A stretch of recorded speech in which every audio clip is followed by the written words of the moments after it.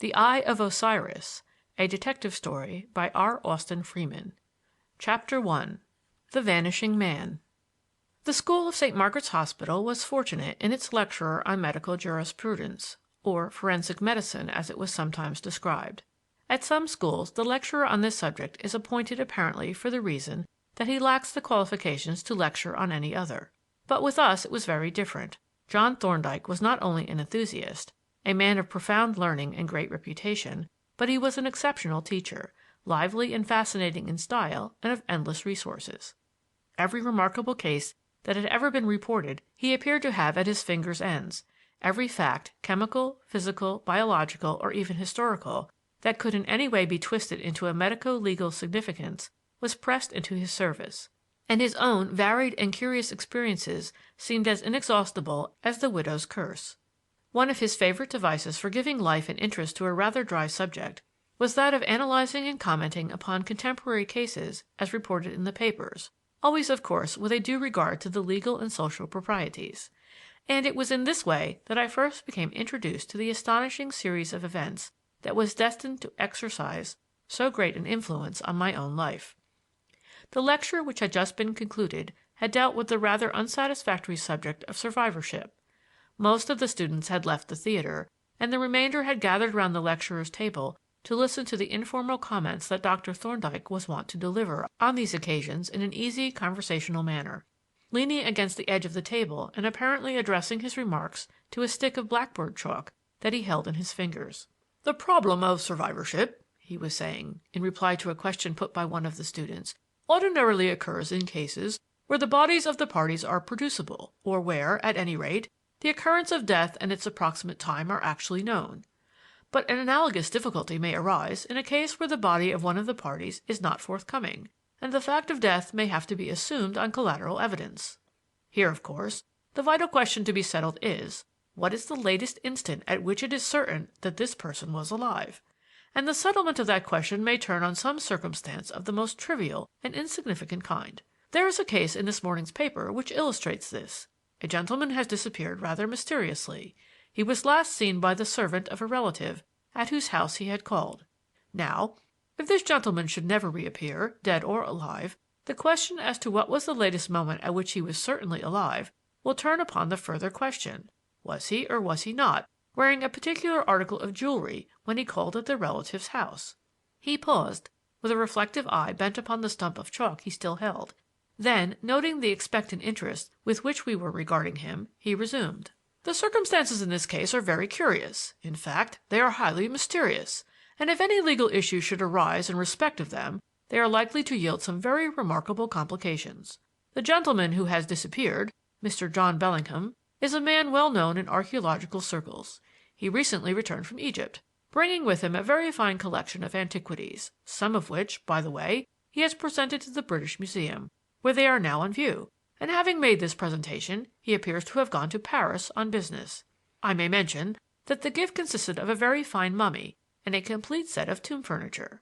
The latter, however, had not arrived from Egypt at the time when the missing man left for Paris, but the mummy was inspected on the 14th of October at Mr. Bellingham's house by Dr. Norbury of the British Museum, in the presence of the donor and his solicitor, and the latter was authorized to hand over the complete collection to the British Museum authorities when the tomb furniture arrived, which he has since done.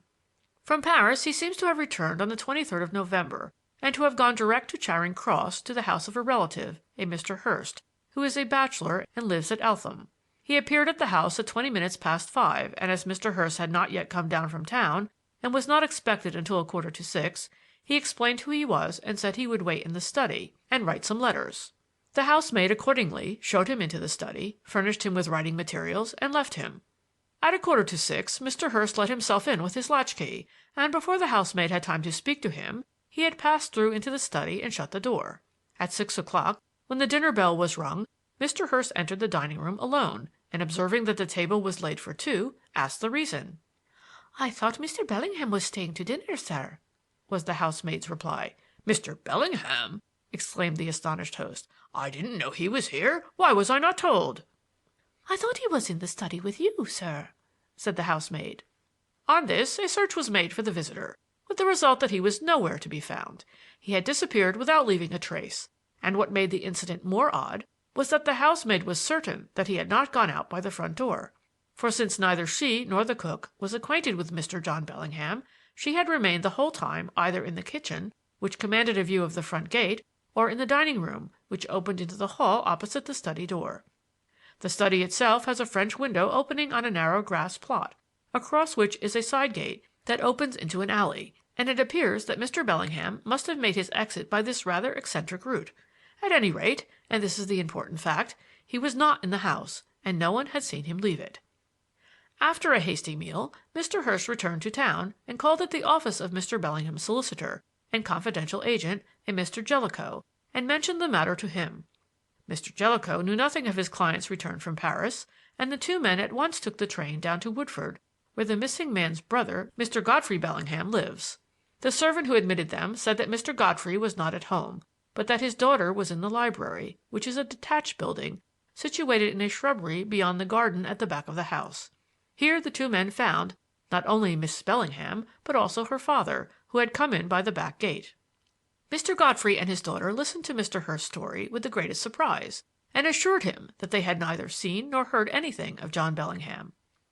Presently the party left the library to walk up to the house, but only a few feet from the library door Mr. Jellicoe noticed an object lying in the grass and pointed it out to Mr. Godfrey. The latter picked it up, and they all recognized it as a scarab which Mr. John Bellingham had been accustomed to wear, suspended from his watch chain. There was no mistaking it. It was a very fine scarab of the 18th dynasty, fashioned of lapis lazuli, and engraved with the cartouche of Amenhotep III. It had been suspended by a gold chain fastened to a wire which passed through the suspension hole, and the ring, though broken, was still in position. This discovery, of course, only added to the mystery, which was still further increased when, on inquiry, a suitcase bearing the initials J.B. was found to be unclaimed in the cloakroom at Charing Cross. Reference to the counterfoil of the ticket book showed that it had been deposited about the time of the arrival of the Continental Express on the 23rd of November, so that its owner must have gone straight on to Eltham. That is how the affair stands at present, and should the missing man never reappear, or should his body never be found, the question, as you see, which will be required to be settled is, what is the exact time and place, when and where he was last known to be alive? As to the place, the importance of the issue involved in that question is obvious, and we need not consider it. But the question of time has another kind of significance. Cases have occurred, as I pointed out in the lecture, in which proof of survivorship by less than a minute has secured succession to property. Now, the missing man was last seen alive at Mr. Hurst's house at 20 minutes past 5 on the 23rd of November.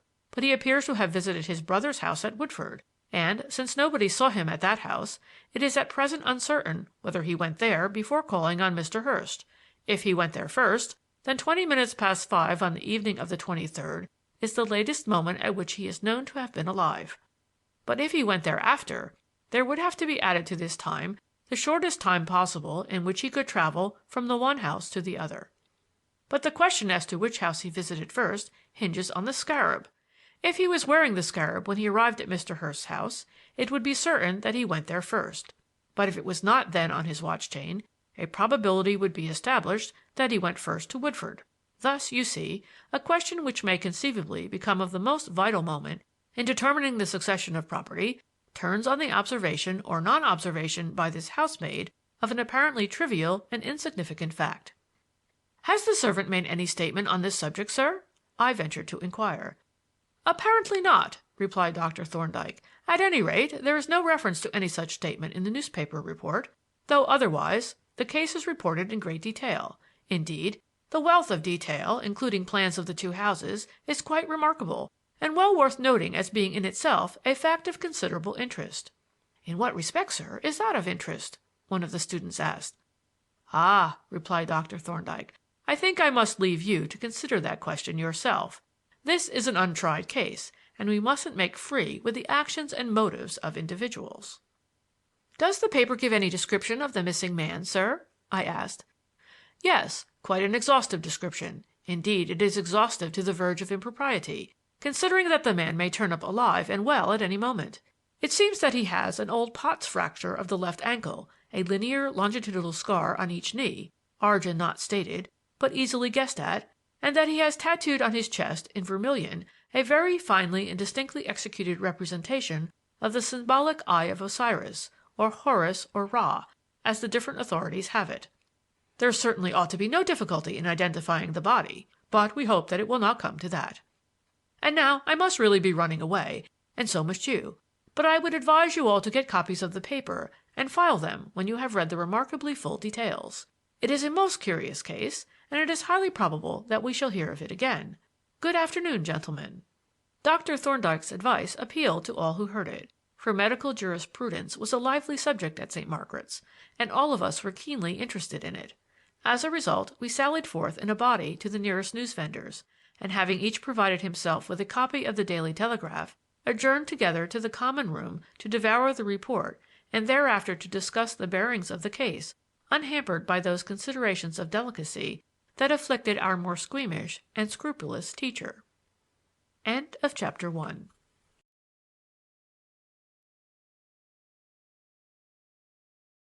Chapter 2. The Eavesdropper. It is one of the canons of correct conduct, scrupulously adhered to, when convenient, by all well-bred persons, that an acquaintance should be initiated by a proper introduction.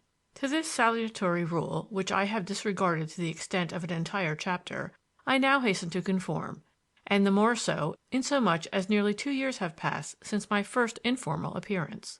Permit me then to introduce Paul Berkeley, M.D., etc., recently, very recently qualified, faultlessly attired in the professional frock-coat and tall hat, and, at the moment of introduction, navigating with anxious care a perilous strait between a row of well-filled coal-sacks and a colossal tray piled high with kidney potatoes. The passage of this strait landed me on the terra firma of Fleur-de-Lis Court, where I halted for a moment to consult my visiting list. There was only one more patient for me to see this morning, and he lived at 49 Neville's Court, wherever that might be. I turned for information to the presiding deity of the coal shop. "Can you direct me, Mrs. Giblett, to Neville's Court?" She could, and she did, grasping me confidentially by the arm, the mark remained on my sleeve for weeks, and pointing a shaking forefinger at the dead wall ahead. "Neville's Court," said Mrs. Jablett, "is an alley, and you goes into it through an archway. It turns onto Fetter Lane on the right, and as you goes up, upper sight Bream's buildings." I thanked Mrs. Jablett and went on my way, glad that the morning round was nearly finished, and vaguely conscious of a growing appetite and of a desire to wash in hot water. The practice which I was conducting was not my own. It belonged to poor Dick Barnard, an old St. Margaret's man of irrepressible spirits and indifferent physique, who had started only the day before for a trip down the Mediterranean on board a tramp engaged in the current trade, and this, my second morning's round, was in some sort a voyage of geographical discovery. I walked on briskly up Fetter Lane until a narrow arched opening bearing the superscription Neville's Court arrested my steps, and here I turned to encounter one of those surprises that lie in wait for the traveler in London byways. Expecting to find the gray squalor of the ordinary London court, I looked out from under the shadow of the arch, past a row of decent little shops, through a vista full of light and color, a vista of ancient, warm-toned roofs and walls relieved by sunlit foliage. In the heart of London a tree is always a delightful surprise, but here was not only trees, but bushes and even flowers. The narrow footway was bordered by little gardens, which, with their wooden palings and well-kept shrubs, gave to the place an air of quaint and sober rusticity. And even as I entered, a bevy of work-girls with gaily colored blouses and hair aflame in the sunlight brightened up the quiet background like the wild flowers that spangle a summer hedgerow. In one of the gardens I noticed that the little paths were paved with what looked like circular tiles, but which, on inspection, I found to be old-fashioned stone ink bottles, buried bottom upwards. And I was meditating upon the quaint conceit of the forgotten scrivener who had thus adorned his habitation, a law writer perhaps, or an author, or perchance even a poet, when I perceived the number that I was seeking inscribed on a shabby door in a high wall. There was no bell or knocker, so lifting the latch I pushed the door open and entered. But if the court itself had been a surprise, this was a positive wonder, a dream. Here, within earshot of the rumble of Fleet Street, I was in an old-fashioned garden, enclosed by high walls, and now that the gate was shut, cut off from all sight and knowledge of the urban world that seethed without. I stood and gazed in delighted astonishment, sun-gilded trees and flower beds gay with blossom. Lupins, snapdragons, nasturtiums, spiry foxgloves, and mighty hollyhocks formed the foreground, over which a pair of sulphur-tinted butterflies flitted, unmindful of a buxom and miraculously clean white cat which pursued them, dancing across the borders and clapping her snowy paws fruitlessly in mid-air. And the background was no less wonderful. A grand old house, dark-eaved and venerable, that must have looked down on this garden when ruffled dandies were borne in sedan chairs through the court, and gentle Isaac Walton, stealing forth from his shop in Fleet Street, strolled up Fetter Lane to go a-angling at Temple Mills. So overpowered was I by this unexpected vision that my hand was on the bottom knob of a row of bell-pulls before I recollected myself. And it was not until a most infernal jangling from within recalled me to my business that I observed underneath it a small brass plate inscribed Miss Oman. The door opened with some suddenness, and a short, middle-aged woman surveyed me hungrily. "Have I rung the wrong bell?" I asked, foolishly enough, I must admit. "How can I tell?" she demanded. "I expect you have. It's the sort of thing a man would do. Ring the wrong bell and then say he's sorry." "I didn't go as far as that," I retorted. "It seems to have had the desired effect, and I've made your acquaintance into the bargain." "Whom do you want to see?" she asked. "Mr. Bellingham." "Are you the doctor?" "I'm a doctor." "Follow me upstairs," said Miss Oman, "and don't tread on the paint." I crossed the spacious hall and, preceded by my conductress, ascended a noble oak staircase, treading carefully on a ribbon of matting that ran up the middle. On the first-floor landing Miss Oman opened a door and, pointing to the room, said, "Go in there and wait. I'll tell her you're here." "I said Mr. Bellingham," I began, but the door slammed on me, and Miss Oman's footsteps retreated rapidly down the stairs.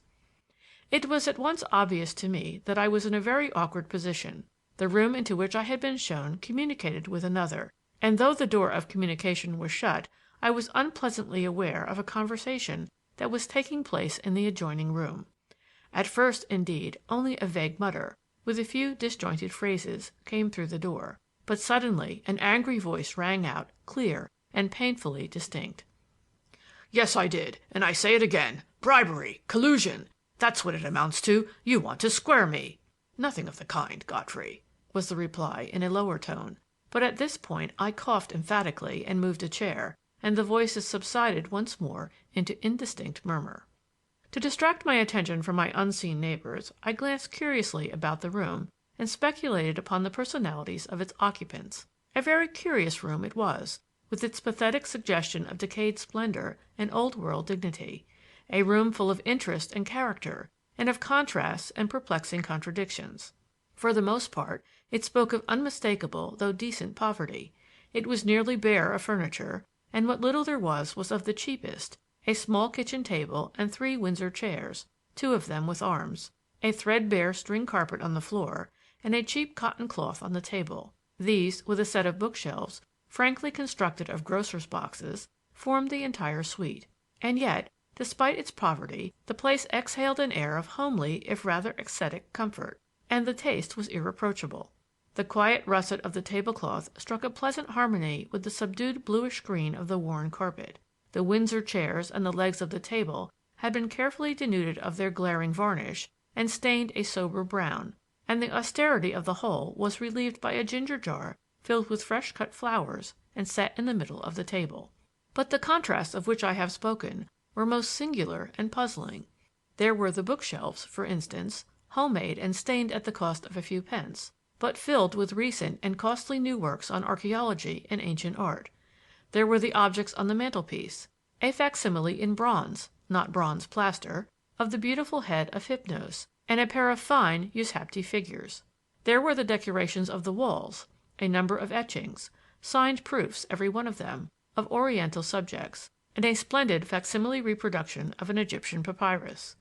It was incongruous in the extreme, this mingling of costly refinements with the barest and shabbiest necessaries of life, of fastidious culture with manifest poverty.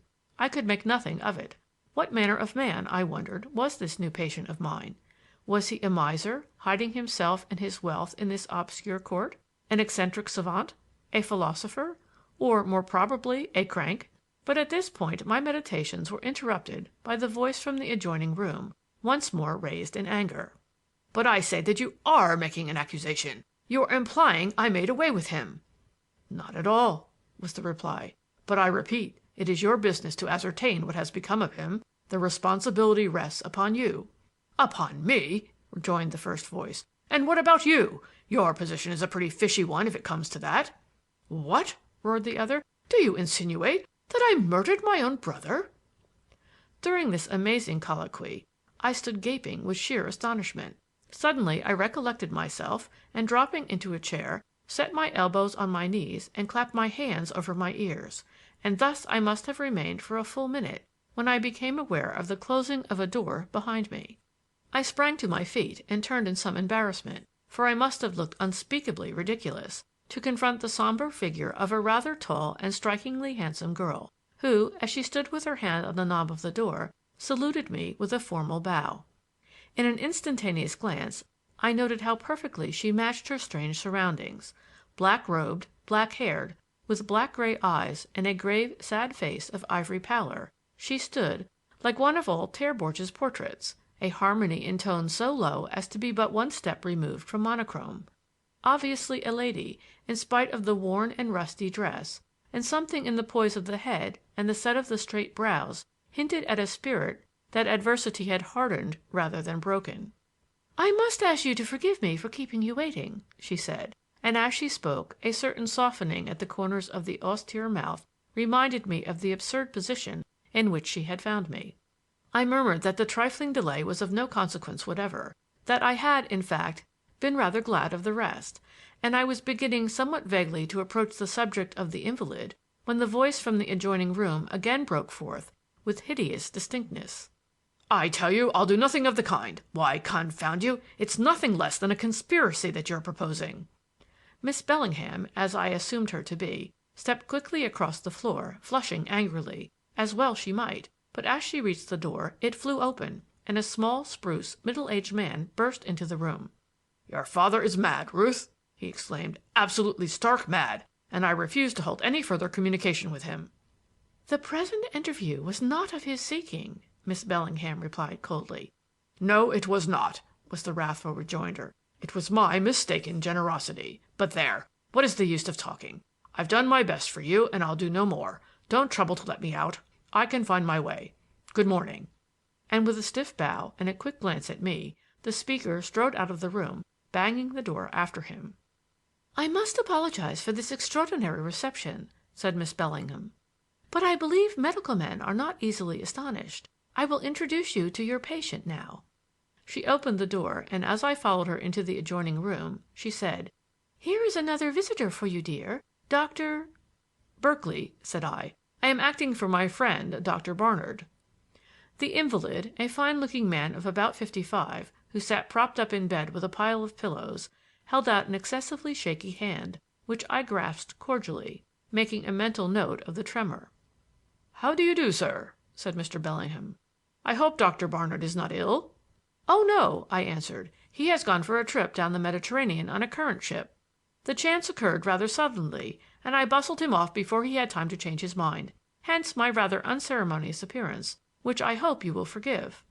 "Not at all," was the hearty response. "I'm delighted to hear that you sent him off. He wanted a holiday, poor man. And I am delighted to make your acquaintance, too." "It is very good of you," I said, whereupon he bowed as gracefully as a man may who is propped up in bed with a heap of pillows, and having thus exchanged broadsides of civility, so to speak, we, or at least I, proceeded to business. "How long have you been laid up?" I asked cautiously, not wishing to make too evident the fact that my principal had given me no information respecting his case. "A week to-day," he replied.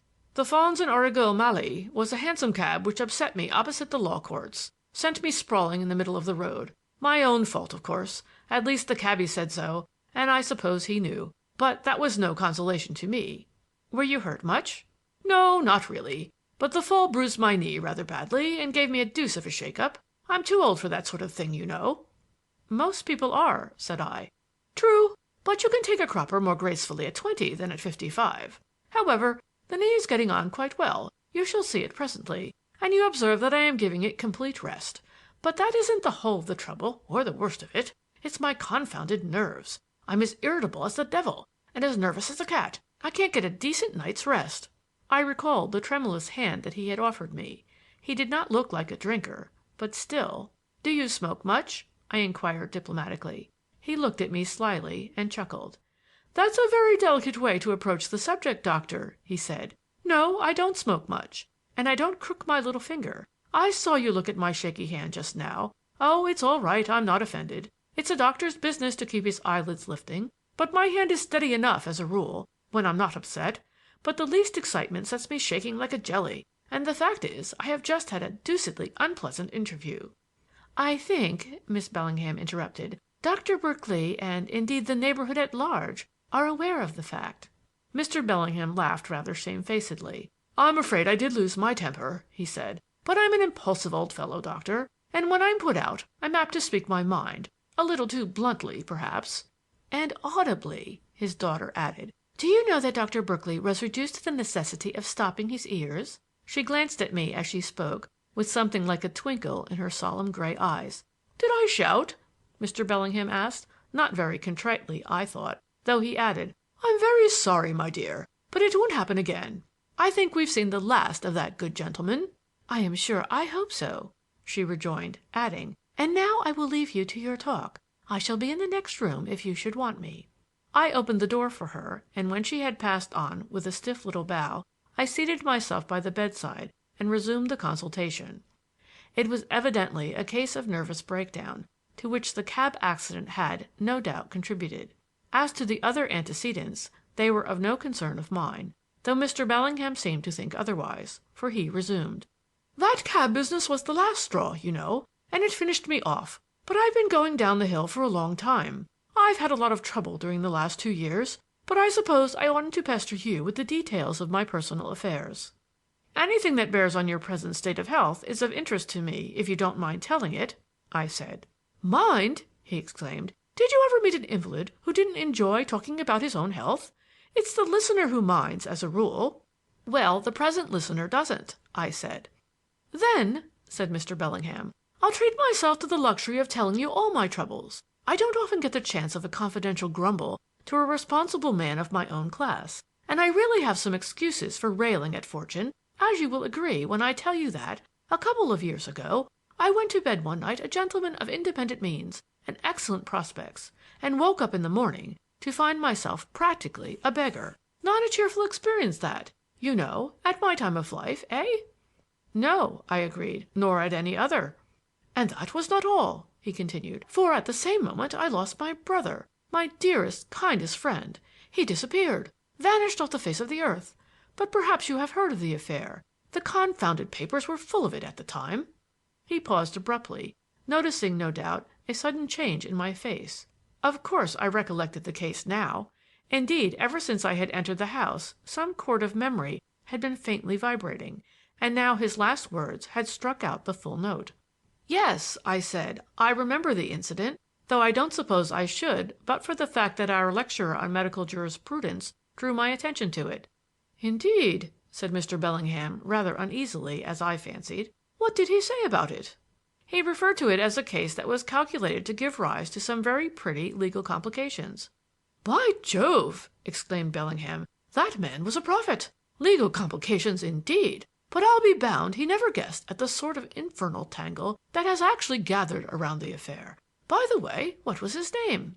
"Thorndyke," I replied. "Dr. John Thorndyke." "Thorndyke," Mr. Bellingham repeated in a musing, retrospective tone. "I seem to remember the name. Yes, of course. I have heard a legal friend of mine, a Mr. Marchmont, speak of him in reference to the case of a man whom I knew slightly years ago, a certain Geoffrey Blackmore, who also disappeared very mysteriously. I remember now that Dr. Thorndyke unraveled that case with most remarkable ingenuity." "I dare say he would be very interested to hear about your case," I suggested. "I dare say he would," was the reply. "But one can't take up a professional man's time for nothing, and I couldn't afford to pay him. And that reminds me that I'm taking up your time by gossiping about purely personal affairs." "My morning round is finished," said I, "and moreover, your personal affairs are highly interesting. I suppose I mustn't ask what is the nature of the legal entanglement?" "Not unless you are prepared to stay here for the rest of the day and go home a raving lunatic. But I'll tell you this much. The trouble is about my poor brother's will. In the first place, it can't be administered, because there is not sufficient evidence that my brother is dead. And in the second place, if it could, all the property would go to people who were never intended to benefit. The will itself is the most diabolically exasperating document that was ever produced by the perverted ingenuity of a wrong-headed man. That's all. Will you have a look at my knee?" As Mr. Bellingham's explanation, delivered in rapid crescendo and ending almost in a shout, had left him purple-faced and trembling, I thought it best to bring our talk to an end. Accordingly, I proceeded to inspect the injured knee, which was now nearly well, and to overhaul my patient generally, and having given him detailed instructions as to his general conduct, I rose and took my leave. "And remember," I said as I shook his hand, "no tobacco, no coffee, no excitement of any kind. Lead a quiet, bovine life." "That's all very well," he grumbled, "but supposing people come here and excite me?" "Disregard them," said I, "and read Whitaker's Almanac." And with this parting advice I passed out into the other room. Miss Bellingham was seated at the table with a pile of blue-covered notebooks before her, two of which were open, displaying pages closely written in a small, neat handwriting. She rose as I entered and looked at me inquiringly. "I heard you advising my father to read Whitaker's Almanac," she said. "Was that a curative measure?" "Entirely," I replied. "I recommended it for its medicinal virtues. As an antidote to mental excitement." She smiled faintly. "It certainly is not a highly emotional book," she said, and then asked, "Have you any other instructions to give?" "Well, I might give the conventional advice to maintain a cheerful outlook and avoid worry, but I don't suppose you would find it very helpful." "No," she answered bitterly. "It is a counsel of perfection. People in our position are not a very cheerful class, I'm afraid, but still they don't seek out worries from sheer perverseness. The worries come unsought. But, of course, you can't enter into that." "I can't give any practical help, I fear, though I do sincerely hope that your father's affairs will straighten themselves out soon." She thanked me for my good wishes and accompanied me down to the street door, where, with a bow and a rather stiff handshake, she gave me my congé. Very ungratefully the noise of Fetter Lane smote on my ears as I came out through the archway, and very squalid and unrestful the little street looked when contrasted with the dignity and monastic quiet of the old garden. As to the surgery, with its oilcloth floor and walls made hideous with gaudy insurance show cards in sham gilt frames, its aspect was so revolting that I flew to the day book for distraction, and was still busily entering the morning's visits when the bottle boy, Adolphus, entered stealthily to announce lunch.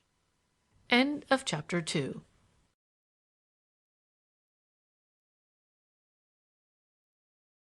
Chapter 3. John Thorndyke.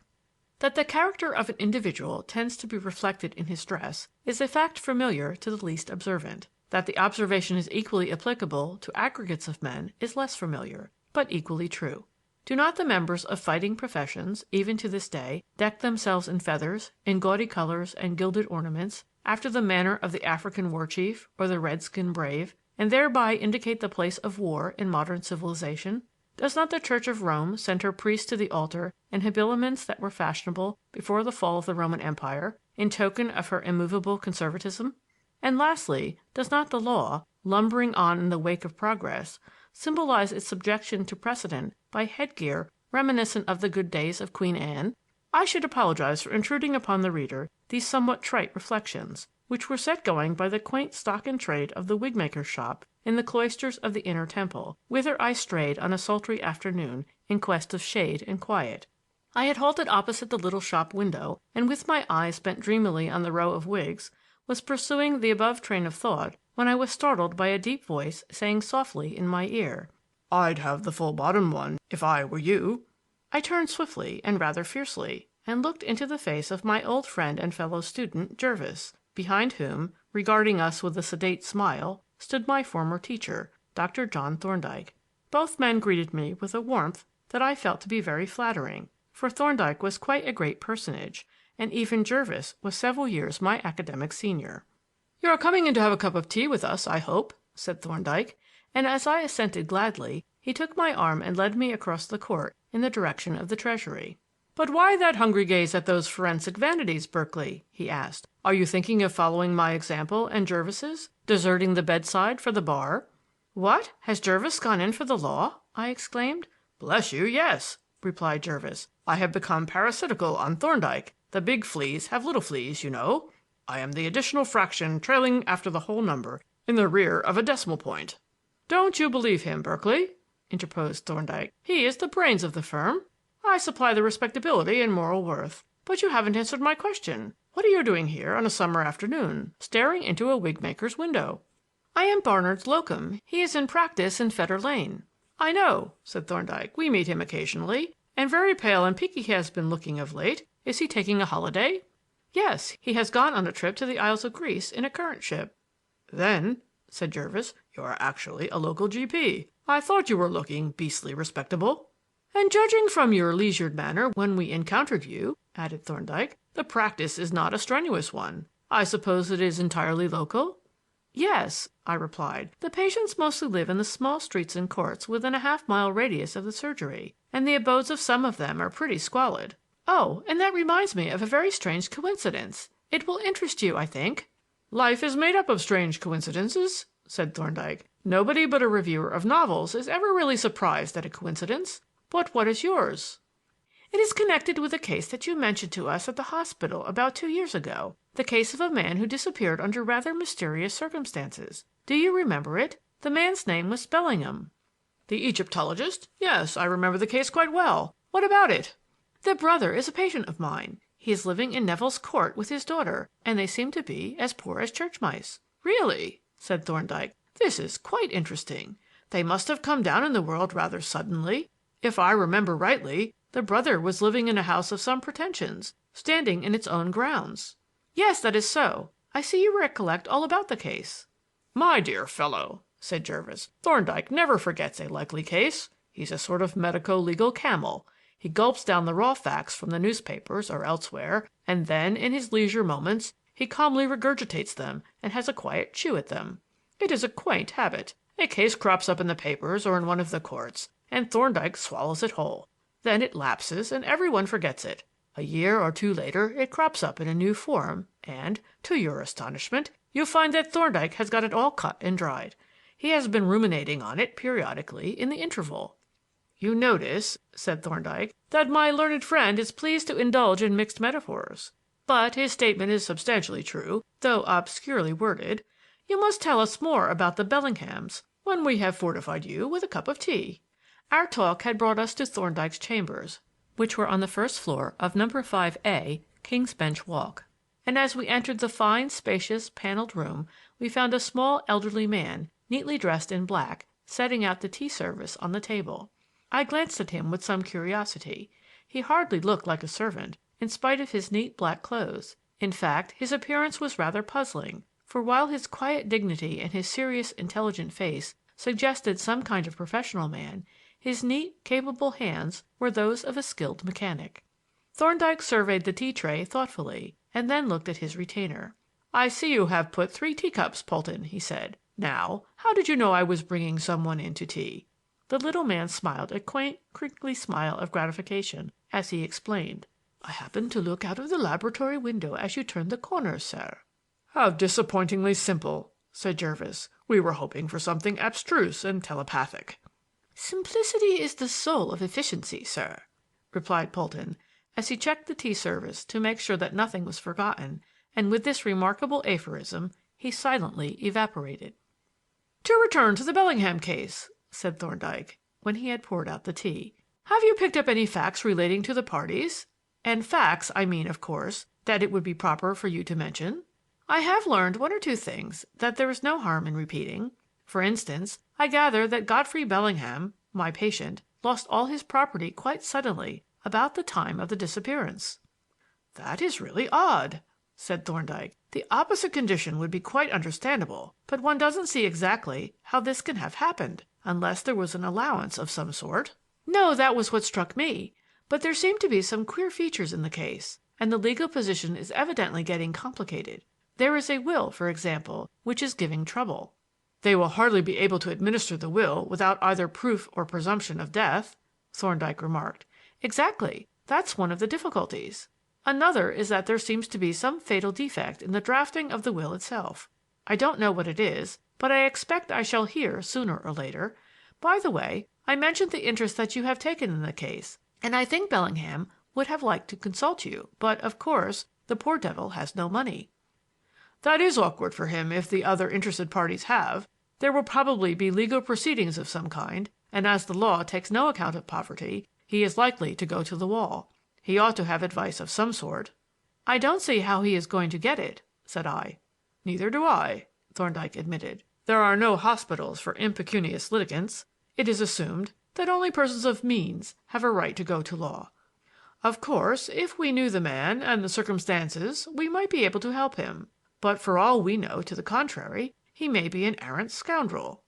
I had recalled the strange conversation that I had overheard, and wondered what Thorndyke would have thought of it if it had been allowable for me to repeat it. Obviously it was not, however, and I could only give my own impressions. "He doesn't strike me as that," I said, "but of course one never knows. Personally, he impressed me rather favorably, which is more than the other man did." "What other man?" asked Thorndyke. "There was another man in the case, wasn't there? I forget his name. I saw him at the house and didn't much like the look of him. I suspect he's putting some sort of pressure on Bellingham." "Berkeley knows more about this than he's willing to tell us," said Jervis. "Let us look up the report and see who this stranger is." He took down from a shelf a large volume of newspaper cuttings and laid it on the table.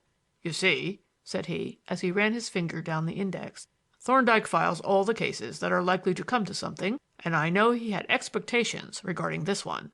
I fancy he had some ghoulish hope that the missing gentleman's head might turn up in somebody's dustbin. Here we are. The other man's name is Hurst. He is apparently a cousin, and it was at his house the missing man was last seen alive." "So you think Mr. Hurst is moving in the matter?" said Thorndyke, when he had glanced over the report. "That is my impression," I replied, "though I really know nothing about it."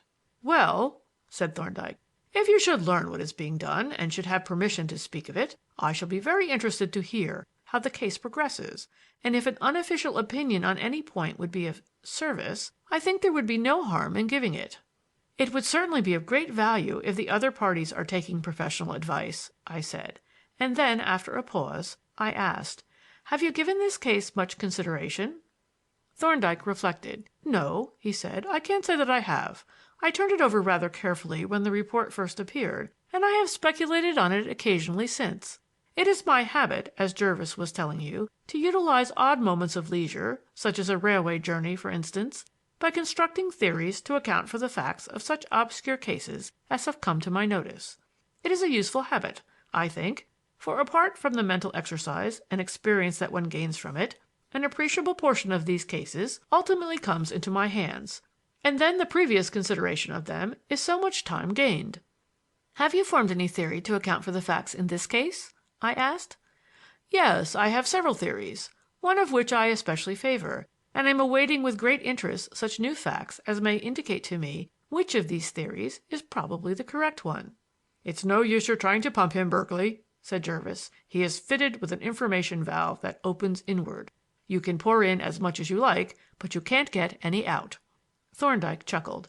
"My learned friend is in the main correct," he said. "You see, I may be called upon any day to advise on this case, in which event I should feel remarkably foolish if I had already expounded my views in detail. But I should like to hear what you and Jervis make of the case as reported in the newspapers." "There now!" exclaimed Jervis. "What did I tell you? He wants to suck our brains." "As far as my brain is concerned," I said, "the process of suction isn't likely to yield much except a vacuum, so I will resign in favor of you. You are a full-blown lawyer, whereas I only a simple G.P." Jervis filled his pipe with deliberate care and lighted it. Then, blowing a slender stream of smoke into the air, he said, "If you want to know what I make of the case from that report, I can tell you in one word: nothing. Every road seems to end in a cul-de-sac." "Oh, come," said Thorndyke, "this is mere laziness. Berkeley wants to witness a display of your forensic wisdom. A learned counsel may be in a fog; he very often is, but he doesn't state the fact baldly. He wraps it up in a decent verbal disguise. Tell us how you arrive at your conclusion. Show us that you have really weighed the facts." "Very well," said Jervis. "I will give you a masterly analysis of the case, leading to nothing." He continued to puff at his pipe for a time with slight embarrassment, as I thought, and I fully sympathized with him. Finally he blew a little cloud and commenced. "The position appears to be this. Here is a man seen to enter a certain house, who is shown into a certain room and shut in. He is not seen to come out, and yet when the room is next entered it is found to be empty, and that man is never seen again, alive or dead. That is a pretty tough beginning. Now, it is evident that one of three things must have happened.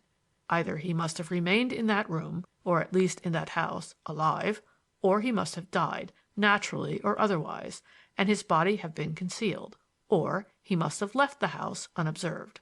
Let us take the first case. This affair happened nearly 2 years ago. Now, he couldn't have remained alive in the house for 2 years. He would have been noticed. The servants, for instance, while cleaning out the rooms, would have observed him." Here Thorndyke interposed with an indulgent smile at his junior. "My learned friend is treating the inquiry with unbecoming levity. We accept the conclusion that the man did not remain in the house alive." "Very well. Then did he remain in it dead?" "Apparently not. The report says that as soon as the man was missed, Hurst and the servants together searched the house thoroughly, but there had been no time nor opportunity to dispose of the body, whence the only possible conclusion is that the body was not there. Moreover, if we admit the possibility of his having been murdered, for that is what concealment of the body would imply, there is the question: who could have murdered him?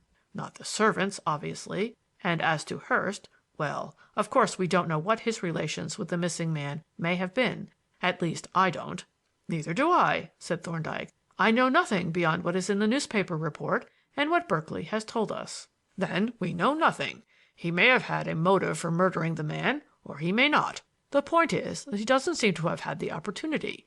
Even if we suppose that he managed to conceal the body temporarily, still there was the final disposal of it.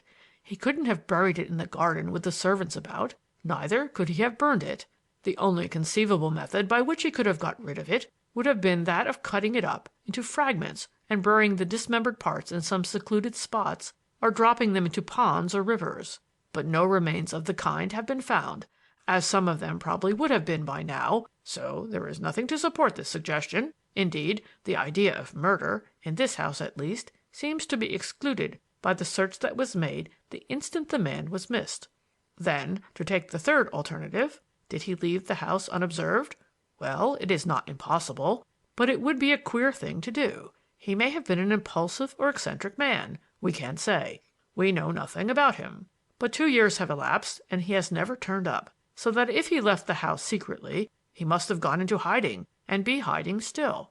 Of course, he may have been the sort of lunatic who would behave in that manner, or he may not. We have no information as to his personal character. Then there is the complication of the scarab that was picked up in the grounds of his brother's house at Woodford. That seems to show that he visited that house at some time, but no one admits having seen him there, and it is uncertain, therefore, whether he went first to his brother's house or to Hurst's. If he was wearing the scarab when he arrived at the Eltham house, he must have left that house unobserved and gone to Woodford.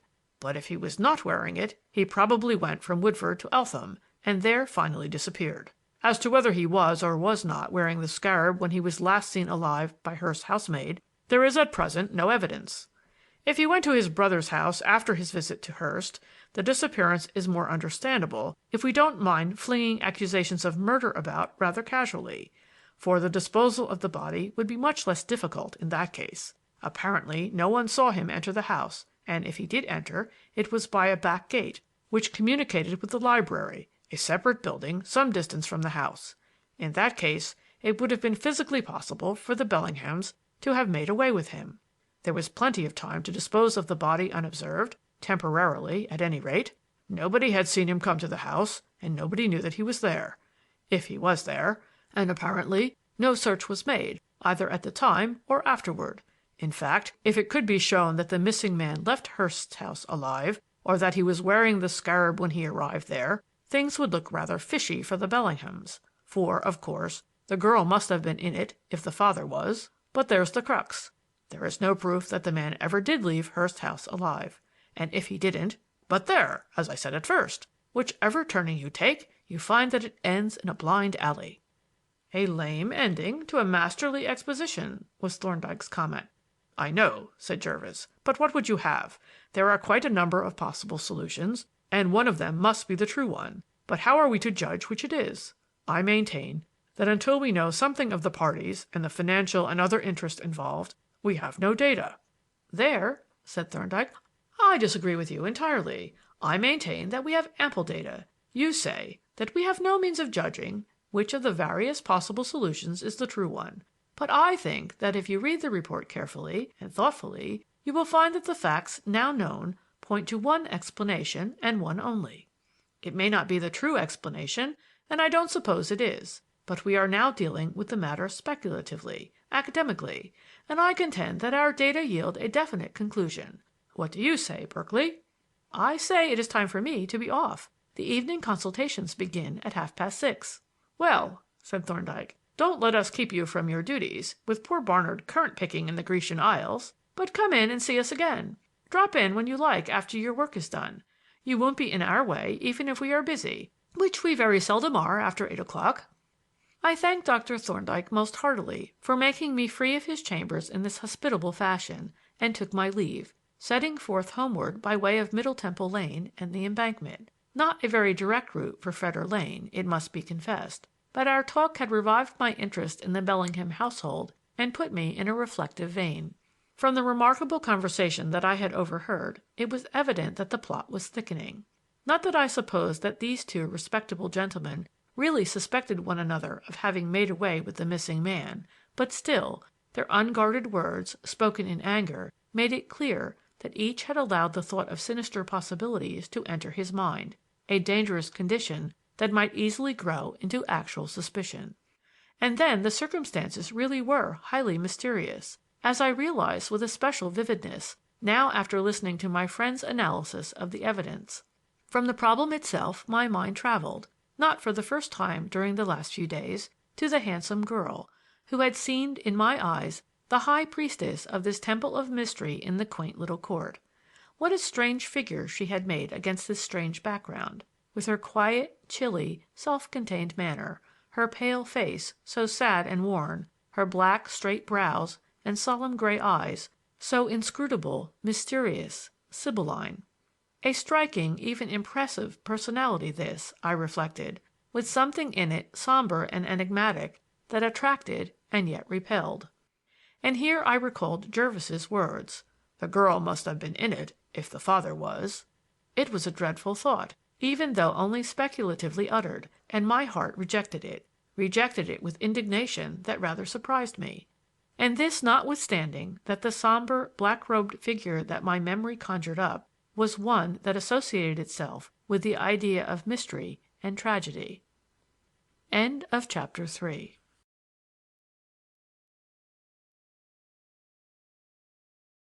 Chapter 4. Legal Complications and a Jackal. My meditations brought me by a circuitous route, and 10 minutes late, to the end of Fetter Lane, where, exchanging my rather abstracted air for the alert manner of a busy practitioner, I strode briskly forward and darted into the surgery with knitted brows, as though just released from an anxious case. But there was only one patient waiting, and she saluted me as I entered with a snort of defiance. "Here you are, then," said she. "You are perfectly correct, Miss Oman," I replied. "In fact, you have put the case in a nutshell. What can I have the pleasure of doing for you?" "Nothing," was the answer. "My medical adviser is a lady, but I brought a note from Mr. Bellingham. Here it is." And she thrust the envelope into my hand. I glanced through the note and learned that my patient had had a couple of bad nights and a very harassing day. Could I have something to give me a night's rest? It concluded. I reflected for a few moments. One is not very ready to prescribe sleeping draughts for unknown patients, but still, insomnia is a very distressing condition. In the end I temporized with a moderate dose of bromide, deciding to call and see if more energetic measures were necessary. "He had better take a dose of this at once, Miss Oman," said I, as I handed her the bottle, "and I will look in later and see how he is." "I expect he will be glad to see you," she answered, "for he is all alone tonight and very dumpy.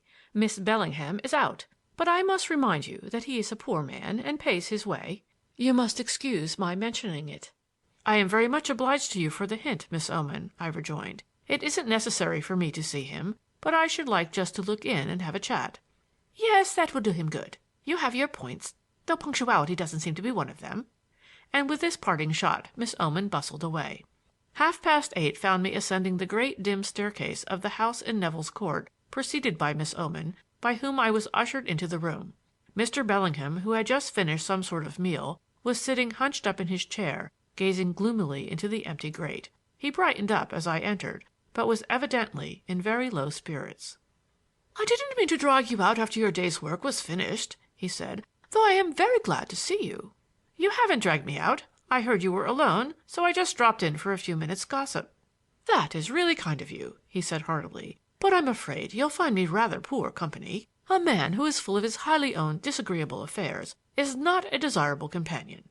"You mustn't let me disturb you if you'd rather be alone," said I, with a sudden fear that I was intruding. "Oh, you won't disturb me," he replied, adding with a laugh, "It's more likely to be the other way about. In fact, if I were not afraid of boring you to death, I would ask you to let me talk my difficulties over with you." "You won't bore me," I said. "It is generally interesting to share another man's experiences without their inconveniences. The proper study of mankind is man, you know, especially to a doctor." Mr. Bellingham chuckled grimly. "You make me feel like a microbe," he said. "However, if you would care to take a peep at me through your microscope, I will crawl under the stage for your inspection, though it is not my actions that furnish the materials for your psychological studies. It is my poor brother, who is the deus ex machina, who, from his unknown grave, as I fear, pulls the strings of this infernal puppet show." He paused, and for a space gazed thoughtfully into the grate as if he had forgotten my presence.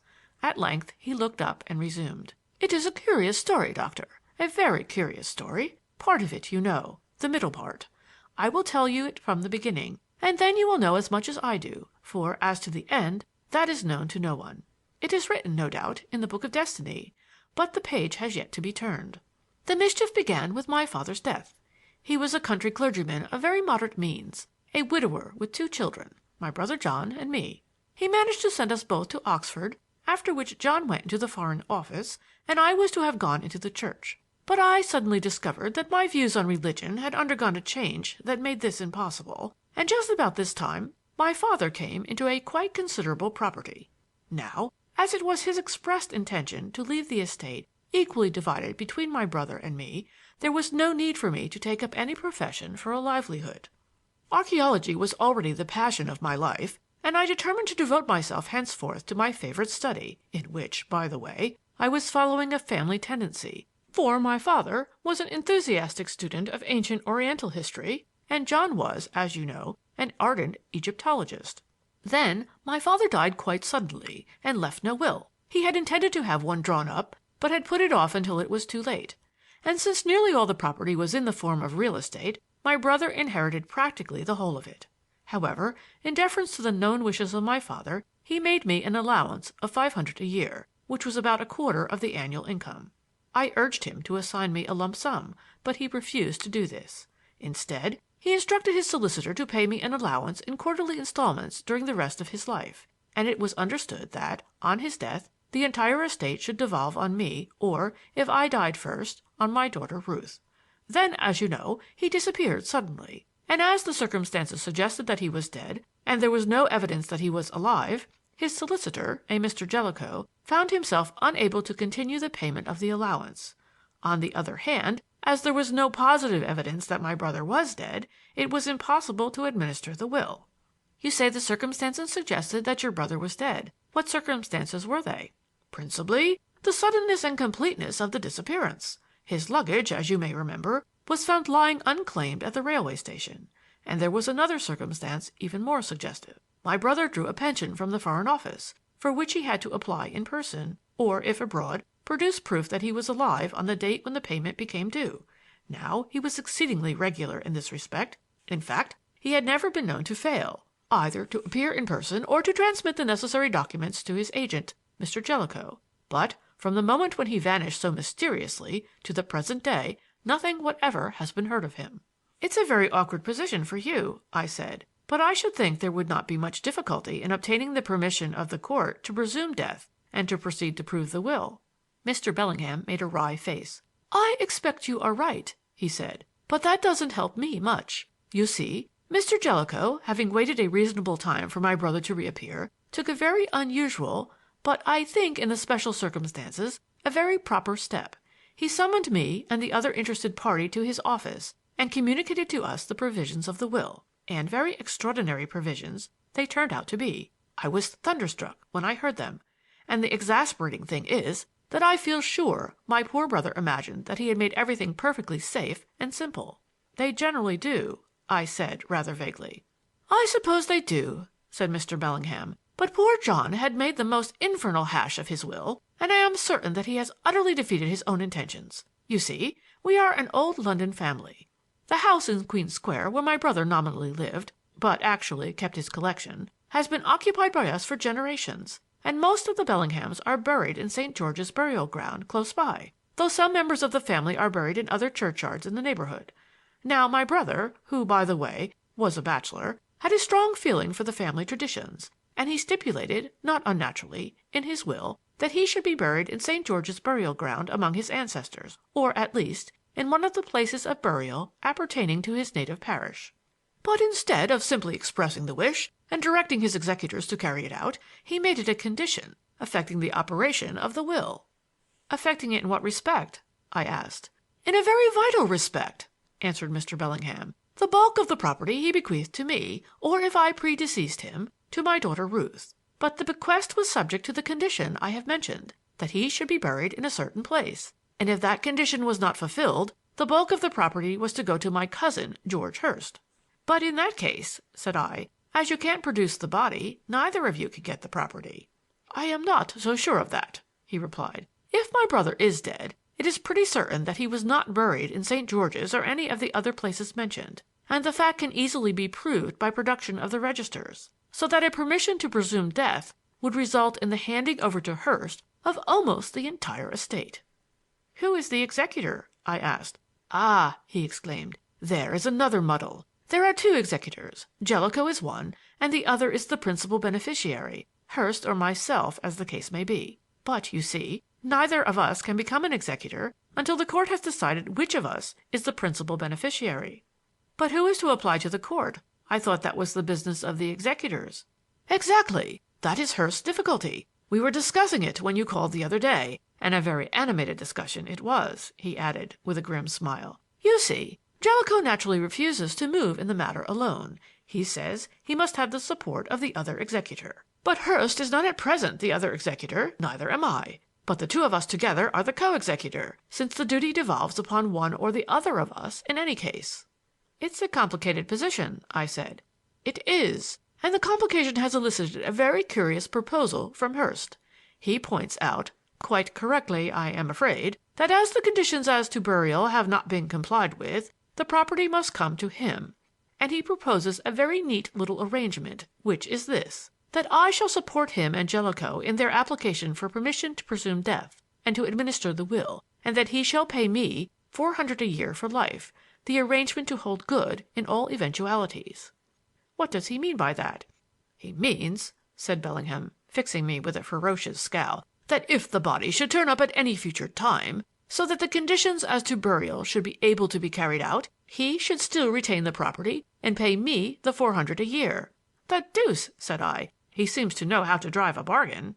His position is that he stands to lose $400 a year for the term of my life if the body is never found, and he ought to stand to win if it is. And I gather that you have refused this offer? Yes, very emphatically, and my daughter agrees with me. But I am not sure that I have done the right thing. A man should think twice, I suppose, before he burns his boats. Have you spoken to Mr. Jellicoe about the matter? Yes, I have been to see him today. He is a cautious man, and he doesn't advise me one way or the other. But I think he disapproves of my refusal. In fact, he remarked that a bird in the hand is worth two in the bush, especially when the whereabouts of the bush is unknown. Do you think he will apply to the court without your sanction? He doesn't want to, but I suppose if Hurst puts pressure on him, he will have to. Besides, Hurst, as an interested party, could apply on his own account, and after my refusal he probably will. At least, that is Jellicoe's opinion. The whole thing is a most astonishing muddle, I said, especially when one remembers that your brother had a lawyer to advise him. Didn't Mr. Jellicoe point out to him how absurd the provisions were? Yes, he did. He tells me that he implored my brother to let him draw up a will embodying the matter in a reasonable form, but John wouldn't listen to him. Poor old fellow. He could be very pig-headed when he chose." "And is Hurst's proposal still open?" "No, thanks to my peppery temper. I refused it very definitely, and sent him off with a flea in his ear. I hope I have not made a false step. I was quite taken by surprise when Hurst made the proposal and got rather angry. You remember my brother was last seen alive at Hurst's house. But there, I oughtn't to talk like that, and I oughtn't to pester you with my confounded affairs when you come in for a friendly chat, though I gave you fair warning, you remember." "Oh, but you have been highly entertaining. You don't realize what an interest I take in your case." Mr. Bellingham laughed somewhat grimly. "My case?" he repeated. "You speak as if I were some rare and curious sort of criminal lunatic. However, I'm glad you find me amusing. It's more than I find myself." "I didn't say amusing. I said interesting. I view you with deep respect as the central figure of a stirring drama. And I am not the only person who regards you in that light. Do you remember my speaking to you of Dr. Thorndyke?" "Yes, of course I do." "Well, oddly enough, I met him this afternoon, and we had a long talk at his chambers. I took the liberty of mentioning that I had made your acquaintance. Did I do wrong?" "No, certainly not. Why shouldn't you tell him? Did he remember my infernal case, as you call it?" "Perfectly, in all its details. He is quite an enthusiast, you know, and uncommonly keen to hear how the case develops." "So am I, for that matter," said Mr. Bellingham. "I wonder," said I, "if you would mind my telling him what you have told me to-night. It would interest him enormously." Mr. Bellingham reflected for a while with his eyes fixed on the empty grate. Presently he looked up and said slowly: "I don't know why I should. It's no secret, and if it were, I hold no monopoly in it. No, tell him, if you think he'd care to hear about it." "You needn't be afraid of his talking," I said. "He's as close as an oyster, and the facts may mean more to him than they do to us. He may be able to give a useful hint or two." "Oh, I'm not going to pick his brains," Mr. Bellingham said quickly and with some wrath. "I'm not the sort of man who goes round cadging for free professional advice. Understand that, Doctor." "I do," I answered hastily. "That wasn't what I meant at all. Is that Miss Bellingham coming in?" I heard the front door shut. "Yes, that will be my girl, I expect. But don't run away. You're not afraid of her, are you?" he added, as I hurriedly picked up my hat. "I'm not sure that I'm not," I answered. "She's a rather majestic young lady." Mr. Bellingham chuckled and smothered a yawn, and at that moment his daughter entered the room, and in spite of her shabby black dress and a shabbier handbag that she carried, I thought her appearance and manner fully justified my description. "You come in, Miss Bellingham," I said as she shook my hand with cool civility, "to find your father yawning and me taking my departure. So I have my uses, you see. My conversation is the infallible cure for insomnia." Miss Bellingham smiled. "I believe I am driving you away," she said. "Not at all," I replied hastily. My mission was accomplished, that was all. "Sit down a few moments, Doctor," urged Mr. Bellingham, "and let Ruth sample the remedy. She will be affronted if you run away as soon as she comes in." "Well, you mustn't let me keep you up," I said. "Oh, I'll let you know when I fall asleep," he replied, with a chuckle. And with this understanding I sat down again, not at all unwillingly. At this moment Miss Oman entered with a small tray and a smile of which I should not have supposed her capable. "You'll take your toast and cocoa while they're hot, dear, won't you?" she said coaxingly. "Yes, I will, Phyllis, thank you," Miss Bellingham answered. "I am only just going to take off my hat."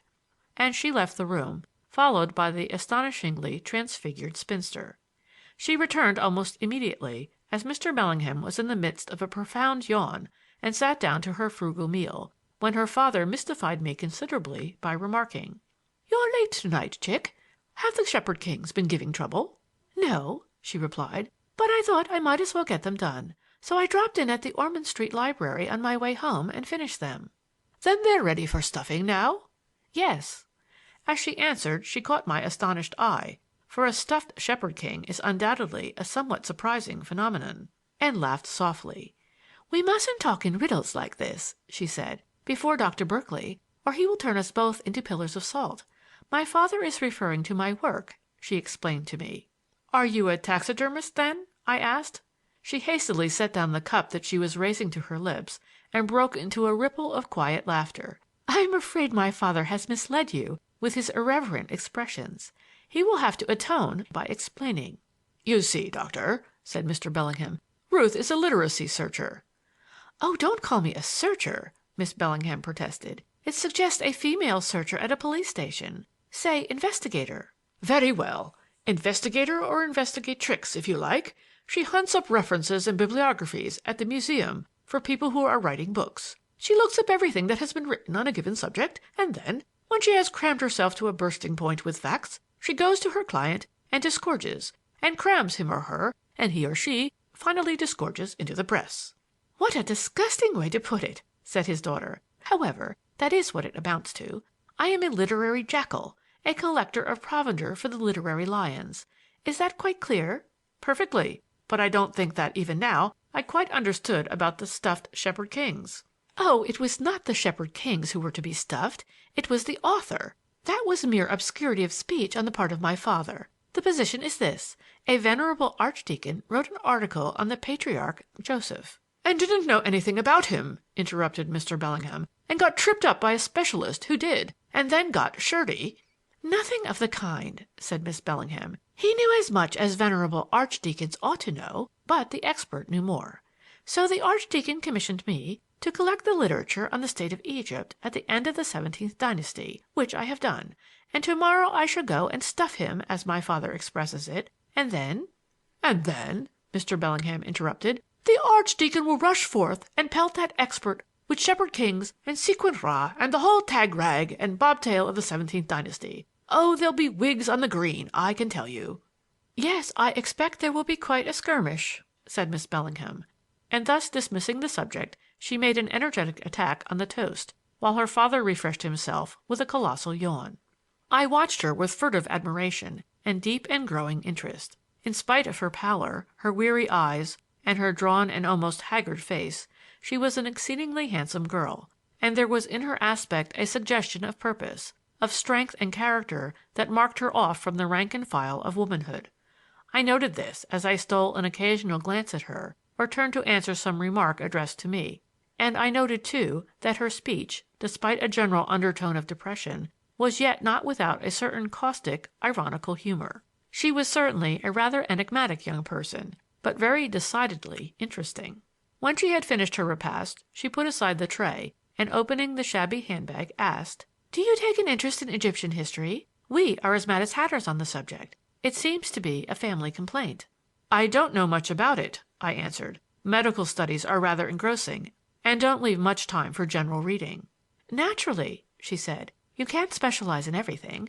But if you would care to see how the business of a literary jackal is conducted, I will show you my notes." I accepted the offer eagerly, not, I fear, from pure enthusiasm for the subject, and she brought forth from the bag 4 blue-covered quarto notebooks, each dealing with one of the 4 dynasties from the 14th to the 17th. As I glanced through the neat and orderly extracts with which they were filled, we discussed the intricacies of the peculiarly difficult and confused period that they covered, gradually lowering our voices as Mr. Bellingham's eyes closed and his head fell against the back of his chair. We had just reached the critical reign of Apepa II when a resounding snore broke in upon the studious quiet of the room and sent us both into a fit of silent laughter. "Your conversation has done its work," she whispered, as I stealthily picked up my hat, and together we stole on tiptoe to the door, which she opened without a sound. Once outside, she suddenly dropped her bantering manner and said quite earnestly, "How kind of you it was to come and see him tonight. You have done him a world of good, and I am most grateful. Good night." She shook hands with me really cordially, and I took my way down the creaking stairs in a whirl of happiness that I was quite at a loss to account for. End of Chapter 4.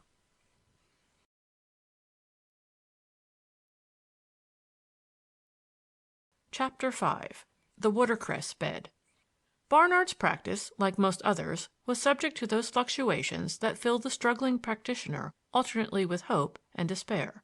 The work came in paroxysms, with intervals of almost complete stagnation.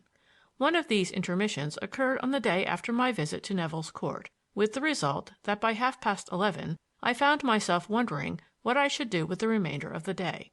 The better to consider this weighty problem, I strolled down to the embankment, and leaning on the parapet, contemplated the view across the river, the gray stone bridge with its perspective of arches, the picturesque pile of the shot towers, and beyond, the shadowy shapes of the Abbey and St. Stephen's. It was a pleasant scene, restful and quiet, with a touch of life and a hint of sober romance, when a barge swept down through the middle arch of the bridge with a lug sail hoisted to a jury mast and a white-aproned woman at the tiller. Dreamily I watched the craft creep up upon the moving tide, noted the low freeboard, almost awash, the careful helmswoman, and the dog on the forecastle yapping at the distant shore, and thought of Ruth Bellingham. What was there about this strange girl that had made so deep an impression on me? That was the question that I propounded to myself, and not for the first time. Of the fact itself there was no doubt, but what was the explanation? Was it her unusual surroundings, her occupation and rather recondite learning, her striking personality and exceptional good looks, or her connection with the dramatic mystery of her lost uncle? I concluded that it was all of these.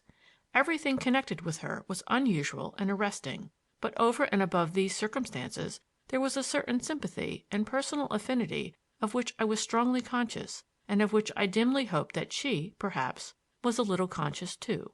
At any rate, I was deeply interested in her. Of that there was no doubt whatever. Short as our acquaintance had been, she held a place in my thoughts that had never been held by any other woman. From Ruth Bellingham my reflections passed by a natural transition to the curious story that her father had told me. It was a queer affair, that ill-drawn will, with the baffled lawyer protesting in the background. It almost seemed as if there must be something behind it all, especially when I remembered Mr. Hurst's very singular proposal. But it was out of my depth. It was a case for a lawyer, and to a lawyer it should go. This very night, I resolved, I would go to Thorndyke and give him the whole story as it had been told to me. And then there happened one of those coincidences at which we all wonder when they occur, but which are so frequent as to have become enshrined in a proverb. For even as I formed the resolution, I observed two men approaching from the direction of Blackfriars, and recognized in them my quondam teacher and his junior. "I was just thinking about you," I said as they came up. "Very flattering," replied Jervis, "but I thought you had to talk of the devil." "Perhaps," suggested Thorndyke, "he was talking to himself.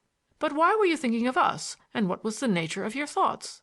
"My thoughts had references to the Bellingham case. I spent the whole of last evening at Neville's Court." "Ha! And are there any fresh developments?" "Yes, by Jove, there are. Bellingham gave me a full detailed description of the will, and a pretty document it seems to be." "Did he give you permission to repeat the details to me?" "Yes. I asked specifically if I might, and he had no objection whatever." "Good. We are lunching at Soho to-day, as Polton has his hands full. Come with us, and share our table and tell us your story as we go. Will that suit you?" It suited me admirably in the present state of the practice, and I accepted the invitation with undissembled glee. "Very well," said Thorndyke. "Then let us walk slowly, and finish with matters confidential, before we plunge into the maddening crowd." We set forth at a leisurely pace along the broad pavement, and I commenced my narration. As well as I could remember, I related the circumstances that had led up to the present disposition of the property, and then proceeded to the actual provisions of the will. To all of which my two friends listened with rapt interest, Thorndyke occasionally stopping me to jot down a memorandum in his pocketbook. "Why, the fellow must have been a stark lunatic!" Jervis exclaimed, when I had finished. "He seems to have laid himself out with the most devilish ingenuity to defeat his own ends." "That is not an uncommon peculiarity with testators," Thorndyke remarked. "A direct and perfectly intelligible will is rather the exception. But we can hardly judge until we have seen the actual document. I suppose Bellingham hasn't a copy?" "I don't know," said I, "but I will ask him." "If he has one, I should like to look through it," said Thorndyke. "The provisions are very peculiar, and, as Jervis says, admirably calculated to defeat the testator's wishes if they have been correctly reported, and, apart from that, they have a remarkable bearing on the circumstances of the disappearance. I dare say you noticed that." "I noticed that it is very much to Hurst's advantage that the body has not been found." "Yes, of course. But there are some other points that are very significant. However, it would be premature to discuss the terms of the will until we have seen the actual document or a certified copy." "If there is a copy extant," I said, "I will try to get hold of it. But Bellingham is terribly afraid of being suspected of a desire to get professional advice gratis." "That," said Thorndyke, "is natural enough and not discreditable. But you must overcome his scruples somehow. I expect you will be able to. You are a plausible young gentleman, as I remember of old, and you seem to have established yourself as quite the friend of the family." "They are rather interesting people," I explained. Very cultivated, and with a strong leaning toward archaeology. It seems to be in the blood." "Yes," said Thorndyke. "A family tendency, probably due to contact and common surroundings rather than heredity. So you like Godfrey Bellingham?" "Yes. He's a trifle peppery and impulsive, but quite an agreeable, genial old buffer." "And the daughter?" said Jervis. "What is she like?" "Oh, she is a learned lady. Works up bibliographies and references at the museum." "Ah!" Jervis exclaimed with disfavor. "I know the breed. Inky fingers, no chest to speak of, all side and spectacles." I rose artlessly at the gross and palpable bait. "You're quite wrong!" I exclaimed indignantly, contrasting Jervis's hideous presentment with the comely original. "She is an exceedingly good-looking girl, and her manners all that a lady's should be. A little stiff, perhaps, but then I am only an acquaintance, almost a stranger." "But," Jervis persisted, "what is she like? In appearance, I mean. Short, fat, sandy? Give us intelligible details." I made a rapid mental inventory, assisted by my recent cogitations. "She is about 5'7", slim but rather plump, very erect in carriage and graceful in movements, black hair, loosely parted in the middle and falling very prettily away from the forehead, pale, clear complexion, dark gray eyes, straight eyebrows, straight, well-shaped nose, short mouth, rather full, round chin. What the deuce are you grinning at, Jervis?" For my friend had suddenly unmasked his batteries and now threatened, like the Cheshire cat, to dissolve into a mere abstraction of amusement. "If there's a copy of that will, Thorndyke," he said, "we shall get it. I think you agree with me, Reverend Senior?" "I have already said," was the reply, "that I put my trust in Berkeley. And now let us dismiss professional topics. This is our hostelry." He pushed open an unpretentious glazed door, and we followed him into the restaurant, whereof the atmosphere was pervaded by an appetizing meatiness mingled with less agreeable suggestions of the destructive distillation of fat. It was some 2 hours later when I wished my friends adieu under the golden-leaved plane trees of King's Bench Walk. "I won't ask you to come in now," said Thorndyke, "as we have some consultations this afternoon, but come in and see us soon. Don't wait for that copy of the will." "No," said Jervis. "Drop in the evening when your work is done. Unless, of course, there is more attractive society elsewhere. Oh, you needn't turn that color, my dear child. We have all been young once. There is even a tradition that Thorndyke was young, some time back in the pre-dynastic period." "Don't take any notice of him, Berkeley," said Thorndyke. "The eggshell is sticking to his head still. He'll know better when he is my age." "Methuselah!" exclaimed Jervis. "I hope I shan't have to wait as long as that." Thorndyke smiled benevolently at his irrepressible junior, and shaking my hand cordially, turned into the entry. From the temple I wandered northward to the adjacent College of Surgeons, where I spent a couple of profitable hours examining the pickles and refreshing my memory on the subjects of pathology and anatomy, marveling afresh, as every practical anatomist must marvel, at the incredibly perfect technique of the dissections, and inwardly paying tribute to the founder of the collection. At length the warning of the clock, combined with an increasing craving for tea, drove me forth and bore me toward the scene of my not very strenuous labors. My mind was still occupied with the contents of the cases and the great glass jars, so that I found myself at the corner of Fetter Lane without a very clear idea of how I had got there. But at that point I was aroused from my reflections rather abruptly by a raucous voice in my ear. "Honorable discovery at Sidcup." I turned wrathfully, for a London street boy's yell, let off at point-blank range, is, in effect, like the smack of an open hand, but the inscription on the staring yellow poster that was held up for my inspection changed my anger to curiosity. Horrible discovery in a water-cress bed. Now let prigs deny it if they will, but there is something very attractive in a horrible discovery.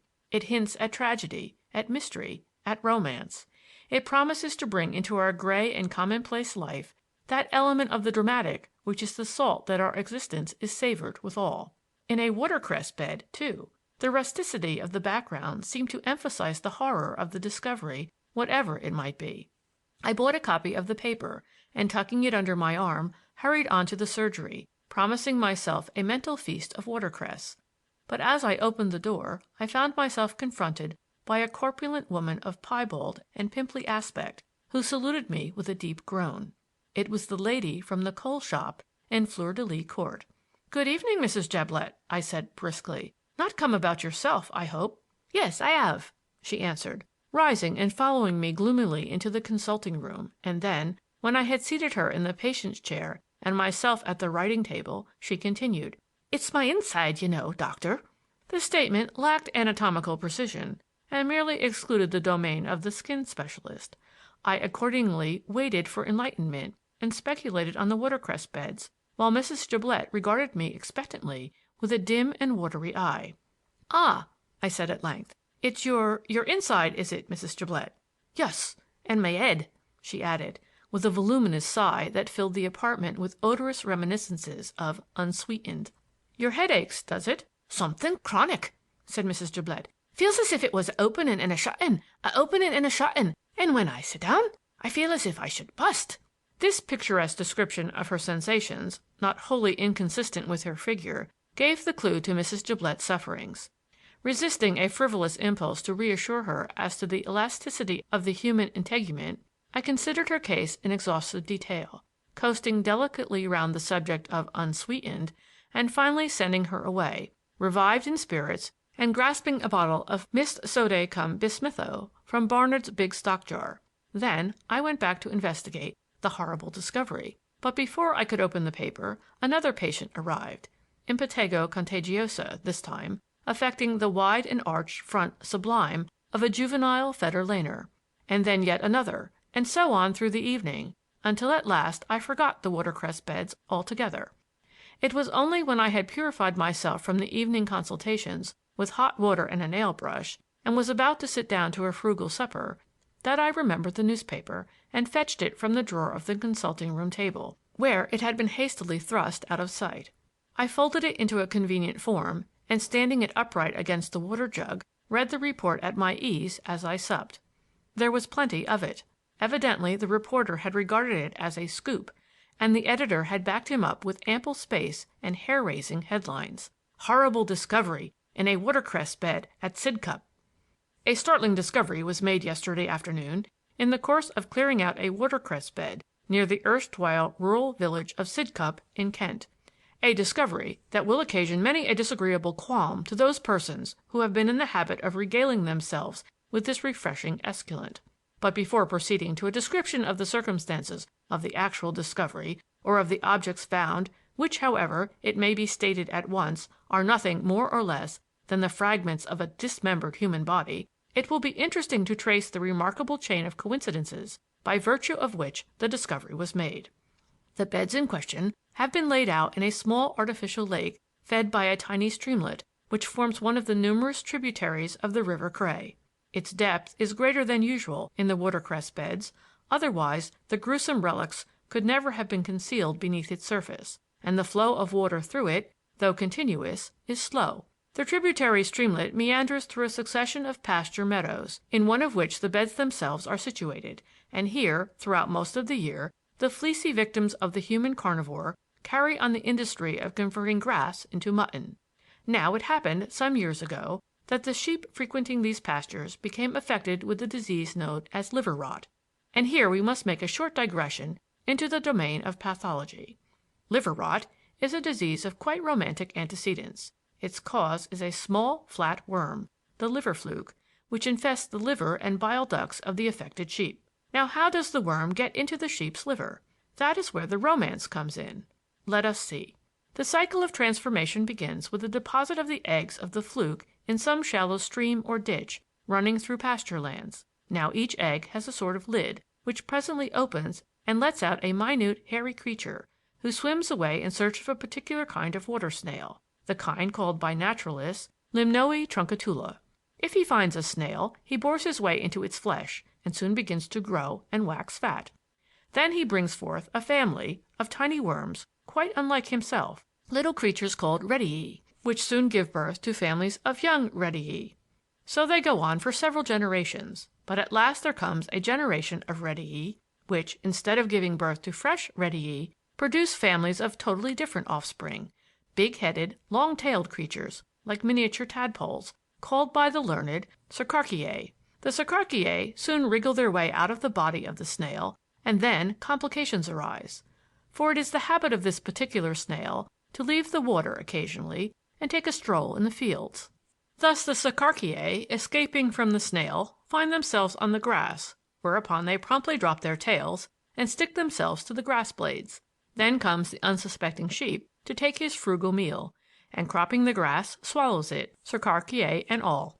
But the latter, when they find themselves in the sheep's stomach, make their way straight to the bile ducts, up which they travel to the liver. Here, in a few weeks, they grow into full-blown flukes and begin the important business of producing eggs. Such is the pathological romance of the liver rot.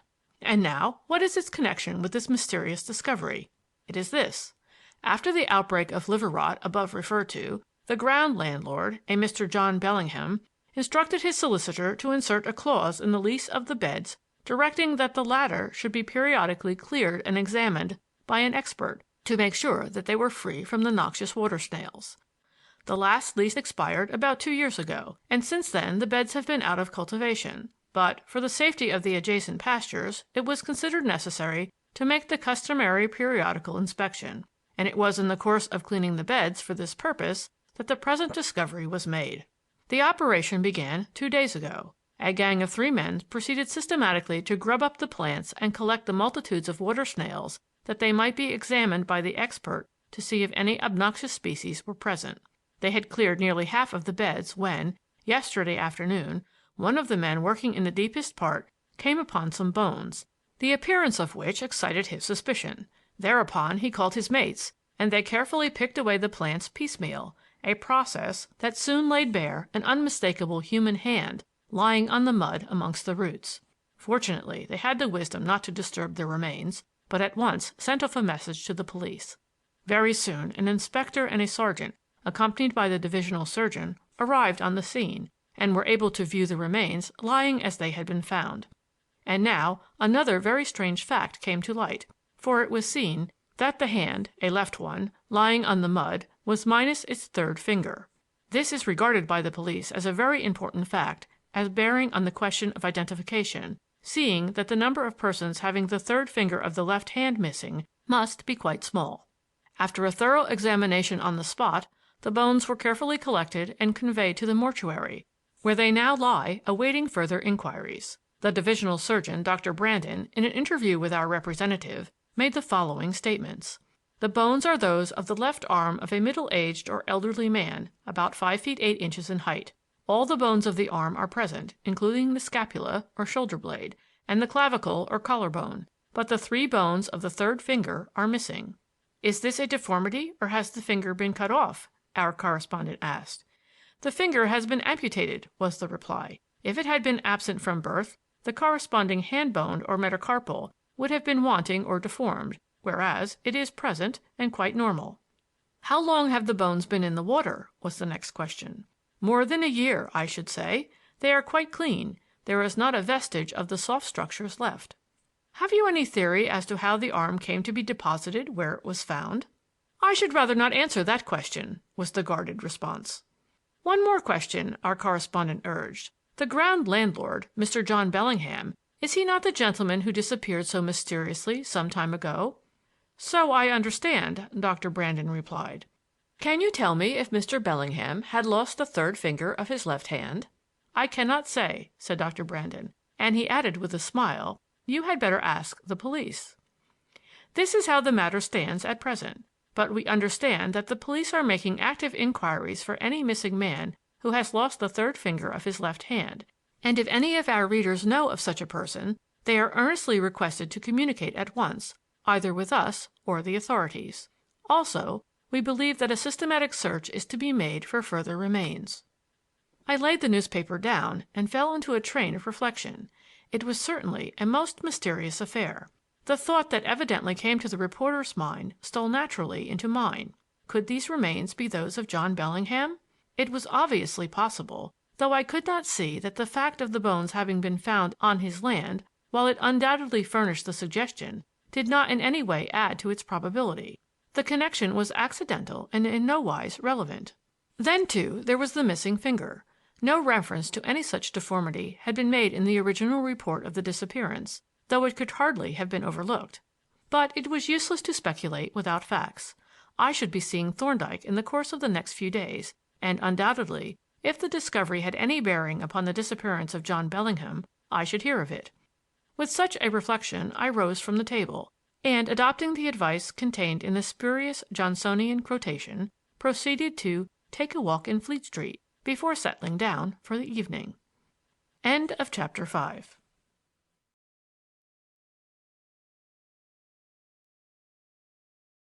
Chapter 6. Sidelights. The association of coal with potatoes is one upon which I have frequently speculated, without arriving at any more satisfactory explanation than that both products are of the earth, earthy.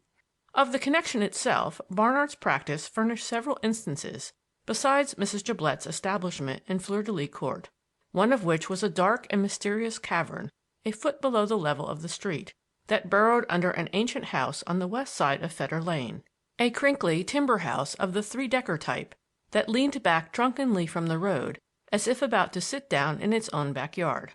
Passing this repository of the associated products about 10 o'clock in the morning, I perceived in the shadows of the cavern no less a person than Miss Oman. She saw me at the same moment, and beckoned peremptorily with a hand that held a large Spanish onion. I approached with a deferential smile. "What a magnificent onion, Miss Oman, and how generous of you to offer it to me."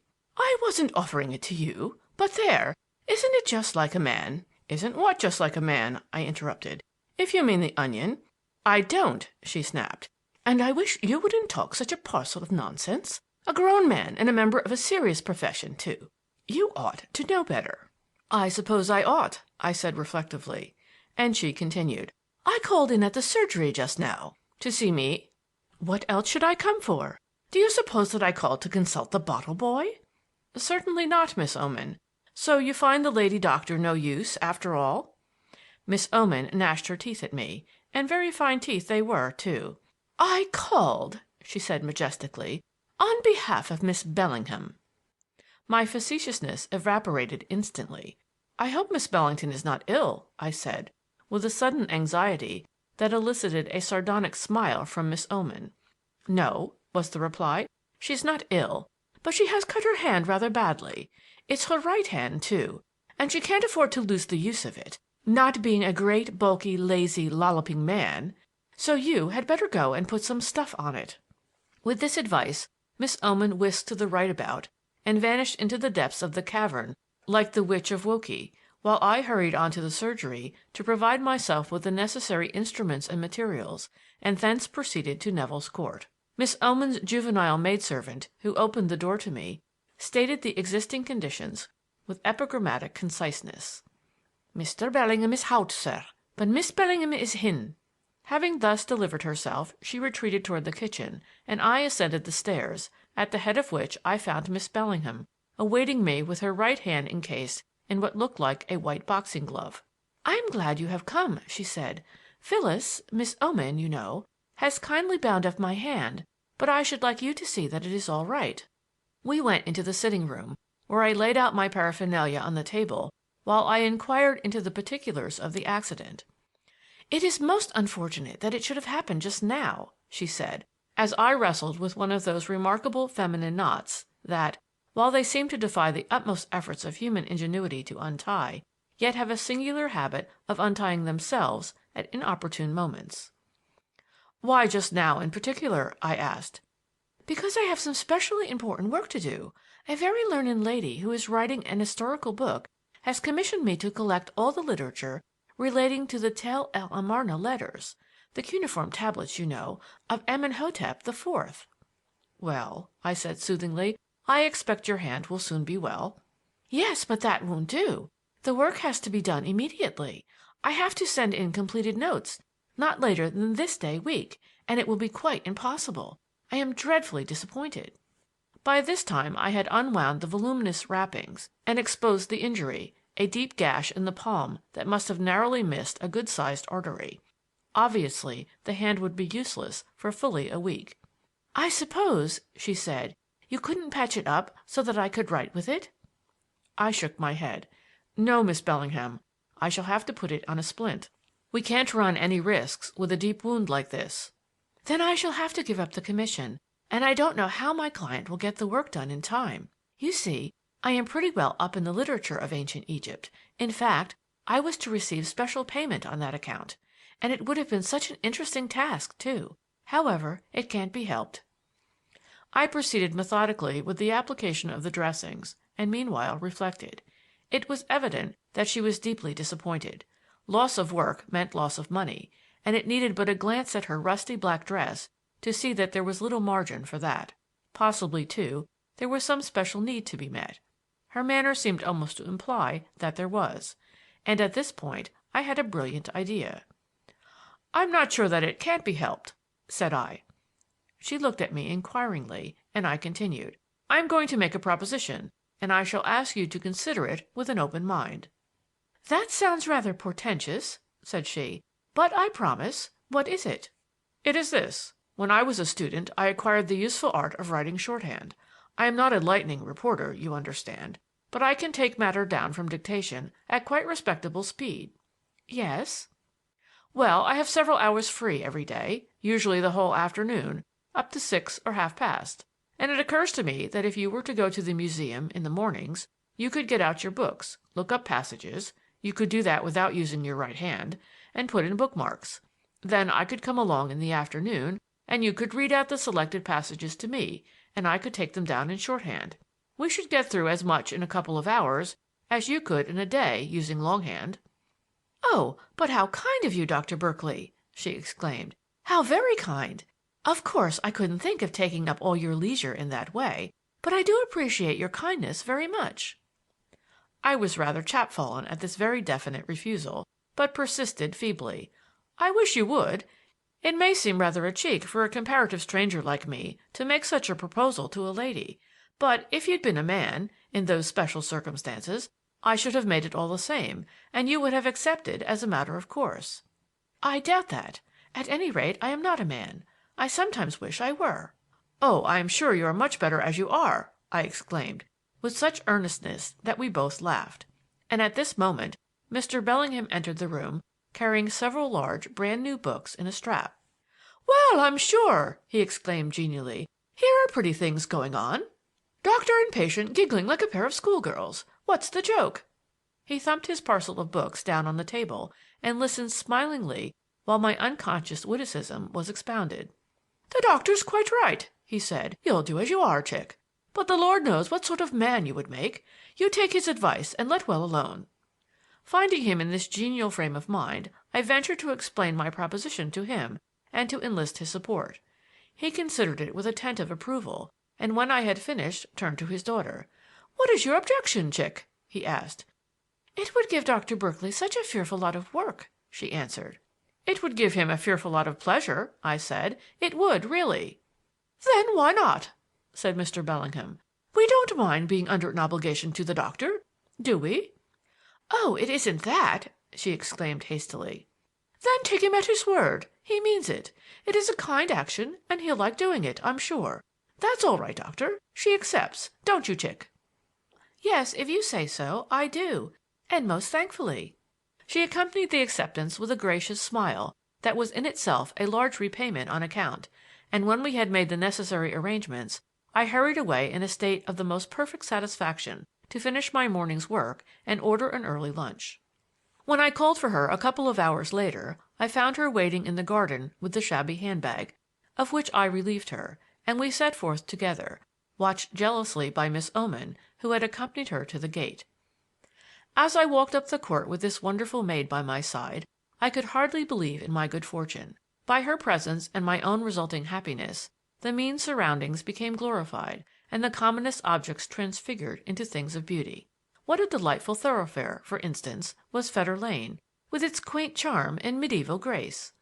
I snuffed the cabbage-laden atmosphere and seemed to breathe the scent of the asphodel. Holborn was even as the Elysian fields. The omnibus that bore us westward was a chariot of glory, and the people who swarmed verminously on the pavements bore the semblance of the children of light. Love is a foolish thing judged by workaday standards, and the thoughts and actions of lovers foolish beyond measure. But the workaday standard is the wrong one, after all, for the utilitarian mind does not busy itself with the trivial and transitory interests of life, behind which looms the great and everlasting reality of the love of man and woman. There is more significance in a nightingale's song in the hush of a summer night than in all the wisdom of Solomon, who, by the way, was not without his little experiences of the tender passion. The janitor in the little glass box by the entrance to the library inspected us and passed us on, with a silent benediction, to the lobby, whence, when I had handed my stick to a bald-headed demigod and received a talismanic disc in exchange, we entered the enormous rotunda of the reading-room. I have often thought that, if some lethal vapor of highly preservative properties, such as formaldehyde, for instance, could be shed into the atmosphere of this apartment, the entire and complete collection of books and bookworms would be well worth preserving, for the enlightenment of posterity, as a sort of anthropological appendix to the main collection of the museum. For surely, nowhere else in the world are so many strange and abnormal human beings gathered together in one place. And a curious question that must have occurred to many observers is, whence do these singular creatures come, and whither do they go when the very distinct-faced clock, adjusted to literary eyesight, proclaims closing time? The tragic-faced gentleman, for instance, with the corkscrew ringlets that bob up and down like spiral springs as he walks, or the short, elderly gentleman in the black cassock and bowler hat, who shatters your nerves by turning suddenly and revealing himself as a middle-aged woman. Whither do they go? One never sees them elsewhere. Do they steal away at closing time into the depths of the museum and hide themselves until morning in sarcophagi or mummy cases? Or do they creep through spaces in the bookshelves and spend the night behind the volumes in a congenial atmosphere of leather and antique paper? Who can say? What I do know is that when Ruth Bellingham entered the reading-room, she appeared in comparison with these like a creature of another order, even as the head of Antinous, which formerly stood (it has since been moved) amidst the portrait busts of the Roman emperors, seemed like the head of a god set in a portrait gallery of illustrious baboons. "What have we got to do?" I asked, when we had found a vacant seat. "Do you want to look up the catalogue?" "No, I have the tickets in my bag. The books are waiting in the kept books department." I placed my hat on the leather-covered shelf, dropped her gloves into it. How delightfully intimate and companionable it seemed! Altered the numbers on the tickets, and then we proceeded together to the kept books desk to collect the volumes that contained the material for our day's work. It was a blissful afternoon. 2½ hours of happiness unalloyed did I spend at that shiny leather-clad desk, guiding my nimble pen across the pages of the notebook. It introduced me to a new world, a world in which love and learning, sweet intimacy and crusted archaeology were mingled into the oddest, most whimsical, and most delicious confection that the mind of man can conceive. Hitherto these recondite histories had been far beyond my ken. Of the wonderful heretic Amenhotep IV I had already heard. At the most he had been a mere name, the Hittites a mythical race of undetermined habitat, while cuneiform tablets had presented themselves to my mind merely as an uncouth kind of fossil biscuit suited to the digestion of a prehistoric ostrich. Now all this was changed. As we sat with our chairs creaking together and she whispered the story of those stirring times into my receptive ear (talking is strictly forbidden in the reading-room), the disjointed fragments arranged themselves into a romance of supreme fascination. Egyptian, Babylonian, Aramean, Hittite, Memphis, Babylon, Hamath, Megiddo. I swallowed them all thankfully, wrote them down, and asked for more. Only once did I disgrace myself. An elderly clergyman of ascetic and acidulous aspect had passed us with a glance of evident disapproval, clearly setting us down as intruding philanderers, and when I contrasted the parson's probable conception of the whispered communications that were being poured into my ear so tenderly and confidentially with the dry reality, I chuckled aloud. But my fair task-mistress only paused, with her finger on the page, smilingly to rebuke me, and then went on with the dictation. She was certainly a Tartar for work. It was a proud moment for me when, in response to my interrogative "Yes," my companion said, "That is all," and closed the book. We had extracted the pith and marrow of 6 considerable volumes in 2½ hours.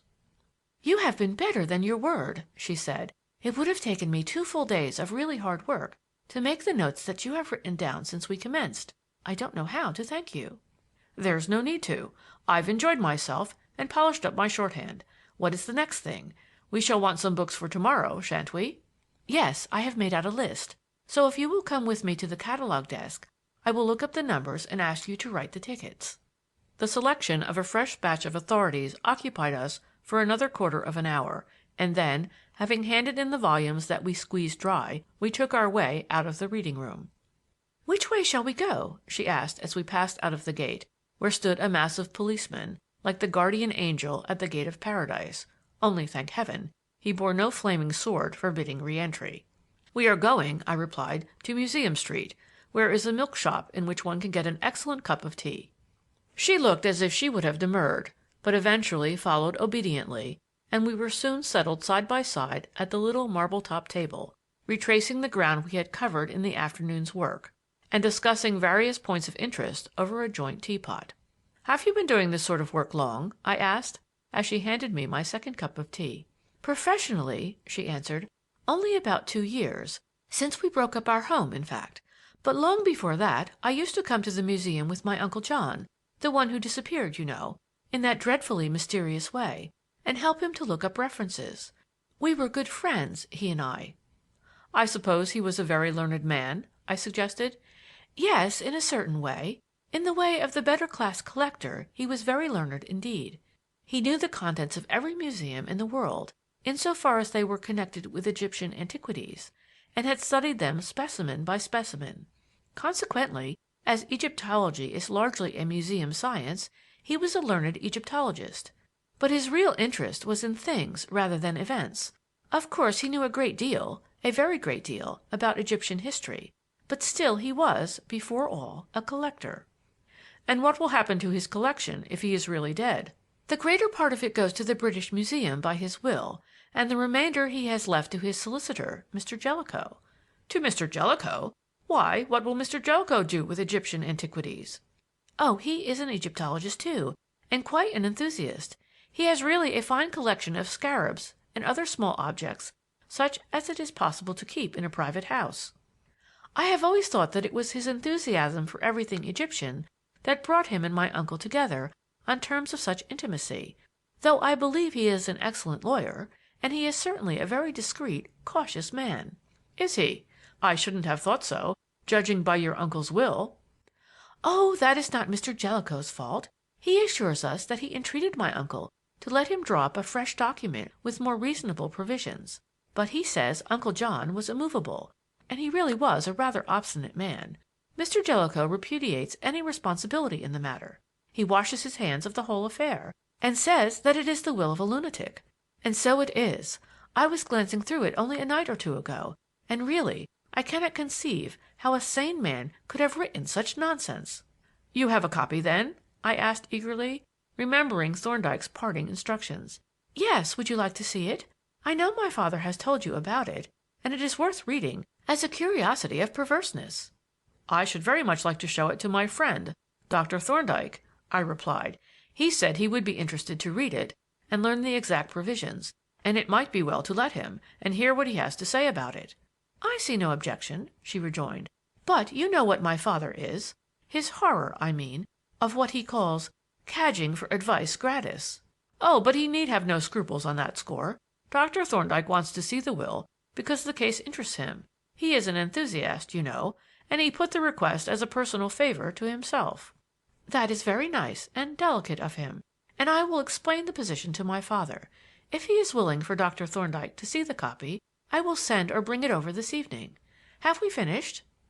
I regretfully admitted that we had, and when I had paid the modest reckoning, we sallied forth, turning back with one accord into Great Russell Street to avoid the noise and bustle of the larger thoroughfares. "What sort of man was your uncle?" I asked presently, as we walked along the quiet, dignified street. And then I added hastily, "I hope you don't think me inquisitive, but to my mind he presents himself as a kind of mysterious abstraction, the unknown quantity of a legal problem." "My Uncle John," she answered reflectively, "was a very peculiar man, rather obstinate, very self-willed, what people call masterful, and decidedly wrong-headed and unreasonable." "That is certainly the impression that the terms of his will convey," I said. "Yes, and not the will only. There was the absurd allowance that he made to my father. That was a ridiculous arrangement, and very unfair, too.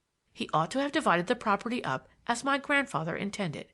And yet he was by no means ungenerous, only he would have his own way, and his own way was very commonly the wrong way.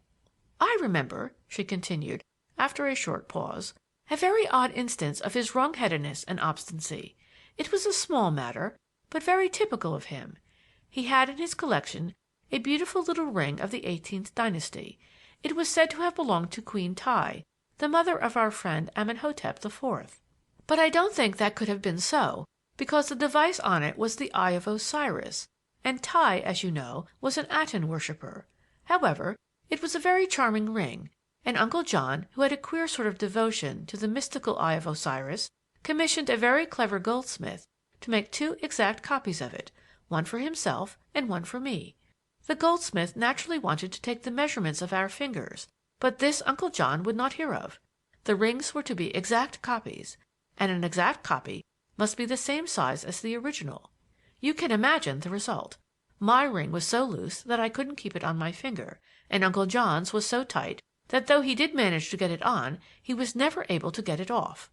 And it was only the circumstance that his left hand was decidedly smaller than his right that made it possible for him to wear it at all." "So you never wore your copy?" "No. I wanted to have it altered to make it fit, but he objected strongly, so I put it away and have it in a box still." "He must have been an extraordinarily pig-headed old fellow," I remarked. "Yes, he was very tenacious. He annoyed my father a good deal, too, by making unnecessary alterations in the house in Queen Square when he fitted up his museum. We have a certain sentiment with regard to that house. Our people have lived in it ever since it was built, when the square was first laid out in the reign of Queen Anne, after whom it was named. It is a dear old house. Would you like to see it? We are quite near it now." I assented eagerly. If it had been a coal shed or a fried fish shop, I would still have visited it with pleasure, for the sake of prolonging our walk. But I was also really interested in this old house as a part of the background of the mystery of the vanished John Bellingham. We crossed into Cosmo Place, with its quaint row of the now rare cannon-shaped iron posts, and passing through stood for a few moments looking into the peaceful, stately old square. A party of boys disported themselves noisily on the range of stone posts that form a bodyguard round the ancient lamp-surmounted pump, but otherwise the place was wrapped in dignified repose suited to its age and station. And very pleasant it looked on this summer afternoon, with the sunlight gilding the foliage of its wide-spreading plane trees and lighting up the warm-toned brick of the house-fronts. We walked slowly down the shady west side, near the middle of which my companion halted. "This is the house," she said. "It looks gloomy and forsaken now, but it must have been a delightful house in the days when my ancestors could look out of the windows through the open end of the square, across the fields of meadows to the heights of Hampstead and Highgate." She stood at the edge of the pavement, looking up with a curious wistfulness at the old house. A very pathetic figure, I thought, with her handsome face and proud carriage, her threadbare dress and shabby gloves, standing at the threshold of the home that had been her family's for generations, that should now have been hers, and that was shortly to pass away into the hands of strangers. I, too, looked up at it with a strange interest, impressed by something gloomy and forbidding in its aspect. The windows were shuttered from basement to attic, and no sign of life was visible. Silent, neglected, desolate, it breathed an air of tragedy. It seemed to mourn in sackcloth and ashes for its lost master. The massive door within the splendid carven portico was crusted with grime, and seemed to have passed out of use as completely as the ancient lamp-irons or the rusted extinguishers wherein the footmen were wont to quench their torches when some Bellingham dame was borne up the steps in her gilded chair in the days of good Queen Anne. It was in a somewhat sobered frame of mind that we presently turned away and started homeward by way of Great Ormond Street. My companion was deeply thoughtful, relapsing for a time into that somberness of manner that had so impressed me when I first met her. Nor was I without a certain sympathetic pensiveness, as if, from the great silent house, the spirit of the vanished man had issued forth to bear us company. But still it was a delightful walk, and I was sorry when at last we arrived at the entrance to Neville's Court, and Miss Bellingham halted and held out her hand. "Good-bye," she said, "and many, many thanks for your invaluable help. "Shall I take the bag?" "If you want it, but I must take out the notebooks." "Why must you take them?" she asked. "Why, haven't I got to copy the notes out into longhand?" An expression of utter consternation spread over her face. In fact, she was so completely taken aback that she forgot to release my hand. "Heavens!" she exclaimed. "How idiotic of me! But it is impossible, Dr. Berkeley. It will take you hours." "It is perfectly possible, and it is going to be done. Otherwise the notes would be useless. Do you want the bag?" "No, of course not. But I am positively appalled. Hadn't you better give up the idea?" "And this is the end of our collaboration?" I exclaimed tragically, giving her hand a final squeeze, whereby she became suddenly aware of its position and withdrew it rather hastily. "Would you throw away a whole afternoon's work? I won't, certainly. So good bye until to-morrow. I shall turn up in the reading room as early as I can. You had better take the tickets. Oh, and you won't forget about the copy of the will for Dr. Thorndyke, will you?" "No, if my father agrees, you shall have it this evening." She took the tickets from me, and thanking me again, retired into the court. End of chapter 6.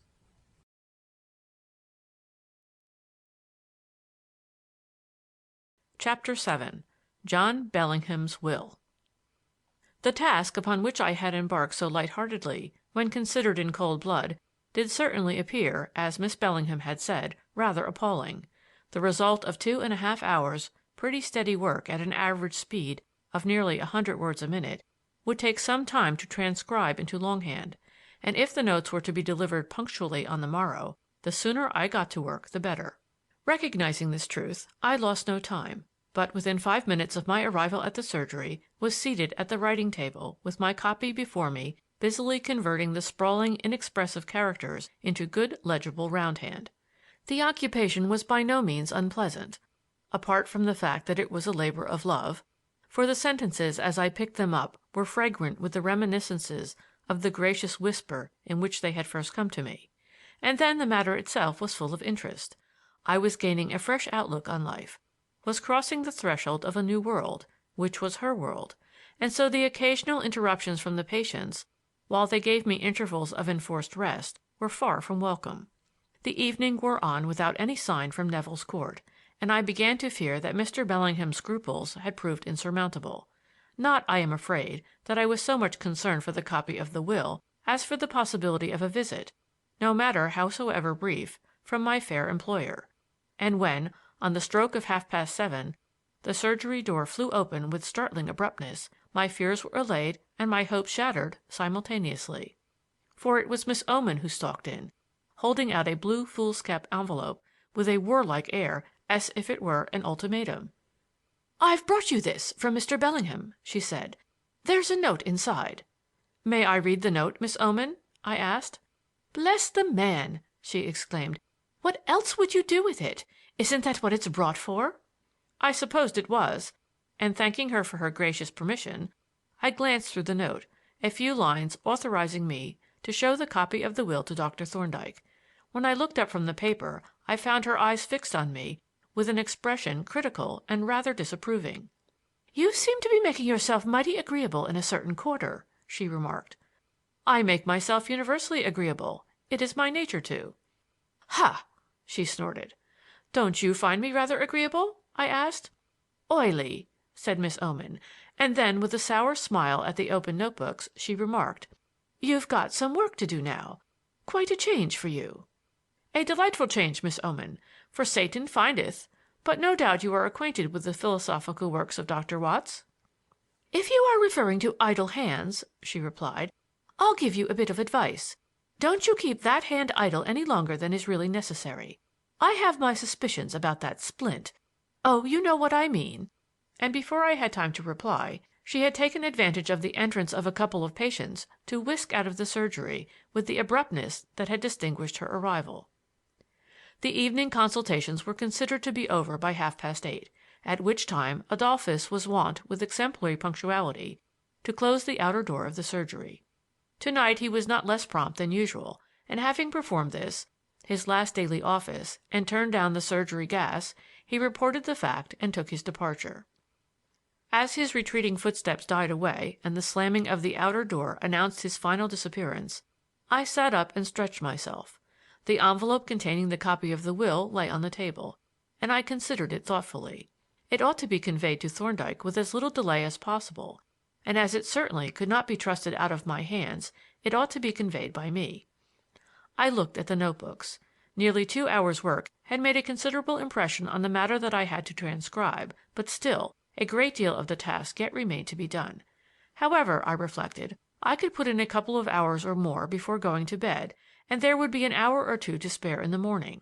Finally, I locked the notebooks, open as they were, in the writing table drawer, and slipping the envelope into my pocket, set out for the temple. The soft chime of the Treasury clock was telling out, in confidential tones, the 3rd quarter as I rapped with my stick on the forbidding oak of my friend's chambers. There was no response, nor had I perceived any gleam of light from the windows as I approached, and I was considering the advisability of trying the laboratory on the next floor when footsteps on the stone stairs and familiar voices gladdened my ear. "Hello, Berkeley," said Thorndyke. "Do we find you waiting like a Peri at the gates of paradise? Polton is upstairs, you know, tinkering at one of his inventions. If you ever find the nest empty, you had better go and bang at the laboratory door. He is always there in the evenings." "I hadn't been waiting long," said I, "and I was just thinking of rousing him up when you came." "That was right," said Thorndyke, turning up the gas. "And what news do you bring? Do I see a blue envelope sticking out of your pocket?" "You do." "Is it a copy of the will?" he asked. I answered yes, and added that I had full permission to show it to him. "What did I tell you?" exclaimed Jervis. "Didn't I say he would get a copy for us if it existed?" "We admit to the excellence of your prognosis," said Thorndyke, "but there is no need to be boastful. Have you read through the document, Berkeley?" "No, I haven't taken it out of the envelope." "Then it will be equally new to us all, and we shall see if it tallies with your description." He placed 3 easy chairs at a convenient distance from the light, and Jervis, watching him with a smile, remarked, "Now Thorndyke is going to enjoy himself. To him, a perfectly unintelligible will is a thing of beauty and joy forever, especially if associated with some kind of recondite knavery." "I don't know," said I, "that this will is particularly unintelligible. The mischief seems to be that it is rather too intelligible. However, here it is," and I handed it over to Thorndyke. "I suppose that we can depend on this copy," as he drew out the document and glanced at it. "Oh, yes," he added, "I see it is copied by Godfrey Bellingham, compared with the original and certified correct. In that case, I will get you to read it out slowly, Jervis, and I will make a rough copy for reference. Let us make ourselves comfortable and light our pipes before we begin." He provided himself with a writing pad, and when we had seated ourselves and got our pipes well alight, Jervis opened the document, and with a peremptory commenced the reading. "In the name of God, Amen.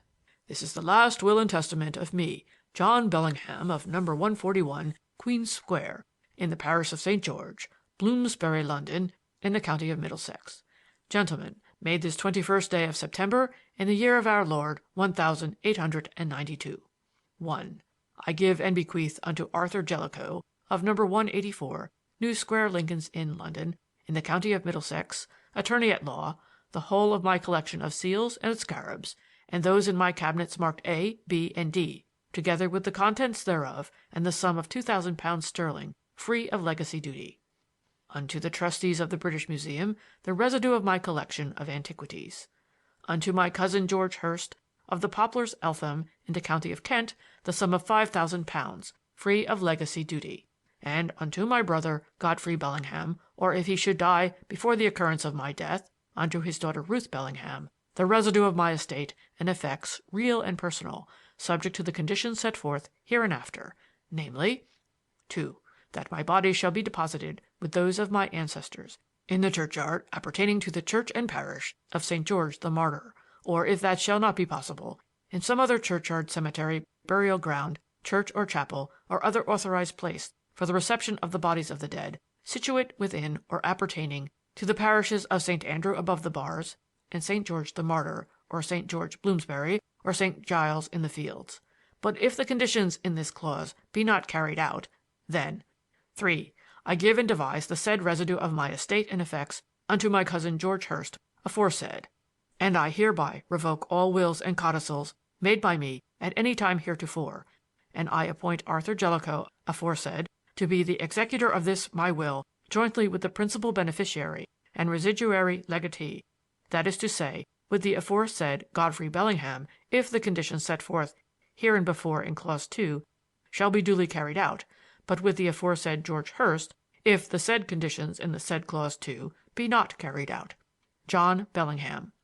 Signed by the said testator, John Bellingham, in the presence of us present at the same time, who at his request, and in his presence, and in the presence of each other, have subscribed our names as witnesses. Frederick Wilton, 16 Medford Road, London, North, Clerk. James Barber, 32 Wadbury Crescent, London, Southwest, Clerk. "Well," said Jervis, laying down the document as Thorndyke detached the last sheet from his writing pad, "I have met with a good many idiotic wills, but this one can give them all points. I don't see how it is ever going to be administered. One of the two executors is a mere abstraction, a sort of algebraical problem with no answer." "I think that difficulty could be overcome," said Thorndyke. "I don't see how," retorted Jervis. "If the body is deposited in a certain place, A is executor. If it is somewhere else, B is the executor. But as you cannot produce the body, and no one has the least idea where it is impossible to prove either that it is or that it is not in any specified place." "You are magnifying the difficulty, Jervis," said Thorndyke. "The body may, of course, be anywhere in the entire world, but the place where it is lying is either inside or outside the general boundary of those two parishes. If it has been deposited within the boundary of those two parishes, the fact must be ascertainable by examining the burial certificates issued since the date when the missing man was last seen alive, and by consulting the registers of those specified places of burial. I think that if no record can be found of any such interment within the boundary of those two parishes, that fact will be taken by the court as proof that no such interment has taken place, and that, therefore, the body must have been deposited somewhere else. Such a decision would constitute George Hurst the co-executor and residuary legatee." "That is cheerful for your friends, Berkeley," Jervis remarked, "for we may take it as pretty certain that the body has not been deposited in any of the places named." "Yes," I agreed gloomily. "I'm afraid there is very little doubt of that. But what an ass that fellow must have been to make such a to-do about his beastly carcass! What the deuce could it have mattered to him where it was dumped when he had done with it?" Thorndyke chuckled softly. "Thus the irreverent youth of to-day," said he. "But yours is hardly a fair comment, Berkeley. Our training makes us materialists, and puts us a little out of sympathy with those in whom primitive beliefs and emotions survive. A worthy priest who came to look at our dissecting room expressed surprise to me that the students, thus constantly in the presence of relics of mortality, should be able to think of anything but the resurrection and the life hereafter. He was a bad psychologist. There is nothing so dead as a dissecting room subject, and the contemplation of the human body in the process of being quietly taken to pieces, being resolved into its structural units like a worn-out clock or an old engine in the scrapper's yard, is certainly not conducive to a vivid realization of the doctrine of the resurrection." "No, but this absurd anxiety to be buried in some particular place has nothing to do with religious belief. It is merely silly sentiment." "It is sentiment, I admit," said Thorndyke, "but I wouldn't call it silly. The feeling is so widespread in time and space that we must look on it with respect as something inherent in human nature. Think, as doubtless John Bellingham did, of the ancient Egyptians, whose chief aspiration was that of everlasting repose for the dead. See the trouble they took to achieve it. Think of the Great Pyramid, or that of Amenhotep IV, with its labyrinth of false passages and its sealed and hidden sepulchral chambers. Think of Jacob, born after death all those hundreds of weary miles in order that he might sleep with his fathers, and then remember Shakespeare and his solemn adjuration to posterity to let him rest undisturbed in his grave. No, Berkeley, it is not a silly sentiment. I am as indifferent as you as to what becomes of my body when I have done with it, to use your irreverent phrase, but I recognize the solicitude that some other men display on the subject as a natural feeling that has to be taken seriously." "But even so," I said, "if this man had a hankering for a freehold residence in some particular boneyard, he might have gone about the business in a more reasonable way." "There I am entirely with you," Thorndyke replied.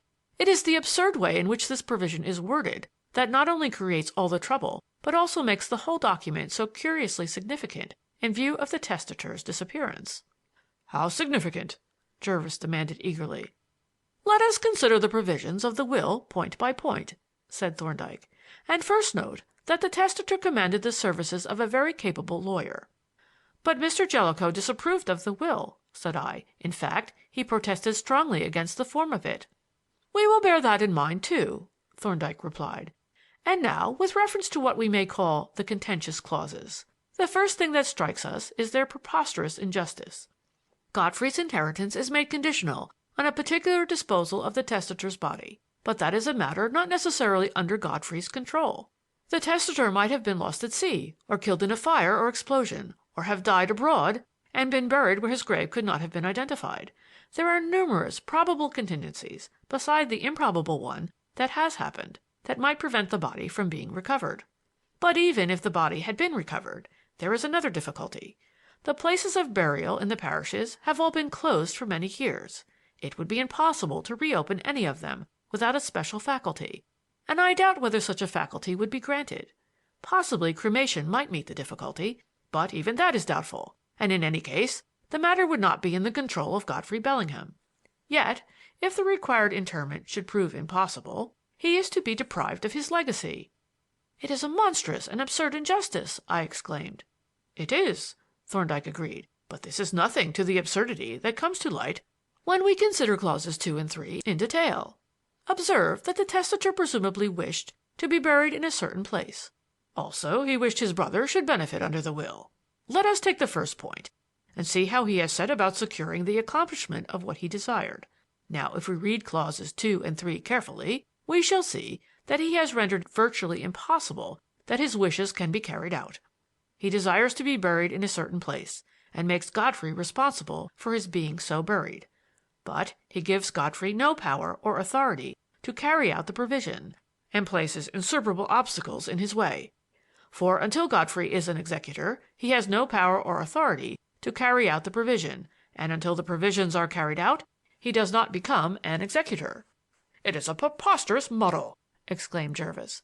"Yes, but that is not the worst of it," Thorndyke continued. "The moment John Bellingham dies, his dead body has come into existence, and it is deposited, for the time being, wherever he happens to have died. But unless he should happen to have died in one of the places of burial mentioned, which is in the highest degree unlikely, his body will be, for the time being, deposited in some place other than those specified. In that case, clause 2 is, for the time being, not complied with, and consequently George Hurst becomes automatically the co-executor. But will George Hurst carry out the provisions of clause 2? Probably not. Why should he? The will contains no instructions to that effect. It throws the whole duty on Godfrey. On the other hand, if he should carry out clause 2, what happens? He ceases to be an executor, and he loses some £70,000. We may be pretty certain that he will do nothing of the kind. So that, on considering the two clauses, we see that the wishes of the testator could only be carried out in the unlikely event of his dying in one of the burial places mentioned, or his body being conveyed immediately after death to a public mortuary in one of the said parishes. In any other event, it is virtually certain that he will be buried in some place other than that which he desired, and that his brother will be left absolutely without provisions or recognition." "John Bellingham could never have intended that," I said. "Clearly not," agreed Thorndyke. "The provisions of the will furnish internal evidence that he did not. You note that he bequeathed £5,000 to George Hurst in the event of clause 2 being carried out, but he has made no bequest to his brother in the event of its not being carried out. Obviously, he had not entertained the possibility of this contingency at all. He assumed, as a matter of course, that the conditions of clause 2 would be fulfilled, and regarded the conditions themselves as a mere formality." "But," Jervis objected, "Jellicoe must have seen the danger of a miscarriage and pointed it out to his client." "Exactly," said Thorndyke. "There is the mystery. We understand that he objected strenuously, and that John Bellingham was obdurate. Now it is perfectly understandable that a man should adhere obstinately to the most stupid and perverse disposition of his property, but that a man should persist in retaining a particular form of words after it has been proved to him that the use of such form will almost certainly result in the defeat of his own wishes, that, I say, is a mystery that calls for very careful consideration." "If Jellicoe had been an interested party," said Jervis, "one would have suspected him of lying low. But the form of clause 2 doesn't affect him at all." "No," said Thorndyke. The person who stands to profit by the muddle is George Hurst. But we understand that he was unacquainted with the terms of the will, and there is certainly nothing to suggest that he is in any way responsible for it." "The practical question is," said I, "what is going to happen, and what can be done for the Bellinghams?" "The probability is," Thorndyke replied, "that the next move will be made by Hurst. He is the party immediately interested. He will probably apply to the court for permission to presume death and administer the will." "And what will the court do?" Thorndyke smiled dryly. "Now you are asking a very pretty conundrum. The decisions of courts depend on idiosyncrasies of temperament that no one can foresee. But one may say that a court does not lightly grant permission to presume death. There will be a rigorous inquiry, and a decidedly unpleasant one, I suspect, and the evidence will be reviewed by the judge with a strong predisposition to regard the testator as being still alive. On the other hand, the known facts point very distinctly to the probability that he is dead, and if the will were less complicated and all the parties interested were unanimous in supporting the application, I don't see why it might not be granted. But it will clearly be to the interest of Godfrey to oppose the application, unless he can show that the conditions of Clause 2 have been complied with, which it is virtually certain he cannot, and he may be able to bring forward reasons for believing John to be still alive. But even if he is unable to do this, inasmuch as it is pretty clear that he was intended to be the chief beneficiary, his opposition is likely to have considerable weight with the court." "Oh, is it?" I exclaimed eagerly. "Then that accounts for a very peculiar proceeding on the part of Hurst. I have stupidly forgotten to tell you about it. He has been trying to come to a private agreement with Godfrey Bellingham." "Indeed," said Thorndyke. "What sort of agreement?" "His proposal was this: that Godfrey should support him and Jellicoe in an application to the court for permission to presume death and to administer the will; that, if it was successful, Hurst should pay him £400 a year for life, the arrangement to hold good in all eventualities." "By which he means?" "That if the body should be discovered at any future time, so that the conditions of Clause 2 could be carried out, Hurst should still retain the property and continue to pay Godfrey the 400 a year for life." "Hey ho!" exclaimed Thorndyke. "That is a queer proposal, a very queer proposal indeed." "Not to say fishy," added Jervis. "I don't fancy the court would look with approval on that little arrangement." "The law does not look with much favor on any little arrangements that aim at getting behind the provisions of a will," Thorndyke replied, "though there would be nothing to complain of in this proposal if it were not for the reference to all eventualities. If a will is hopelessly impracticable, it is not unreasonable or improper for the various beneficiaries to make such private arrangements among themselves as may seem necessary to avoid useless litigation and delay in administering the will. If, for instance, Hurst had proposed to pay 400 a year to Godfrey so long as the body remained undiscovered, on condition that, in the event of its discovery, Godfrey should pay him a like sum for life, there would have been nothing to comment upon. It would have been an ordinary sporting chance. But the reference to all eventualities is an entirely different matter. Of course, it may be mere greediness, but all the same, it suggests some very curious reflections." "Yes, it does," said Jervis. "I wonder if he has any reason to expect that the body will be found. Of course, it doesn't follow that he has. He may be merely taking the opportunity offered by the other man's poverty to make sure of the bulk of the property, whatever happens. But it is uncommonly sharp practice, to say the least." "Do I understand that Godfrey declined the proposal?" Thorndyke asked. "Yes, he did, very emphatically, and I fancy the two gentlemen proceeded to exchange opinions on the circumstances of the disappearance with more frankness than delicacy." "Ah," said Thorndyke, "that is a pity. If the case comes into court, there is bound to be a good deal of unpleasant discussion and still more unpleasant comment in the newspapers.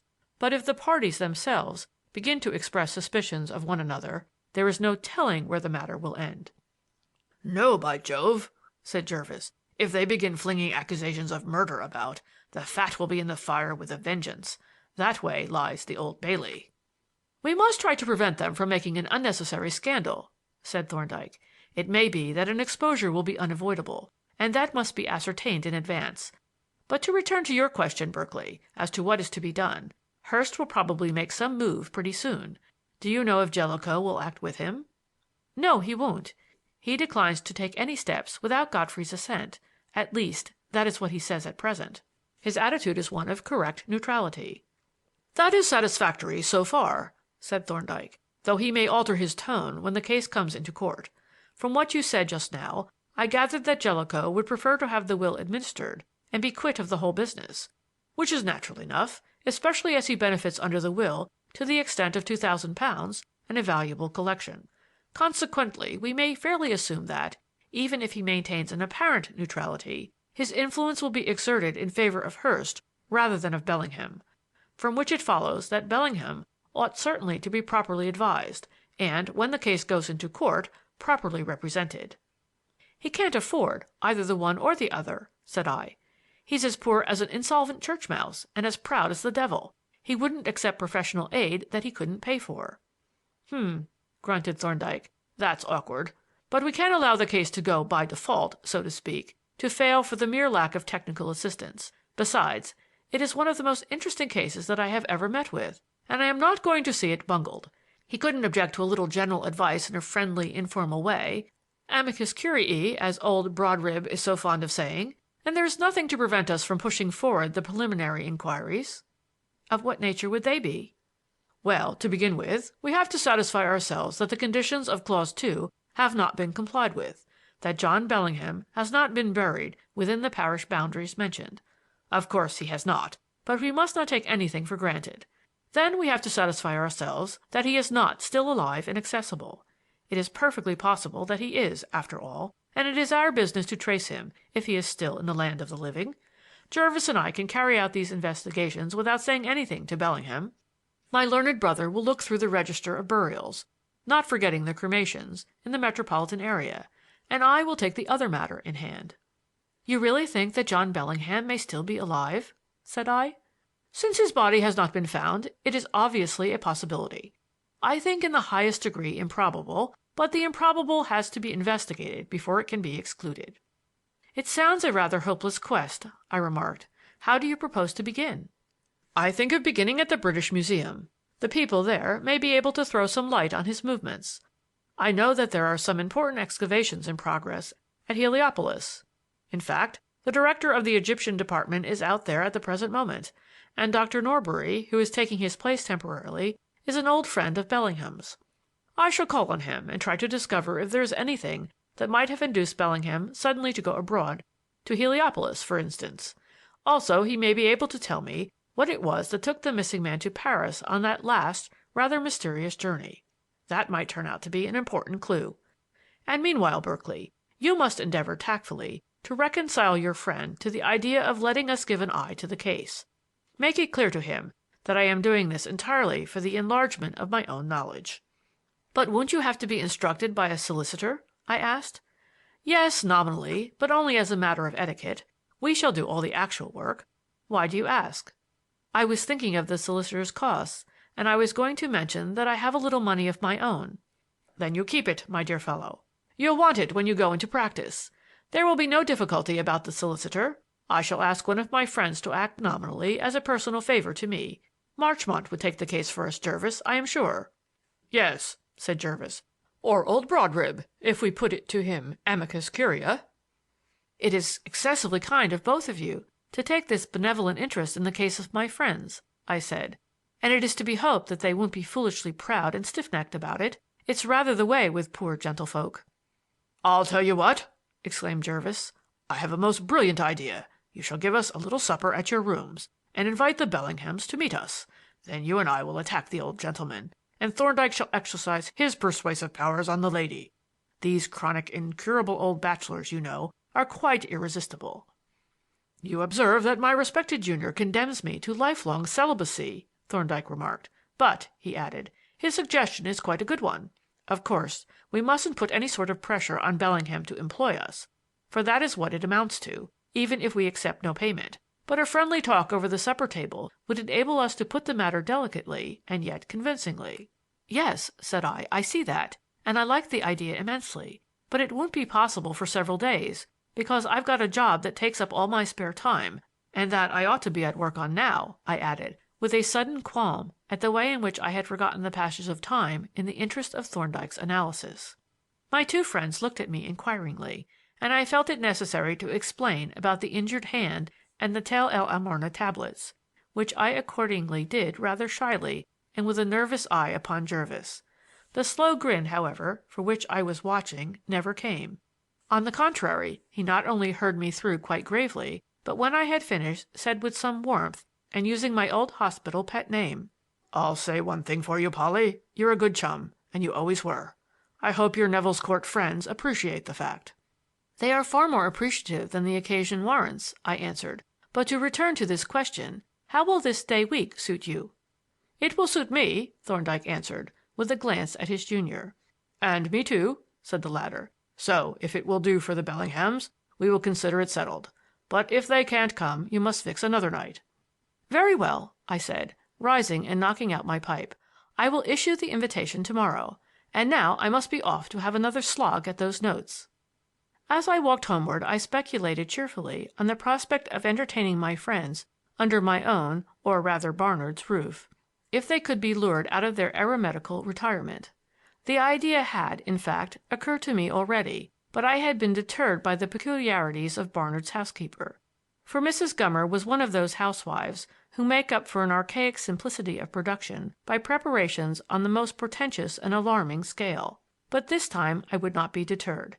If only the guests could be enticed into my humble lair, it would be easy to furnish the raw materials of the feast from outside, and the consideration of ways and means occupied me pleasantly until I found myself once more at my writing table, confronted by my voluminous notes on the incidents of the North Syrian War. End of Chapter 7.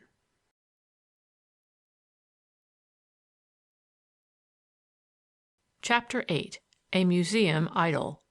Whether it was that practice revived a forgotten skill on my part, or that Miss Bellingham had overestimated the amount of work to be done, I am unable to say. But whichever may have been the explanation, the fact is that the fourth afternoon saw our task so nearly completed that I was fain to plead that a small remainder might be left over to form an excuse for yet one more visit to the reading room.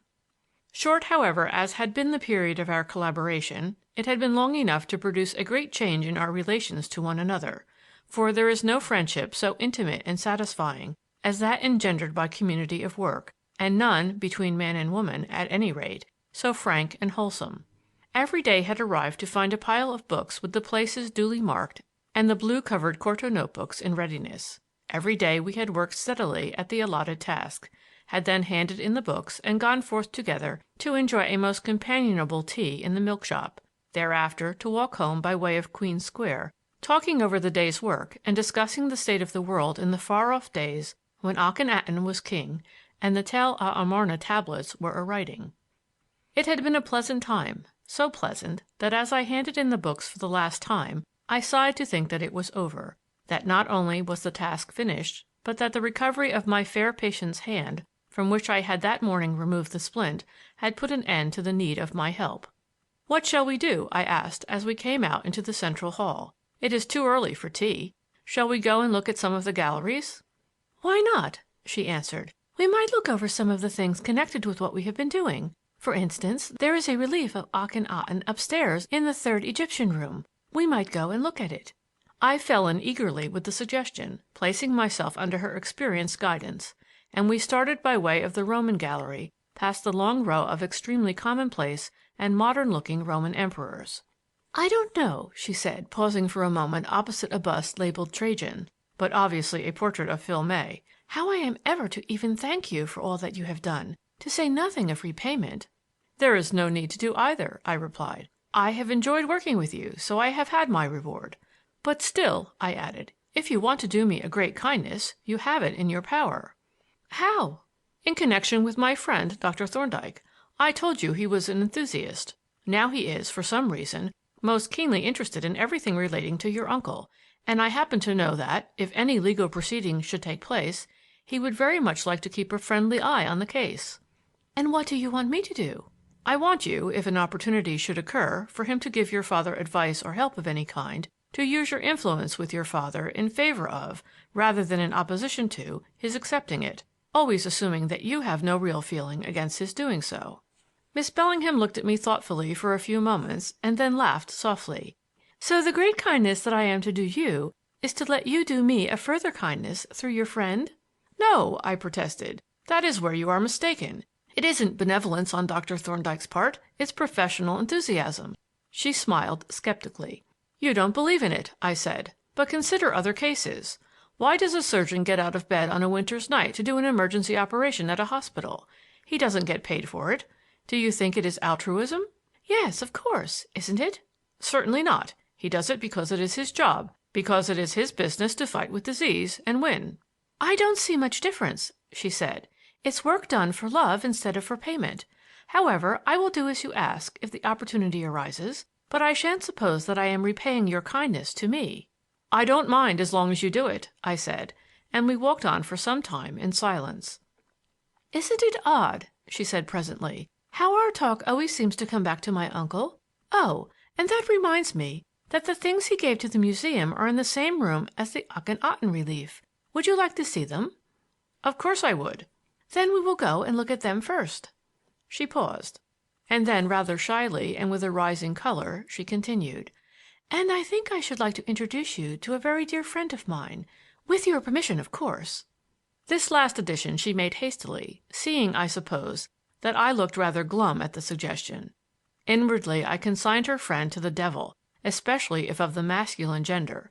Outwardly I expressed my felicity at making the acquaintance of any person whom she should honor with her friendship, whereat, to my discomfiture, she laughed enigmatically, a very soft laugh, low-pitched and musical, like the cooing of a glorified pigeon. I strolled on by her side, speculating a little anxiously on the coming introduction. Was I being conducted to the lair of one of the savants attached to the establishment? Would he add a superfluous third to our little party of two, so complete and companionable, solus cum sola, in this populated wilderness? Above all, would he turn out to be a young man and bring my aerial castles tumbling about my ears? The shy look and the blush with which she had suggested the introduction were ominous indications, upon which I mused gloomily as we ascended the stairs and passed through the wide doorway. I glanced apprehensively at my companion and met a quiet, inscrutable smile, and at that moment she halted opposite a wall case and faced me. "This is my friend," she said. "Let me present to you Artemidorus, late of Phaeum." "Oh, don't smile," she pleaded. "I am quite serious. Have you never heard of pious Catholics who cherish a devotion to some long-departed saint? That is my feeling toward Artemidorus, and if you only knew what comfort he has shed into the heart of a lonely woman, what a quiet, unobtrusive friend he has been to me in my solitary, friendless days, always ready with a kindly greeting on his gentle, thoughtful face, you would like him for that alone. And I want you to like him and to share our silent friendship. Am I very silly, very sentimental?" A wave of relief swept over me, and the mercury of my emotional thermometer, which had shrunk almost into the bulb, leaped up to summer heat. How charming it was of her, and how sweetly intimate, to wish to share this mystical friendship with me. And what a pretty conceit it was, too, and how like this strange, inscrutable maiden, to come here and hold silent converse with this long-departed Greek. And the pathos of it all touched me deeply amidst the joy of this new-born intimacy. "Are you scornful?" she asked, with a shade of disappointment, as I made no reply. "No, indeed I am not," I answered earnestly. "I want to make you aware of my sympathy and my appreciation without offending you by seeming to exaggerate, and I don't know how to express it." "Oh, never mind about the expression, so long as you feel it. I thought you would understand," and she gave me a smile that made me tingle to my fingertips. We stood a while gazing in silence at the mummy, for such indeed was her friend Artemidorus. But not an ordinary mummy. Egyptian in form, it was entirely Greek in feeling, and brightly colored as it was, in accordance with the racial love of color, the tasteful refinement with which the decoration of the case was treated made those around look garish and barbaric. But the most striking feature was a charming panel picture which occupied the place of the usual mask. This painting was a revelation to me. Except that it was executed in tempera instead of oil, it differed in no respect from modern work. There was nothing archaic or ancient about it. With its freedom of handling and its correct rendering of light and shade, it might have been painted yesterday. Indeed, enclosed in an ordinary gilt frame, it might have passed without remark in an exhibition of modern portraits. Miss Bellingham observed my admiration and smiled approvingly. "It's a charming little portrait, isn't it?" she said. "And such a sweet face, too, so thoughtful and human, with just a shade of melancholy. But the whole thing is full of charm. I fell in love with it the first time I saw it, and it is so Greek." "Yes, it is, in spite of the Egyptian gods and symbols." "Rather because of them, I think," she said. "There we have the typical Greek attitude, the genial, cultivated eclecticism that appreciated the fitness of even the most alien forms of art. There is Anubis standing beside the bier. There are Isis and Nephthys, and there below Horus and Tahuti. But we can't suppose Artemidorus worshipped or believed in those gods. They are there because they are splendid decoration and perfectly appropriate in character. The real feeling of those who love the dead man breaks out in the inscription." She pointed to a band below the pectoral where, in gilt capital letters, was written the two words Artemidore Epsyche. "Yes," I said, "it is very dignified and very human." "And so sincere and full of real emotion," she added. "I find it unspeakably touching. Oh, Artemidorus, farewell. There is the real note of human grief, the sorrow of eternal parting. How much finer it is than the vulgar boastfulness of the Semitic epitaphs, or our own miserable, insincere make-believe of the 'not lost but gone before' type. He was gone from them forever. They would look on his face and hear his voice no more. They realized that this was their last farewell. Oh, there is a world of love and sorrow in those two simple words." For some time neither of us spoke. The glamour of this touching memorial of a long-buried grief had stolen over me, and I was content to stand silent by my beloved companion and revive, with a certain pensive pleasure, the ghosts of human emotions over which so many centuries had rolled. Presently she turned to me with a frank smile. "You have been weighed in the balance of friendship," she said, "and not found wanting. You have the gift of sympathy, even with a woman's sentimental fancies." I suspected that a good many men would have developed this precious quality under the circumstances, but I refrained from saying so. There is no use in crying down one's own wares. I was glad enough to have earned her good opinion so easily, and when she at length turned away from the case and passed into the adjoining room, it was a very complacent young man who bore her company. "Here is Akhenaten, or Khu-en-Aten, as the authorities here render the hieroglyphics." She indicated a fragment of a colored relief labeled "Portion of a painted stone tablet with a portrait figure of Amenhotep IV," and we stopped to look at the frail, effeminate figure of the great king, with his large cranium, his queer, pointed chin, and the Aten rays stretching out their weird hands as if caressing him. "We mustn't stay here if you want to see my uncle's gift, because this room closes at 4 today."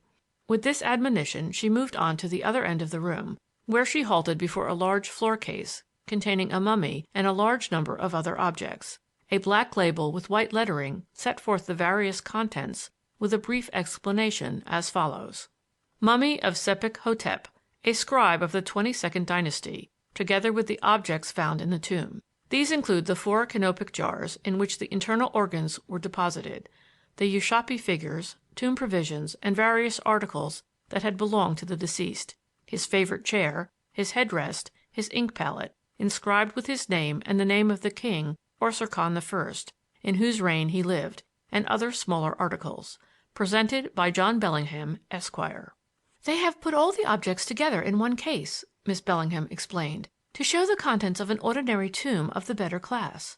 You see that the dead man was provided with all his ordinary comforts, provisions, furniture, the ink palette that he had been accustomed to use in writing on papyri, and a staff of servants to wait on him." "Where are the servants?" I asked. "The little Ushabti figures," she answered. "They were the attendants of the dead, you know, his servants in the underworld.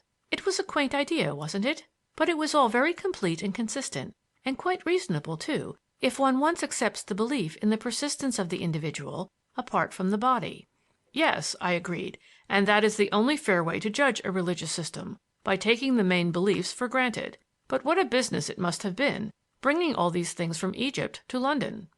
"It is worth the trouble, though, for it is a fine and instructive collection, and the work is all very good of its kind. You notice that the Ushabti figures and the heads that form the stoppers of the canopic jars are quite finely modeled. The mummy itself, too, is rather handsome, though that coat of bitumen on the back doesn't improve it. But Sepik Hotep must have been a fine-looking man." "The mask on the face is a portrait, I suppose?" "Yes. In fact, it's rather more. To some extent it is the actual face of the man himself. This mummy is enclosed in what is called a cartonnage. That is a case molded on the figure. The cartonnage was formed of a number of layers of linen or papyrus united by glue or cement, and when the case had been fitted to a mummy, it was molded to the body, so that the general form of the features and limbs was often apparent. After the cement was dry, the case was covered with a thin layer of stucco and the face modeled more completely. And then decorations and inscriptions were painted on, so that, you see, in a cartonnage the body was sealed up like a nut in its shell, unlike the more ancient forms in which the mummy was merely rolled up and enclosed in a wooden coffin. At this moment there smote upon our ears a politely protesting voice, announcing in sing-song tones that it was closing time, and simultaneously a desire for tea suggested the hospitable milk-shop. With leisurely dignity that ignored the official who shepherded us along the galleries, we made our way to the entrance, still immersed in conversation on matters sepulchral. It was rather earlier than our usual hour for leaving the museum, and, moreover, it was our last day, for the present. Wherefore we lingered over our tea to an extent that caused the milk-shop lady to view us with some disfavor, and when at length we started homeward, we took so many short-cuts that 6 o'clock found us no nearer our destination than Lincoln's Inn Fields, whither we had journeyed by a slightly indirect route that traversed, among other places, Russell Square, Red Lion Square with the quaint passage of the same name, Bedford Row, Jockey's Fields, Hand Court, and Great Turnstile. It was in the last thoroughfare that our attention was attracted by a flaring poster outside a newsvendor's bearing the startling inscription, "More Mementos of Murdered Man." Miss Bellingham glanced at the poster and shuddered. "Horrible, isn't it?" she said. "Have you read about them?" "I haven't been noticing the papers the last few days," I replied. "No, of course you haven't. You've been slaving at those wretched notes.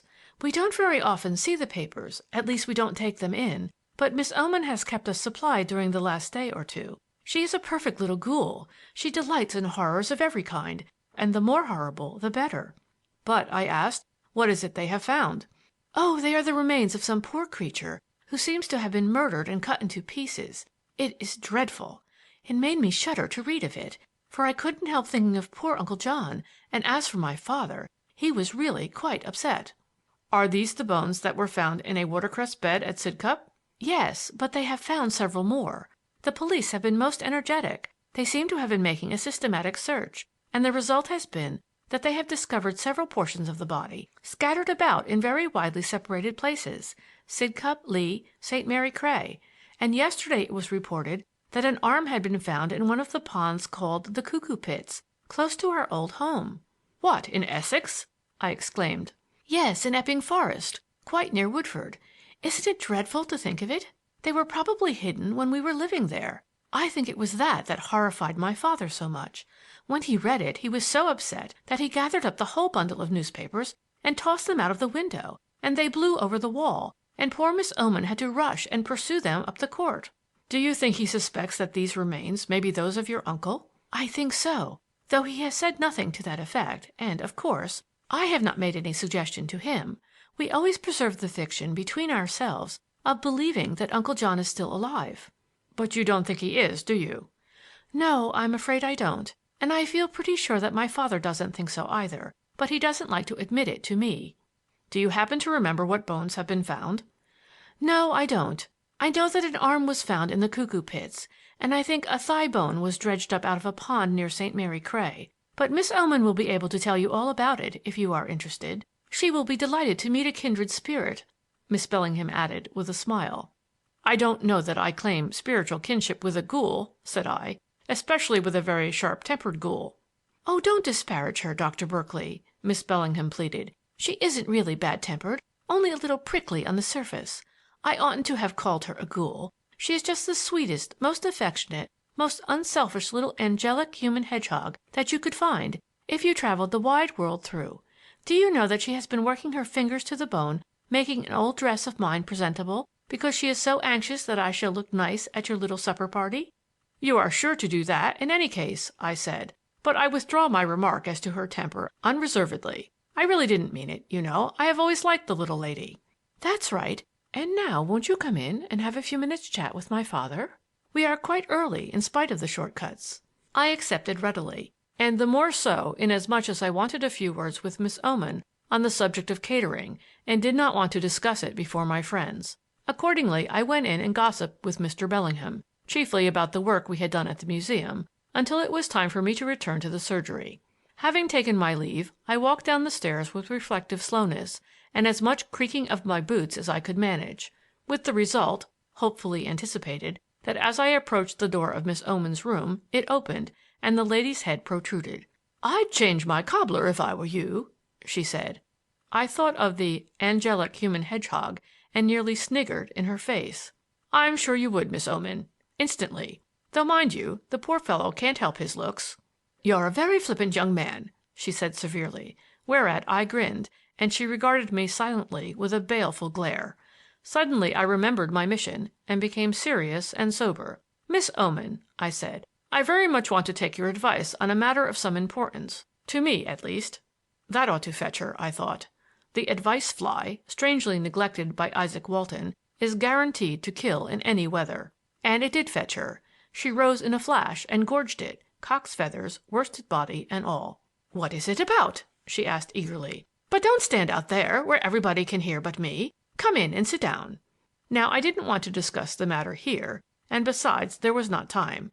I therefore assumed an air of mystery. "I can't, Miss Oman. I'm due at the surgery now. But if you would be passing and should have a few minutes to spare, I should be greatly obliged if you would look in. I really don't know quite how to act." "No, I expect not. Men very seldom do. But you're better than most, for you know when you are in difficulties and have the sense to consult a woman. But what is it about? Perhaps I might be thinking it over." "Well, you know," I began evasively, "it's a simple matter, but I can't very well— No, by Jove," I added, looking at my watch, "I must run or I shall keep the multitude waiting." And with this I bustled away, leaving her literally dancing with curiosity. End of chapter 8.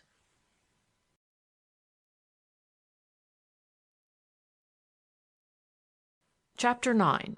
The Sphinx of Lincoln's Inn. At the age of 26 one cannot claim to have attained to the position of a person of experience.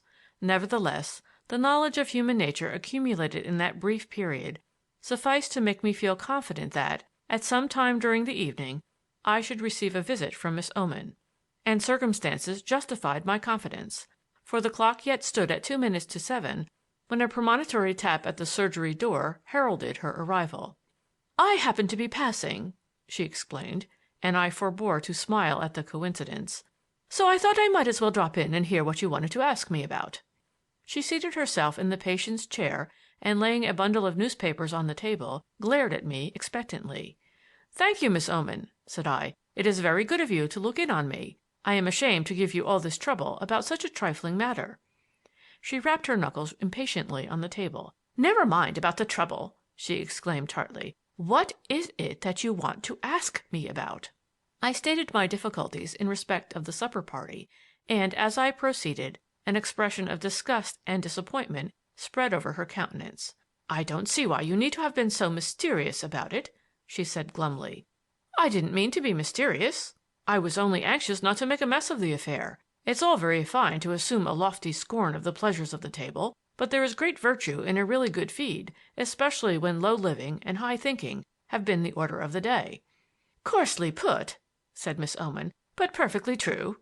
"Very well. Now, if I leave the management to Mrs. Gummer, she will probably provide a tepid Irish stew with flakes of congealed fat on it, and a plastic suet pudding or something of that kind, and turn the house upside down in getting it ready.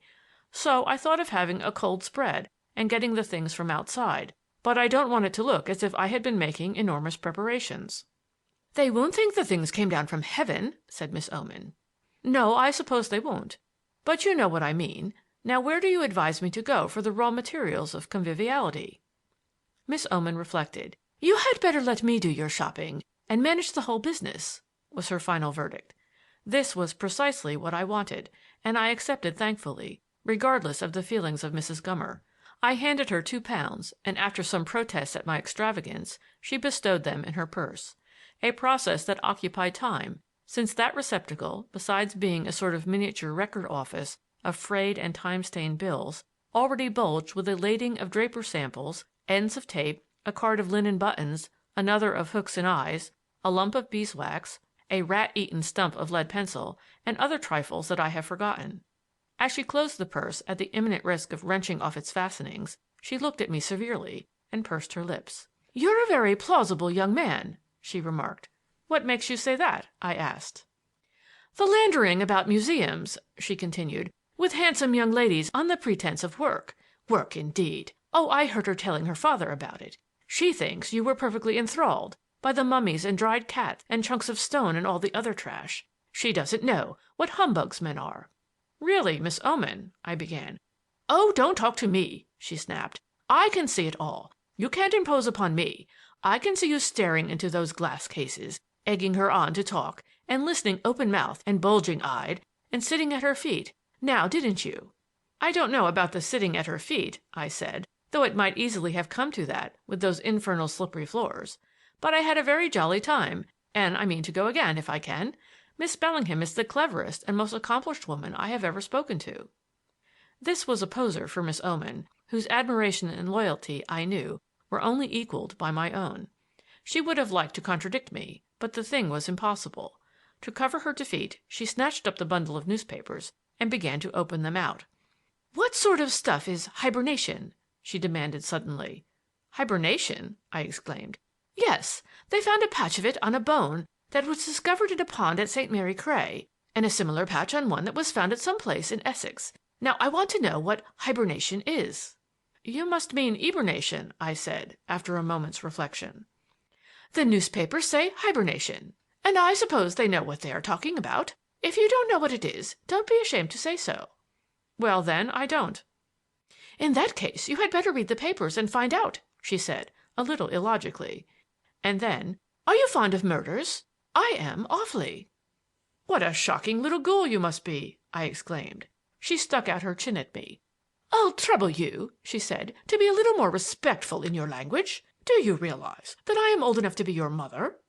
"Impossible!" I ejaculated. "Fact," said Miss Oman. "Well, anyhow," said I, "age is not the only qualification, and besides, you are too late for the billet. The vacancy's filled." Miss Oman slapped the papers down on the table and rose abruptly. "You had better read the papers and see if you can learn a little sense," she said severely, as she turned to go. "Oh, and don't forget the finger," she added eagerly. "That is really thrilling." "The finger?" I repeated. "Yes. They found a hand with one missing.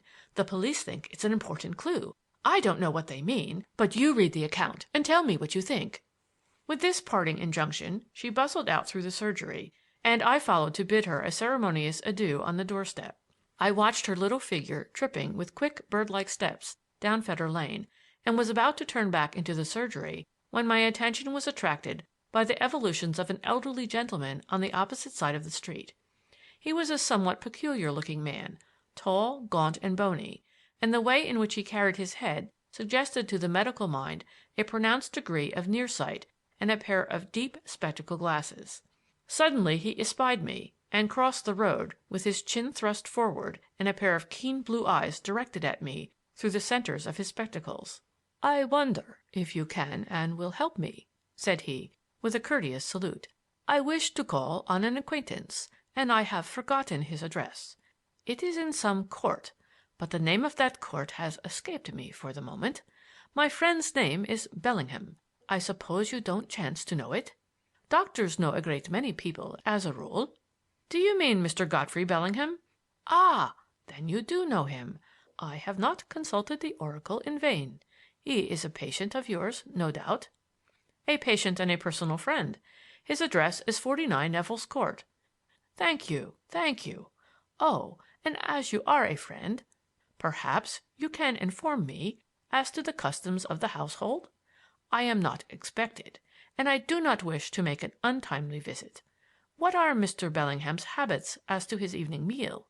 Would this be a convenient time to call?" "I generally make my evening visits a little later than this, say about 8:30. They have finished their meal by then." "Ah, 8:30 then. Then I suppose I had better take a walk until that time.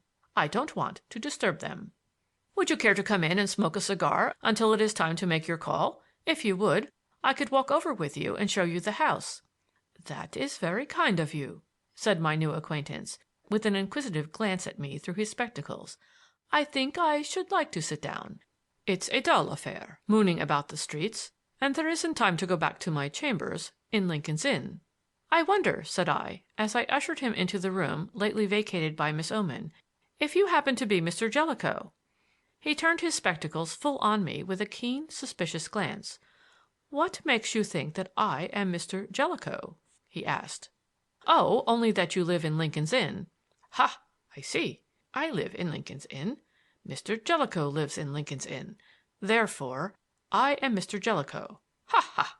Bad logic, but a correct conclusion. Yes, I am Mr. Jellicoe. What do you know about me?" "Mighty little, excepting that you are the late John Bellingham's man of business." "The late John Bellingham, hey? How do you know he is the late John Bellingham?" "As a matter of fact, I don't. Only I rather understood that that was your own belief." "You understood? Now from whom did you understand that? From Godfrey Bellingham? And how did he know what I believe? I never told him.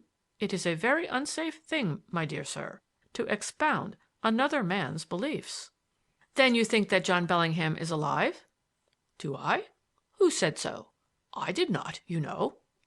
"But he must be either dead or alive." "There," said Mr. Jellicoe, "I am entirely with you. You have stated an undeniable truth." "It is not a very illuminating one, however," I replied, laughing. "Undeniable truths often are not," he retorted. "They are apt to be extremely general. In fact, I would affirm that the certainty of the truth of a given proposition is directly proportional to its generality." "I suppose that is so," said I. "Undoubtedly. Take an instance from your own profession. Given 1,000,000 normal human beings under 20, and you can say with certainty that a majority of them will die before reaching a certain age, that they will die in certain circumstances and of certain diseases. Then take a single unit from that million, and what can you predict concerning him? Nothing. He may die tomorrow. He may live to be a couple of hundred. He may die of a cold in the head, or a cut finger, or from falling off the cross of St. Paul's. In a particular case, you can predict nothing." "That is perfectly true," said I. And then, realizing that I had been led away from the topic of John Bellingham, I ventured to return to it. "That was a very mysterious affair, the disappearance of John Bellingham, I mean." "Why mysterious?" asked Mr. Jellicoe. "Men disappear from time to time, and then they reappear. The explanations that they give, when they give any, seem more or less adequate." "But the circumstances were surely rather mysterious." "What circumstances?" asked Mr. Jellicoe. "I mean the way in which he vanished from Mr. Hurst's house." "In what way did he vanish from it?" "Well, of course, I don't know." "Precisely. Neither do I. Therefore, I can't say whether that way was a mysterious one or not." "It is not even certain that he did leave it," I remarked, rather recklessly. "Exactly," said Mr. Jellicoe. "And if he did not, he is there still. And if he is there still, he has not disappeared, in the sense understood. And if he has not disappeared, there is no mystery." I laughed heartily, but Mr. Jellicoe preserved a wooden solemnity and continued to examine me through his spectacles, which I, in my turn, inspected and estimated at about -5 diopters. There was something highly diverting about this grim lawyer, with his dry contentiousness and almost farcical caution. His ostentatious reserve encouraged me to ply him with fresh questions, the more indiscreet the better. "I suppose," said I, "that under these circumstances you would hardly favor Mr. Hurst's proposal to apply for permission to presume death?" "Under what circumstances?" he inquired. "I was referring to the doubt you have expressed as to whether John Bellingham is, after all, really dead." "My dear sir," said he, "I fail to see your point. If it were certain that the man was alive, it would be impossible to presume that he was dead. And if it were certain that he was dead, presumption of death would still be impossible. You do not presume a certainty. The uncertainty is of the essence of the transaction." "But," I persisted, "if you really believe that he may be alive, I should hardly have thought that you would take the responsibility of presuming his death and dispersing his property." "I don't," said Mr. Jellicoe. I take no responsibility. I act in accordance with the decision of the court, and have no choice in the matter." "But the court may decide that he is dead, and he may nevertheless be alive." "Not at all. If the court decides that he is presumably dead, then he is presumably dead. As a mere irrelevant physical circumstance, he may, it is true, be alive. But legally speaking, and for testamentary purposes, he is dead. You fail to perceive the distinction, no doubt?" "I am afraid I do," I admitted. "Yes, the members of your profession usually do. That is what makes them such bad witnesses in a court of law. The scientific outlook is radically different from the legal. The man of science relies on his own knowledge and observation and judgment, and disregards testimony. A man comes to you and tells you he is blind in one eye. Do you accept his statement? Not in the least. You proceed to test his eyesight with some infernal apparatus of colored glasses, and you find that he can see perfectly well with both eyes. Then you decide that he is not blind in one eye. That is to say, you reject his testimony in favor of facts of your own ascertaining." "But surely that is the rational method of coming to a conclusion?" "In science, no doubt. Not in law.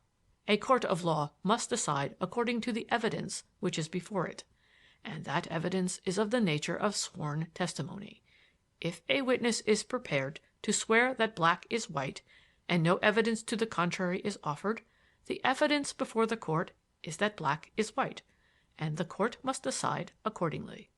The judge and the jury may think otherwise. They may even have private knowledge to the contrary. But they have to decide according to the evidence." "Do you mean to say that a judge would be justified in giving a decision which he knew to be contrary to the facts, or that he might sentence a man whom he knew to be innocent?"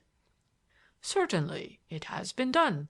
There is a case of a judge who sentenced a man to death, and allowed the execution to take place, notwithstanding that he, the judge, had actually seen the murder committed by another man.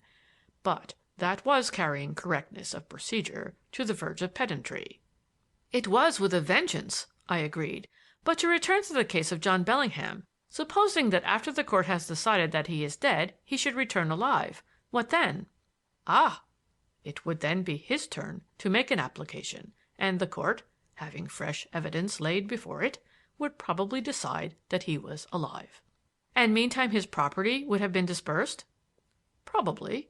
But you will observe that the presumption of death would have arisen out of his own proceedings. If a man acts in such a way as to create a belief that he is dead, he must put up with the consequences." "Yes, that is reasonable enough," said I. And then, after a pause, I asked, "Is there any immediate likelihood of proceedings of the kind being commenced?" "I understood, from what you said just now, that Mr. Hurst was contemplating some action of the kind. No doubt you had your information from a reliable quarter." This answer Mr. Jellicoe delivered without moving a muscle, regarding me with the fixity of a spectacled figurehead. I smiled feebly. The operation of pumping Mr. Jellicoe was rather like the sport of boxing with a porcupine, being chiefly remarkable as a demonstration of the power of passive resistance. I determined, however, to make one more effort, rather, I think, for the pleasure of witnessing his defensive maneuvers than with the expectation of getting anything out of him. I accordingly opened out on the subject of the remains. "Have you been following these remarkable discoveries of human bones that have been appearing in the papers?" I asked. He looked at me stonily for several moments, and then replied: "Human bones are rather more within your province than mine. But, now that you mention it, I think I recall having read of some such discoveries. They were disconnected bones, I believe." "Yes, evidently parts of a dismembered body." "So I should suppose. No, I have not followed the accounts. As we get on in life, our interests tend to settle into grooves, and my groove is chiefly connected with conveyancing. These discoveries would be of more interest to a criminal lawyer." "I thought you might, perhaps, have connected them with the disappearance of your client." "Why should I? What could be the nature of the connection?" "Well," I said, "these are the bones of a man." Yes, and my client was a man with bones. That is a connection, certainly, though not a very specific or distinctive one. But perhaps you had something more particular in your mind?" "I had," I replied. "The fact that some of the bones were actually found on land belonging to your client seemed to me rather significant." "Did it, indeed?" said Mr. Jellicoe. He reflected for a few moments, gazing steadily at me the while, and then continued: "In that I am unable to follow you. It would have seemed to me that the finding of human remains upon a certain piece of land might conceivably throw a prima facie suspicion upon the owner or occupant of the land as being the person who deposited them. But the case that you suggest is the one case in which this would be impossible.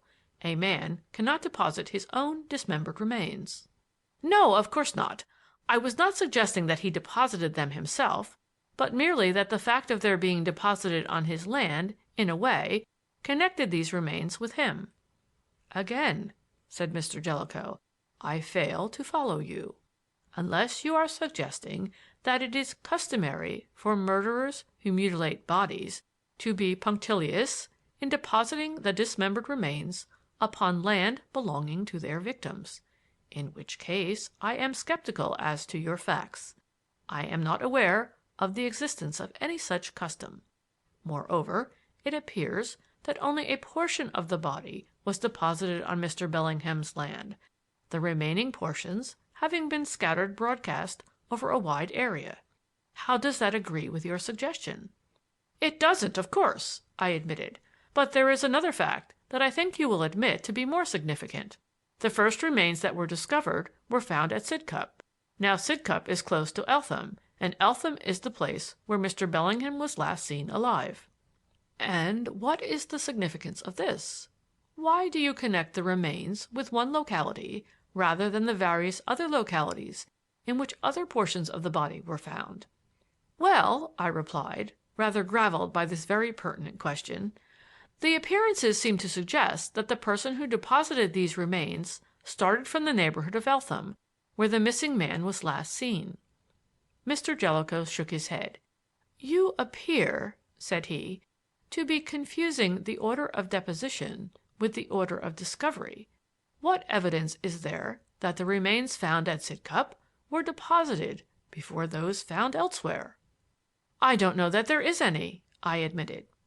"Then," said he, "I don't see how you support your suggestion that the person started from the neighborhood of Eltham." On consideration, I had to admit that I had nothing to offer in support of my theory, and having thus shot my last arrow in this very unequal contest, I thought it time to change the subject. "I called in at the British Museum the other day," said I, "and had a look at Mr. Bellingham's last gift to the nation. The things are very well shown in that central case." "Yes. I was very pleased with the position they have given to the exhibit, and so would my poor old friend have been. I wished, as I looked at the case, that he could have seen it. But perhaps he may, after all." "I am sure I hope he will," said I, with more sincerity perhaps than the lawyer gave me credit for the return of John Bellingham would most effectually have cut the Gordian knot of my friend Godfrey's difficulties. "You are a good deal interested in Egyptology yourself, aren't you?" I added. "Greatly interested," replied Mr. Jellicoe, with more animation than I had thought possible in his wooden face. "It is a fascinating subject. The study of this venerable civilization, extending back to the childhood of the human race, preserved forever for our instruction in its own unchanging monuments, like a fly in a block of amber. Everything connected with Egypt is full of an impressive solemnity, a feeling of permanence, of stability, defying time and change, pervades it. The place, the people, and the monuments alike breathe of eternity." I was mightily surprised at this rhetorical outburst on the part of this dry, taciturn lawyer, but I liked him the better for the touch of enthusiasm that made him human, and determined to keep him astride of his hobby. "Yet," said I, "the people must have changed in the course of centuries." "Yes, that is so. The people who fought against Cambyses were not the race who marched into Egypt 5,000 years before, the dynastic people whose portraits we see on the early monuments. In those 50 centuries, the blood of Hyksos and Syrians and Ethiopians and Hittites, and who can say how many more races, must have mingled with that of the old Egyptians. But still, the national life went on without a break, the old culture leavened the new peoples, and the immigrant strangers ended by becoming Egyptians. It is a wonderful phenomenon. Looking back on it from our own time, it seems more like a geological period than the life history of a single nation. Are you at all interested in the subject? Yes, decidedly, though I am completely ignorant of it. The fact is that my interest is of quite recent growth. It is only of late that I have been sensible to the glamour of things Egyptian. Since you made Miss Bellingham's acquaintance, perhaps, suggested Mr. Jellicoe, himself as unchanging in aspect as an Egyptian effigy. I suppose I must have reddened. I certainly resented the remark, for he continued in the same even tone. I made the suggestion because I know that she takes an intelligent interest in the subject, and is, in fact, quite well informed on it. Yes, she seems to know a great deal about the antiquities of Egypt, and I may as well admit that your surmise was correct. It was she who showed me her uncle's collection. So I had supposed, said Mr. Jellicoe, and a very instructive collection it is. In a popular sense, very suitable for exhibition in a public museum, though there is nothing in it of unusual interest to the expert. The tomb furniture is excellent of its kind, and the cartonnage case of the mummy is well made and rather finely decorated. Yes, I thought it quite handsome.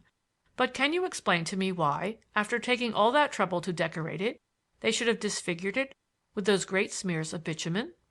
Ah, said Mr. Jellicoe, that is quite an interesting question. It is not unusual to find mummy cases smeared with bitumen.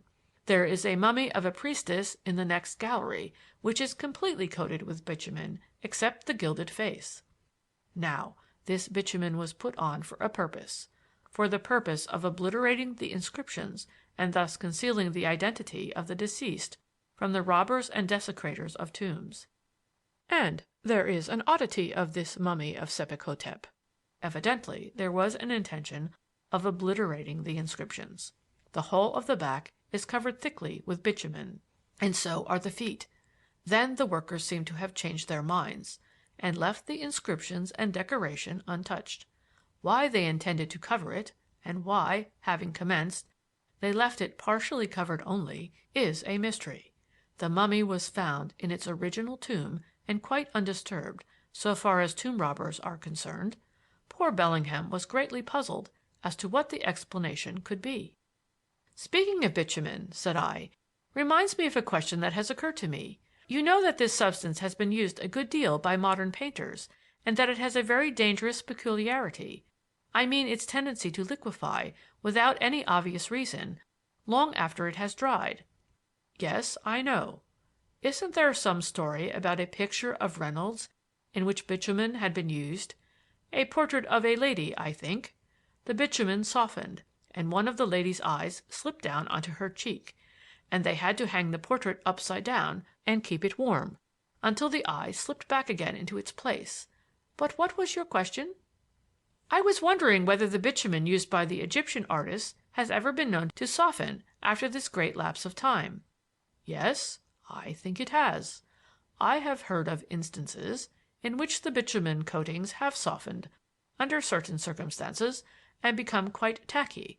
But, bless my soul, here I am gossiping with you and wasting your time, and it is nearly 8:45. My guest rose hastily, and I, with many apologies for having detained him, proceeded to fulfill my promise to guide him to his destination. As we sallied forth together, the glamour of Egypt faded by degrees, and when he shook my hand stiffly at the gate of the Bellinghams' house, all his vivacity and enthusiasm had vanished, leaving the taciturn lawyer dry, uncommunicative, and not a little suspicious. End of Chapter 9.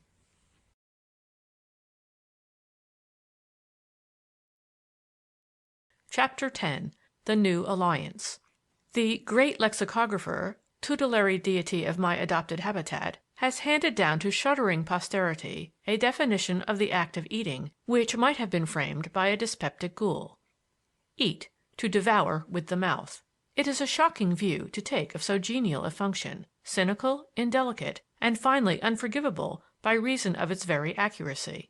For, after all, that is what eating amounts to, if one must needs express it with such crude brutality. But if the ingestion of alimentary substances, to ring a modern change upon the older formula, is in itself a process material even unto carnality, it is undeniable that it forms a highly agreeable accompaniment to more psychic manifestations. And so, as the lamplight, reinforced by accessory candles, falls on the little table in the first-floor room, looking on Fetter Lane, only now the curtains are drawn, the conversation is not the less friendly and bright for a running accompaniment executed with knives and forks, for clink of goblet and jovial gurgle of wine-flask. On the contrary, to one of us at least, to wit Godfrey Bellingham, the occasion is one of uncommon festivity, and his boyish enjoyment of the simple feast makes pathetic suggestions of hard times, faced uncomplainingly, but keenly felt nevertheless. The talk flitted from topic to topic, mainly concerning itself with matters artistic, and never for one moment approaching the critical subject of John Bellingham's will.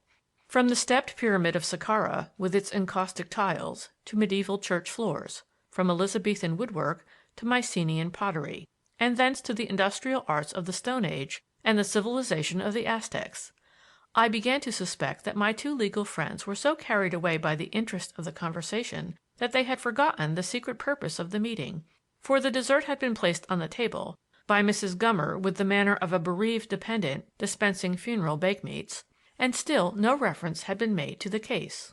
But it seemed that Thorndyke was still playing a waiting game, was only allowing the intimacy to ripen while he watched for the opportunity. And that opportunity came, even as Mrs. Gummer vanished spectrally with a tray of plates and glasses.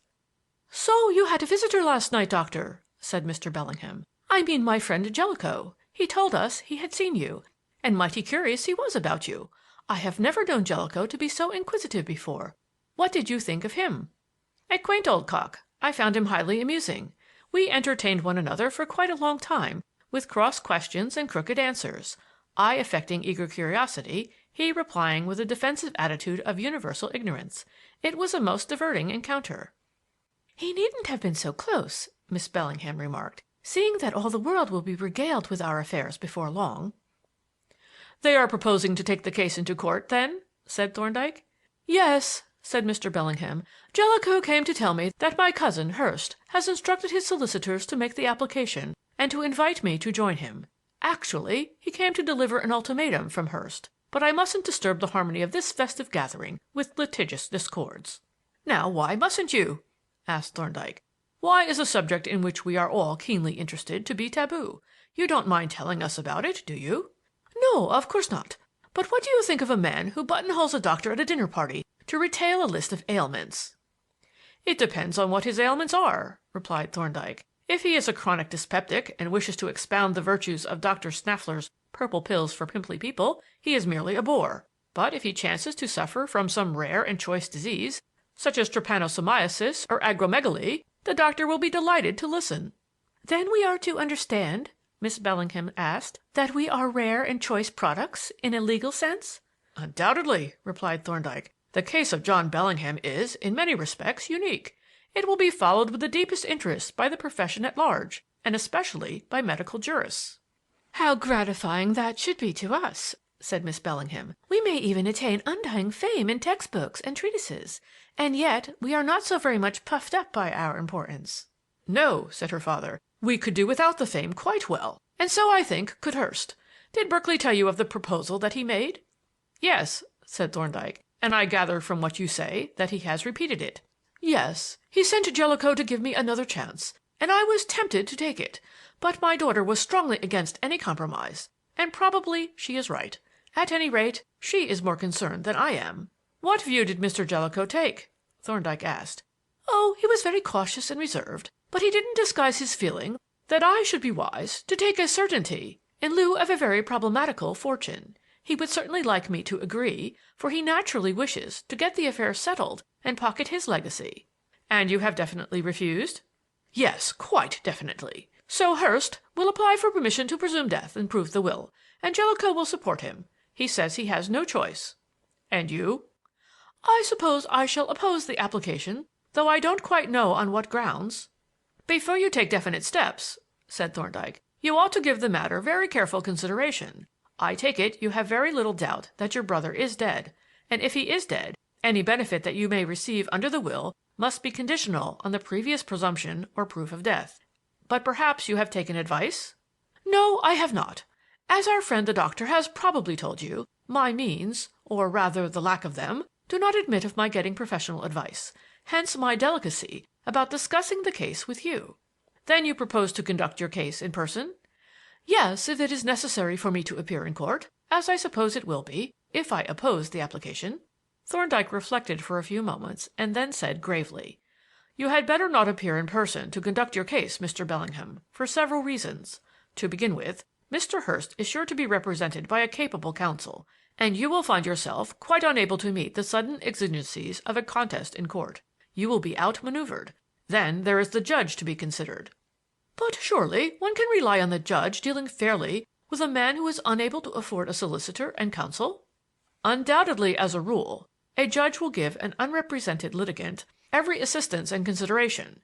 English judges in general are high-minded men with a deep sense of their great responsibilities. But you cannot afford to take any chances. You must consider the exceptions. A judge has been a counsel, and he may carry to the bench some of the professional prejudices of the bar. Indeed, if you consider the absurd license permitted to counsel in their treatment of witnesses, and the hostile attitude adopted by some judges toward medical and other scientific men who have to give their evidence, you will see that the judicial mind is not always quite as judicial as one would wish, especially when the privileges and immunities of the profession are concerned. Now, your appearance in person to conduct your case must, unavoidably, cause some inconvenience to the court. Your ignorance of procedure and legal details must occasion some delay, and if the judge should happen to be an irritable man, he might resent the inconvenience and delay. I don't say that would affect his decision. I don't think it would, but I am sure it would be wise to avoid giving offense to the judge. And above all, it is most desirable to be able to detect and reply to any maneuvers on the part of the opposing counsel, which you certainly would not be able to do." "This is excellent advice, Dr. Thorndyke," said Bellingham, with a grim smile, "but I'm afraid I shall have to take my chance." "Not necessarily," said Thorndyke. "I am going to make a little proposal, which I will ask you to consider without prejudice as a mutual accommodation. You see, your case is one of exceptional interest. It will become a textbook case, as Miss Bellingham prophesied. And since it lies within my specialty, it will be necessary for me to follow it in the closest detail. Now, it would be much more satisfactory to me to study it from within than from without, to say nothing of the credit which would accrue to me if I should be able to conduct it to a successful issue. I am therefore going to ask you to put your case in my hands and let me see what can be done with it. I know this is an unusual course for a professional man to take, but I think it is not improper under the circumstances." Mr. Bellingham pondered in silence for a few moments, and then, after a glance at his daughter, began rather hesitatingly. "It's very generous of you, Dr. Thorndyke." "Pardon me," interrupted Thorndyke. "It is not. My motives, as I have explained, are purely egotistic." Mr. Bellingham laughed uneasily, and again glanced at his daughter, who, however, pursued her occupation of peeling a pear with calm deliberation and without lifting her eyes. Getting no help from her, he asked, "Do you think that there is any possibility whatever of a successful issue?" "Yes, a remote possibility, very remote, I fear, as things look at present. But if I thought the case absolutely hopeless, I should advise you to stand aside and let events take their course." "Supposing the case should come to a favorable termination, would you allow me to settle your fees in the ordinary way?"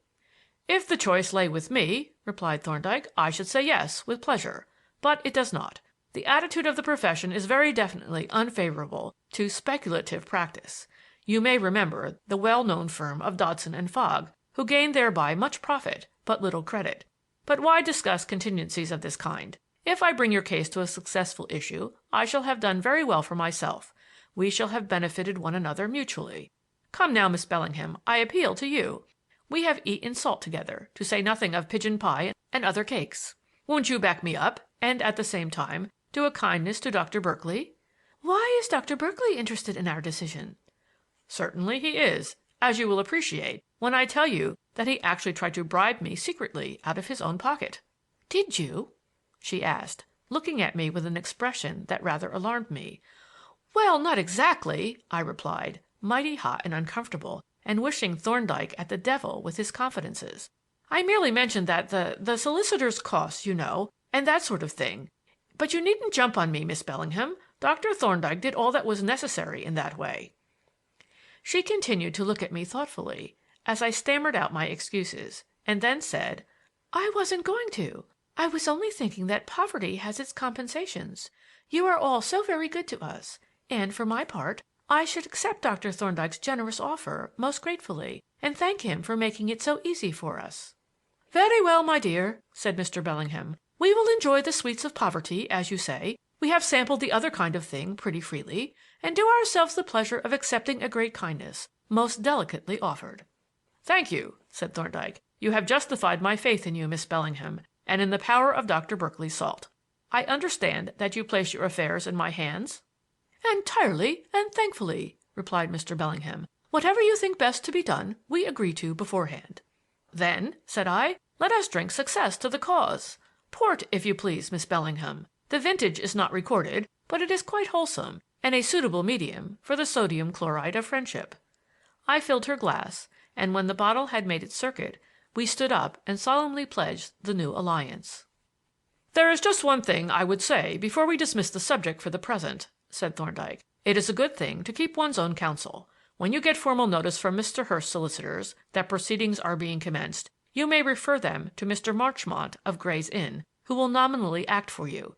He will actually have nothing to do, but we must preserve the fiction that I am instructed by a solicitor. Meanwhile, and until the case goes into court, I think it very necessary that neither Mr. Jellicoe nor anyone else should know that I am connected with it. We must keep the other side in the dark, if we can." "We will be as secret as the grave," said Mr. Bellingham. "And, as a matter of fact, it will be quite easy, since it happens, by a curious coincidence, that I am already acquainted with Mr. Marchmont. He acted for Stephen Blackmore, you remember, in that case that you unraveled so wonderfully. I knew the Blackmores." "Did you?" said Thorndyke. "What a small world it is! And what a remarkable affair that was! The intricacies and cross issues made it quite absorbingly interesting, and it is noteworthy for me in another respect, for it was one of the first cases in which I was associated with Dr. Jervis." "Yes, and a mighty useful associate I was," remarked Jervis, "though I did pick up one or two facts by accident. And, by the way, the Blackmore case had certain points in common with your case, Mr. Bellingham. There was a disappearance and a disputed will, and the man who vanished was a scholar and an antiquarian." "Cases in our specialty are apt to have certain general resemblances," Thorndyke said, and as he spoke he directed a keen glance at his junior, the significance of which I partly understood when he abruptly changed the subject. "The newspaper reports of your brother's disappearance, Mr. Bellingham, were remarkably full of detail. There were even plans of your house and that of Mr. Hurst. Do you know who supplied the information?" "No, I don't," replied Mr. Bellingham. "I know that I didn't. Some newspaper men came to me for information, but I sent them packing. So, I understand, did Hurst. As for Jellicoe, you might as well cross-examine an oyster." "Well," said Thorndyke, "the pressmen have queer methods of getting 'copy,' but still, someone must have given them that description of your brother and those plans. It would be interesting to know who it was. However, we don't know, and now let us dismiss these legal topics with suitable apologies for having introduced them." "And perhaps," said I, "we may as well adjourn to what we call the drawing room. It is really Barnard's den, and leave the housekeeper to wrestle with the debris." We migrated to the cheerfully shabby little apartment, and when Mrs. Gummer had served coffee with gloomy resignation, as who should say, "If you should drink this sort of stuff, I suppose you must, but don't blame me for the consequences," I settled Mr. Bellingham in Barnard's favorite lopsided easy chair, the depressed seat of which suggested its customary use by an elephant of sedentary habits, and opened the diminutive piano. "I wonder if Miss Bellingham would give us a little music?" I said. "I wonder if she could," was the smiling response. "Do you know," she continued, "I have not touched a piano for nearly 2 years. It will be quite an interesting experiment to me, but if it fails you will be the sufferers, so you must choose." "My verdict," said Mr. Bellingham, "is fiat experimentum, though I won't complete the quotation, as that would seem to disparage Dr. Barnard's piano. But before you begin, Ruth, there is one rather disagreeable matter that I want to dispose of, so that I may not disturb the harmony with it later." He paused, and we all looked at him expectantly. "I suppose, Dr. Thorndyke," he said, "you read the newspapers?" "I don't," replied Dr. Thorndyke, "but I ascertain for purely business purposes what they contain." "Then," said Mr. Bellingham, "you have probably met with some accounts of the finding of certain human remains, apparently portions of a mutilated body." "Yes, I have seen those reports and filed them for future reference."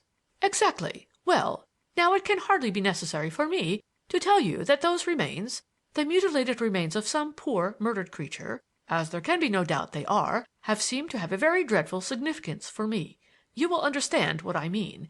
And I want to ask you if they have made a similar suggestion to you."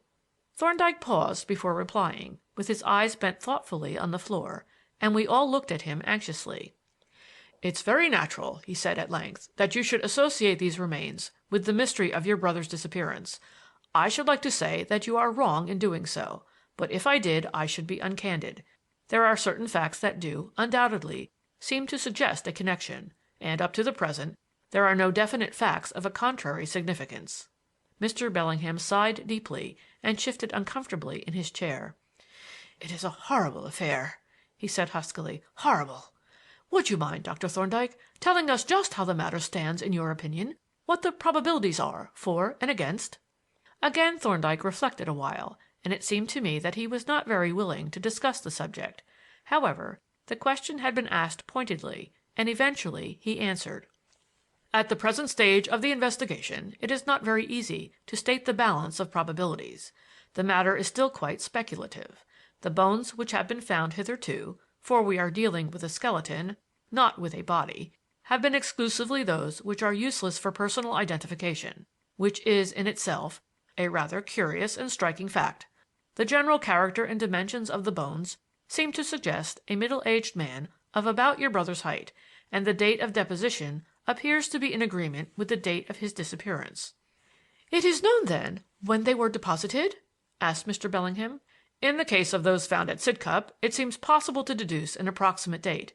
The Water-Cress Bed was cleaned out about 2 years ago, so they could not have been lying there longer than that, and their condition suggests that they could not have been there much less than 2 years, as there is apparently no vestige of the soft structures left. Of course, I am speaking from the newspaper reports only. I have no direct knowledge of the matter."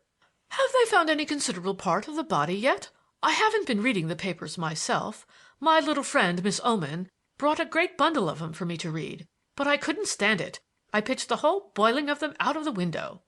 I thought I detected a slight twinkle in Thorndyke's eye, but he answered quite gravely: "I think I can give you the particulars from memory, though I won't guarantee the dates. The original discovery was made, apparently quite accidentally, at Sidcup on the 15th of July. It consisted of a complete left arm, minus the third finger and including the bones of the shoulder blade and collar bone. This discovery seems to have set the local population, especially the juvenile part of it, searching all the ponds and streams in the neighborhood." "Cannibals!" interjected Mr. Bellingham.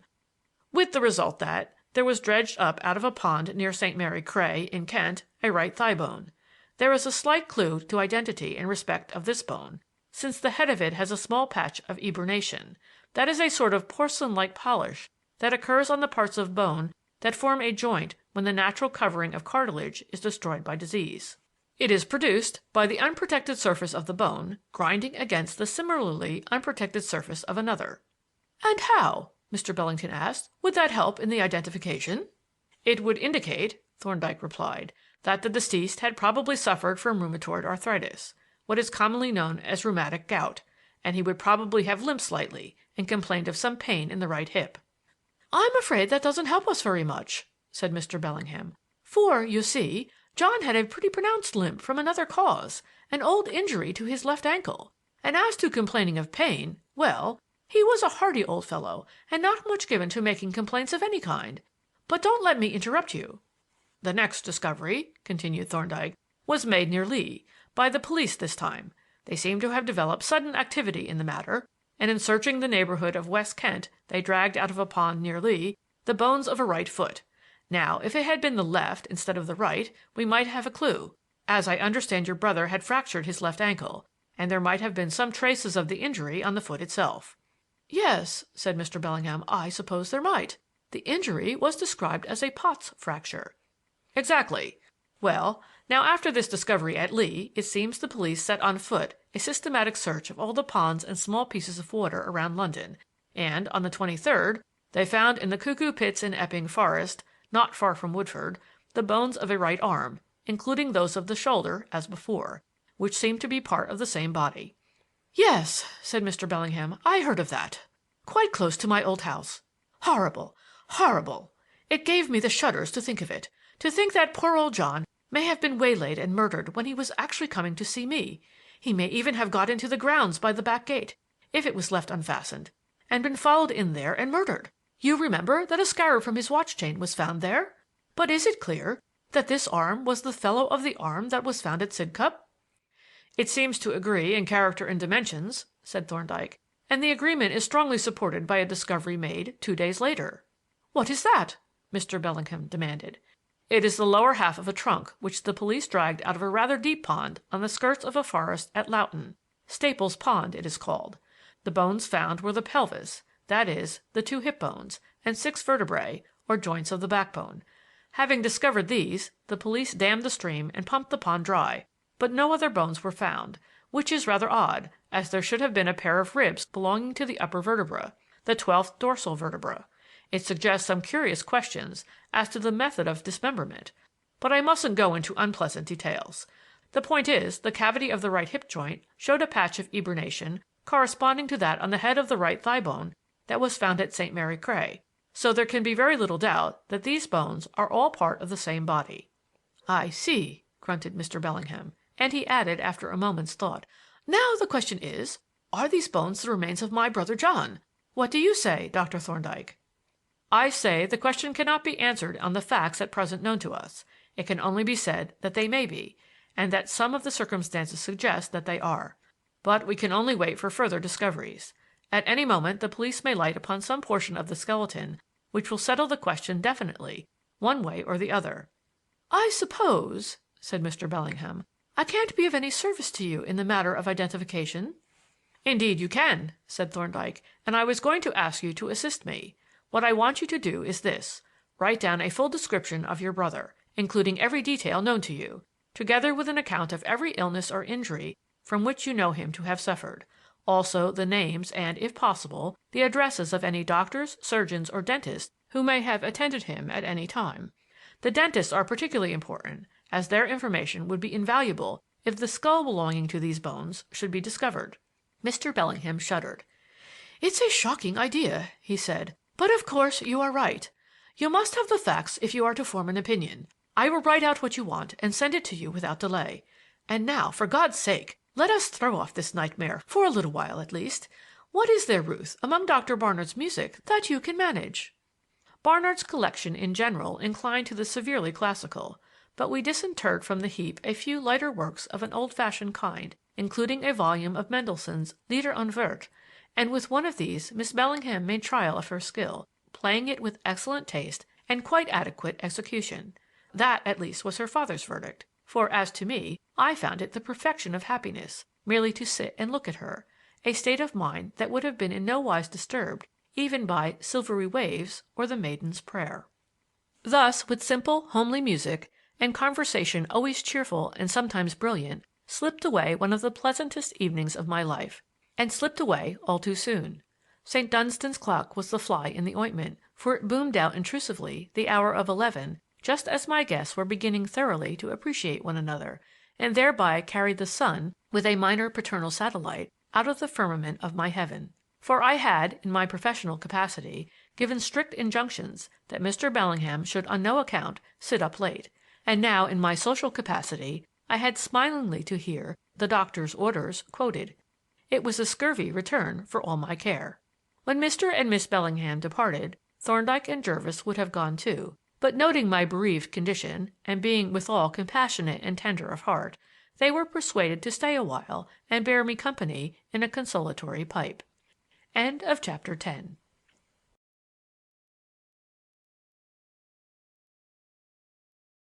Chapter 11. The Evidence Reviewed. "So the game has opened," observed Thorndyke as he struck a match. "The play has begun with a cautious lead-off by the other side, very cautious and not very confident." "Why do you say 'not very confident'?" I asked. "Well, it is evident that Hurst, and I fancy Jellicoe too, is anxious to buy off Bellingham's opposition, and at a pretty long price, under the circumstances. And when we consider how very little Bellingham has to offer against the presumption of his brother's death, it looks as if Hurst hadn't much to say on his side." "No," said Jervis. "He can't hold many trumps, or he wouldn't be willing to pay $400 a year for his opponent's chance. And that is just as well, for it seems to me that our own hand is a pretty poor one." "We must look through our hand and see what we do hold," said Thorndyke. "Our trump card at present, a rather small one, I'm afraid, is the obvious intention of the testator that the bulk of the property should go to his brother." "I suppose you will begin your inquiries now?" I said. "We began them some time ago, the day after you brought us the will, in fact. Jervis has been through the registers and has ascertained that no interment under the name of John Bellingham has taken place since the disappearance, which was just what we expected. He has also discovered that some other person has been making similar inquiries, which again is what we expected." "And your own investigations?" "Have given negative results for the most part. I found Dr. Norbury at the British Museum very friendly and helpful, so friendly, in fact, that I am thinking whether I may not be able to enlist his help in certain private researches of my own with reference to the change effected by time in the physical properties of certain substances." "Oh, you haven't told me about that," said Jervis. "No, I haven't really commenced to plan my experiments yet, and they will probably lead to nothing when I do. It occurred to me that, possibly, in the course of time, certain molecular changes might take place in substances such as wood, bone, pottery, stucco, and other common materials, and that these changes might alter their power of conducting or transmitting molecular vibrations. Now, if this should turn out to be the case, it would be a fact of considerable importance, medico-legally and otherwise, for it would be possible to determine approximately the age of any object of known composition by testing its reactions to electricity, heat, light, and other molecular vibrations. I thought of seeking Dr. Norbury's assistance because he can furnish me with materials for experiment of such great age that their reactions, if any, should be extremely easy to demonstrate. But to return to our case. I learned from him that John Bellingham had certain friends in Paris, collectors and museum officials, whom he was in the habit of visiting for the purpose of study and exchange of specimens. I have made inquiries of all of these, and none of them had seen him during his last visit. In fact, I have not yet discovered anyone who had seen Bellingham in Paris on this occasion, so his visit there remains a mystery for the present. "It doesn't seem to be of much importance, since he undoubtedly came back," I remarked. But to this Thorndyke demurred.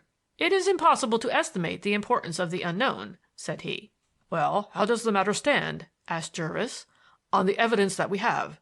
John Bellingham disappeared on a certain date. Is there anything to show what was the manner of his disappearance?"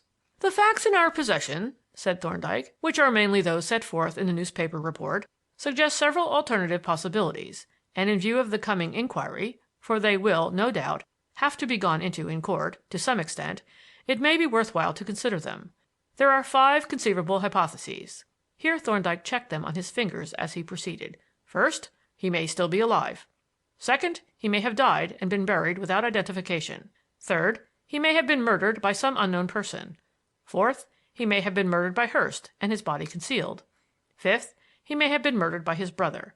Let us examine these possibilities seriatim. First, he may still be alive. If he is, he must either have disappeared voluntarily, have lost his memory suddenly and not been identified, or have been imprisoned on a false charge or otherwise. Let us take the first case, that of voluntary disappearance. Obviously, its improbability is extreme.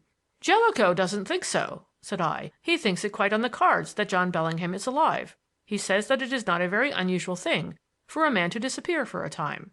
"Then why is he presuming for a presumption of death?" "Just what I asked him. He says that it is the correct thing to do, that the entire responsibility rests on the court." "That is all nonsense," said Thorndyke. "Jellicoe is the trustee for his absent client, and if he thinks that client is alive, it is his duty to keep the estate intact, and he knows that perfectly well. We may take it that Jellicoe is of the same opinion as I am, that John Bellingham is dead." "Still," I urged, "men do disappear from time to time and turn up again after years of absence." "Yes, for a definite reason.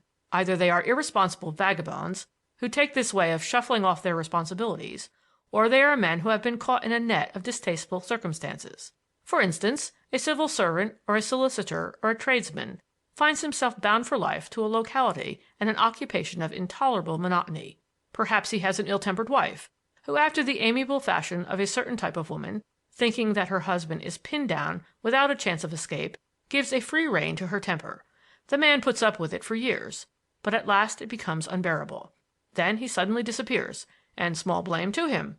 But this was not Bellingham's case. He was a wealthy bachelor with an engrossing interest in life, free to go whither he would, and to do whatsoever he wished. Why should he disappear? The thing is incredible.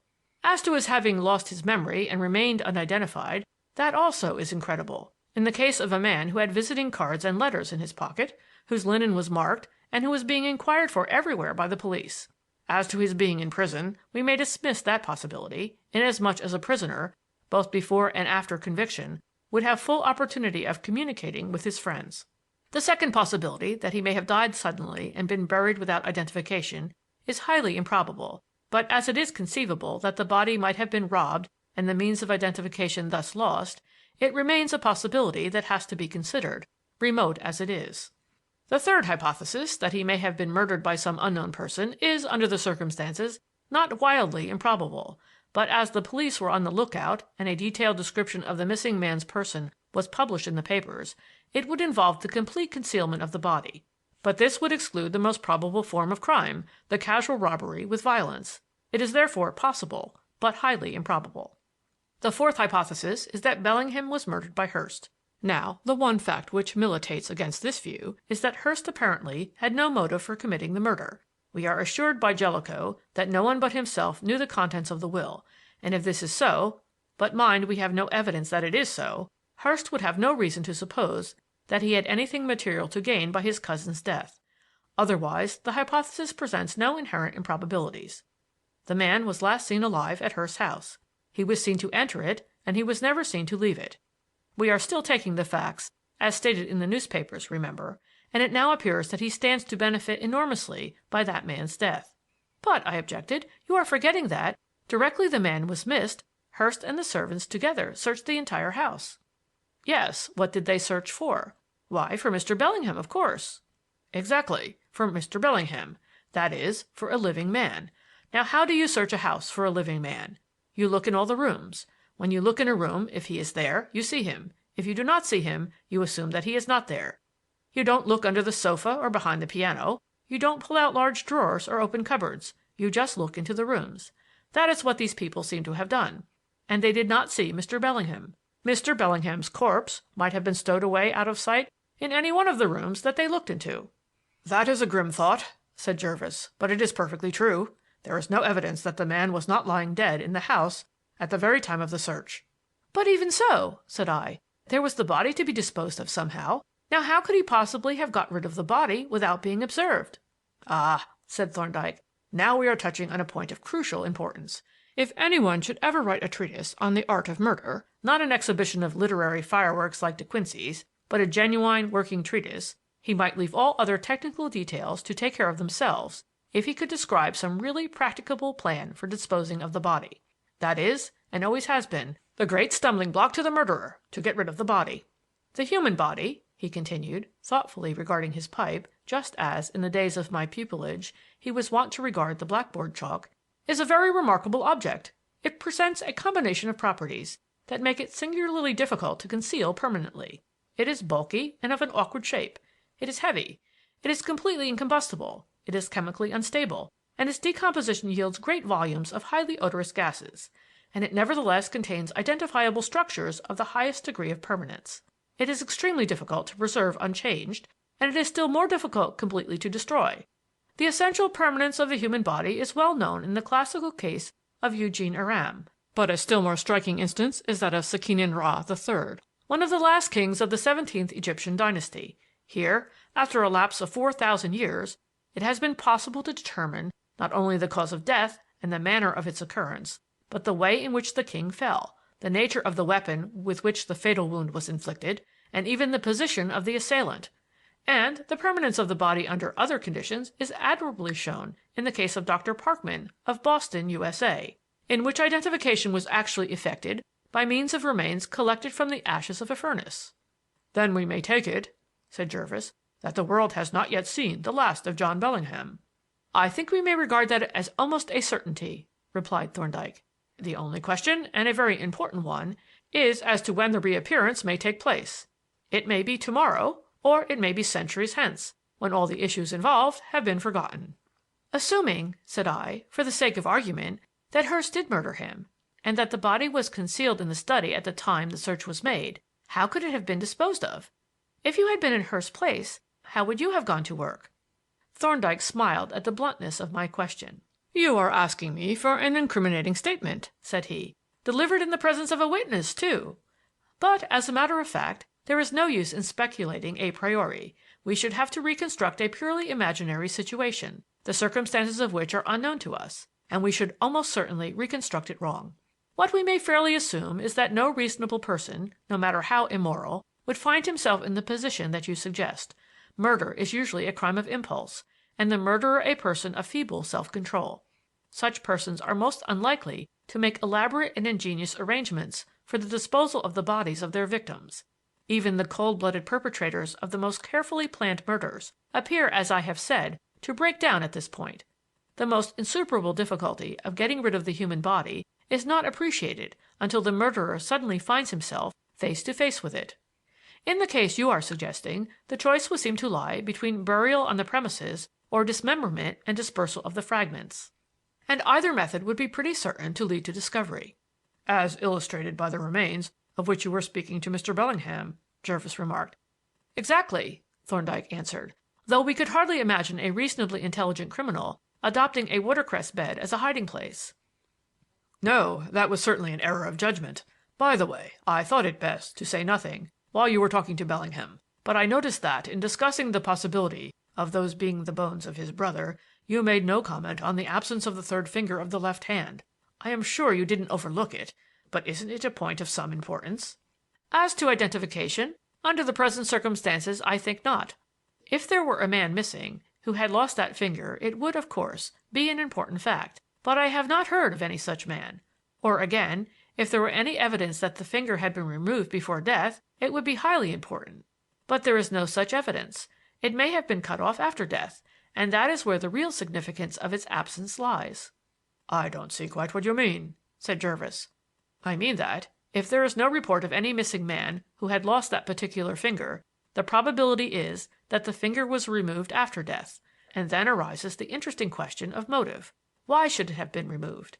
It could hardly have been detached accidentally. What do you suggest?" "Well," said Jervis, "it might have been a peculiar finger, a finger, for instance, with some characteristic deformity, such as an ankylosed joint, which would have been easy to identify." "Yes, but that explanation introduces the same difficulty. No person with a deformed or ankylosed finger has been reported as missing." Jervis puckered up his brows and looked at me. "I'm hanged if I see any other explanation," he said. "Do you, Berkeley?" I shook my head. "Don't forget which finger it is that is missing," said Thorndyke. "The third finger of the left hand." "Oh, I see," said Jervis. "The ring finger. You mean that it may have been removed for the sake of a ring that wouldn't come off." "Yes. It would not be the first instance of the kind. Fingers have been severed from dead hands, and even from living ones, for the sake of rings that were too tight to be drawn off. And the fact that it is the left hand supports the suggestion, for a ring that was inconveniently tight would be worn by preference on the left hand, as that is usually slightly smaller than the right. What is the matter, Berkeley?" A sudden light had burst upon me, and I suppose my countenance betrayed the fact. "I am a confounded fool!" I exclaimed. "Oh, don't say that," said Jervis. "Give your friends a chance." "I ought to have seen this long ago and told you about it. John Bellingham did wear a ring, and it was so tight that, when once he had got it on, he could never get it off again." "Do you happen to know on which hand he wore it?" Thorndyke asked. "Yes, it was on the left hand, because Miss Bellingham, who told me about it, said that he would never have been able to get the ring on at all but for the fact that his left hand was slightly smaller than his right." "There it is, then," said Thorndyke. "With this new fact in our possession, the absence of the finger furnishes the starting point of some very curious speculations." "As for instance?" said Jervis. "Ah, under the circumstances I must leave you to pursue those speculations independently. I am now acting for Mr. Bellingham." Jervis grinned and was silent for a while, refilling his pipe thoughtfully, but when he had got it alight he resumed. "To return to the question of the disappearance, you don't consider it highly improbable that Bellingham might have been murdered by Hurst?" "Oh, don't imagine I am making an accusation. I am considering the various probabilities merely in the abstract. The same reasoning applies to the Bellinghams. As to whether any of them did commit the murder, that is a question of personal character.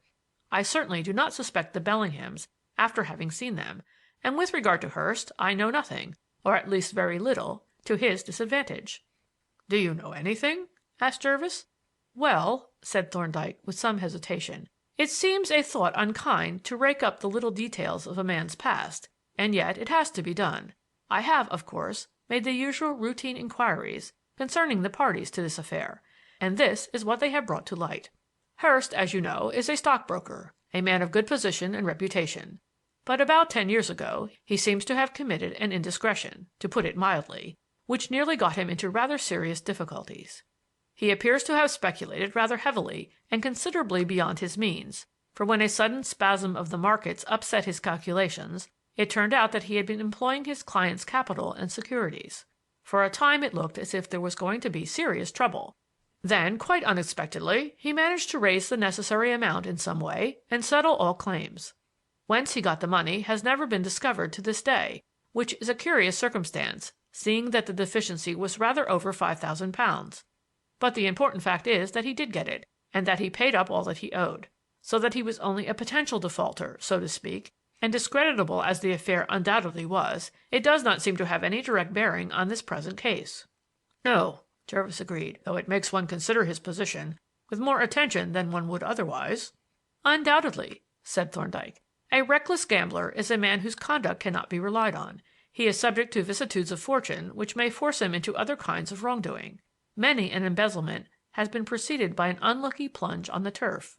"Assuming the responsibility for this disappearance to lie between Hurst and the Bellinghams," said I, with an uncomfortable gulp as I mentioned the names of my friends, "to which side does the balance of probability incline?" "To the side of Hurst, I should say, without doubt," replied Thorndyke. "The case stands thus.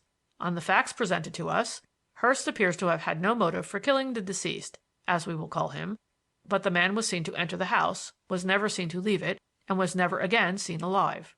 Bellingham, on the other hand, had a motive, as he had believed himself to be the principal beneficiary under the will. But the deceased was not seen at his house, and there is no evidence that he went to the house or to the neighborhood, excepting the scarab that was found there. But the evidence of the scarab is vitiated by the fact that Hurst was present when it was picked up, and that it was found on a spot over which Hurst had passed only a few minutes previously. Until Hurst is cleared, it seems to me that the presence of the scarab proves nothing against the Bellinghams." "Then your opinions on the case," said I, "are based entirely on the facts that have been made public?" "Yes, mainly. I do not necessarily accept those facts just as they are presented, and I may have certain views of my own on the case. But if I have, I do not feel in a position to discuss them. For the present, discussion has to be limited to the facts and inferences offered by the parties concerned." "There!" exclaimed Jervis, rising to knock his pipe out. "That is where Thorndyke has you. He lets you think you're in the thick of the know until one fine morning you wake up and discover that you have only been a gaping outsider, and then you are mightily astonished, and so are the other side, too, for that matter. But we must really be off now, mustn't we, Reverend Senior?" "I suppose we must," replied Thorndyke, and as he drew on his gloves he asked, "Have you heard from Barnard lately?" "Oh, yes," I answered. "I wrote to him at Smyrna to say that the practice was flourishing, and that I was quite happy and contented, and that he might stay away as long as he liked. He writes by return that he will prolong his holiday if an opportunity offers, but will let me know later." "Gad!" said Jervis, "it was a stroke of luck for Barnard that Bellingham happened to have such a magnificent daughter. There, don't mind me, old man. You go in and win. She's worth it, isn't she, Thorndyke?" "Miss Bellingham's a very charming young lady," replied Thorndyke. "I am most favorably impressed by both the father and the daughter, and I only trust that we may be able to be of some service to them." With this sedate little speech, Thorndyke shook my hand, and I watched my two friends go on their way until their fading shapes were swallowed up in the darkness of Fetter Lane. End of chapter 11.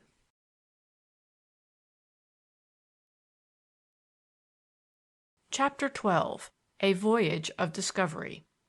It was 2 or 3 mornings after my little supper party that, as I stood in the consulting room brushing my hat preparatory to starting on my morning round, Adolphus appeared at the door to announce 2 gentlemen waiting in the surgery. I told him to bring them in, and a moment later Thorndyke entered, accompanied by Jervis. I noted that they looked uncommonly large in that little apartment, especially Thorndyke, but I had no time to consider this phenomenon, for the latter, when he had shaken my hand, proceeded at once to explain the object of their visit. "We have come to ask a favor, Berkeley," he said, "to ask you to do a very great service in the interest of your friends, the Bellinghams."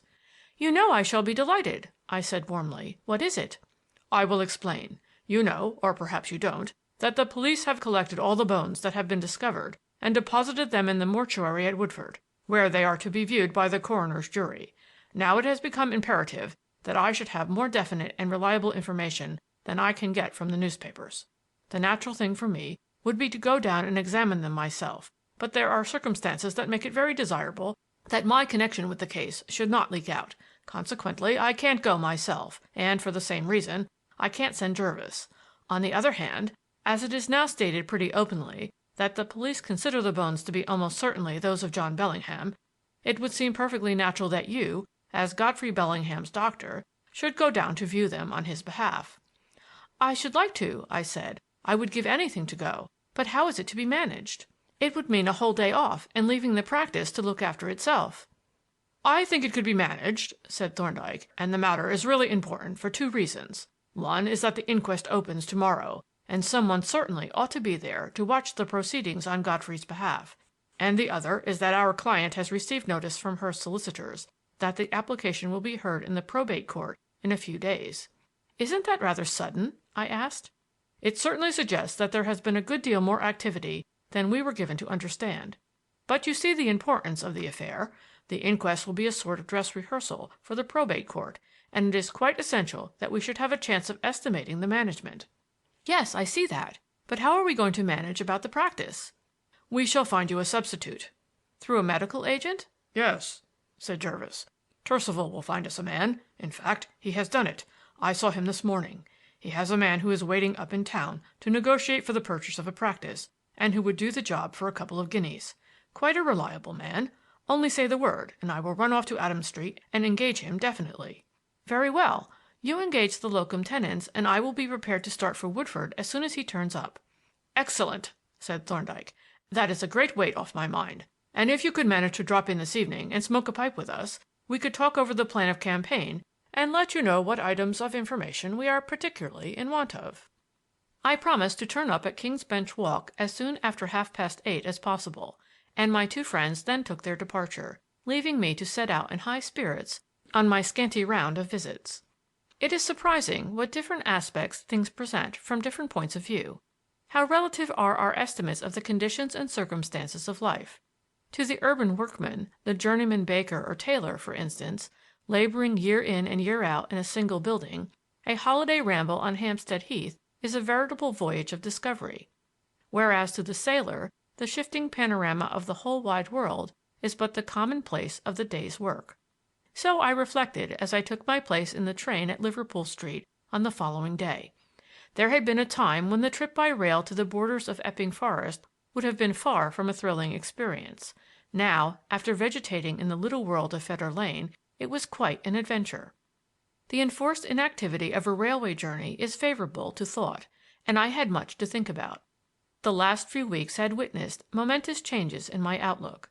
New interests had arisen, new friendships had grown up, and above all, there had stolen into my life that supreme influence that, for good or for evil, according to my fortune, was to color and pervade it even to its close.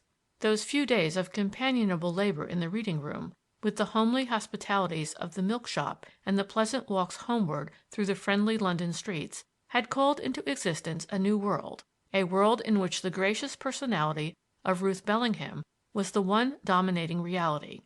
And thus, as I leaned back in the corner of the railway carriage, with an unlighted pipe in my hand, the events of the immediate past, together with those more problematical ones of the impending future, occupied me rather to the exclusion of the business of the moment, which was to review the remains collected in the Woodford mortuary, until, as the train approached Stratford, The odors of the soap and bone manure factories poured in at the open window and, by a natural association of ideas, brought me back to the object of my quest. As to the exact purpose of this expedition, I was not very clear, but I knew that I was acting as Thorndyke's proxy and thrilled with pride at the thought. But what particular light my investigations were to throw upon the intricate Bellingham case I had no very definite idea.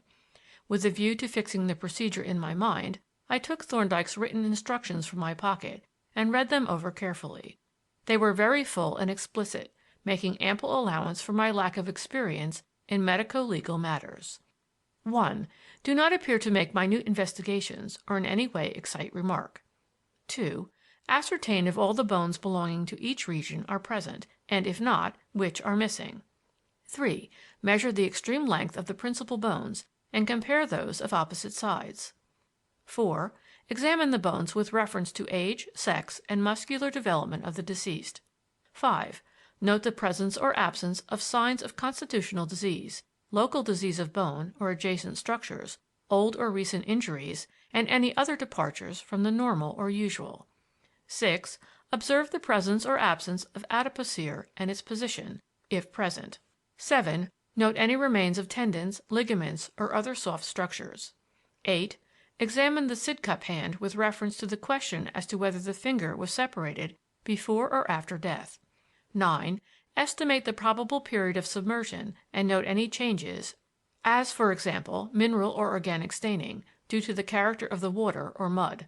10. Ascertain the circumstances, immediate and remote, that led to the discovery of the bones and the names of the persons concerned in those circumstances. 11. Commit all information to writing as soon as possible and make plans and diagrams on the spot, if circumstances permit. 12. Preserve an impassive exterior. Listen attentively, but without eagerness. Ask as few questions as possible. Pursue any inquiry that your observations on the spot may suggest. These were my instructions, and considering that I was going merely to inspect a few dry bones, they appeared rather formidable. In fact, the more I read them over, the greater became my misgivings as to my qualifications for the task. As I approached the mortuary, it became evident that some, at least, of Thorndyke's admonitions were by no means unnecessary. The place was in charge of a police sergeant, who watched my approach suspiciously, and some half-dozen men, obviously newspaper reporters, hovered about the entrance like a pack of jackals. I presented the coroner's order which Mr. Marchmont had obtained, and which the sergeant read with his back against the wall, to prevent the newspaper men from looking over his shoulder. My credentials being found satisfactory, the door was unlocked, and I entered, accompanied by 3 enterprising reporters, whom, however, the sergeant summarily ejected and locked out, returning to usher me into the presence and to observe my proceedings with intelligent but highly embarrassing interest. The bones were laid out on a large table covered with a sheet, which the sergeant slowly turned back, watching my face intently as he did so, to note the impression that the spectacle made upon me. I imagine that he must have been somewhat disappointed by my impassive demeanor, for the remains suggested to me nothing more than a rather shabby set of students' osteology. The whole collection had been set out by the police surgeon, as the sergeant informed me, in their proper anatomical order, notwithstanding which I counted them over carefully to make sure that none were missing, checking them by the list with which Thorndyke had furnished me. "I see you have found the left thigh bone," I remarked, observing that this did not appear in the list. "Yes," said the sergeant.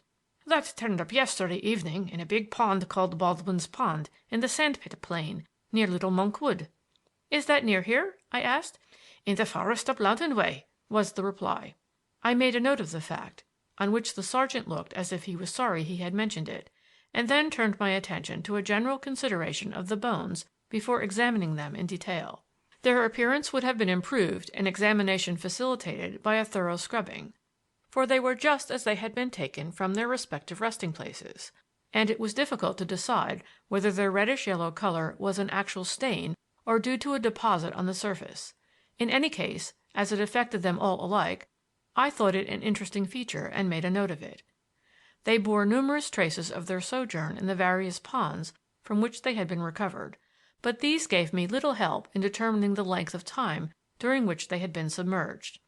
They were, of course, encrusted with mud, and little wisps of pond weed stuck to them in places, but these facts furnished only the vaguest measure of time. Some of the traces were, indeed, more informing. To several of the bones, for instance, there adhered the dried egg clusters of the common pond snail, and in one of the hollows of the right shoulder blade, the infraspinous fossa, was a group of the mud-built tubes of the red river worm. These remains gave proof of a considerable period of submersion, and since they could not have been deposited on the bones until all the flesh had disappeared, they furnished evidence that some time, a month or two at any rate, had elapsed since this had happened. Incidentally, too, their distribution showed the position in which the bones had lain, and though this appeared to be of no importance in the existing circumstances, I made careful notes of the situation of each adherent body, illustrating their position by rough sketches. The sergeant watched my proceedings with an indulgent smile. "You're making a regular inventory, sir," he remarked, "as if you were going to put 'em up for auction. I shouldn't think those snail eggs would be much help in identification. And all that has been done already," he added as I produced my measuring tape. "No doubt," I replied, "but my business is to make independent observations, to check the others if necessary." And I proceeded to measure each of the principal bones separately and to compare those of opposite sides. The agreement in dimensions and general characteristics of the pairs of bones left little doubt that all were parts of one skeleton, a conclusion that was confirmed by the eburnated patch on the head of the right thigh bone and the corresponding patch in the socket of the right hip bone. When I had finished my measurements, I went over the entire series of bones in detail, examining each with the closest attention for any of those signs which Thorndyke had indicated, and eliciting nothing but a monotonously reiterated negative. They were distressingly and disappointingly normal. "Well, sir, what do you make of 'em?" the sergeant asked cheerfully as I shut up my notebook and straightened my back. "Whose bones are they? Are they Mr. Bellingham's, think ye?" "I should be very sorry to say whose bones they are," I replied. "One bone is very much like another, you know." "I suppose it is," he agreed. "But I thought that, with all that measuring and all those notes, you might have arrived at something definite." Evidently he was disappointed in me, and I was somewhat disappointed in myself when I contrasted Thorndyke's elaborate instructions with the meager result of my investigations. For what did my discoveries amount to, and how much was the inquiry advanced by the few entries in my notebook? The bones were apparently those of a man of fair though not remarkable muscular development, over 30 years of age, but how much older I was unable to say. His height I judged roughly to be 5 feet 8 inches, but my measurements would furnish data for a more exact estimate by Thorndyke. Beyond this, the bones were quite uncharacteristic. There were no signs of disease, either local or general, no indication of injuries, either old or recent, no departures of any kind from the normal or usual, and the dismemberment had been effected with such care that there was not a single scratch on any of the separate surfaces. Of adipocere, the peculiar waxy or soapy substance that is commonly found in bodies that have slowly decayed in damp situations, there was not a trace, and the only remnant of the soft structures was a faint indication, like a spot of dried glue, of the tendon on the tip of the right elbow. The sergeant was in the act of replacing the sheet, with the air of a showman who has just given an exhibition, when there came a sharp rapping on the mortuary door. The officer finished spreading the sheet with official precision, and having ushered me out into the lobby, turned the key and admitted 3 persons, holding the door open after they had entered for me to go out.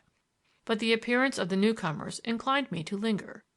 One of them was a local constable, evidently in official charge. A second was a laboring man, very wet and muddy, who carried a small sack, while in the third I thought I scented a professional brother. The sergeant continued to hold the door open. "Nothing more I can do for you, sir?" he asked genially. "Is that the divisional surgeon?" I inquired. "Yes, I am the divisional surgeon," the newcomer answered. "Did you want anything of me?" "This," said the sergeant, "is a medical gentleman who has just got permission from the coroner to inspect the remains. He is acting for the family of the deceased. I mean, for the family of Mr. Bellingham," he added, in answer to an inquiring glance from the surgeon. "I see," said the latter. "Well, they have found the rest of the trunk, including, I understand, the ribs that were missing from the other part. Isn't that so, Davis?" "Yes, sir," replied the constable. "Inspector Badger says all the ribs is here. and all the bones of the neck as well." "The inspector seems to be an anatomist," I remarked. The sergeant grinned. "He's a very knowing gentleman, is Mr. Badger. He came down here this morning quite early and spent a long time looking over the bones and checking them by some notes in his pocketbook. I fancy he's got something on, but he was precious close about it." Here the sergeant shut up rather suddenly, perhaps contrasting his own conduct with that of his superior. "Let us have these new bones out on the table," said the police surgeon. "Take the sheet off, and don't shoot them out as if they were coals. Hand them out carefully."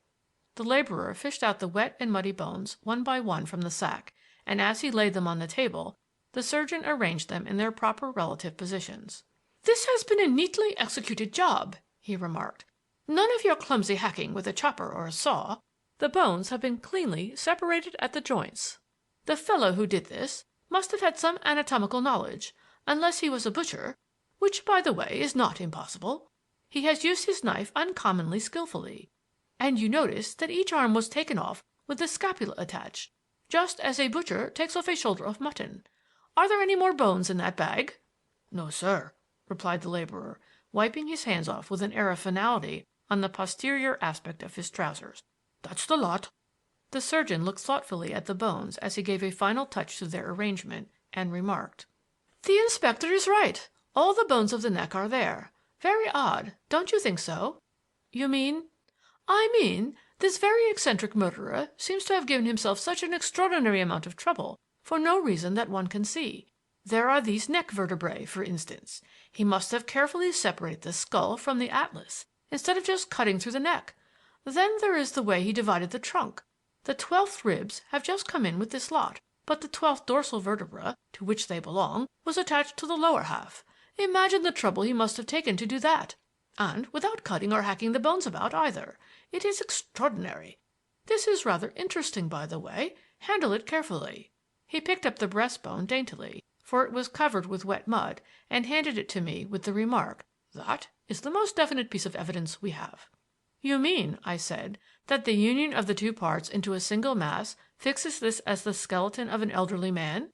"Yes, that is the obvious suggestion, which is confirmed by the deposit of bone in the rib cartilages. You can tell the inspector, Davis, that I have checked this lot of bones and that they are all here." "Would you mind writing it down, sir?" said the constable. "Inspector Badger said I was to have everything in writing." The surgeon took out his pocketbook, and while he was selecting a suitable piece of paper, he asked, "Did you form any opinion as to the height of the deceased?" "Yes, I thought he would be about 5 feet 8." Here I caught the sergeant's eye fixed on me with a knowing leer. "I made it 5 feet 8.5," said the police surgeon. "But we shall know better when we have seen the lower leg bones. Where was this lot found, Davis?" "In the pond, just off the road in Lord's Bushes, sir. And the inspector has gone off now to—" "Never mind where he's gone," interrupted the sergeant. "You just answer questions and attend to your business." The sergeant's reproof conveyed a hint to me on which I was not slow to act. Friendly as my professional colleague was, it was clear that the police were disposed to treat me as an interloper who was to be kept out of the know as far as possible. Accordingly, I thanked my colleague and the sergeant for their courtesy, and bidding them adieu until we should meet at the inquest, took my departure and walked away quickly until I found an inconspicuous position from which I could keep the door of the mortuary in view. A few moments later I saw Constable Davis emerge and stride away up the road. I watched his rapidly diminishing figure until he had gone as far as I considered desirable, and then I set forth in his wake. The road led straight away from the village, and in less than half a mile entered the outskirts of the forest. Here I quickened my pace to close up somewhat, and it was well that I did so, for suddenly he diverged from the road into a green lane, where for a while I lost sight of him. Still hurrying forward, I again caught sight of him just as he turned off into a narrow path that entered a beech wood with a thickish undergrowth of holly, along which I followed him for several minutes, gradually decreasing the distance between us, until suddenly there fell on my ear a rhythmical sound like the clank of a pump. Soon after I caught the sound of men's voices, and then the constable struck off the path into the wood. I now advanced more cautiously, endeavoring to locate the search party by the sound of the pump, and when I had done this I made a little detour so that I might approach from the opposite direction to that from which the constable had appeared. Still guided by the noise of the pump, I at length came out into a small opening among the trees and halted to survey the scene. The center of the opening was occupied by a small pond, not more than a dozen yards across, by the side of which stood a builder's handcart. The little two-wheeled vehicle had evidently been used to convey the appliances which were deposited on the ground near it, and which consisted of a large tub now filled with water, a shovel, a rake, a sieve, and a portable pump, the latter being fitted with a long delivery hose. There were 3 men besides the constable, one of whom was working the handle of the pump, while the other was glancing at a paper that the constable had just delivered to him. He looked up sharply as I appeared, and viewed me with unconcealed disfavor. "Hallo, sir," he said to me. "You can't come here." Now, seeing that I was actually here, this was clearly a mistake, and I ventured to point out the fallacy. "Well, I can't allow you to stay here. Our business is of a private nature." "I know exactly what your business is, Inspector Badger." "Oh, do you?" said he, surveying me with a foxy smile. "And I expect I know what yours is, too. But we can't have any of you newspaper gentry spying on us just at present, so you just be off." I thought it best to undeceive him at once, and accordingly, having explained who I was, I showed him the coroner's permit, which he read with manifest annoyance. "This is all very well, sir," said he as he handed me back the paper, "but it doesn't authorize you to come spying on the proceedings of the police. Any remains that we discover will be deposited in the mortuary, where you can inspect them to your heart's content. But you can't stay here and watch us." I had no defined object in keeping a watch on the inspector's proceedings, but the sergeant's indiscreet hint had aroused my curiosity, which was further excited by Mr. Badger's evident desire to get rid of me. Moreover, while we had been talking, the pump had stopped, the muddy floor of the pond being now pretty fully exposed, and the inspector's assistant was handling the shovel impatiently. "Now I put it to you, Inspector," I said persuasively, "is it politic of you to allow it to be said that you refused an authorized representative of the family facilities for verifying any statements that you may make hereafter?" "What do you mean?" he asked. "I mean that if you should happen to find some bone which could be identified as part of the body of Mr. Bellingham, that fact would be of more importance to his family than to anyone else. You know that there is a very valuable estate and a rather difficult will." "I didn't know it, and I don't see the bearing of it now." Neither did I, for that matter. "But if you make such a point of being present at the search, I can't very well refuse. Only you mustn't get in our way, that's all." On hearing this conclusion, his assistant, who looked like a plainclothes officer, took up his shovel and stepped into the mud that formed the bottom of the pond, stooping as he went and peering among the masses of weed that had been left stranded by the withdrawal of the water. The inspector watched him anxiously, cautioning him from time to time to look out where he was treading.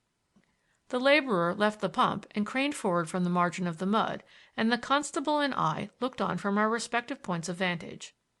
For some time the search was fruitless.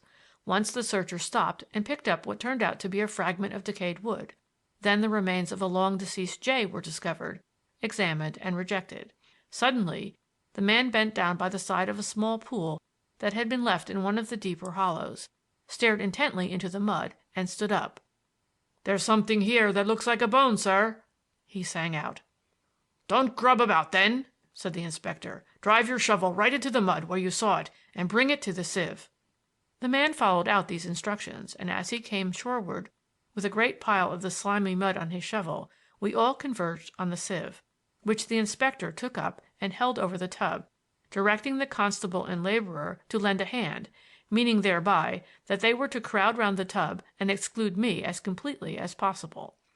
This, in fact, they did very effectively with his assistance, for, when the shovelful of mud had been deposited on the sieve, the 4 men leaned over it and so nearly hid it from view that it was only by craning over, first on one side and then on the other, that I was able to catch an occasional glimpse of it and to observe it gradually melting away as the sieve, immersed in the water, was shaken to and fro.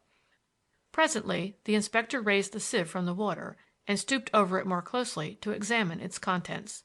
Apparently the examination yielded no very conclusive results, for it was accompanied by a series of rather dubious grunts. At length the officer stood up, and turning to me with a genial but foxy smile, he held out the sieve for my inspection. "Like to see what we have found, Doctor?" said he. I thanked him and stood over the sieve. It contained the sort of litter of twigs, skeleton leaves, weed, pond snails, dead shells, and freshwater mussels that one would expect to strain out from the mud of an ancient pond. But in addition to these, there were 3 small bones, which at first glance gave me quite a start until I saw what they were. The inspector looked at me inquiringly. Said he. Yes, I replied, very interesting. Those will be human bones, I fancy, I should say so, undoubtedly, I answered. Now, said the inspector, could you say offhand which finger those bones belong to? I smothered a grin, for I had been expecting this question, and answered, I can say offhand that they don't belong to any finger. They are the bones of the left great toe. The inspector's jaw dropped. The deuce they are, he muttered. I thought they looked a bit stout. I expect, said I, that if you go through the mud close to where this came from, you'll find the rest of the foot. The plain-clothes man proceeded at once to act upon my suggestion, taking the sieve with him to save time. And sure enough, after filling it twice with the mud from the bottom of the pool, the entire skeleton of the foot was brought to light. Now you're happy, I suppose, said the inspector, when I had checked the bones and found them all present. I should be more happy, I replied, if I knew what you were searching for in this pond. You weren't looking for the foot, were you? I was looking for anything that I might find, he answered. I shall go on searching until we have the whole body. I shall go through all the streams and ponds around here, excepting Connaught Water. That I shall leave to the last, as it will be a case of dredging from a boat, and it isn't so likely as the smaller ponds. Perhaps the head will be there. It's deeper than any of the others. It now occurred to me that as I had learned all that I was likely to learn, which was little enough, I might as well leave the inspector to pursue his researches unembarrassed by my presence. Accordingly, I thanked him for his assistance and departed by the way I had come. But as I retraced my steps along the shady path, I speculated profoundly on the officer's proceedings. My examinations of the mutilated hand had yielded the conclusion that the finger had been removed after death or shortly before, but more probably after. Someone else had evidently arrived at the same conclusion and had communicated his opinion to Inspector Badger, for it was clear that the gentleman was in full cry after the missing finger. But why was he searching for it here when the hand had been found at Sidcup? And what did he expect to learn from it when he found it? There is nothing particularly characteristic about a finger, or at least the bones of one, and the object of the present researches was to determine the identity of the person of whom these bones were the remains. There was something mysterious about the affair, something suggesting that Inspector Badger was in possession of private information of some kind. But what information could he have, and whence could he have obtained it? These were questions on which I could find no answer, and I was still fruitlessly revolving them when I arrived at the modest inn where the inquest was to be held, and where I proposed to fortify myself with a correspondingly modest lunch as a preparation for my attendance at the inquiry. End of chapter 12.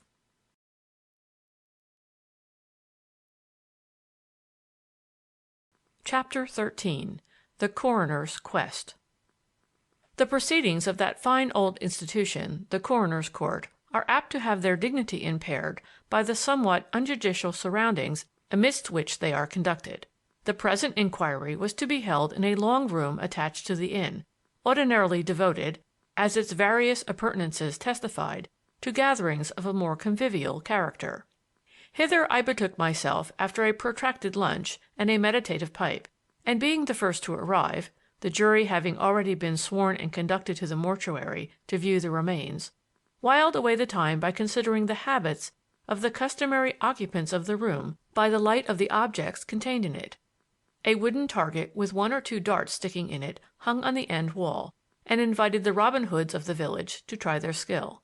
A system of incised marks on the oaken table made sinister suggestions of shove halfpenny, and a large open box filled with white wigs, gaudily colored robes, and wooden spears, swords, and regalia, crudely coated with gilded paper, obviously appertained to the puerile ceremonials of the Order of Druids.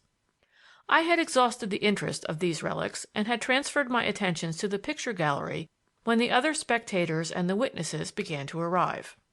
Hastily I seated myself in the only comfortable chair, beside the one placed at the head of the table, presumably for the coroner, and I had hardly done so when the latter entered accompanied by the jury.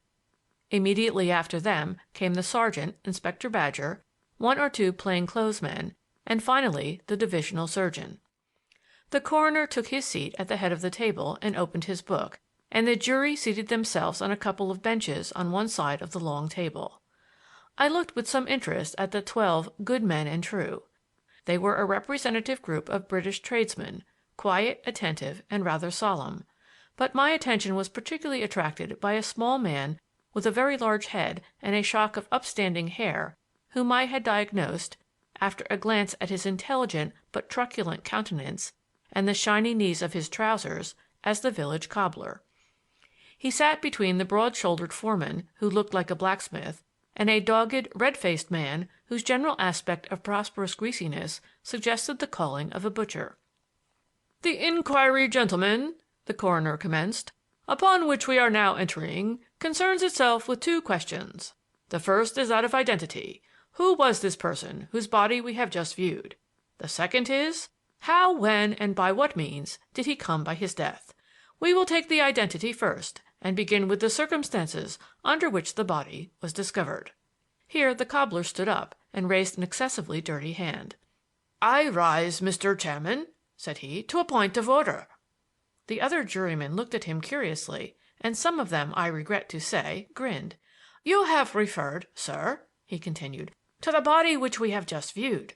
I wish to point out that we have not viewed a body, we have viewed a collection of bones."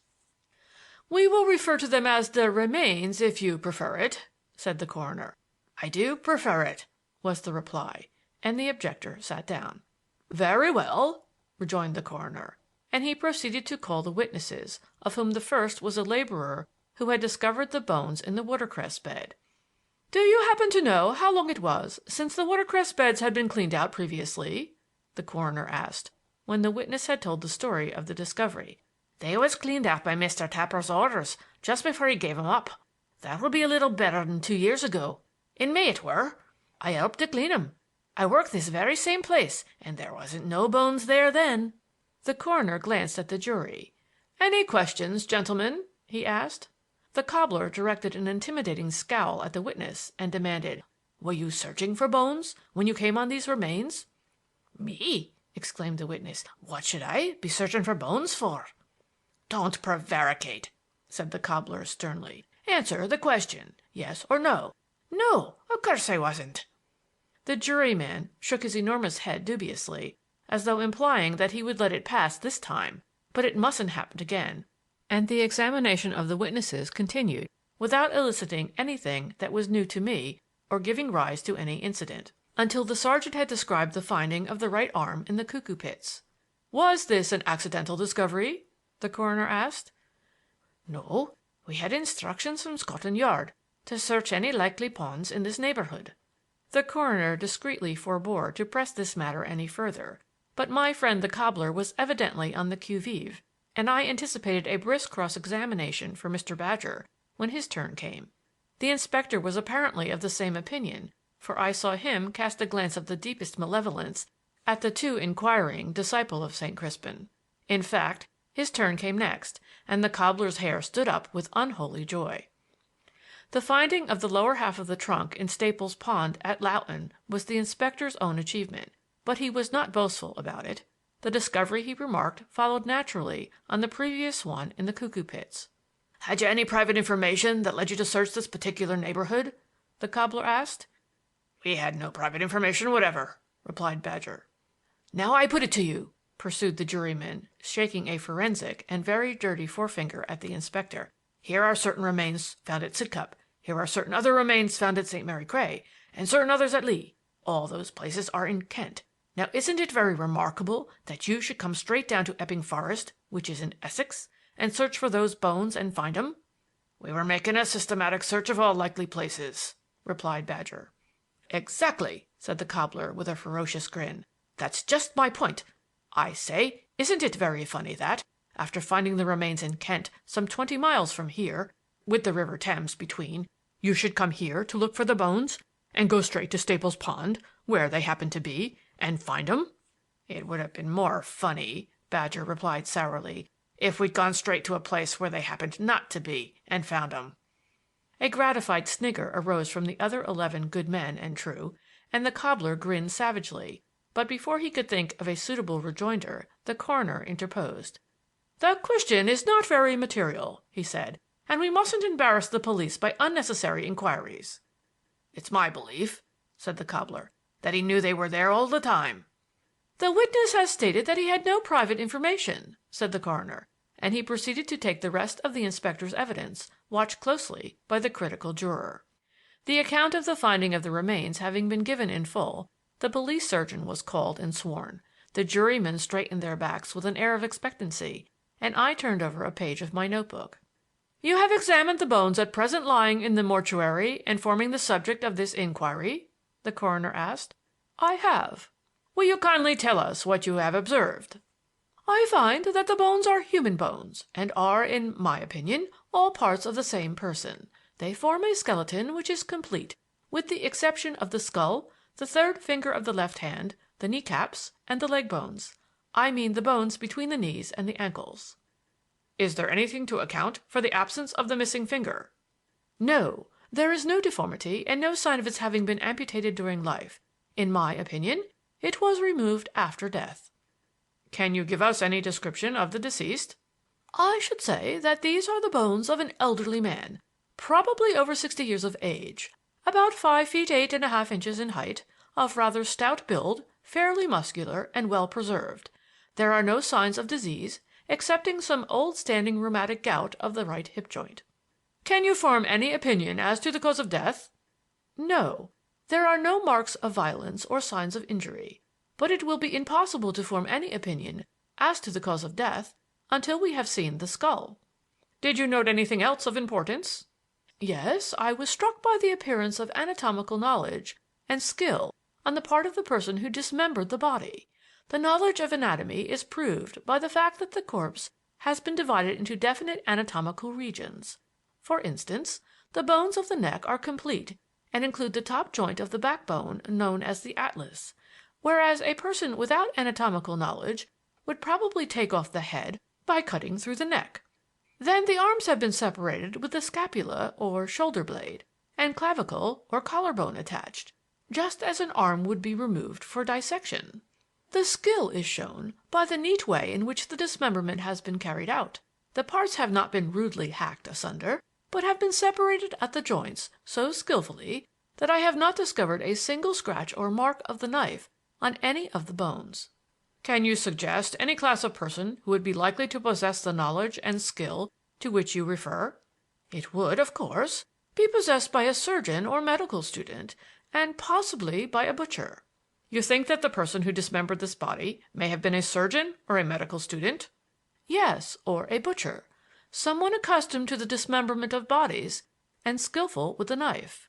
Here the cobbler suddenly rose to his feet. "I rise, Mr. Chairman," said he, "to protest against the statement that has just been made." "What statement?" demanded the coroner. "Against the aspersion," continued the cobbler, with an oratorical flourish, "that has been cast upon an honorable calling." "I don't understand you," said the coroner.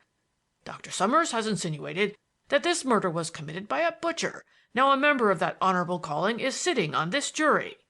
"You let me alone," growled the butcher. "I will not let you alone," persisted the cobbler. "I desire—" Shut up, Pope." This was from the foreman, who at the same moment reached out an enormous hairy hand with which he grabbed the cobbler's coat tails and brought him into a sitting posture with a thump that shook the room. But Mr. Pope, though seated, was not silenced. "I desire," he said, "to have my protest put on record." "I can't do that," said the coroner, "and I can't allow you to interrupt the witnesses." "I am acting," said Mr. Pope, "in the interest of my friend here and the members of an honorable—" But here the butcher turned on him savagely, and in a hoarse stage whisper exclaimed, "Look here, Pope, you've got too much of what the cat licks." "Gentlemen, gentlemen!" the coroner protested sternly, "I cannot permit this unseemly conduct. You are forgetting the solemnity of the occasion and your own responsible positions. I must insist on more decent and decorous behavior." There was profound silence, in the midst of which the butcher concluded in the same hoarse whisper, "Licks her paws with." The coroner cast a withering glance at him, and turning to the witness, resumed the examination. "Can you tell us, doctor, how long a time has elapsed since the death of the deceased?" "I should say not less than 18 months, but probably more. How much more it is impossible, from inspection alone, to say. The bones are perfectly clean, that is, clean of all soft structures, and will remain substantially in their present condition for many years." "The evidence of the man who found the remains in the water-cress bed suggests that they could not have been there for more than 2 years. Do the appearances, in your opinion, agree with that view?" "Yes, perfectly." "There is one more point, doctor, a very important one. Do you find anything in any of the bones, or all of them together, which would enable you to identify them as the bones of any particular individual?" "No," replied Dr. Summers. "I find no peculiarity which could furnish the means of personal identification." "The description of a missing individual has been given to us," said the coroner. "A man, 59 years of age, 5 feet 8 inches in height, healthy, well preserved, rather broad in build, and having an old Pott's fracture of the left ankle. Do the remains that you have examined agree with that description?" "Yes, so far as agreement is possible. There is no disagreement." "The remains might be those of that individual?" "They might, but there is no positive evidence that they are. The description would apply to a large proportion of elderly men, except as to the fracture." "You found no signs of such a fracture?" "No. Pott's fracture affects the bone called the fibula. That is one of the bones that has not yet been found. So there is no evidence on that point. The left foot was quite normal, but then it would be in any case, unless the fracture had resulted in great deformity." "You estimated the height of the deceased as half an inch greater than that of the missing person. Does that constitute a disagreement?" "No. My estimate is only approximate. As the arms are complete and the legs are not, I have based my calculations on the width across the 2 arms. But measurement of the thigh bones gives the same result. The length of the thigh bones is 1 foot 7 inches and 5/8." "So the deceased might not have been taller than 5 feet 8?" "That is so. From 5 feet 8 to 5 feet 9." "Thank you. I think that is all we want to ask you, doctor, unless the jury wish to put any questions." He glanced uneasily at that august body, and instantly the irrepressible Pope rose to the occasion. "About the finger that is missing," said the cobbler, "you say that it was cut off after death?" "That is my opinion." "Now, can you tell us why it was cut off?" "No, I cannot." "Oh, come now, Dr. Summers, you must have formed some opinion on the subject." Here the coroner interposed. "The doctor is only concerned with the evidence arising out of the actual examination of the remains. Any personal opinions or conjectures that he may have formed are not evidence, and he must not be asked about them." "But, sir," objected Pope, "we want to know why that finger was cut off. It couldn't have been took off for no reason. May I ask, sir, if the person who is missing had anything peculiar about that finger?" "Nothing is stated to that effect in the written description," replied the coroner. "Perhaps," suggested Pope, "Inspector Badger can tell us." "I think," said the coroner, "we had better not ask the police too many questions. They will tell us anything that they wish to be made public." "Oh, very well," snapped the cobbler. "If it's a matter of hushing it up, I've got no more to say. Only I don't see how we are to arrive at a verdict if we don't have the facts put before us."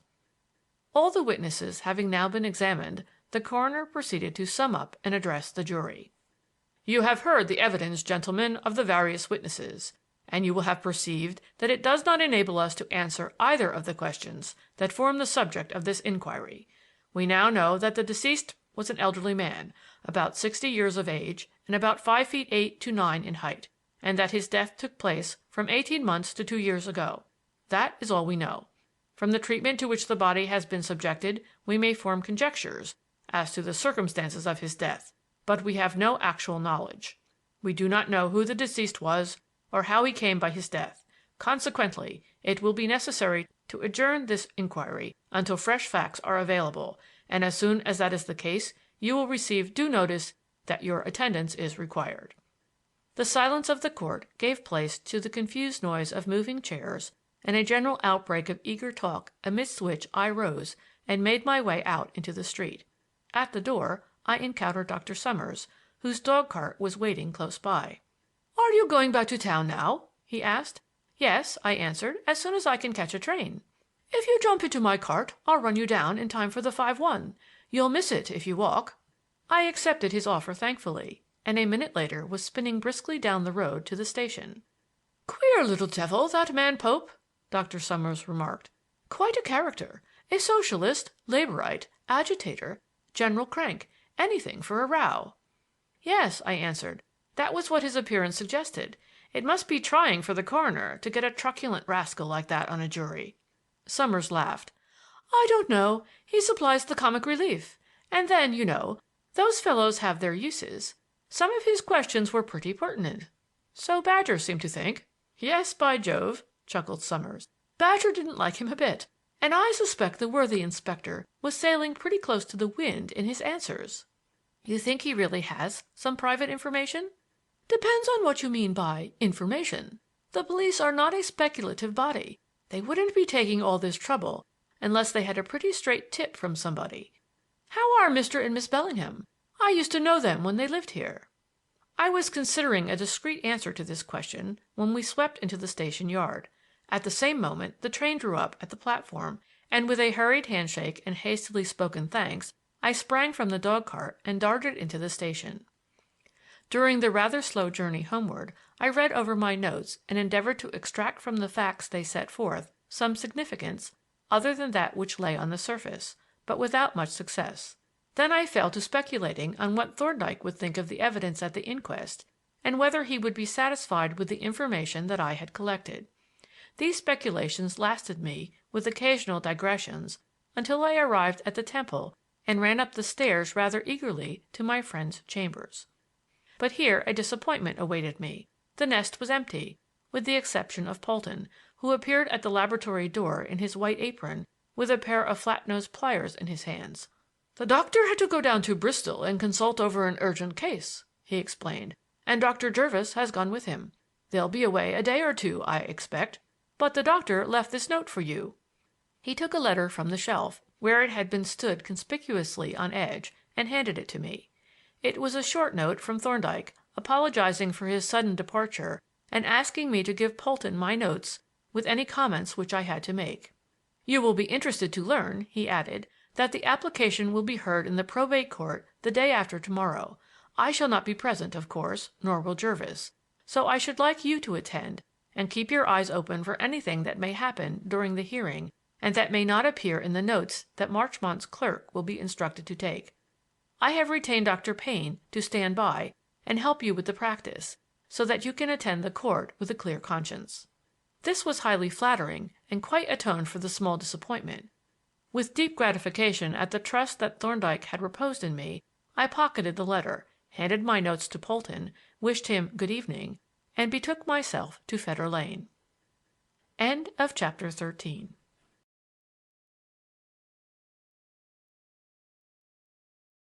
Chapter 14, which carries the reader into the probate court. The probate court wore an air of studious repose when I entered with Miss Bellingham and her father. Apparently, the great and inquisitive public had not become aware of the proceedings that were about to take place, or had not realized their connection with the sensational mutilation case. But barristers and pressmen, better informed, had gathered in some strength, and the hum of their conversation filled the air like the droning of the voluntary that ushers in a cathedral service. As we entered, a pleasant-faced elderly gentleman rose and came forward to meet us, shaking Mr. Bellingham's hand cordially and saluting Miss Bellingham with a courtly bow. "That is Mr. Marchmont, doctor," said the former, introducing me, and the solicitor, having thanked me for the trouble I had taken in attending at the inquest, led us to a bench, at the farther end of which was seated a gentleman whom I recognized as Mr. Hurst. Mr. Bellingham recognized him at the same moment and glared at him wrathfully. "I see that scoundrel is here," he exclaimed in a distinctly audible voice, "pretending that he doesn't see me because he is ashamed to look me in the face, but—" "Hush, hush, my dear sir!" exclaimed the horrified solicitor. "We mustn't talk like that, especially in this place. Let me beg you, let me entreat you to control your feelings, to make no indiscreet remarks, in fact, to make no remarks at all." He added, with the evident conviction that any remarks that Mr. Bellingham might make would be certain to be indiscreet. "Forgive me, Marchmont," said Bellingham quite contritely. "I will control myself. I will really be quite discreet. I won't even look at him again, because if I do I shall probably go over and pull his nose." This form of discretion did not appear to be quite to Mr. Marchmont's liking, for he took the precaution of insisting that Miss Bellingham and I should sit on the farther side of his client, and thus effectually separate him from his enemy. "Who's the long-nosed fellow talking to Jellicoe?" Mr. Bellingham asked. "That is Mr. Loram, K.C., Mr. Hurst's counsel, and the convivial-looking gentleman next to him is our counsel, Mr. Heath, a most able man and," here Mr. Marchmont whispered behind his hand, "fully instructed by Dr. Thorndyke." At this juncture the judge entered and took his seat. The usher proceeded with great rapidity to swear in the jury, and the court gradually settled down into that state of academic quiet which it maintained throughout the proceedings, excepting when the noisy swing doors were set oscillating by some bustling clerk or reporter. The judge was a somewhat singular-looking old gentleman, very short as to his face and very long as to his mouth, which peculiarities, together with a pair of large and bulging eyes, which he usually kept closed, suggested a certain resemblance to a frog. And he had a curious frog-like trick of flattening his eyelids, as if in the act of swallowing a large beetle, which was the only outward and visible sign of emotion that he ever displayed. As soon as the swearing in of the jury was completed, Mr. Loram rose to introduce the case, whereupon his lordship leaned back in his chair and closed his eyes, as if bracing himself for a painful operation. "The present proceedings," Mr. Loram explained, "are occasioned by the unaccountable disappearance of Mr. John Bellingham, of 141 Queen Square, Bloomsbury, which occurred about 2 years ago, or, to be more precise, on the 23rd of November, 1902. Since that date nothing has been heard of Mr. Bellingham, and as there are certain substantial reasons for believing him to be dead, the principal beneficiary under his will, Mr. George Hurst, is now applying to the court for permission to presume the death of the testator and prove the will. As the time which has elapsed since the testator was last seen alive is only 2 years, the application is based upon the circumstances of the disappearance, which were, in many respects, very singular. The most remarkable feature of that disappearance being, perhaps, its suddenness and completeness." Here the judge remarked in a still, small voice that it would, perhaps, have been even more remarkable if the testator had disappeared gradually and incompletely. "No doubt, my lord," agreed Mr. Loram. "But the point is that the testator, whose habits had always been regular and orderly, disappeared on the date mentioned without having made any of the usual provisions for the conduct of his affairs, and has not since then been seen or heard of." With this preamble, Mr. Loram proceeded to give a narrative of the events connected with the disappearance of John Bellingham, which was substantially identical with that which I had read in the newspapers, and having laid the actual facts before the jury, he went on to discuss their probable import. "Now, what conclusion," he asked, "will this strange, this most mysterious train of events suggest to an intelligent person who shall consider it impartially? Here is a man who steps forth from the house of his cousin or his brother, as the case may be, and forthwith, in the twinkling of an eye, vanishes from human ken. What is the explanation? Did he steal forth, and without notice or hint of his intention, take train to some seaport, thence to embark for some distant land, leaving his affairs to take care of themselves, and his friends to speculate vainly as to his whereabouts? Is he now hiding abroad, or even at home, indifferent alike to the safety of his own considerable property and the peace of mind of his friends? Or is it that death has come upon him unawares, by sickness, by accident, or, more probably, by the hand of some unknown criminal? Let us consider the probabilities. Can he have disappeared by his own deliberate act? Why not, it may be asked. Men undoubtedly do disappear from time to time, to be discovered by chance, or to reappear voluntarily after intervals of years, and find their names almost forgotten and their places filled by newcomers. Yes, but there is always some reason for a disappearance of this kind, even though it be a bad one. Family discords make life a weariness. Pecuniary difficulties make life a succession of anxieties. Distaste for particular circumstances and surroundings from which there seems no escape, inherent restlessness and vagabond tendencies, and so on. Do any of these explanations apply to the present case? No, they do not. Family discords, at least those capable of producing chronic misery, appertain exclusively to a married state, but the testator was a bachelor, with no encumbrances whatever. Pecuniary anxieties can be equally excluded. The testator was in easy, in fact, in affluent circumstances. His mode of life was apparently agreeable and full of interest and activity, and he had full liberty of change if he wished. He had been accustomed to travel, and could do so again without absconding. He had reached an age when radical changes do not seem desirable. He was a man of fixed and regular habits, and his regularity was of his own choice, and not due to compulsion or necessity.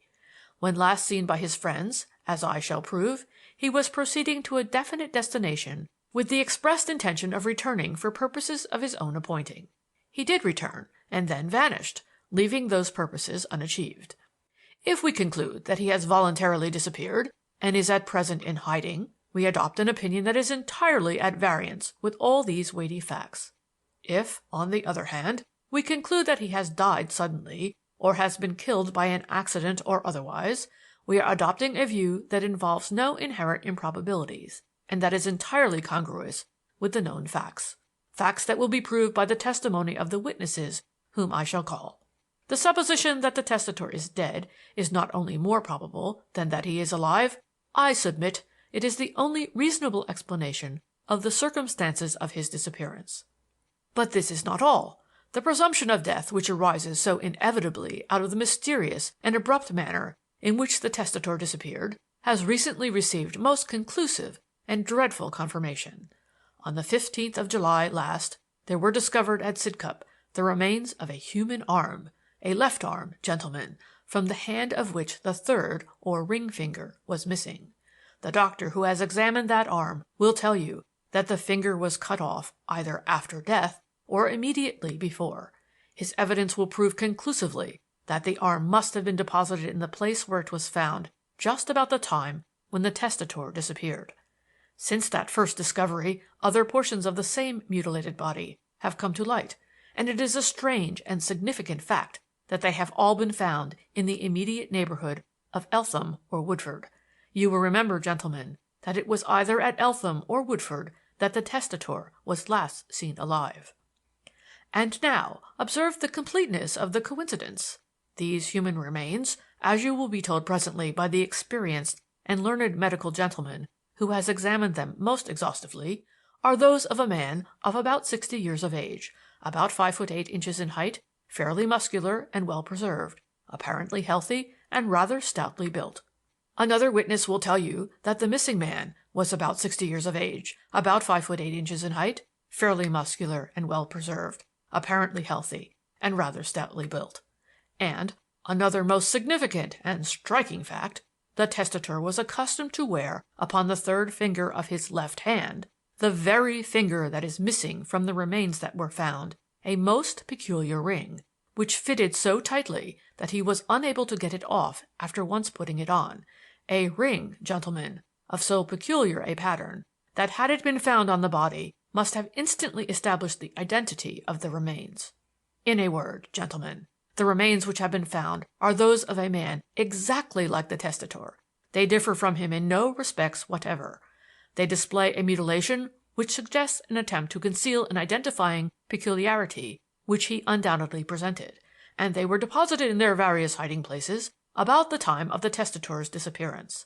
Accordingly, when you have heard these facts, proved by the sworn testimony of competent witnesses, together with the facts relating to the disappearance, I shall ask you for a verdict in accordance with that evidence." Mr. Loram sat down, and adjusting a pair of pince-nez, rapidly glanced over his brief while the usher was administering the oath to the first witness. This was Mr. Jellicoe, who stepped into the box and directed a stony gaze at the apparently unconscious judge. The usual preliminaries having been gone through, Mr. Loram proceeded to examine him. "You were the testator's solicitor and confidential agent, I believe?" "I was, and am." "How long have you known him?" 27 years. "Judging from your experience of him, should you say that he was a person likely to disappear voluntarily and suddenly to cease to communicate with his friends? No? Kindly give your reasons for that opinion. Such conduct on the part of the testator would be entirely opposed to his habits and character as they are known to me. He was exceedingly regular and businesslike in his dealings with me. When traveling abroad, he always kept me informed as to his whereabouts, or, if he was likely to be beyond reach of communication, he always advised me beforehand. One of my duties was to collect a pension which he drew from the Foreign Office, and on no occasion, previous to his disappearance, has he ever failed to furnish me punctually with the necessary documents. Had he, so far as you know, any reasons for wishing to disappear? No. When and where did you last see him alive? At 6 o'clock in the evening on the 14th of October, 1902, at 141 Queen Square, Bloomsbury. Kindly tell us what happened on that occasion. The testator had called for me at my office at 3:15 and asked me to come with him to his house to meet Dr. Norbury. I accompanied him to 141 Queen Square, and shortly after we arrived, Dr. Norbury came to look at some antiquities that the testator proposed to give to the British Museum. The gift consisted of a mummy and 4 canopic jars and other tomb furniture, which the testator stipulated should be exhibited together in a single case, and in the state in which they were then presented. Of these objects, the mummy only was ready for inspection. The tomb furniture had not yet arrived in England, but was expected within a week. Dr. Norbury accepted the gift on behalf of the museum, but could not take possession of the objects until he had communicated with the director and obtained his formal authority. The testator accordingly gave me certain instructions concerning the delivery of the gift, as he was leaving England that evening. Are those instructions relevant to the subject of this inquiry? I think they are. The testator was going to Paris, and perhaps from thence to Vienna. He instructed me to receive and unpack the tomb furniture on its arrival, and to store it, with the mummy, in a particular room, where it was to remain for 3 weeks. If he returned within that time, he was to hand it over in person to the museum authorities. If he had not returned within that time, he desired me to notify the museum authorities that they were at liberty to take possession of and remove the collection at their convenience. From these instructions I gathered that the testator was uncertain as to the length of his absence from England and the extent of his journey. Did he state precisely where he was going? No. He said he was going to Paris and perhaps to Vienna, but he gave no particulars, and I asked for none. Do you, in fact, know where he went? No. He left the house at 6 o'clock, wearing a long, heavy overcoat, and carrying a suitcase and an umbrella. I wished him good-bye at the door, and watched him walk away as if going toward Southampton Row. I have no idea where he went, and I never saw him again. Had he no other luggage than the suitcase? I don't know, but I believe not. He was accustomed to travel with the bare necessaries, and to buy anything further he wanted en route. Did he say anything to the servants as to the probable date of his return? There were no servants excepting the caretaker. The house was not used for residential purposes. The testator slept and took his meals at his club, though he kept his clothes at the house. Did you receive any communication from him after he left? No. I never heard from him again in any way. I waited for 3 weeks as he had instructed me, and then notified the museum authorities that the collection was ready for removal. 5 days later, Dr. Norbury came and took formal possession of it, and it was transferred to the museum forthwith. When did you next hear of the testator? On the 23rd of November following, at 7:15 in the evening. Mr. George Hurst came to my rooms, which are over my office, and informed me that the testator had called at his house during his absence, and had been shown into the study to wait for him. That on his, Mr. Hurst's, arrival, it was found that the testator had disappeared, without acquainting the servants of his intended departure, and without being seen by anyone to leave the house. Mr. Hurst thought this so remarkable that he had hastened up to town to inform me. I also thought it a remarkable circumstance, especially as I had received no communication from the testator, and we both decided that it was advisable to inform the testator's brother, Godfrey, of what had happened. Accordingly, Mr. Hurst and I proceeded as quickly as possible to Liverpool Street and took the first train available to Woodford, where Mr. Godfrey Bellingham then resided. We arrived at his house at 5 minutes to 9, and were informed by the servant that he was not at home, but that his daughter was in the library, which was a detached building situated in the grounds. The servant lighted a lantern and conducted us through the grounds to the library, where we found Mr. Godfrey Bellingham and Miss Bellingham. Mr. Godfrey had only just come in, and had entered by the back gate, which had a bell that rang in the library. Mr. Hurst informed Mr. Godfrey of what had occurred, and then we left the library to walk up to the house. A few paces from the library, I noticed by the light of the lantern, which Mr. Godfrey was carrying, a small object lying on the lawn. I pointed it out to him, and he picked it up, and then we all recognized it as a scarab that the testator was accustomed to wear on his watch chain. It was fitted with a gold wire, passed through the suspension hole, and a gold ring. Both the wire and the ring were in position, but the ring was broken. We went to the house and questioned the servants as to visitors, but none of them had seen the testator, and they all agreed that no visitor whatsoever had come to the house during the afternoon or evening. Mr. Godfrey and Miss Bellingham both declared that they had neither seen nor heard anything of the testator, and were both unaware that he had returned to England. As the circumstances were somewhat disquieting, I communicated on the following morning with the police, and requested them to make inquiries, which they did, with the result that a suitcase bearing the initials J.B. was found to be lying unclaimed in the cloakroom at Charing Cross Station. I was able to identify the suitcase as that which I had seen the testator carry away from Queen Square. I was also able to identify some of the contents.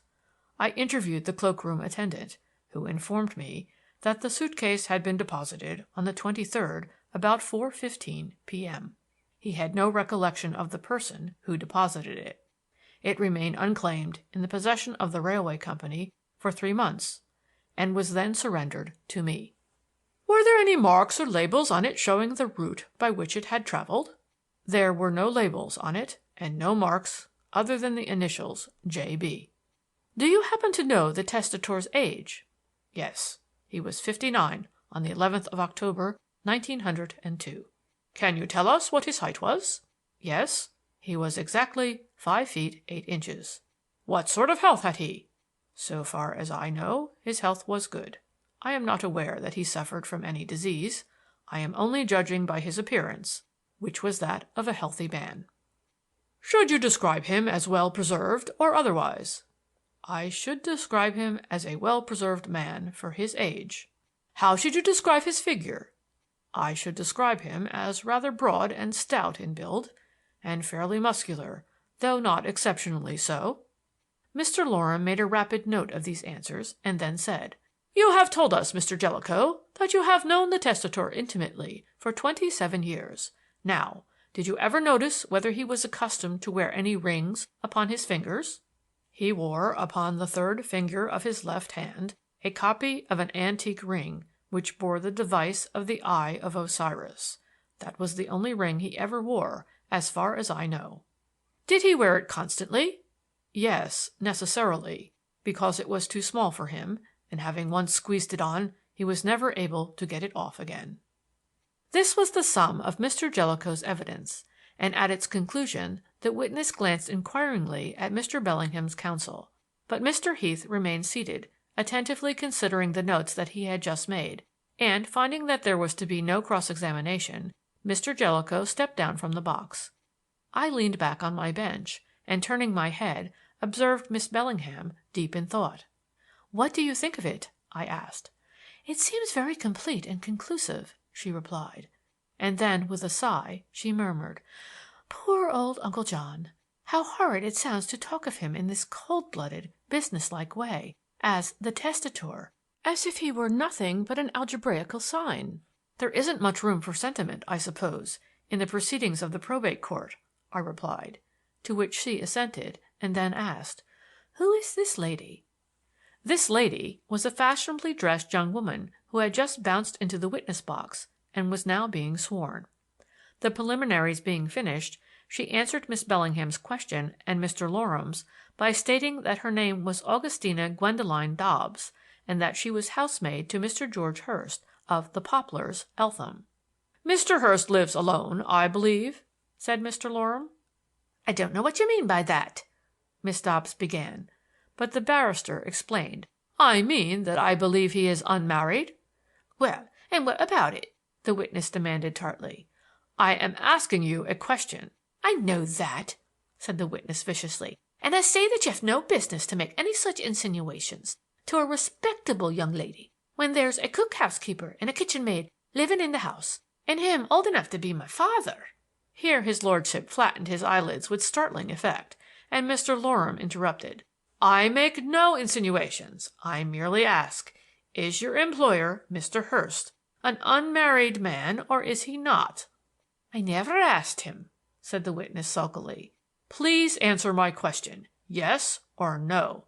"How can I answer your question? He may be married, or he may not. How do I know?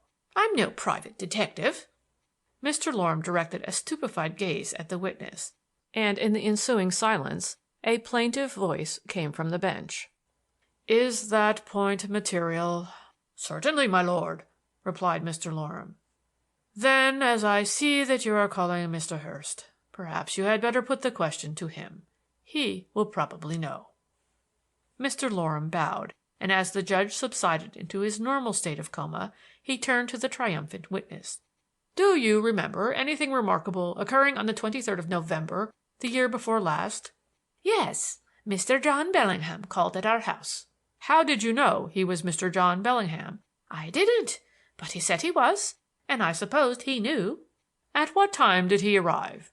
"At 20 minutes past 5 in the evening." "What happened then?" "I told him that Mr. Hurst had not come home yet, and he said he would wait for him in the study and write some letters. So I showed him into the study and shut the door." "What happened next?" "Nothing. Then Mr. Hurst came home at his usual time, at 5:45, and let himself in with his key.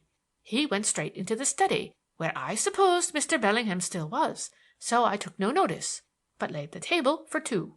At 6 o'clock Mr. Hurst came into the dining room.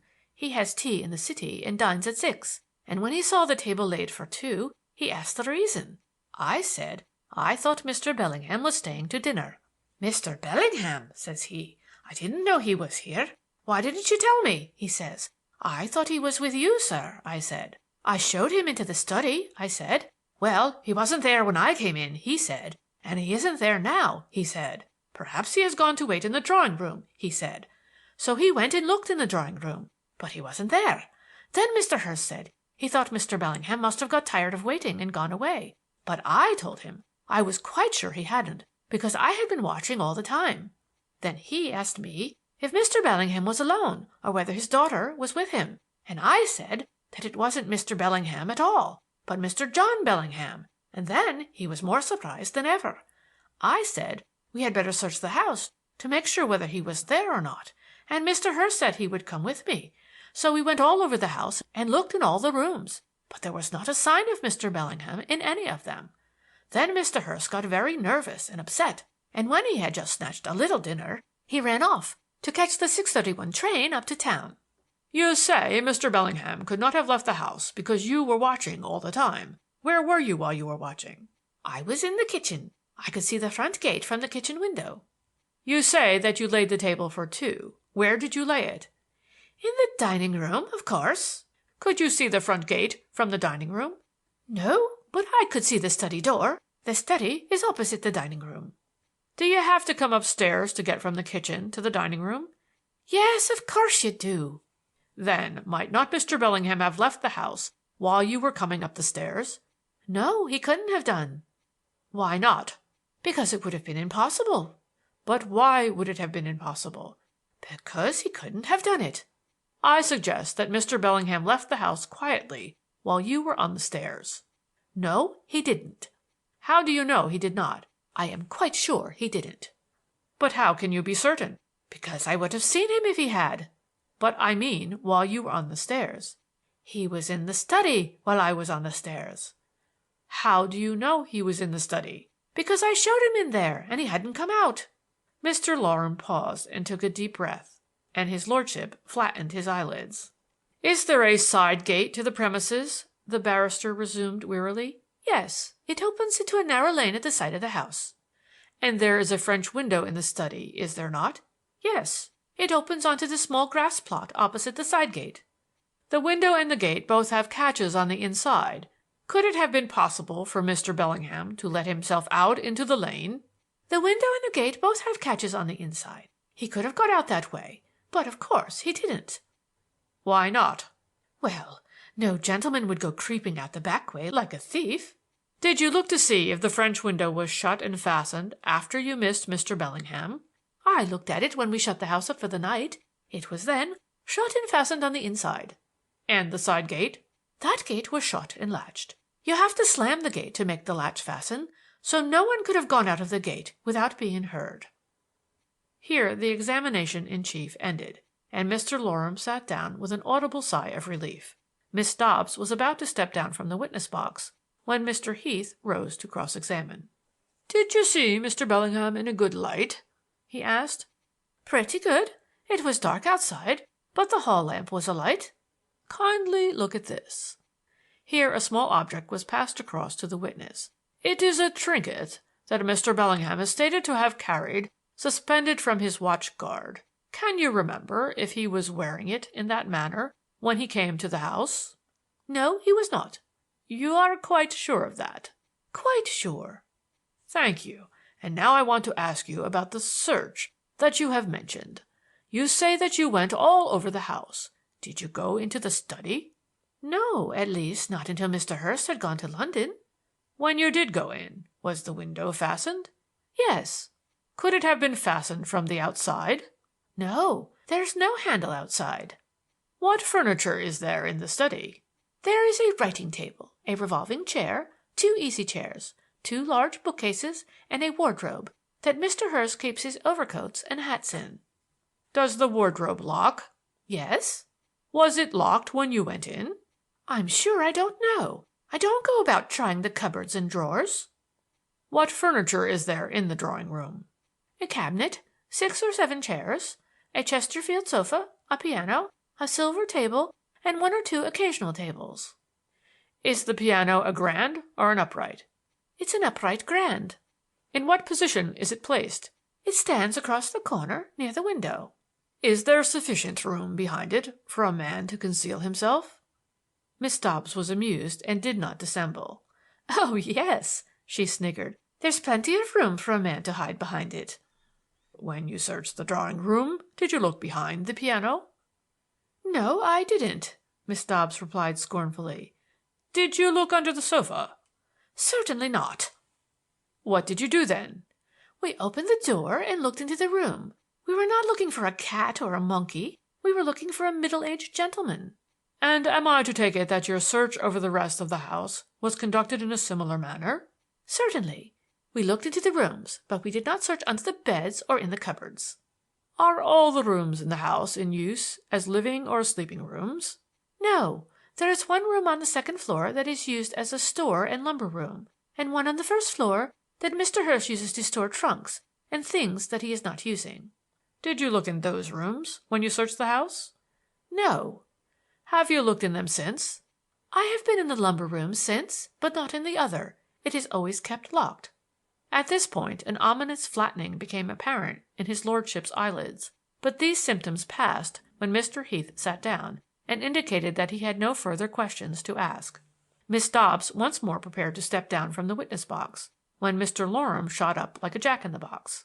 "You have made certain statements," said he, "concerning the scarab which Mr. Bellingham was accustomed to wear suspended from his watch-guard. You say that he was not wearing it when he came to Mr. Hurst's house on the 23rd of November, 1902. Are you quite sure of that?" "Quite sure." "I must ask you to be very careful in your statement on this point. The question is a highly important one. Do you swear that the scarab was not hanging from his watchguard? Yes, I do. Did you notice the watchguard particularly? No, not particularly. Then what makes you sure that the scarab was not attached to it? It couldn't have been. Why could it not? Because if it had been there, I should have seen it. What kind of watchguard was Mr. Bellingham wearing? Oh, an ordinary sort of watchguard. I mean, was it a chain, or a ribbon, or a strap? A chain, I think. Or perhaps a ribbon. Or it might have been a strap. His lordship flattened his eyelids, but made no further sign, and Mr. Loram continued. Did you or did you not notice what kind of watchguard Mr. Bellingham was wearing? I did not. Why should I? It was no business of mine. But yet you are quite sure about the scarab? Yes, quite sure. You noticed that, then? No, I didn't. How could I, when it wasn't there? Mr. Loram paused and looked helplessly at the witness. A suppressed titter arose from the body of the court, and a faint voice from the bench inquired, Are you quite incapable of giving a straightforward answer? Miss Dobbs' only reply was to burst into tears, whereupon Mr. Loram abruptly sat down and abandoned his re-examination. The witness box vacated by Miss Dobbs was occupied successively by Dr. Norbury, Mr. Hurst, and the cloakroom attendant, none of whom contributed any new facts, but merely corroborated the statements made by Mr. Jellicoe and the housemaid. Then came the laborer who discovered the bones at Sidcup, and who repeated the evidence that he had given at the inquest, showing that the remains could not have been lying in the Water-Cress Bed more than 2 years. Finally, Dr. Summers was called, and after he had given a brief description of the bones that he had examined, was asked by Mr. Loram, You have heard the description that Mr. Jellicoe has given of the testator? I have. Does that description apply to the person whose remains you examined? In a general way, it does. I must ask you for a direct answer. Yes or no? Does it apply? Yes, but I ought to say that my estimate of the height of the deceased is only approximate. Quite so. Judging from your examination of those remains and from Mr. Jellicoe's description, might those remains be the remains of the testator, John Bellingham? Yes, they might. On receiving this admission, Mr. Loram sat down, and Mr. Heath immediately rose to cross-examine. When you examined the remains, Dr. Summers, did you discover any personal peculiarities which would enable you to identify them as the remains of any one individual rather than any other individual of similar size, age, and proportions? No, I found nothing that would identify the remains as those of any particular individual. As Mr. Heath asked no further questions, the witness received his dismissal, and Mr. Loram informed the court that that was his case. The judge bowed somnolently, and then Mr. Heath rose to address the court on behalf of the respondent. It was not a long speech, nor was it enriched by any displays of florid rhetoric. It concerned itself exclusively with a rebutment of the arguments of the counsel for the petitioner. Having briefly pointed out that the period of absence was too short to give rise of itself to the presumption of death, Mr. Heath continued. The claim therefore rests upon evidence of a positive character. My learned friend asserts that the testator is presumably dead, and it is for him to prove what he has affirmed. Now, has he done this? I submit that he has not. He has argued with great force and ingenuity that the testator, being a bachelor, a solitary man without wife or child, dependent or master, public or private office of duty, or any bond, responsibility, or any other condition limiting his freedom of action, had no reason or inducement for absconding. This is my learned friend's argument, and he has conducted it with so much skill and ingenuity that he has not only succeeded in proving his case, he has proved a great deal too much. For if it is true, as my learned friend so justly argues, that a man thus unfettered by obligations of any kind has no reason for disappearing, is it not even more true that he has no reason for not disappearing? My friend has urged that the testator was at liberty to go where he pleased, when he pleased, and how he pleased, and that therefore there was no need for him to abscond. I reply, if he was at liberty to go away, whither, when, and how he pleased, why do we express surprise that he has made use of his liberty? My learned friend points out that the testator notified nobody of his intention of going away, and has acquainted no one with his whereabouts. But, I ask, whom should he have notified? He was responsible to nobody. There was no one dependent upon him. His presence or absence was the concern of nobody but himself. If circumstances suddenly arising made it desirable that he should go abroad, why should he not go? I say there was no reason whatever. My learned friend has said that the testator went away, leaving his affairs to take care of themselves.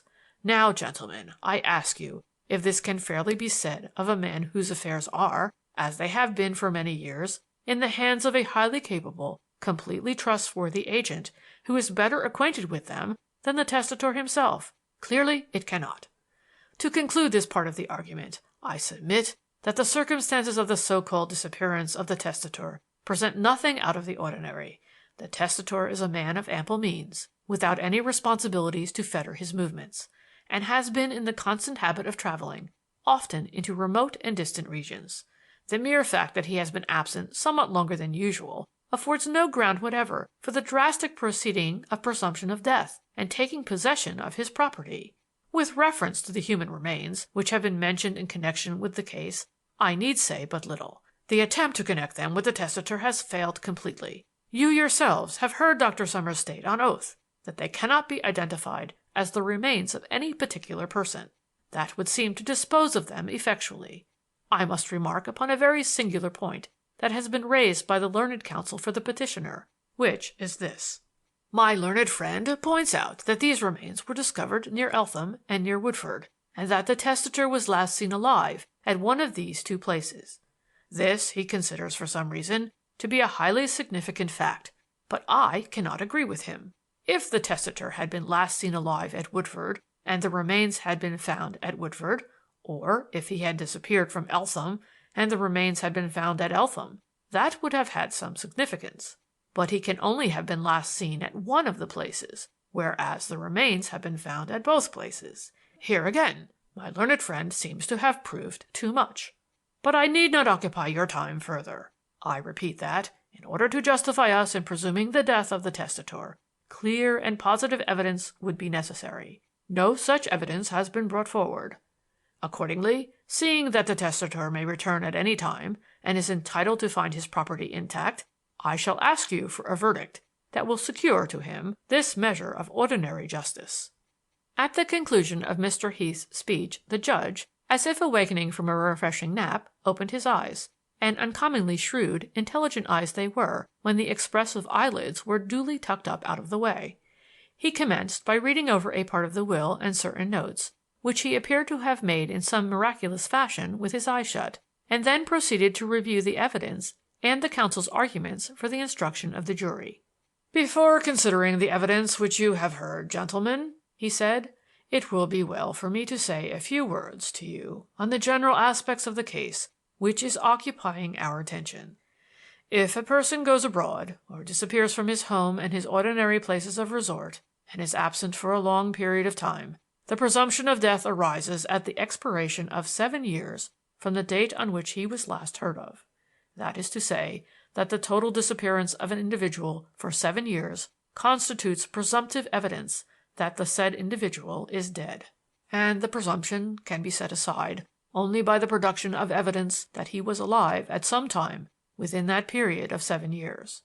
But if, on the other hand, it is sought to presume the death of a person who has been absent for a shorter period than 7 years, it is necessary to produce such evidence as shall make it highly probable that the said person is dead. Of course, presumption implies supposition as opposed to actual demonstration, but nevertheless, the evidence in such a case must be of a kind that tends to create a very strong belief that death has occurred, and I need hardly say that the shorter the period of absence, the more convincing must be the evidence. In the present case, the testator, John Bellingham, has been absent somewhat under 2 years. This is a relatively short period, and in itself gives rise to no presumption of death. Nevertheless, death has been presumed in a case where this period of absence was even shorter and the insurance recovered. But here the evidence supporting the belief in the occurrence of death was exceedingly weighty. The testator in this case was a shipmaster, and his disappearance was accompanied by the disappearance of the ship and the entire ship's company in the course of a voyage from London to Marseille.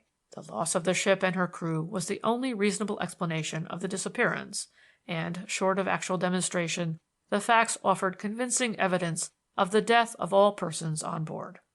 I mention this case as an illustration. You are not dealing with speculative probabilities. You are contemplating a very momentous proceeding, and you must be very sure of your ground. Consider what it is that you are asked to do. The petitioner asks permission to presume the death of the testator in order that the testator's property may be distributed among the beneficiaries under the will. The granting of such permission involves us in the gravest responsibility. An ill-considered decision might be productive of a serious injustice to the testator, an injustice that could never be remedied. Hence it is incumbent upon you to weigh the evidence with the greatest care, to come to no decision without the profoundest consideration of all the facts. The evidence that you have heard divides itself into two parts, that relating to the circumstances of the testator's disappearance and that relating to certain human remains. In connection with the latter, I can only express my surprise and regret that the application was not postponed until the completion of the coroner's inquest, and leave you to consider the evidence. You will bear in mind that Dr. Summers has stated explicitly that the remains cannot be identified as those of any particular individual, but that the testator and the unknown deceased had so many points of resemblance that they might possibly be one and the same person. With reference to the circumstances of the disappearance, you have heard the evidence of Mr. Jellicoe to the effect that the testator has on no previous occasion gone abroad without informing him as to his proposed destination. But in considering what weight you are to give to this statement, you will bear in mind that when the testator set out for Paris after his interview with Dr. Norbury, he left Mr. Jellicoe without any information as to his specific destination, his address in Paris, or the precise date when he should return, and that Mr. Jellicoe was unable to tell us where the testator went or what was his business. Mr. Jellicoe was, in fact, for a time, without any means of tracing the testator or ascertaining his whereabouts.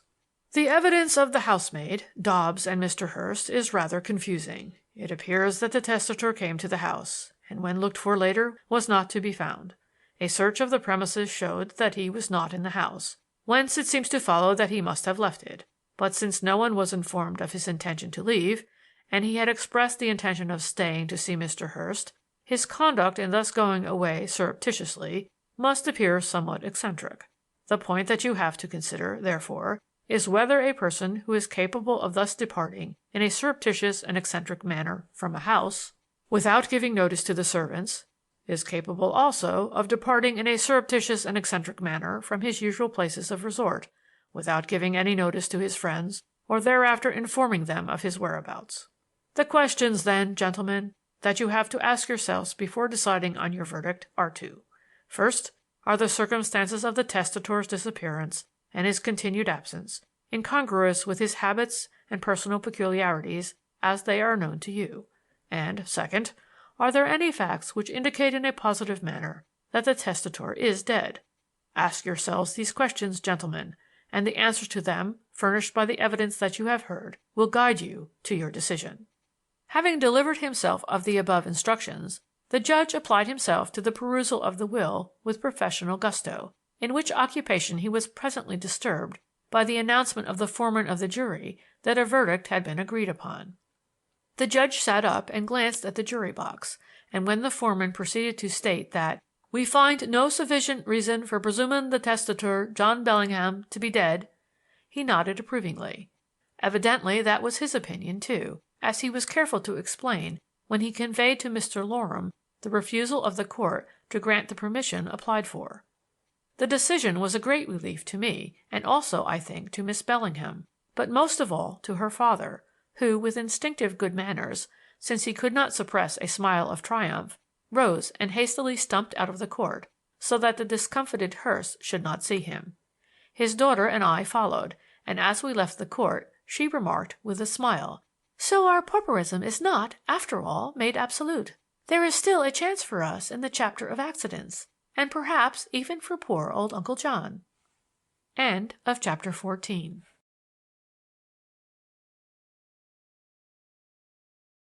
Chapter 15. Circumstantial Evidence. The morning after the hearing saw me setting forth on my round in more than usually good spirits. The round itself was but a short one, for my list contained only a couple of chronics, and this perhaps contributed to my cheerful outlook on life. But there were other reasons. The decision of the court had come as an unexpected reprieve, and the ruin of my friend's prospects was at least postponed. Then I had learned that Thorndyke was back from Bristol and wished me to look in on him. And finally, Miss Bellingham had agreed to spend this very afternoon with me, browsing round the galleries at the British Museum. I had disposed of my 2 patients by 11:15, and 3 minutes later was striding down Mitre Court, all agog to hear what Thorndyke had to say with reference to my notes on the inquest.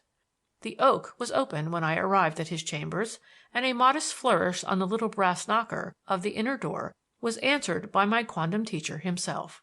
"How good of you, Berkeley," he said, shaking hands genially, "to look me up so early. I am alone, just looking through the report of the evidence of yesterday's proceedings."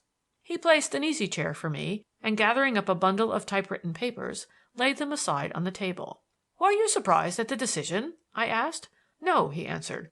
2 years is a short period of absence, but still, it might easily have gone the other way. I am greatly relieved.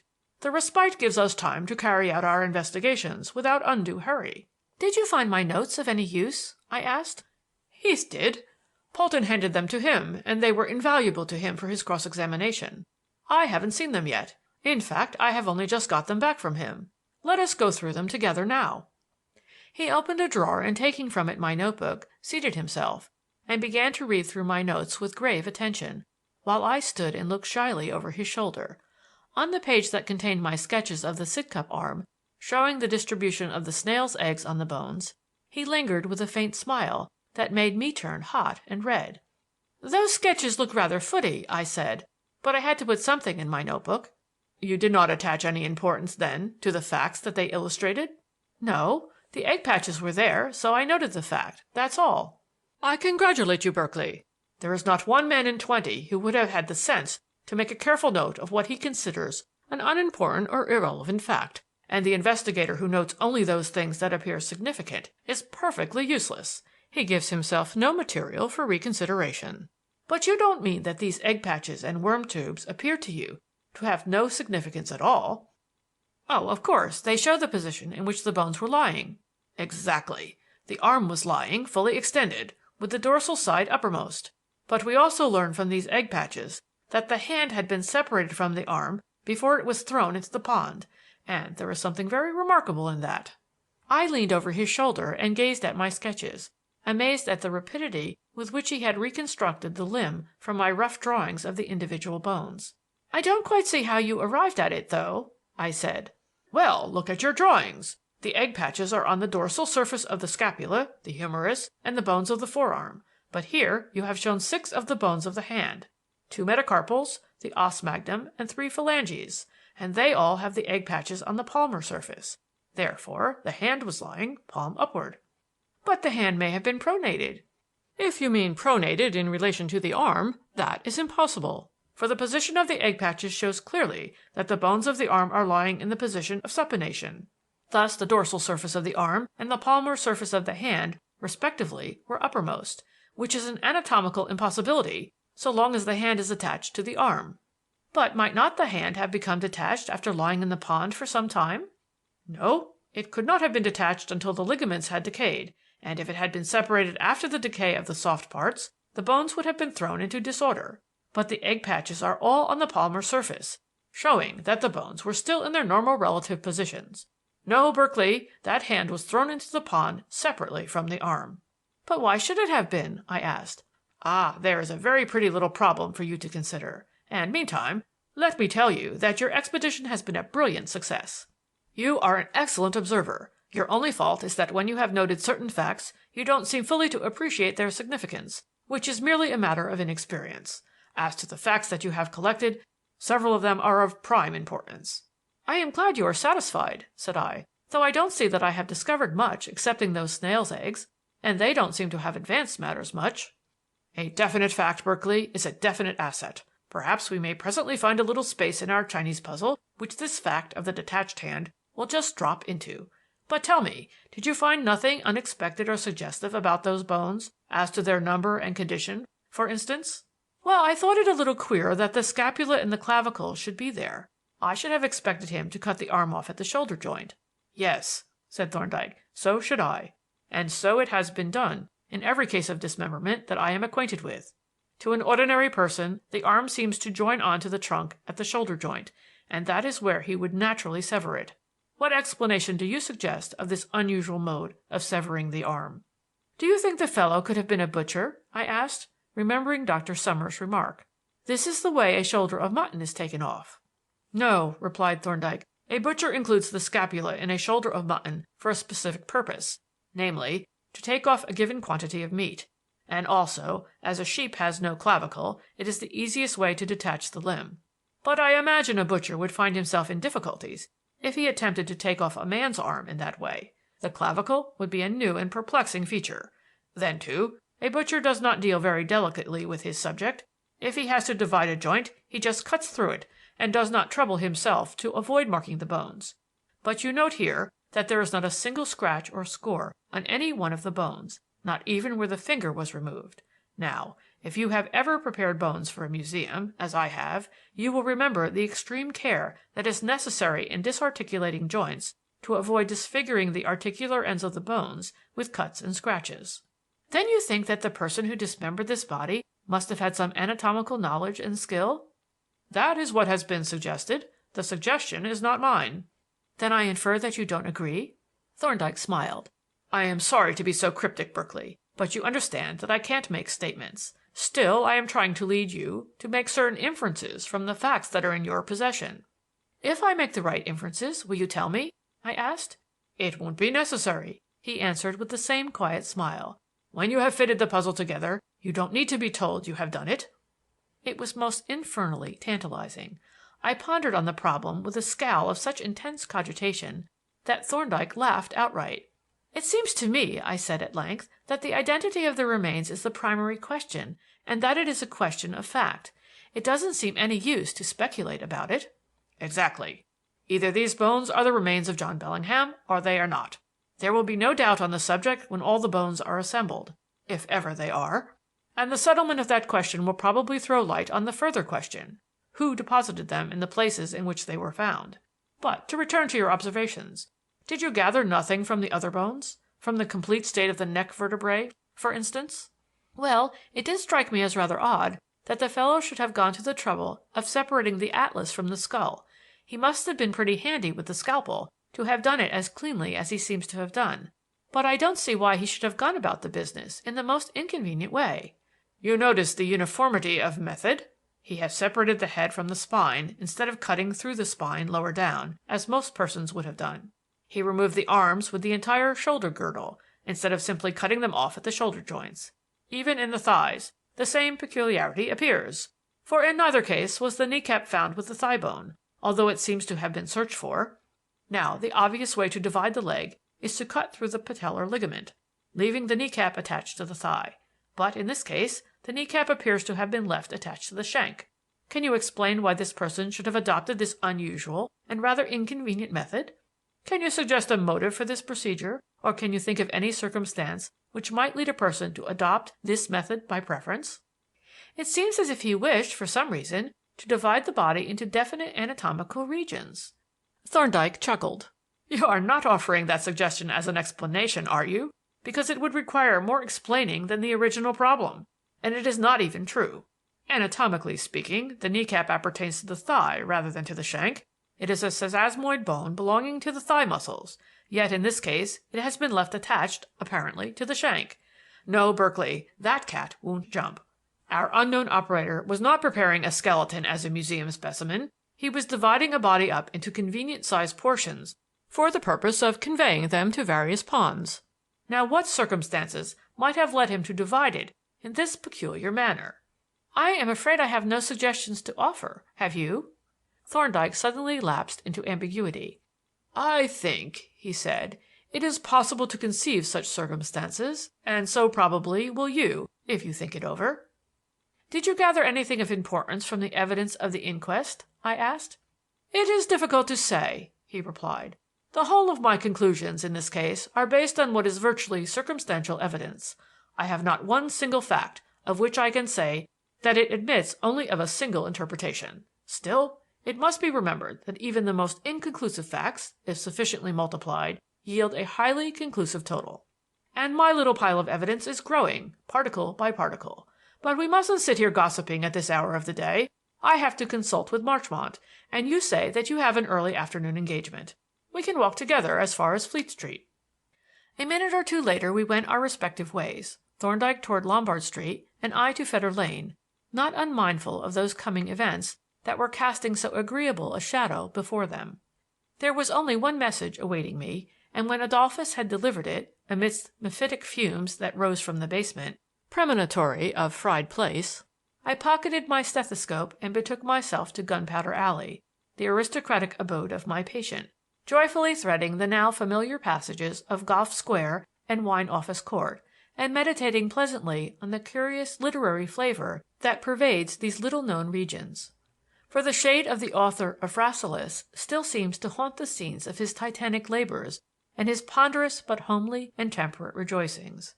Every court and alley whispers of books and of the making of books. Forms of type trundled noisily on trolleys by ink-smeared boys salute the wayfarer at odd corners.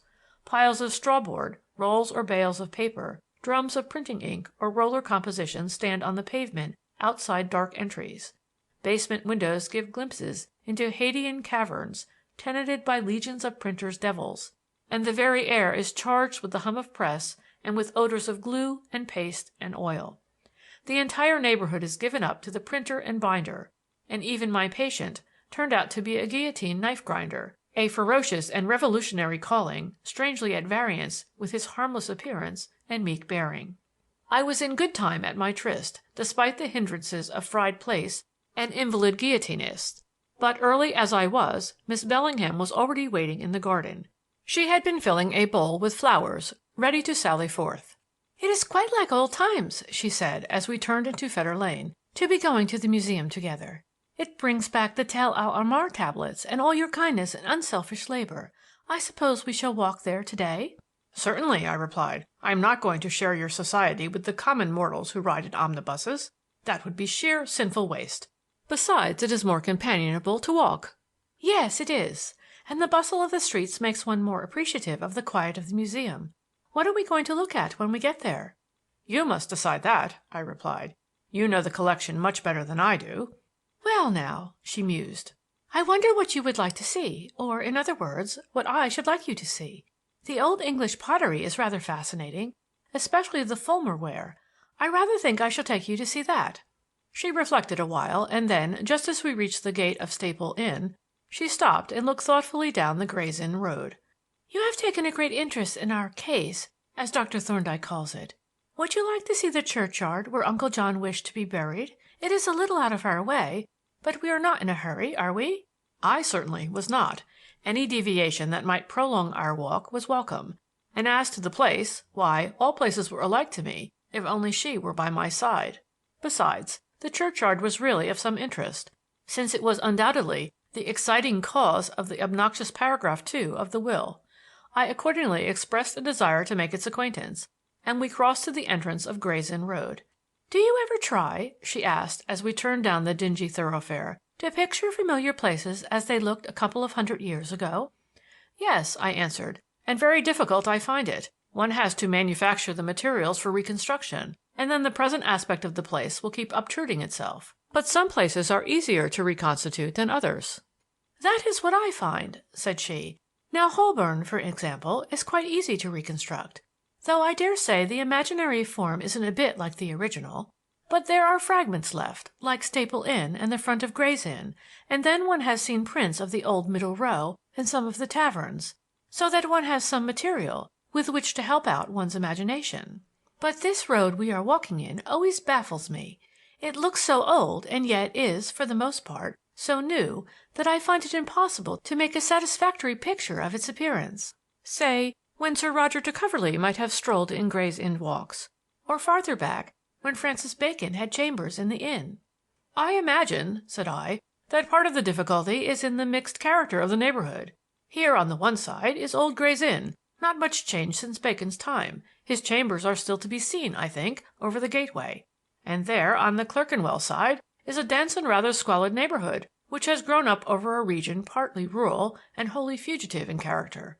Places like Bagnigge Wells and Hockley in the whole would not have had many buildings that were likely to survive, and in the absence of surviving specimens, the imagination hasn't much to work from. I dare say you are right, said she. Certainly the purlieus of old Clerkenwell present a very confused picture to me, whereas, in the case of an old street like, say, Great Ormond Street, one has only to sweep away the modern buildings and replace them with glorious old houses like the few that remain, dig up the roadway and pavements and lay down cobblestones, plant a few wooden posts, hang up one or two oil lamps, and the transformation is complete. And a very delightful transformation it is. Very delightful. Which, by the way, is a melancholy thought, for we ought to be doing better work than our forefathers. Whereas, what we actually do is to pull down the old buildings, clap the doorways, porticos, paneling, and mantels in our museums, and then run up something inexpensive and useful and deadly uninteresting in their place. My companion looked at me and laughed softly. For a naturally cheerful and even gay young man, said she, you are most amazingly pessimistic. The mantle of Jeremiah, if ever he wore one, seems to have fallen on you, but without in the least impairing your good spirits, except in regard to matters architectural. I have much to be thankful for, said I. Am I not taken to the museum by a fair lady, and does she not stay me with mummy cases and comfort me with crockery? Pottery, she corrected. And then, as we met a party of grave-looking women emerging from a side street, she said, I suppose those are lady medical students. Yes, on their way to the Royal Free Hospital. Note the gravity of their demeanor and contrast it with the levity of the male student. I was doing so, she answered, and wondering why professional women are usually so much more serious than men. Perhaps, I suggested, it is a matter of selection. A peculiar type of woman is attracted to the professions, whereas every man has to earn his living as a matter of course. Yes, I dare say that is the explanation. This is our turning. We passed into Heathcote Street, at the end of which was an open gate giving entrance to one of those disused and metamorphosed burial grounds that are to be met with in the older districts of London, in which the dispossessed dead are jostled into corners to make room for the living. Many of the headstones were still standing, and others, displaced to make room for asphalted walks and seats, were ranged by the walls exhibiting inscriptions made meaningless by their removal. It was a pleasant enough place on this summer afternoon, contrasted with the dingy streets whence we had come, though its grass was faded and yellow, and the twitter of the birds in the trees mingled with the hideous board-school drawls of the children who played around the seats and the few remaining tombs. "So this is the last resting place of the illustrious house of Bellingham," said I. "Yes, we are not the only distinguished people who repose in this place. The daughter of no less a person than Richard Cromwell is buried here, and the tomb is still standing. But perhaps you have been here before and know it." "I don't think I have ever been here before, and yet there is something about the place that seems familiar." I looked around, cudgeling my brains for the key to the dimly reminiscent sensations that the place evoked, until suddenly I caught sight of a group of buildings away to the west, enclosed within a wall heightened by a wooden trellis. "Yes, of course!" I exclaimed. "I remember the place now. I have never been in this part before, but in that enclosure beyond, which opens at the end of Henrietta Street. There used to be, and may still, for all I know, a school of anatomy, at which I attended in my first year. In fact, I did my first dissection there." "There was a certain gruesome appropriateness in the position of the school," remarked Miss Bellingham. "It would have been really convenient in the days of the resurrection men. Your material would have been delivered at your very door. Was it a large school?" "The attendance varied according to the time of the year. Sometimes I worked there quite alone. I used to let myself in with a key, and hoist my subject out of a sort of sepulchre tank by means of a chain tackle. It was a ghoulish business. You have no idea how awful the body used to look to my unaccustomed eyes as it rose slowly out of the tank. It was like the resurrection scene that you see on some old tombstones, where the deceased is shown rising out of his coffin, while the skeleton, Death, falls vanquished with his dart shattered and his crown toppling off. I remember, too, that the demonstrator used to wear a blue apron, which created a sort of impression of a cannibal butcher shop. But I'm afraid I am shocking you." "No, you are not. Every profession has its unpresentable aspects, which ought not to be seen by outsiders.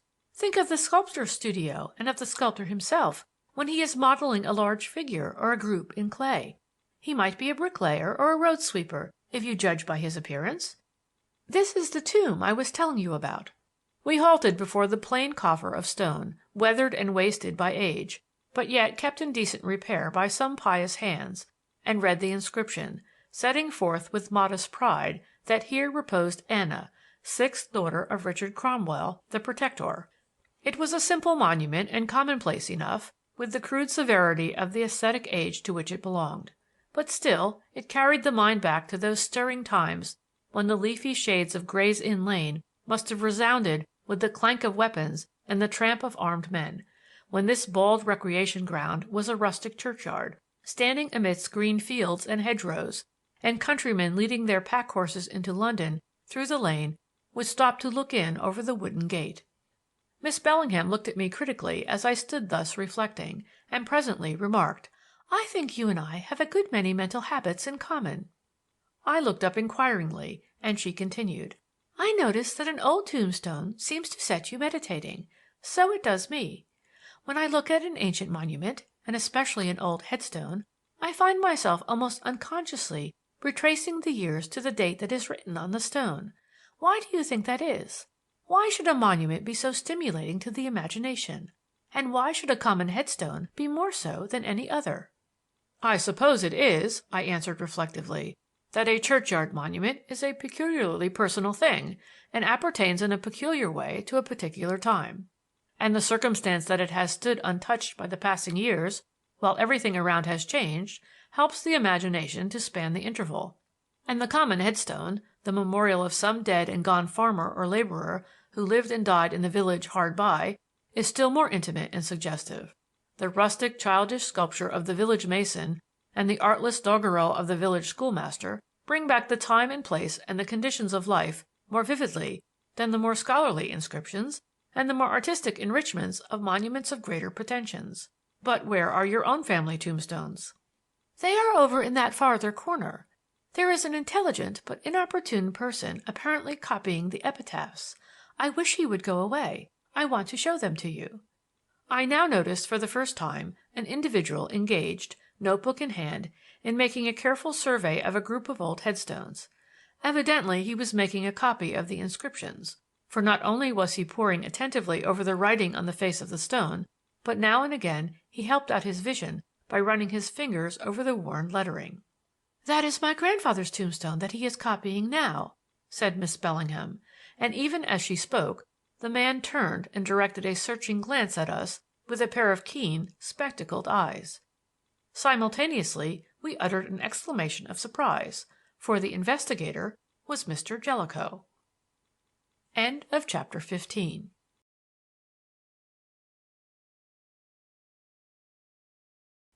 Chapter 16. O Artemidorus, farewell. Whether or not Mr. Jellicoe was surprised to see us, it is impossible to say. His countenance, which served the ordinary purposes of a face, inasmuch as it contained the principal organs of special sense, with inlets to the alimentary and respiratory tracts, was, as an apparatus for the expression of the emotions, a total failure. To a thought reader it would have been about as helpful as the face carved upon the handle of an umbrella, a comparison suggested, perhaps, by a certain resemblance to such an object. He advanced, holding open his notebook and pencil, and having saluted us with a stiff bow and an old-fashioned flourish of his hat, shook hands rheumatically and waited for us to speak. "This is an unexpected pleasure, Mr. Jellicoe," said Miss Bellingham. "It is very good of you to say so," he replied. "And quite a coincidence that we should all happen to come here on the same day." "A coincidence, certainly," he admitted. "And if we had all happened not to come, which must have occurred frequently, that also would have been a coincidence." "I suppose it would," said she, "but I hope we are not interrupting you." "Thank you, no. I had just finished when I had the pleasure of perceiving you." "You were making some notes in reference to the case, I imagine," said I. It was an impertinent question, but with malice aforethought for the mere pleasure of hearing him evade it. "The case?" he repeated. "You are referring, perhaps, to Stevens versus the Parish Council?" I think Dr. Berkeley was referring to the case of my uncle's will, Miss Bellingham said quite gravely, though with a suspicious dimpling about the corners of her mouth. Indeed, said Mr. Jellicoe. There is a case, is there? A suit? I mean the proceedings instituted by Mr. Hurst. Oh, but that was merely an application to the court, and is, moreover, finished and done with. At least, so I understand. I speak, of course, subject to correction.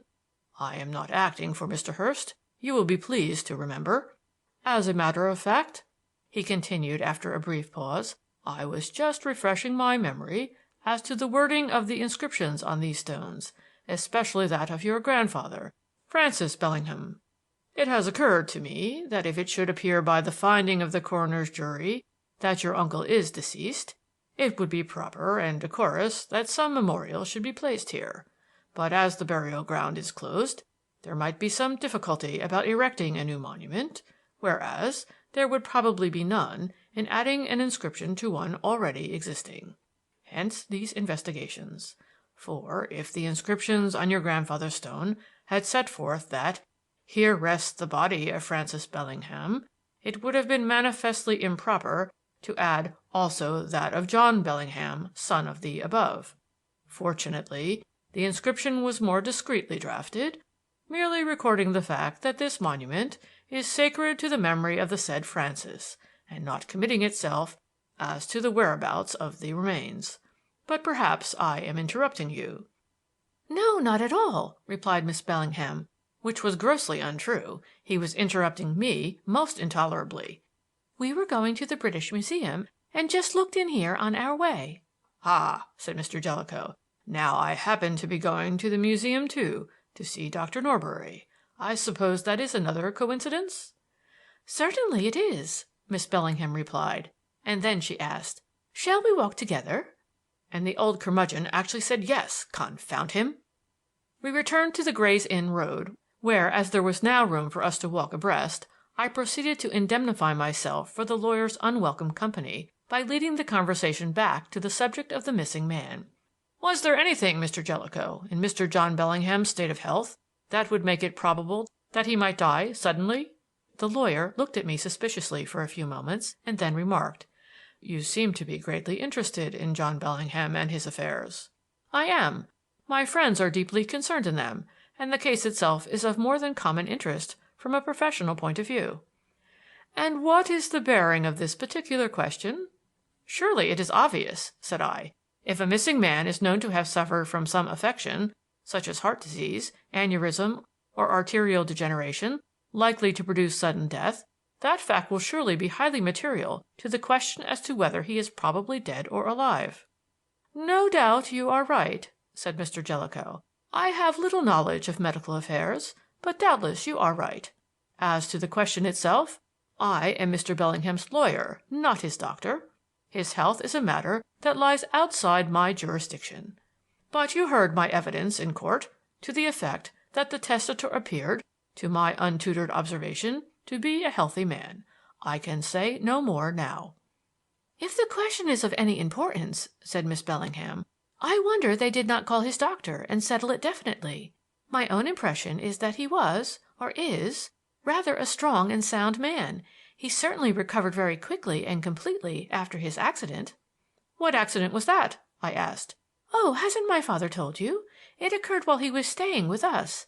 He slipped from a curb and broke one of the bones of the left ankle. Somebody's fracture. Potts? Yes, that was the name. Potts fracture. And he broke both his kneecaps as well. Sir Morgan Bennett had to perform an operation, or he would have been a cripple for life. As it was, he was about again in a few weeks, apparently none the worse except for a slight weakness of the left ankle. Could he walk upstairs? I asked. Oh, yes, and play golf and ride a bicycle. You are sure he broke both kneecaps?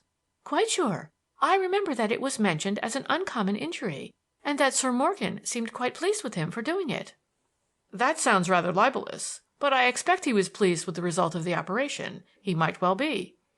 Here there was a brief lull in the conversation, and even as I was trying to think of a poser for Mr. Jellicoe, that gentleman took the opportunity to change the subject.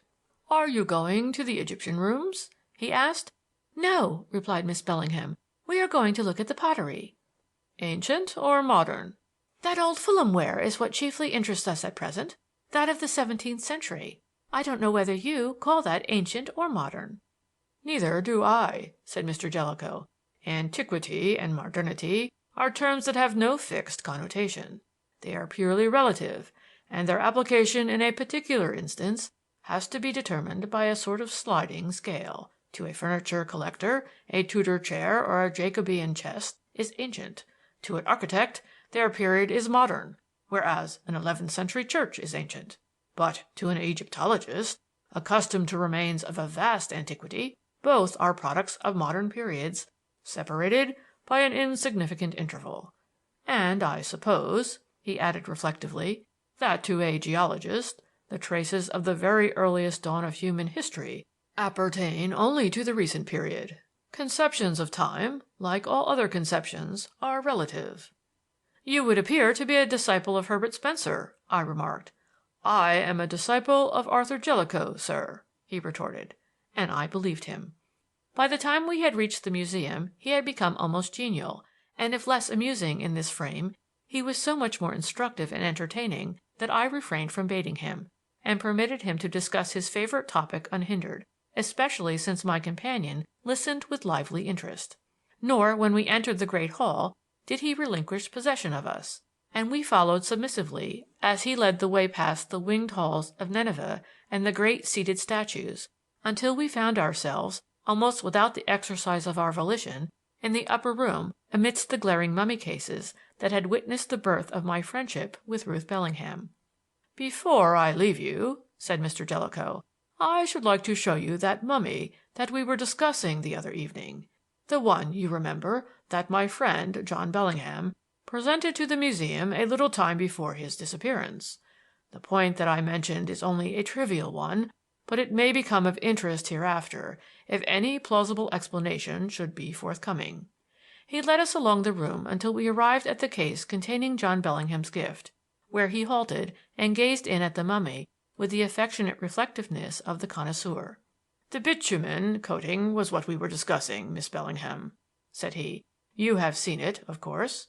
"Yes," she answered. "It is a dreadful disfigurement, isn't it?" "Aesthetically, it is to be deplored, but it adds a certain speculative interest to the specimen. You notice that the black coating leaves the principal decoration and the whole of the inscription untouched, which is precisely the part that one would expect to find covered up, whereas the feet and the back, which probably bore no writing, are quite thickly crusted. If you stoop down, you can see that the bitumen was dabbed freely into the lacings of the back, where it served no purpose, so that even the strings are embedded." He stooped as he spoke and peered up inquisitively at the back of the mummy, where it was visible between the supports. "Has Dr. Norbury any explanation to offer?" asked Miss Bellingham. "None whatever," replied Mr. Jellicoe. "He finds it as great a mystery as I do, but he thinks that we may get some suggestion from the director when he comes back. He is a very great authority, as you know, and a practical excavator of great experience, too. But I mustn't stay here talking of these things and keeping you from your pottery. Perhaps I have stayed too long already. If I have, I ask your pardon, and I will now wish you a very good afternoon." With a sudden return to his customary wooden impassivity, he shook hands with us, bowed stiffly, and took himself off toward the curator's office. "What a strange man that is," said Miss Bellingham, as Mr. Jellicoe disappeared through the doorway at the end of the room. "Or perhaps I should say a strange being, for I can hardly think of him as a man. I have never met any other human creature at all like him." "He is certainly a queer old fogey," I agreed. "Yes, but there is something more than that. He is so emotionless, so remote and aloof from all mundane concerns. He moves among ordinary men and women, but as a mere presence, an unmoved spectator of their actions, quite dispassionate and impersonal." "Yes, he is astonishingly self-contained. In fact, he seems, as you say, to go to and fro among men, enveloped in a sort of infernal atmosphere of his own, like Marley's ghost. But he is lively and human enough as soon as the subject of Egyptian antiquities is broached." "Lively, but not human. He is always, to me, quite unhuman. Even when he is most interested and even enthusiastic, he is a mere personification of knowledge. Nature ought to have furnished him with an ibis's head like Tahuti. Then he would have looked his part." "He would have made a rare sensation in Lincoln's Inn if he had," said I, and we both laughed heartily at the imaginary picture of Tahuti Jellicoe, slender-beaked and top-hatted, going about his business in Lincoln's Inn and the law courts. Insensibly, as we talked, we had drawn near to the mummy of Artemidorus, and now my companion halted before the case with her thoughtful gray eyes bent dreamily on the face that looked out at us. I watched her with reverent admiration. How charming she looked as she stood with her sweet, grave face turned so earnestly to the object of her mystical affection. How dainty and full of womanly dignity and grace. And then suddenly it was borne in upon me that a great change had come over her since the day of our first meeting. She had grown younger, more girlish, and more gentle. At first she had seemed much older than I, a sad-faced woman, weary, solemn, enigmatic, almost gloomy, with a bitter, ironic humor and a bearing distant and cold. Now she was only maidenly and sweet, tinged, it is true, with a certain seriousness, but frank and gracious and wholly lovable. Could the change be due to our friendship? As I asked myself the question, my heart leaped with a new hope. I yearned to tell her all that she was to me, all that I hoped we might be to one another in the years to come. At length I ventured to break in upon her reverie. "What are you thinking about so earnestly, fair lady?" She turned quickly, with a bright smile and sparkling eyes that looked frankly into mine. "I was wondering," said she, "if he was jealous of my new friend. But what a baby I am to talk such nonsense!" She laughed softly and happily, with just an adorable hint of shyness. "Why should he be jealous?" I asked. "Well, you see, before we were friends, he had me all to himself. I have never had a man friend before, except my father, and no really intimate friend at all. And I was very lonely in those days, after our troubles had befallen. I am naturally solitary, but still, I am only a girl. I am not a philosopher. So when I felt very lonely, I used to come here and look at Artemidorus and make believe that he knew all the sadness of my life and sympathized with me. It was very silly, I know, but yet somehow it was a real comfort to me." "It was not silly of you at all. He must have been a good man, a gentle, sweet-faced man who had won the love of those who knew him, as this beautiful memorial tells, and it was wise and good of you to sweeten the bitterness of your life with the fragrance of this human love that blossoms in the dust after the lapse of centuries. No, you were not silly, and Artemidorus is not jealous of your new friend." "Are you sure?" She still smiled as she asked the question, but her glance was soft, almost tender, and there was a note of whimsical anxiety in her voice. "Quite sure. I give you my confident assurance." She laughed gaily. "Then," she said, "I am satisfied, for I am sure you know. But here is a mighty telepathist who can read the thoughts even of a mummy, a most formidable companion. But tell me how you know." "I know because it is he who gave you to me to be my friend. Don't you remember?" "Yes, I remember," she answered softly. "It was when you were so sympathetic with my foolish whim that I felt we were really friends." "And I, when you confided your pretty fancy to me, thanked you for the gift of your friendship, and treasured it, and do still treasure it, above everything on earth." She looked at me quickly with a sort of nervousness in her manner and cast down her eyes. Then, after a few moments' almost embarrassed silence, as if to bring back our talk to a less emotional plane, she said, "Do you notice the curious way in which this memorial divides itself up into two parts?" "How do you mean?" I asked, a little disconcerted by the sudden descent. "I mean that there is a part of it that is purely decorative, and a part that is expressive or emotional. You notice that the general design and scheme of decoration, although really Greek in feeling, follows rigidly the Egyptian conventions. But the portrait is entirely in the Greek manner, and when they came to that pathetic farewell, it had to be spoken in their own tongue, written in their own familiar characters." "Yes, I have noticed that, and admire the taste with which they have kept the inscription so inconspicuous as not to clash with the decoration. An obtrusive inscription in Greek characters would have spoiled the consistency of the whole scheme." "Yes, it would," she assented absently, as if she were thinking of something else, and once more gazed thoughtfully at the mummy. I watched her with deep content, noted the lovely contour of her cheek, the soft masses of hair that strayed away so gracefully from her brow, and thought her the most beautiful creature that had ever trod the earth. Suddenly she looked at me reflectively. "I wonder," she said, "what made me tell you about Artemidorus. It was a rather silly, childish sort of make-believe, and I wouldn't have told anyone else for the world, not even my father. How did I know that you would sympathize and understand?" She asked the question in all simplicity, with her serious gray eyes looking inquiringly into mine, and the answer came to me in a flash, with the beating of my own heart. "I will tell you how you know, Ruth," I whispered passionately. "It was because I loved you more than anyone else in the world has ever loved you, and you felt my love in your heart and called it sympathy." I stopped short, for she had blushed scarlet and then turned deathly pale, and now she looked at me wildly, almost with terror. "Have I shocked you, Ruth dearest?" I exclaimed penitently. "Have I spoken too soon? If I have, forgive me. But I had to tell you. I have been eating my heart out for love of you for I don't know how long. I think I have loved you from the first day we met. Perhaps I shouldn't have spoken yet, but, Ruth dear, if you only knew what a sweet girl you are, you wouldn't blame me." "I don't blame you," she said almost in a whisper. "I blame myself. I have been a bad friend to you, who have been so loyal and loving to me. I ought not to have let this happen, for it can't be, Paul. I can't say what you want me to say. We can never be anything more to one another than friends." A cold hand seemed to grasp my heart, a horrible fear that I had lost all that I cared for, all that made life desirable. "Why can't we?" I asked. "Do you mean that the gods have been gracious to some other man?" "No, no," she answered hastily, almost indignantly. "Of course I don't mean that." "Then it is only that you don't love me yet. Of course you don't. Why should you? But you will, dear, some day, and I will wait patiently until that day comes and not trouble you with entreaties.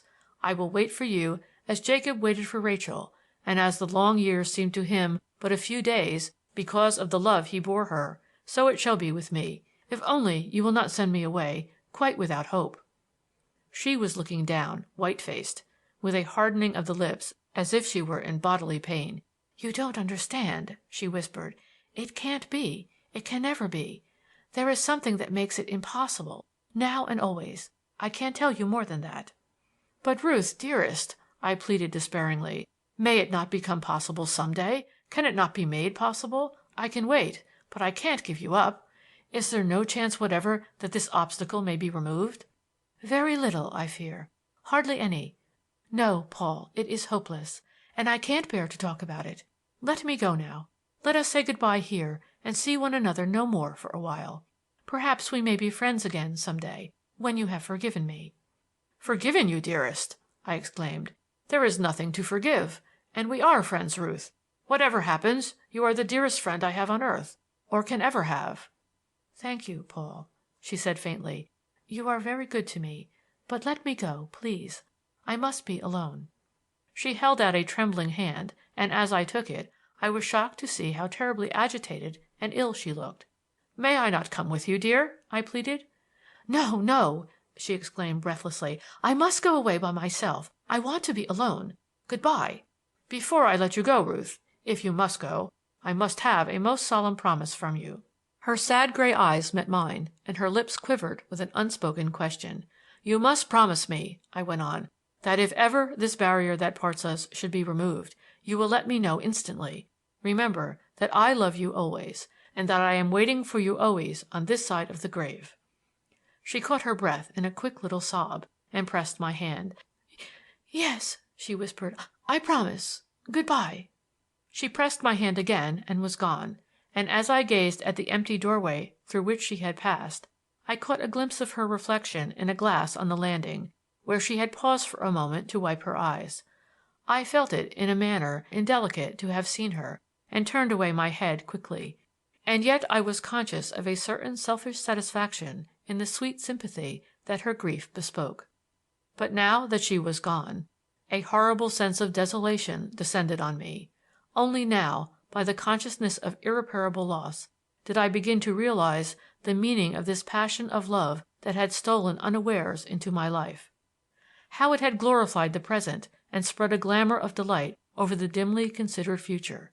How all pleasures and desires, hopes and ambitions had converged upon it as a focus, how it had stood out as the one great reality behind which the other circumstances of life were as a background, shimmering, half-seen, immaterial and unreal. And now it was gone, lost, as it seemed, beyond hope, and that which was left to me was but the empty frame from which the picture had vanished. I have no idea how long I stood rooted to the spot where she had left me, wrapped in a dull consciousness of pain, immersed in a half-numb reverie. Recent events flitted dreamlike through my mind, our happy labors in the reading room, our first visit to the museum, and this present day that had opened so brightly and with such joyous promise. One by one these phantoms of a vanished happiness came and went. Occasional visitors sauntered into the room, but the galleries were mostly empty that day, gazed inquisitively at my motionless figure, and went their way. And still the dull, intolerable ache in my breast went on, the only vivid consciousness that was left to me. Presently I raised my eyes and met those of the portrait. The sweet, pensive face of the old Greek settler looked out at me wistfully, as though he would offer comfort, as though he would tell me that he, too, had known sorrow when he lived his life in the sunny Fayum. And a subtle consolation, like the faint scent of old rose leaves, seemed to exhale from that friendly face that had looked on the birth of my happiness and had seen it wither and fade. I turned away, at last, with a silent farewell, and when I looked back, he seemed to speed me on my way with a gentle valediction. End of chapter 16.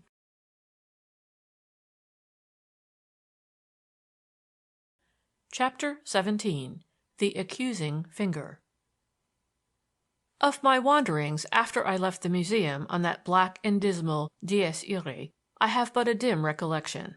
But I must have traveled a quite considerable distance, since it wanted an hour or two to the time for returning to the surgery, and I spent the interval walking swiftly through streets and squares, unmindful of the happenings around, intent only on my present misfortune, and driven by a natural impulse to seek relief in bodily exertion. For mental distress sets up, as it were, a sort of induced current of physical unrest, a beneficent arrangement by which a dangerous excess of emotional excitement may be transformed into motor energy, and so safely got rid of. The motor apparatus acts as a safety valve to the psychical, and if the engine races for a while with the onset of a bodily fatigue, the emotional pressure gauge returns to a normal reading. And so it was with me. At first I was conscious of nothing but a sense of utter bereavement, of the shipwreck of all my hopes. But by degrees, as I threaded my way among the moving crowds, I came to a better and more worthy frame of mind. After all, I had lost nothing that I had ever had. Ruth was still all that she had ever been to me, perhaps even more. And if that had been a rich endowment yesterday, why not today also? And how unfair it would be to her if I should mope and grieve over a disappointment that was no fault of hers, and for which there was no remedy. Thus I reasoned with myself, and to such purpose that, by the time I reached Fetter Lane, my dejection had come to quite manageable proportions, and I had formed the resolution to get back to the status quo ante bellum as soon as possible. About 8 o'clock, as I was sitting alone in the consulting room, gloomily persuading myself that I was now quite resigned to the inevitable, Adolphus brought me a registered packet, at the handwriting on which my heart gave such a bound that I had much ado to sign the receipt. As soon as Adolphus had retired, with undissembled contempt of the shaky signature, I tore open the packet, and as I drew out a letter, a tiny box dropped on the table.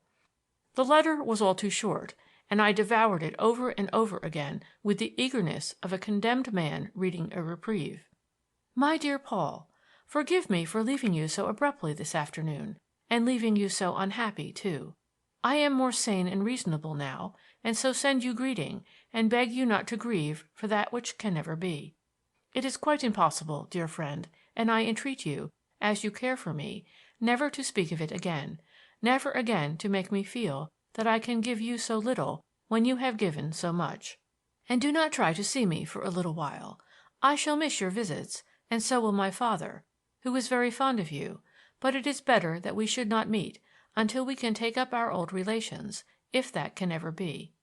I am sending you a little keepsake. in case we should drift apart on the eddies of life.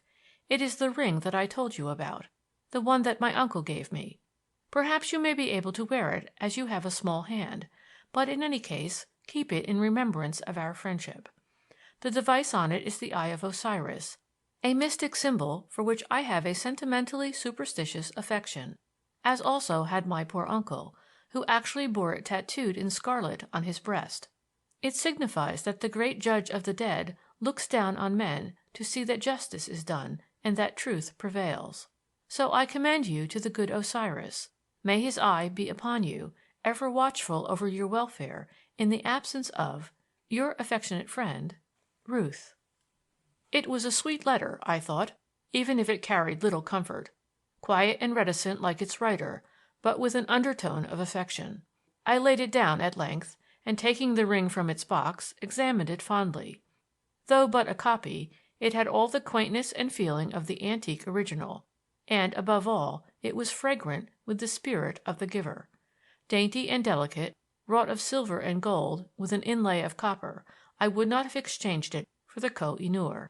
And when I slipped it on my finger, its tiny eye of blue enamel looked up at me so friendly and companionable that I felt the glamour of the old world superstition stealing over me too. Not a single patient came in this evening, which was well for me, and also for the patient, as I was able forthwith to write in reply a long letter. But this I shall spare the long-suffering reader, excepting its concluding paragraph. And now, dearest, I have had my say. Once for all I have said it, and I will not open my mouth on the subject again. I am not actually opening it now, until the times do alter. And if the times do never alter, if it shall come to pass, in due course, that we two shall sit side by side, white-haired and crinkly-nosed, and lean our poor old chins upon our sticks, and mumble and gibber amicably over the things that might have been if the good Osiris had come up to the scratch, I will still be content, because your friendship, Ruth, is better than another woman's love. So you see, I have taken my gruel and come up to time smiling, if you will pardon the pugilistic metaphor, and I promise you loyally to do your bidding and never again to distress you. Your faithful and loving friend, Paul. This letter I addressed and stamped, and then, with a wry grimace which I palmed off on myself, but not on Adolphus, as a cheerful smile, I went out and dropped it into the post-box, after which I further deluded myself by murmuring nunc dimittis and assuring myself that the incident was now absolutely closed. But despite this comfortable assurance, I was, in the days that followed, an exceedingly miserable young man.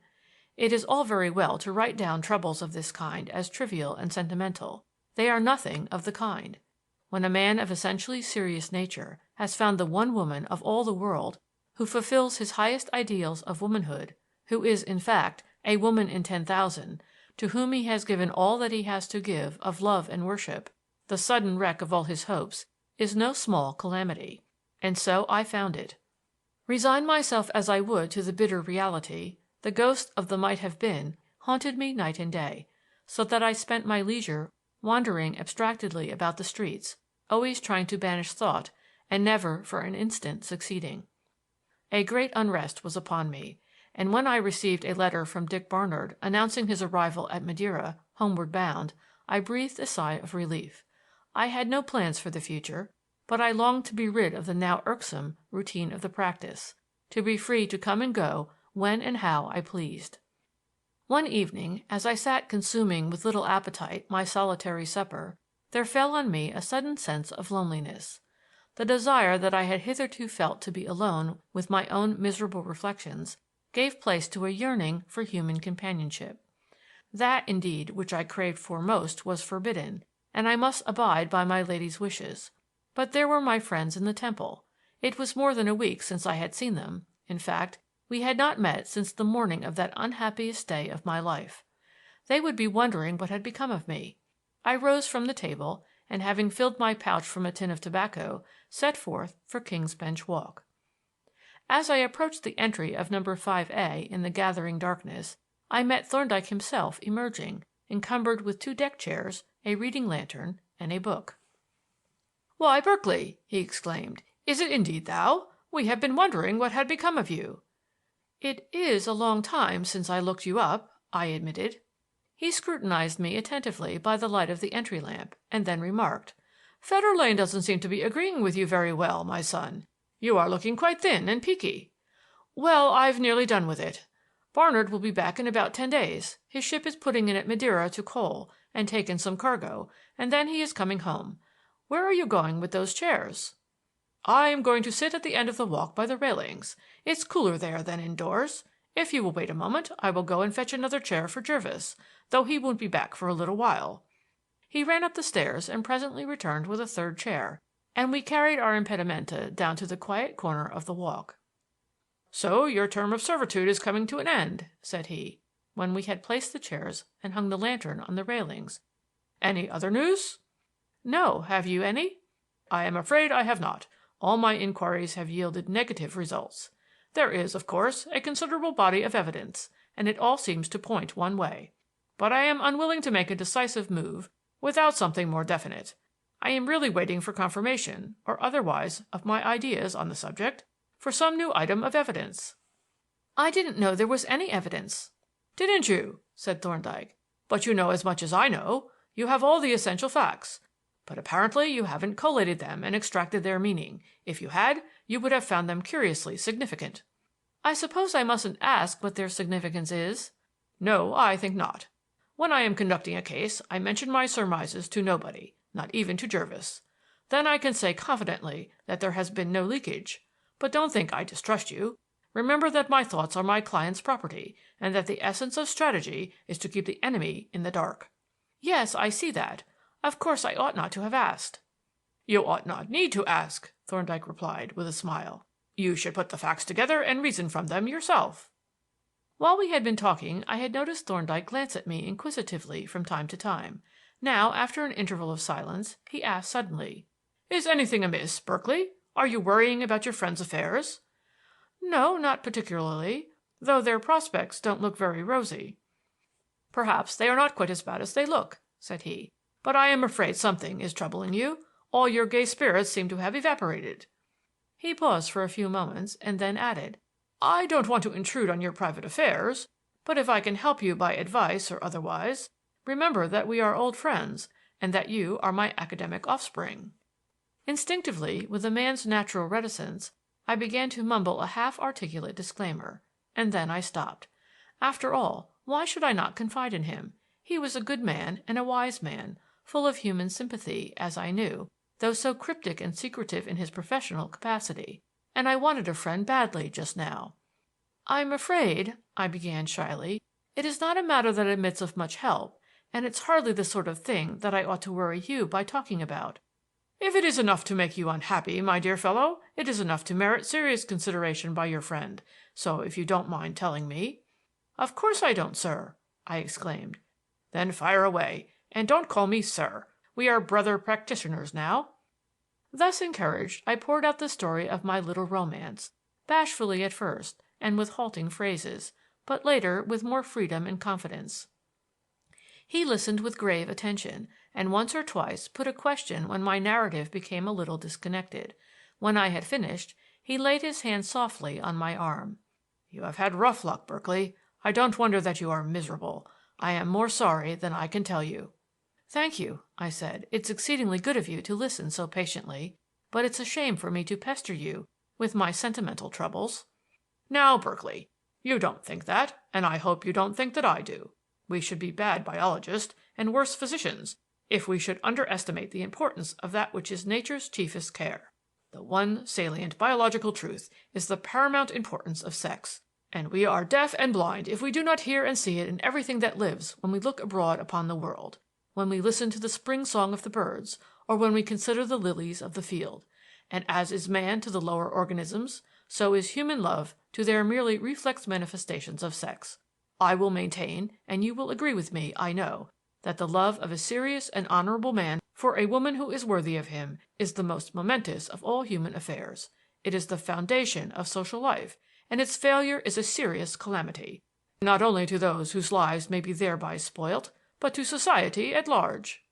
"It's a serious enough matter for the parties concerned," I agreed, "but that is no reason why they should bore their friends." "But they don't. Friends should help one another and think it a privilege." "Oh, I shouldn't mind coming to you for help, knowing you as I do.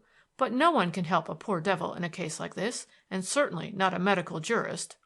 "Oh, come, Berkeley," he protested. "Don't rate us too low.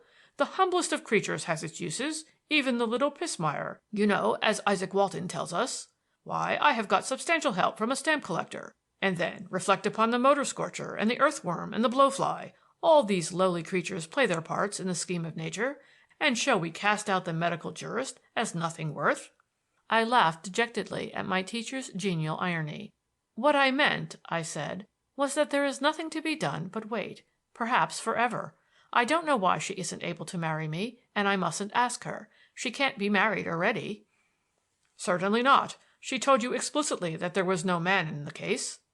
"Exactly, and I can think of no other valid reason, excepting that she doesn't care enough for me. That would be a perfectly sound reason, but then it would only be a temporary one, not the insuperable obstacle that she assumes to exist, especially as we really got on excellently together. I hope it isn't some confounded perverse feminine scruple. I don't see how it could be, but women are most frightfully tortuous and wrong-headed at times."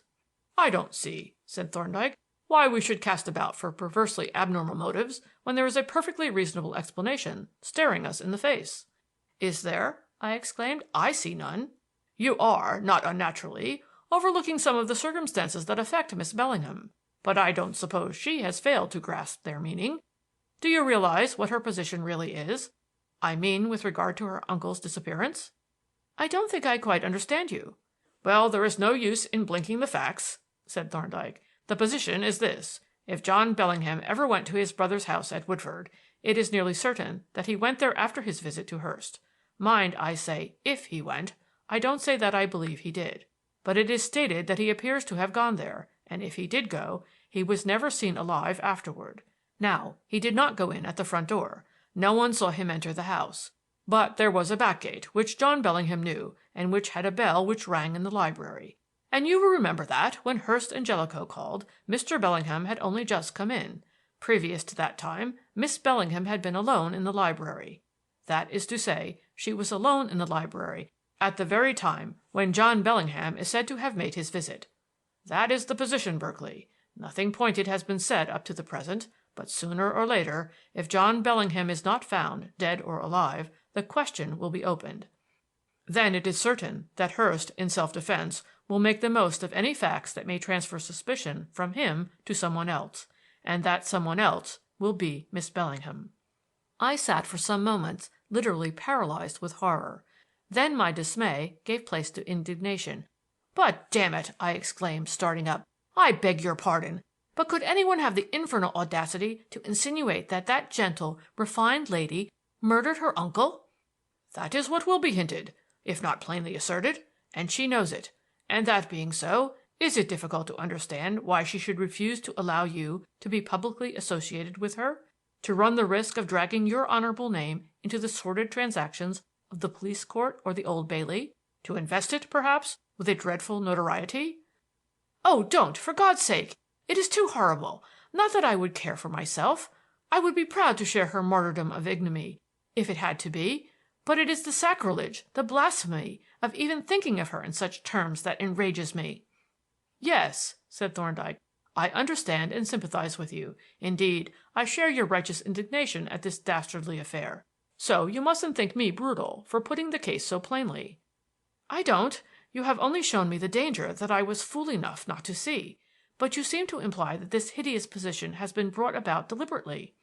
"Certainly I do. This is no chance affair. Either the appearances indicate the real events, which I am sure they do not, or they have been created of a set purpose to lead to false conclusions. But the circumstances convince me that there has been a deliberate plot, and I am waiting, in no spirit of Christian patience, I can tell you, to lay my hand on the wretch who has done this." "What are you waiting for?" I asked. "I am waiting for the inevitable," he replied, "for the false move that the most artful criminal invariably makes. At present he is lying low, but presently he will make a move, and then I shall have him." "But he may go on laying low. What will you do then?" "Yes, that is the danger. We may have to deal with the perfect villain who knows when to leave well alone. I have never met him, but he may exist, nevertheless." "And then we should have to stand by and see our friends go under." "Perhaps," said Thorndyke, and we both subsided into gloomy and silent reflection. The place was peaceful and quiet, as only a backwater of London can be. Occasional hoots from faraway tugs and steamers told of the busy life down below in the crowded pool. A faint hum of traffic was borne in from the streets outside the precincts, and the shrill voices of newspaper boys came in unceasing chorus from the direction of Carmelite Street. They were too far away to be physically disturbing, but the excited yells, toned down as they were by distance, nevertheless stirred the very marrow in my bones, so dreadfully suggestive were they of those possibilities of the future at which Thorndyke had hinted. They seemed like the sinister shadows of coming misfortunes. Perhaps they called up the same association of ideas in Thorndyke's mind, for he remarked presently, "The news vendor is abroad to-night, like a bird of ill omen. Something unusual has happened, some public or private calamity, most likely, and these yelling ghouls are out to feast on the remains. The newspaper men have a good deal in common with the carrion birds that hover over a battlefield." Again we subsided into silence and reflection. Then, after an interval, I asked, "Would it be possible for me to help in any way in this investigation of yours?" "That is exactly what I have been asking myself," replied Thorndyke. "It would be right and proper that you should, and I think you might." "How?" I asked eagerly. "I can't say offhand, but Jervis will be going away for his holiday almost at once. In fact, he will go off actual duty to-night. There is very little doing, the long vacation is close upon us, and I can do without him. But if you would care to come down here and take his place, you would be very useful to me, and if there should be anything to be done in the Bellinghams' case, I am sure you would make up in enthusiasm for any deficiency in experience." "I couldn't really take Jervis's place," said I, "but if you would let me help you in any way it would be a great kindness. I would rather clean your boots than be out of it altogether." "Very well. Let us leave it that you come down here as soon as Barnard has done with you. You can have Jervis's room, which he doesn't often use nowadays, and you will be more happy here than elsewhere, I know. I may as well give you my latchkey now. I have a duplicate upstairs, and you understand that my chambers are yours, too, from this moment." He handed me the latchkey, and I thanked him warmly from my heart, for I felt sure that the suggestion was made, not for any use that I should be to him, but for my own peace of mind. I had hardly finished speaking when a quick step on the paved walk caught my ear. "Here is Jervis," said Thorndyke. "We will let him know that there is a locum tenens ready to step into his shoes when he wants to be off." He flashed the lantern across the path, and a few moments later his junior stepped up briskly, with a bundle of newspapers tucked under his arm. It struck me that Jervis looked at me a little queerly when he recognized me in the dim light. Also, he was a trifle constrained in his manner, as if my presence were an embarrassment. He listened to Thorndyke's announcement of our newly made arrangement without much enthusiasm, and with none of his customary facetious comments. And again I noticed a quick glance at me, half curious, half uneasy, and wholly puzzling to me. "That's all right," he said when Thorndyke had explained the situation.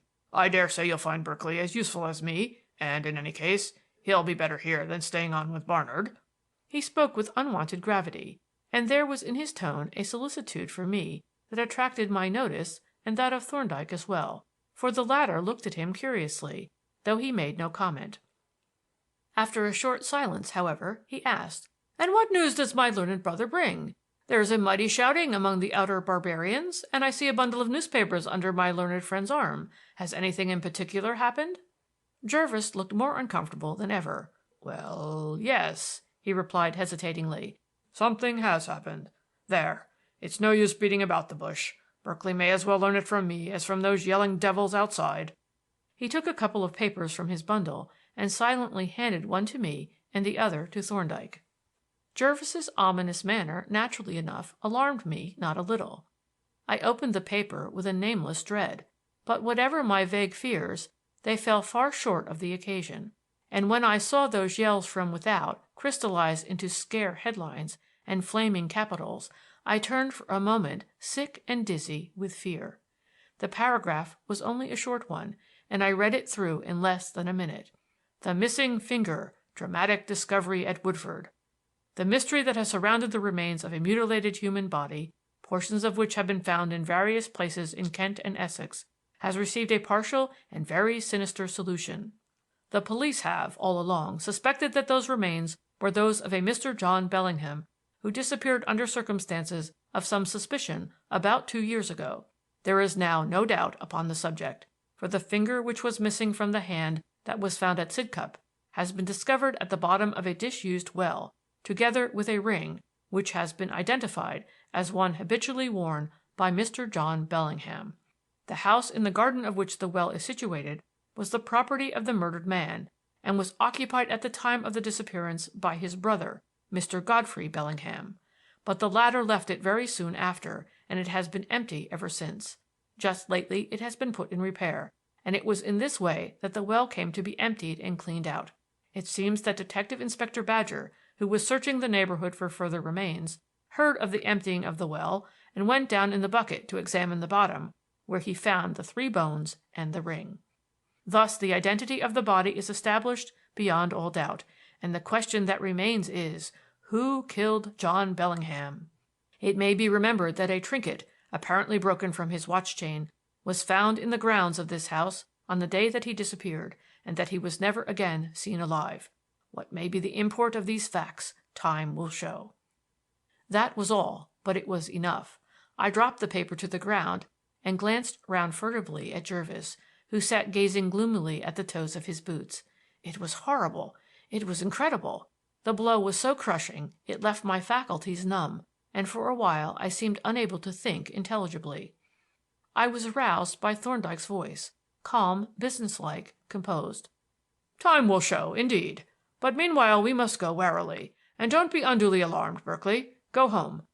Take a good dose of bromide with a little stimulant and turn in. I am afraid this has been rather a shock to you."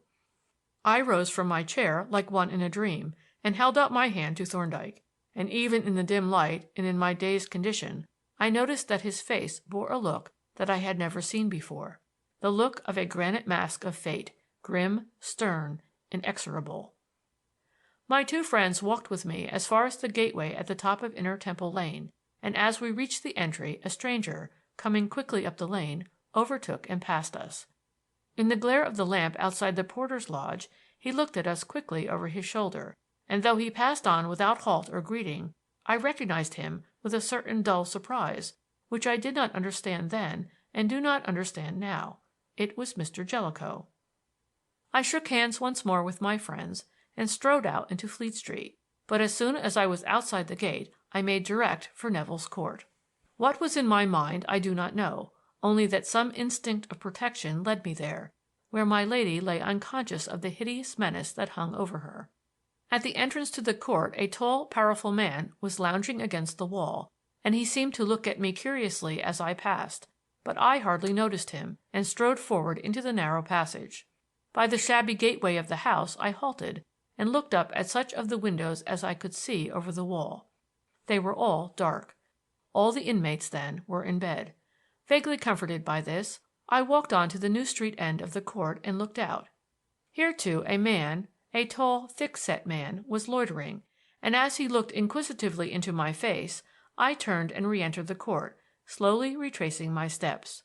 As I again reached the gate of the house, I stopped to look once more at the windows, and turning, I found the man whom I had last noticed close behind me.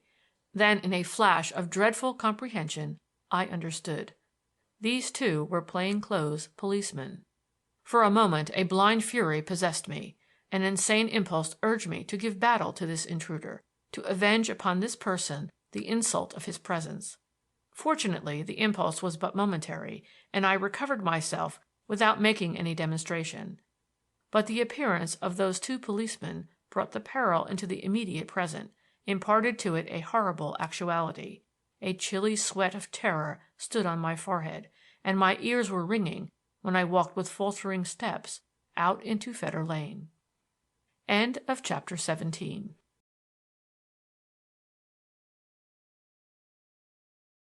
Chapter 18. John Bellingham. The next few days were a very nightmare of horror and gloom. Of course, I repudiated my acceptance of the decree of banishment that Ruth had passed upon me. I was her friend, at least, and in time of peril my place was at her side. Tacitly, though thankfully enough, poor girl, she had recognized the fact and made me once more free of the house. For there was no disguising the situation. Newspaper boys yelled the news up and down Fleet Street from morning to night. Soul-shaking posters grinned on gaping crowds, and the newspapers fairly wallowed in the shocking details. It is true that no direct accusations were made, but the original reports of the disappearance were reprinted with such comments as made me gnash my teeth with fury. The wretchedness of those days will live in my memory until my dying day. Never can I forget the dread that weighed me down, the horrible suspense, the fear that clutched at my heart as I furtively scanned the posters in the streets. Even the wretched detectives who prowled about the entrance to Neville's Court became grateful to my eyes, for, embodying as they did the hideous menace that hung over my dear lady, their presence at least told me that the blow had not yet fallen. Indeed, we came, after a time, to exchange glances of mutual recognition, and I thought that they seemed to be sorry for her and for me, and had no great liking for their task. Of course, I spent most of my leisure at the old house, though my heart ached more there than elsewhere, and I tried, with but poor success, I fear, to maintain a cheerful, confident manner, cracking my little jokes as of old, and even essaying to skirmish with Miss Oman. But this last experiment was a dead failure, and when she had suddenly broken down in a stream of brilliant repartee to weep hysterically on my breast, I abandoned the attempt and did not repeat it. A dreadful gloom had settled down upon the old house. Poor Miss Oman crept silently but restlessly up and down the ancient stairs with dim eyes and a tremulous chin, or moped in her room with a parliamentary petition, demanding, if I remember rightly, the appointment of a female judge to deal with divorce and matrimonial causes, which lay on her table languidly awaiting signatures that never came. Mr. Bellingham, whose mental condition at first alternated between furious anger and absolute panic, was fast sinking into a state of nervous prostration that I viewed with no little alarm. In fact, the only really self-possessed person in the entire household was Ruth herself, and even she could not conceal the ravages of sorrow and suspense and overshadowing peril. Her manner was almost unchanged, or rather, I should say, she had gone back to that which I had first known, quiet, reserved, taciturn, with a certain bitter humor showing through her unvarying amiability. When she and I were alone, indeed her reserve melted away and she was all sweetness and gentleness. But it wrung my heart to look at her, to see how, day by day, she grew ever more thin and haggard, to watch the growing pallor of her cheek, to look into her solemn gray eyes, so sad and tragic and yet so brave and defiant of fate. It was a terrible time, and through it all the dreadful questions haunted me continually. When will the blow fall? What is it that the police are waiting for? And when they do strike, what will Thorndyke have to say? So things went on for 4 dreadful days, but on the 4th day, just as the evening consultations were beginning and the surgery was filled with waiting patients, Polton appeared with a note, which he insisted, to the indignation of Adolphus, on delivering into my own hands. It was from Thorndyke, and was to the following effect. I learn from Dr. Norbury that he has recently heard from Herr Lederbogen of Berlin, a learned authority on Oriental antiquities, who makes some reference to an English Egyptologist whom he met in Vienna about a year ago. He cannot recall the Englishman's name, but there are certain expressions in the letter which make Dr. Norbury suspect that he is referring to John Bellingham. I want you to bring Mr. and Miss Bellingham to my chambers this evening at 8:30 to meet Dr. Norbury and talk over his letter. And in view of the importance of the matter, I look to you not to fail me." A wave of hope and relief swept over me. It was still possible that this Gordian knot might be cut, that the deliverance might come before it was too late. I wrote a hasty note to Thorndyke and another to Ruth, making the appointment, and having given them both to the trusty Polton, returned somewhat feverishly to my professional duties. To my profound relief, the influx of patients ceased, and the practice sank into its accustomed torpor, whereby I was able, without base and mendacious subterfuge, to escape in good time to my tryst. It was near enough upon 8 o'clock when I passed through the archway into Neville's Court. The warm afternoon light had died away, for the summer was running out apace. The last red glow of the setting sun had faded from the ancient roofs and chimney stacks, and down in the narrow court the shades of evening had begun to gather in nooks and corners. I was due at 8, and as it still wanted some minutes to the hour, I sauntered slowly down the court, looking reflectively on the familiar scene and the well-known friendly faces. The day's work was drawing to a close. The little shops were putting up their shutters. Lights were beginning to twinkle in parlor windows. A solemn hymn arose in the old Moravian chapel, and its echoes stole out through the dark entry that opens into the court under the archway. Here was Mr. Finneymore, a man of versatile gifts, with a leaning toward paint and varnish, sitting, white-aproned and shirt-sleeved, on a chair in his garden, smoking his pipe with a complacent eye on his dahlias. There, at an open window, a young man, with a brush in his hand and another behind his ear, stood up and stretched himself, while an older lady deftly rolled up a large map. The barber was turning out the gas in his little saloon. The greengrocer was emerging with a cigarette in his mouth and an aster in his buttonhole, and a group of children were escorting the lamplighter on his rounds. All these good, homely folk were Neville's courtiers of the genuine breed, born in the court, as had been their fathers before them for generations, and of such to a great extent was the population of the place. Miss Oman herself claimed aboriginal descent, and so did the sweet-faced Moravian lady next door, a connection of the famous La Trobes of the old conventicle, whose history went back to the Gordon riots. And as to the gentleman who lived in the ancient timber and plaster house at the bottom of the court, it was reported that his ancestors had dwelt in that very house since the days of James I. On these facts I reflected as I sauntered down the court, on the strange phenomenon of an old-world hamlet with its ancient population lingering in the very heart of the noisy city, an island of peace set in an ocean of unrest, an oasis in a desert of change and ferment. My meditations brought me to the shabby gate in the high wall, and as I raised the latch and pushed it open, I saw Ruth standing at the door of the house talking to Miss Oman. She was evidently waiting for me, for she wore her somber black coat and hat and a black veil, and when she saw me she came out, closing the door after her and holding out her hand. "You are punctual," said she. "St. Dunstan's clock is striking now." "Yes," I answered, "but where is your father?" "He has gone to bed, poor old dear. He didn't feel well enough to come, and I did not urge him. He is really very ill. This dreadful suspense will kill him if it goes on much longer." "Let us hope it won't," I said, but with little conviction, I fear, in my tone. It was harrowing to see her torn by anxiety for her father, and I yearned to comfort her. But what was there to say? Mr. Bellingham was breaking up visibly under the stress of the terrible menace that hung over his daughter, and no words of mine could make the fact less manifest. We walked silently up the court. The lady at the window greeted us with a smiling salutation.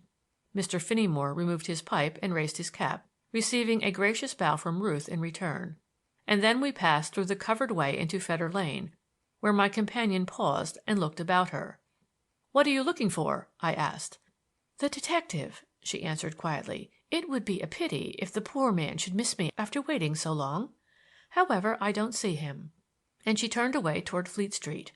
It was an unpleasant surprise to me that her sharp eyes detected the secret spy upon her movements, and the dry, sardonic tone of her remark pained me too, recalling, as it did, the frigid self-possession that had so repelled me in the early days of our acquaintance. And yet I could not but admire the cool unconcern with which she faced her horrible peril. "Tell me a little more about this conference," she said, as we walked down Fetter Lane. "Your note was rather more concise than lucid, but I suppose you wrote it in a hurry." "Yes, I did, and I can't give you any details now. All I know is that Dr. Norbury has had a letter from a friend of his in Berlin, an Egyptologist, as I understand, named Lederbogen, who refers to an English acquaintance of his and Norbury's whom he saw in Vienna about a year ago. He cannot remember the Englishman's name, but from some of the circumstances Norbury seems to think that he is referring to your Uncle John. Of course, if this should turn out to be really the case, it would set everything straight. So Thorndyke was anxious that you and your father should meet Norbury and talk it over." "I see," said Ruth. Her tone was thoughtful, but by no means enthusiastic. "You don't seem to attach much importance to the matter," I remarked. "No, it doesn't seem to fit the circumstances. What is the use of suggesting that poor Uncle John is alive and behaving like an imbecile, which he certainly was not, when his dead body has actually been found?" "But," I suggested lamely, "there may be some mistake. It may not be his body after all." "And the ring?" she asked, with a bitter smile. That may be just a coincidence. It was a copy of a well-known form of antique ring. Other people may have had copies made as well as your uncle. Besides," I added with more conviction, "we haven't seen the ring. It may not be his at all." She shook her head. "My dear Paul," she said quietly, "it is useless to delude ourselves. Every known fact points to the certainty that it is his body. John Bellingham is dead. There can be no doubt of that. And to every one except his unknown murderer and one or two of my own loyal friends, it must seem that his death lies at my door. I realized from the beginning that the suspicion lay between George Hurst and me, and the finding of the ring fixes it definitely on me. I am only surprised that the police have made no move yet." The quiet conviction of her tone left me for a while speechless with horror and despair. Then I recalled Thorndyke's calm, even confident attitude, and I hastened to remind her of it. "There is one of your friends," I said, "who is still undismayed. Thorndyke seems to anticipate no difficulties." "And yet," she replied, "he is ready to consider a forlorn hope like this. However, we shall see." I could think of nothing more to say, and it was in gloomy silence that we pursued our way down Inner Temple Lane and into the dark entries and tunnel-like passages that brought us out at length by the Treasury. "I don't see any lights in Thorndyke's chambers," I said as we crossed King's Bench Walk, and I pointed out the row of windows, all dark and blank. "No, and yet the shutters are not closed. He must be out." "He can't be after making an appointment with you and your father. It is most mysterious. Thorndyke is so very punctilious about his engagements." The mystery was solved, when we reached the landing, by a slip of paper fixed by a tack on the iron-bound oak. "A note for P.B. is on the table," was the laconic message, on reading which I inserted my key, swung the heavy door outward, and opened the lighter inner door. The note was lying on the table, and I brought it out to the landing to read by the light of the staircase lamp. "Apologize to our friends," it ran, "for the slight change of program. Norbury is anxious that I should get my experiments over before the director returns, so as to save discussion. He has asked me to begin to-night and says he will see Mr. and Miss Bellingham here at the museum. Please bring them along at once. I think some matters of importance may transpire at the interview. J.E.T." "I hope you don't mind," I said apologetically, when I had read the note to Ruth. "Of course I don't," she replied. "I am rather pleased. We have so many associations with the dear old museum, haven't we?" She looked at me for a moment with a strange and touching wistfulness, and then turned to descend the stone stairs. At the Temple gate I hailed a hansom, and we were soon speeding westward and north to the soft twinkle of the horse's bell. "What are these experiments that Dr. Thorndyke refers to?" she asked presently. "I can only answer you vaguely," I replied. "Their object, I believe, is to ascertain whether the penetrability of organic substances by the X-rays becomes altered by age. Whether, for instance, an ancient block of wood is more or less transparent to the rays than a new block of the same size." "And of what use would the knowledge be, if it were obtained?" "I can't say. Experiments are made to obtain knowledge without regard to its utility. The use appears when the knowledge has been acquired.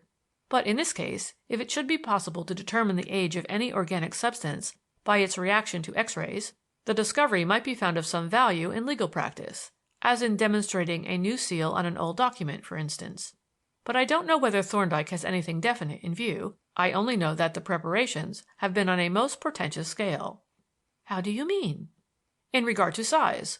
When I went into the workshop yesterday morning, I found Polton erecting a kind of portable gallows about 9 feet high, and he had just finished varnishing a pair of enormous wooden trays, each over 6 feet long. It looked as if he and Thorndyke were contemplating a few private executions, with subsequent post-mortems on the victims." "What a horrible suggestion!" "So Polton said, with his quaint, crinkly smile, but he was mighty close about the use of the apparatus all the same. I wonder if we shall see anything of the experiments when we get there. This is Museum Street, isn't it?" "Yes." As she spoke she lifted the flap of one of the little windows in the back of the cab and peered out. Then, closing it with a quiet, ironic smile, she said, "It's all right. He hasn't missed us. It will be quite a nice little change for him." The cab swung round into Great Russell Street, and glancing out as it turned, I saw another hansom following. But before I had time to inspect its solitary passenger, we drew up at the museum gates. The gate porter, who seemed to expect us, ushered us up the drive to the great portico and into the central hall, where he handed us over to another official. "Dr. Norbury is in one of the rooms adjoining the fourth Egyptian room," the latter stated, in answer to our inquiries, and providing himself with a wire-guarded lantern, he proceeded to escort us thither. Up the great staircase, now wrapped in mysterious gloom, we passed in silence, with bittersweet memories of that day of days when we had first trodden its steps together, through the central saloon, the medieval room, and the Asiatic saloon, and so into the long range of the ethnographical galleries. It was a weird journey. The swaying lantern shot its beams abroad into the darkness of the great dim galleries, casting instantaneous flashes on the objects in the cases, so that they leaped into being and vanished in the twinkling of an eye. Hideous idols with round staring eyes started forth from the darkness, glared at us for an instant, and were gone. Grotesque masks, suddenly revealed by the shimmering light, took on the semblance of demon faces that seemed to mow and gibber at us as we passed. As for the life-size models, realistic enough by daylight, their aspect was positively alarming, for the moving light and shadow endowed them with life and movement, so that they seemed to watch us furtively, to lie in wait, and to hold themselves in readiness to steal out and follow us. The illusion evidently affected Ruth as well as me, for she drew nearer to me and whispered, "These figures are quite startling. Did you see that Polynesian? I really felt as if he were going to spring out on us." "They are rather uncanny," I admitted. "But the danger is over now. We are passing out of their sphere of influence." We came out on a landing as I spoke, and then turned sharply to the left along the north gallery, from the center of which we entered the fourth Egyptian room.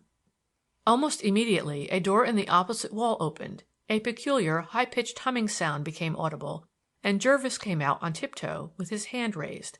"Tread as lightly as you can," he said. "We are just making an exposure."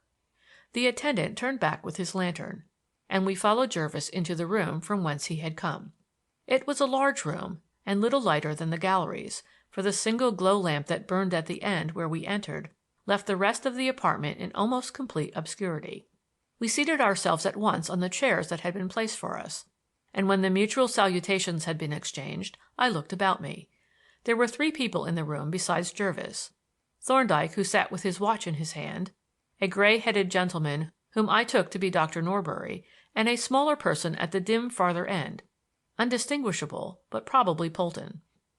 At our end of the room were the 2 large trays that I had seen in the workshop, now mounted on trestles and each fitted with a rubber drain tube leading down to a bucket. At the farther end of the room, the sinister shape of the gallows reared itself aloft in the gloom. Only now I could see that it was not a gallows at all, for affixed to the top crossbar was a large, bottomless glass basin, inside which was a glass bulb that glowed with a strange green light, and in the heart of the bulb a bright spot of red. It was all clear enough so far. The peculiar sound that filled the air was the hum of the interrupter. The bulb was, of course, a Crookes tube, and the red spot inside it the glowing red-hot disk of the anticathode. Clearly an X-ray photograph was being made. But of what? I strained my eyes, peering into the gloom at the foot of the gallows, but though I could make out an elongated object lying on the floor directly under the bulb, I could not resolve the dimly seen shape into anything recognizable. Presently, however, Dr. Norbury supplied the clue. "I am rather surprised," said he, "that you chose so composite an object as a mummy to begin on. I would have thought that a simpler object, such as a coffin or a wooden figure, would have been more instructive." "In some ways it would," replied Thorndyke, "but the variety of materials that the mummy gives us has its advantages. I hope your father is not ill, Miss Bellingham." "He is not well at all," said Ruth, "and we agreed that it was better for me to come alone. I know Herr Lederbogen quite well. He stayed with us for a time when he was in England." "I trust," said Dr. Norbury, "that I have not troubled you for nothing. Herr Lederbogen speaks of our erratic English friend with the long name that I can never remember, and it seemed to me that he might be referring to your uncle." "I should hardly have called my uncle erratic," said Ruth. "Oh, no, certainly not," Dr. Norbury agreed hastily. "However, you shall see the letter presently and judge for yourself. We mustn't introduce irrelevant topics while the experiment is in progress, must we, Doctor?" "You had better wait until we have finished," said Thorndyke, "because I am going to turn out the light. Switch off the current, Polton." The green light vanished from the bulb, the hum of the interrupter swept down an octave or 2 and died away. Then Thorndyke and Dr. Norbury rose from their chairs and went toward the mummy, which they lifted tenderly while Polton drew from beneath it what presently turned out to be a huge black paper envelope. The single glow lamp was switched off, leaving the room in total darkness, until there burst out suddenly a bright orange-red light immediately above one of the trays. We all gathered round to watch as Polton, the high priest of these mysteries, drew from the black envelope a colossal sheet of bromide paper, laid it carefully in the tray, and proceeded to wet it with a large brush which he had dipped in a pail of water. "I thought you always used plates for this kind of work," said Dr. Norbury. "We do, by preference, but a 6-foot plate would be impossible, so I had a special paper made to the size." There is something singularly fascinating in the appearance of a developing photograph, in the gradual, mysterious emergence of the picture from the blank white surface of plate or paper. But a skiograph or X-ray photograph has a fascination all its own. Unlike the ordinary photograph, which yields a picture of things already seen, it gives a presentment of objects hitherto invisible.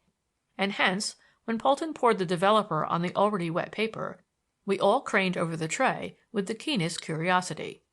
The developer was evidently a very slow one. For fully half a minute no change could be seen in the uniform surface. Then, gradually, almost insensibly, the marginal portion began to darken, leaving the outline of the mummy in pale relief. The change, once started, proceeded apace.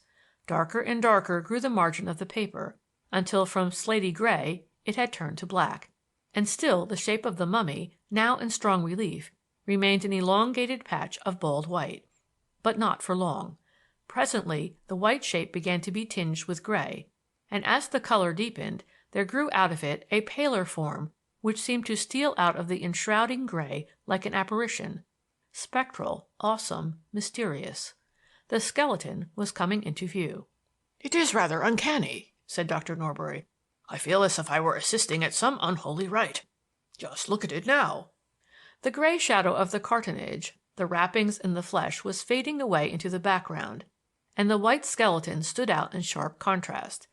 And it certainly was rather a weird spectacle. "You'll lose the bones if you develop much farther," said Dr. Norbury.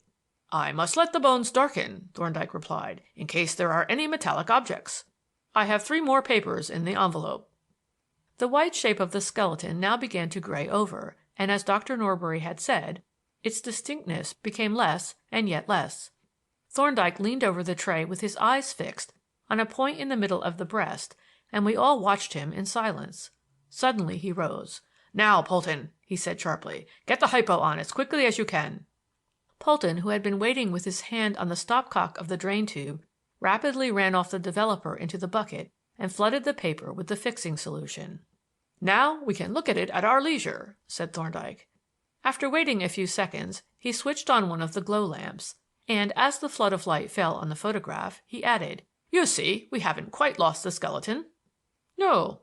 Dr. Norbury put on a pair of spectacles and bent down over the tray, and at this moment I felt Ruth's hand touch my arm, lightly at first, and then with a strong, nervous grasp.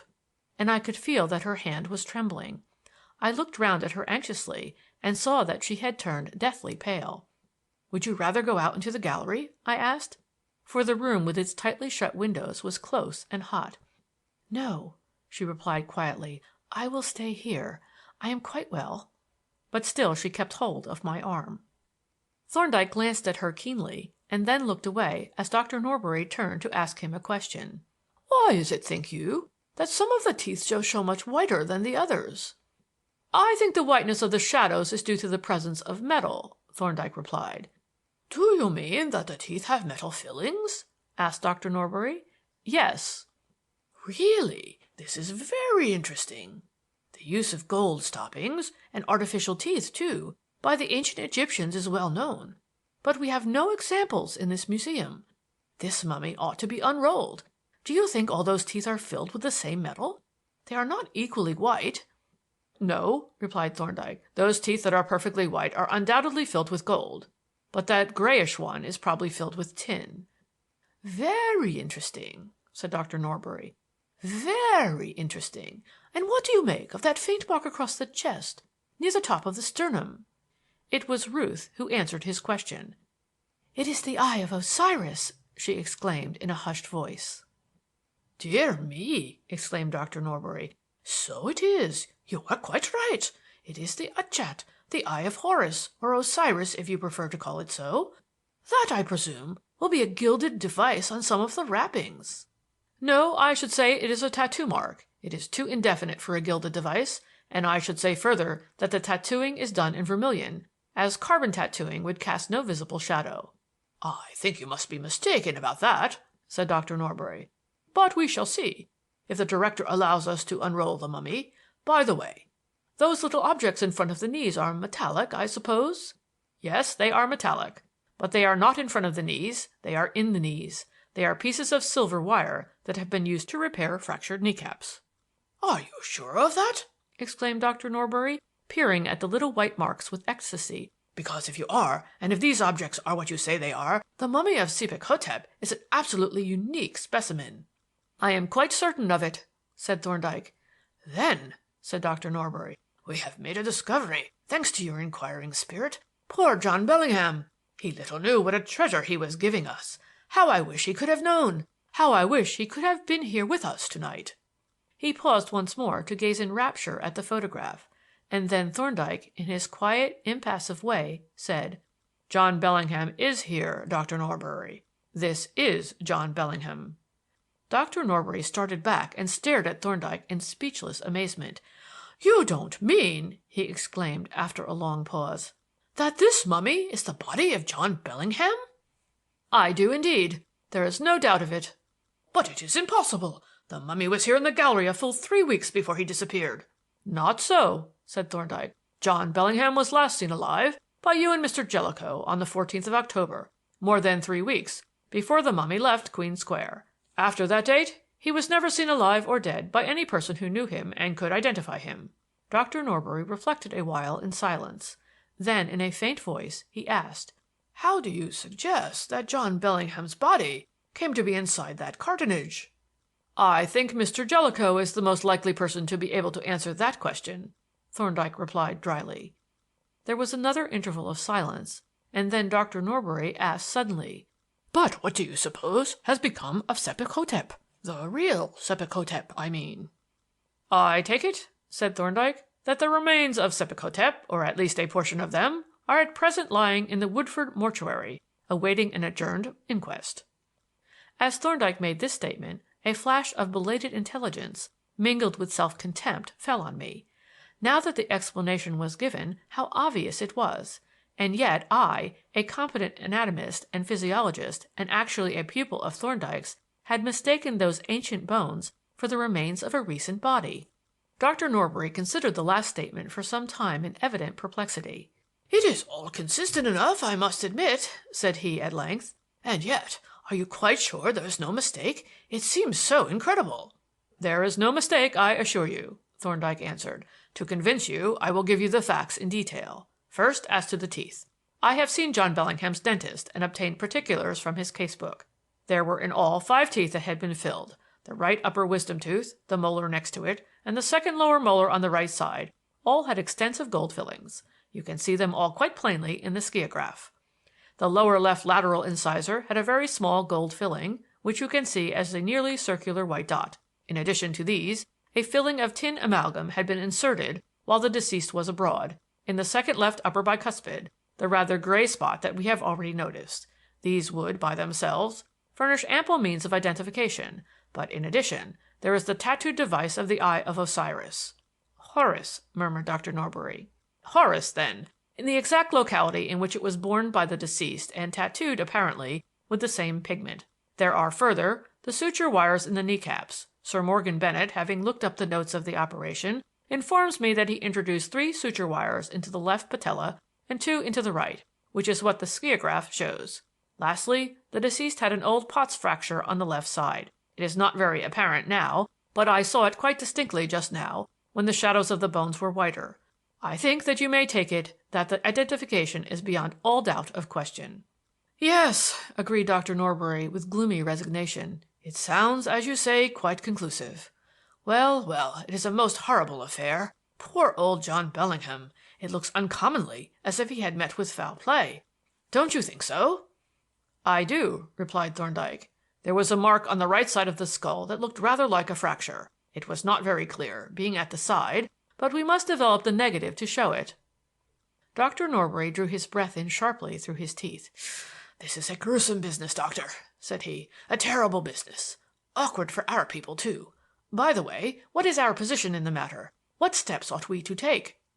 "You should give notice to the coroner. I will manage the police, and you should communicate with one of the executors of the will." "Mr. Jellicoe?" "No, not Mr. Jellicoe, under the peculiar circumstances. You had better write to Mr. Godfrey Bellingham." "But I rather understood that Mr. Hurst was the co-executor," said Dr. Norbury. "He is, surely, as matters stand," said Jervis. "Not at all," replied Thorndyke. "He was, as matters stood, but he is not now. You are forgetting the condition of Clause 2. That clause sets forth the conditions under which Godfrey Bellingham shall inherit the bulk of the estate and become the co-executor, and those conditions are that the body of the testator shall be deposited in some authorized place for the reception of the bodies of the dead, situate within the boundaries of, or appertaining to some place of worship within, the parish of St. George, Bloomsbury, and St. Giles in the Fields, or St. Andrew above the Bars, and St. George the Martyr. Now, Egyptian mummies are bodies of the dead, and this museum is an authorized place for their reception, and this building is situate within the boundaries of the parish of St. George, Bloomsbury. Therefore, the provisions of Clause 2 have been duly carried out, and therefore Godfrey Bellingham is the principal beneficiary under the will, and the co-executor, in accordance with the wishes of the testator. Is that quite clear?" "Perfectly," said Dr. Norbury, "and a most astonishing coincidence. But, my dear young lady, had you better not sit down? You are looking very ill." He glanced anxiously at Ruth, who was pale to the lips and was now leaning heavily on my arm. "I think, Berkeley," said Thorndyke, "you had better take Miss Bellingham out into the gallery where there is more air. This has been a tremendous climax to all the trials she has borne so bravely. Go out with Berkeley," he said gently, laying his hand on her shoulder, "and sit down while we develop the other negatives. You mustn't break down now, you know, when the storm has passed and the sun is beginning to shine." He held the door open, and as we passed out his face softened into a smile of infinite kindness. "You won't mind my locking you out," said he. "This is a photographic dark room at present." The key grated in the lock, and we turned away into the dim gallery. It was not quite dark, for a beam of moonlight filtered in here and there through the blinds that covered the skylights. We walked on slowly, her arm linked in mine, and for a while neither of us spoke. The great rooms were very silent and peaceful and solemn. The hush and the stillness, the mystery of the half-seen forms in the cases around, were all in harmony with the deeply felt sense of a great deliverance that filled our hearts. We had passed through into the next room before either of us broke the silence. Insensibly our hands had crept together, and as they met and clasped with mutual pressure, Ruth exclaimed, "How dreadful and tragic it is! Poor, poor Uncle John! It seems as if he had come back from the world of shadows to tell us of this awful thing. But, oh God, what a relief it is!" She caught her breath in one or two quick sobs and pressed my hand passionately. "It is over, dearest," I said. "It is gone forever. Nothing remains but the memory of your sorrow and your noble courage and patience." "I can't realize it yet," she murmured. "It has been like a frightful, interminable dream." "Let us put it away," said I, "and think only of the happy life that is opening." She made no reply, and only a quick catch in her breath, now and again, told of the long agony that she had endured with such heroic calm. We walked on slowly, scarcely disturbing the silence with our soft footfalls, through the wide doorway into the second room. The vague shapes of mummy cases standing erect in the wall cases loomed out dim and gigantic, silent watchers keeping their vigil with the memories of untold centuries locked in their shadowy breasts. They were an awesome company. Reverend survivors from a vanished world, they looked out from the gloom of their abiding place, but with no shade of menace or of malice in their silent presence, rather with a solemn benison on the fleeting creatures of today. Halfway along the room a ghostly figure, somewhat aloof from its companions, showed a dim, pallid blotch where its face would have been. With one accord we halted before it. "Do you know who this is, Ruth?" I asked. "Of course I do," she answered. "It is Artemidorus." We stood hand in hand facing the mummy, letting our memories fill in the vague silhouette with its well-remembered details. Presently I drew her nearer to me and whispered, "Ruth, do you remember when we last stood here?" "As if I could ever forget!" she answered passionately. "Oh, Paul, the sorrow of it, the misery! How it wrung my heart to tell you! Were you very unhappy when I left you?" Unhappy! I never knew until then what real heart-breaking sorrow was. It seemed as if the light had gone out of my life forever. But there was just one little spot of brightness left. "What was that?" "You made me a promise, dear, a solemn promise, and I felt, at least I hoped, that the day would come, if I only waited patiently, when you would be able to redeem it." She crept closer to me, and yet closer, until her head nestled on my shoulder and her soft cheek lay against mine. "Dear heart," I whispered, "is it now? Is the time fulfilled?" "Yes, dearest," she murmured softly. "It is now and forever." Reverently I folded her in my arms, gathered her to the heart that worshipped her utterly. Henceforth no sorrows could hurt us, no misfortune vex, for we should walk hand in hand on our earthly pilgrimage and find the way all too short. Time, whose sands run out with such unequal swiftness for the just and the unjust, the happy and the wretched, lagged, no doubt, with the toilers in the room that we had left. But for us its golden grains trickled out apace, and left the glass empty before we had begun to mark their passage. The turning of a key and the opening of a door aroused us from our dream of perfect happiness. Ruth raised her head to listen, and our lips met for one brief moment. Then, with a silent greeting to the friend who had looked on our grief and witnessed our final happiness, we turned and retraced our steps quickly, filling the great empty rooms with chattering echoes. "We won't go back into the dark room, which isn't dark now," said Ruth. "Why not?" I asked. "Because when I came out I was very pale, and well, I don't think I am very pale now. Besides, poor Uncle John is in there, and I should be ashamed to look at him with my selfish heart overflowing with happiness." "You needn't be," said I. "It is the day of our lives, and we have a right to be happy. But you shan't go in if you don't wish to." And I accordingly steered her adroitly past the beam of light that streamed from the open door. "We have developed 4 negatives," said Thorndyke as he emerged with the others, "and I am leaving them in the custody of Dr. Norbury, who will sign each when they are dry, as they may have to be put in evidence. What are you going to do?" I looked at Ruth to see what she wished. "If you won't think me ungrateful," said she, "I should rather be alone with my father tonight. He is very weak and—" "Yes, I understand," I said hastily. And I did. Mr. Bellingham was a man of strong emotions, and would probably be somewhat overcome by the sudden change of fortune and the news of his brother's tragic death. "In that case," said Thorndyke, "I will bespeak your services. Will you go on and wait for me at my chambers when you have seen Miss Bellingham home?" I agreed to this, and we set forth under the guidance of Dr. Norbury, who carried an electric lamp, to return by the way we had come, 2 of us at least in a vastly different frame of mind. The party broke up at the entrance gates, and as Thorndyke wished my companion good night, she held his hand and looked up in his face with swimming eyes. "I haven't thanked you, Dr. Thorndyke," she said, "and I don't feel that I ever can. What you have done for me and my father is beyond all thanks. You have saved his life, and you have rescued me from the most horrible ignominy.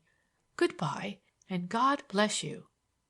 The hansom that bowled away eastward at most unnecessary speed bore 2 of the happiest human beings within the wide boundaries of the town. I looked at my companion as the lights of the street shone into the cab, and was astonished at the transformation. The pallor of her cheek had given place to a rosy pink. The hardness, the tension, the haggard self-repression that had aged her face were all gone, and the girlish sweetness that had so bewitched me in the early days of our love had stolen back. Even the dimple was there when the sweeping lashes lifted and her eyes met mine in a smile of infinite tenderness. Little was said on that brief journey. It was happiness enough to sit, hand clasped in hand, and know that our time of trial was past, that no cross of fate could ever part us now. The astonished cabman set us down according to instructions at the entrance to Neville's Court, and watched us with open mouth as we vanished into the narrow passage. The court had settled down for the night, and no one marked our return. No curious eye looked down on us from the dark house front as we said good-bye just inside the gate. "You will come and see us to-morrow, dear, won't you?" she asked. "Do you think it possible that I could stay away, then?" "I hope not, but come as early as you can. My father will be positively frantic to see you, because I shall have told him, you know. And remember that it is you who have brought us this great deliverance. Good night, Paul." "Good night, sweetheart." She put up her face frankly to be kissed, and then ran up to the ancient door, where she waved me a last good-bye. The shabby gate in the wall closed behind me and hid her from my sight, but the light of her love went with me and turned the dull street into a path of glory. End of chapter 18.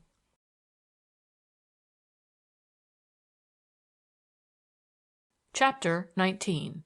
A Strange Symposium. It came upon me with something of a shock of surprise to find the scrap of paper still tacked to the oak of Thorndyke's chambers.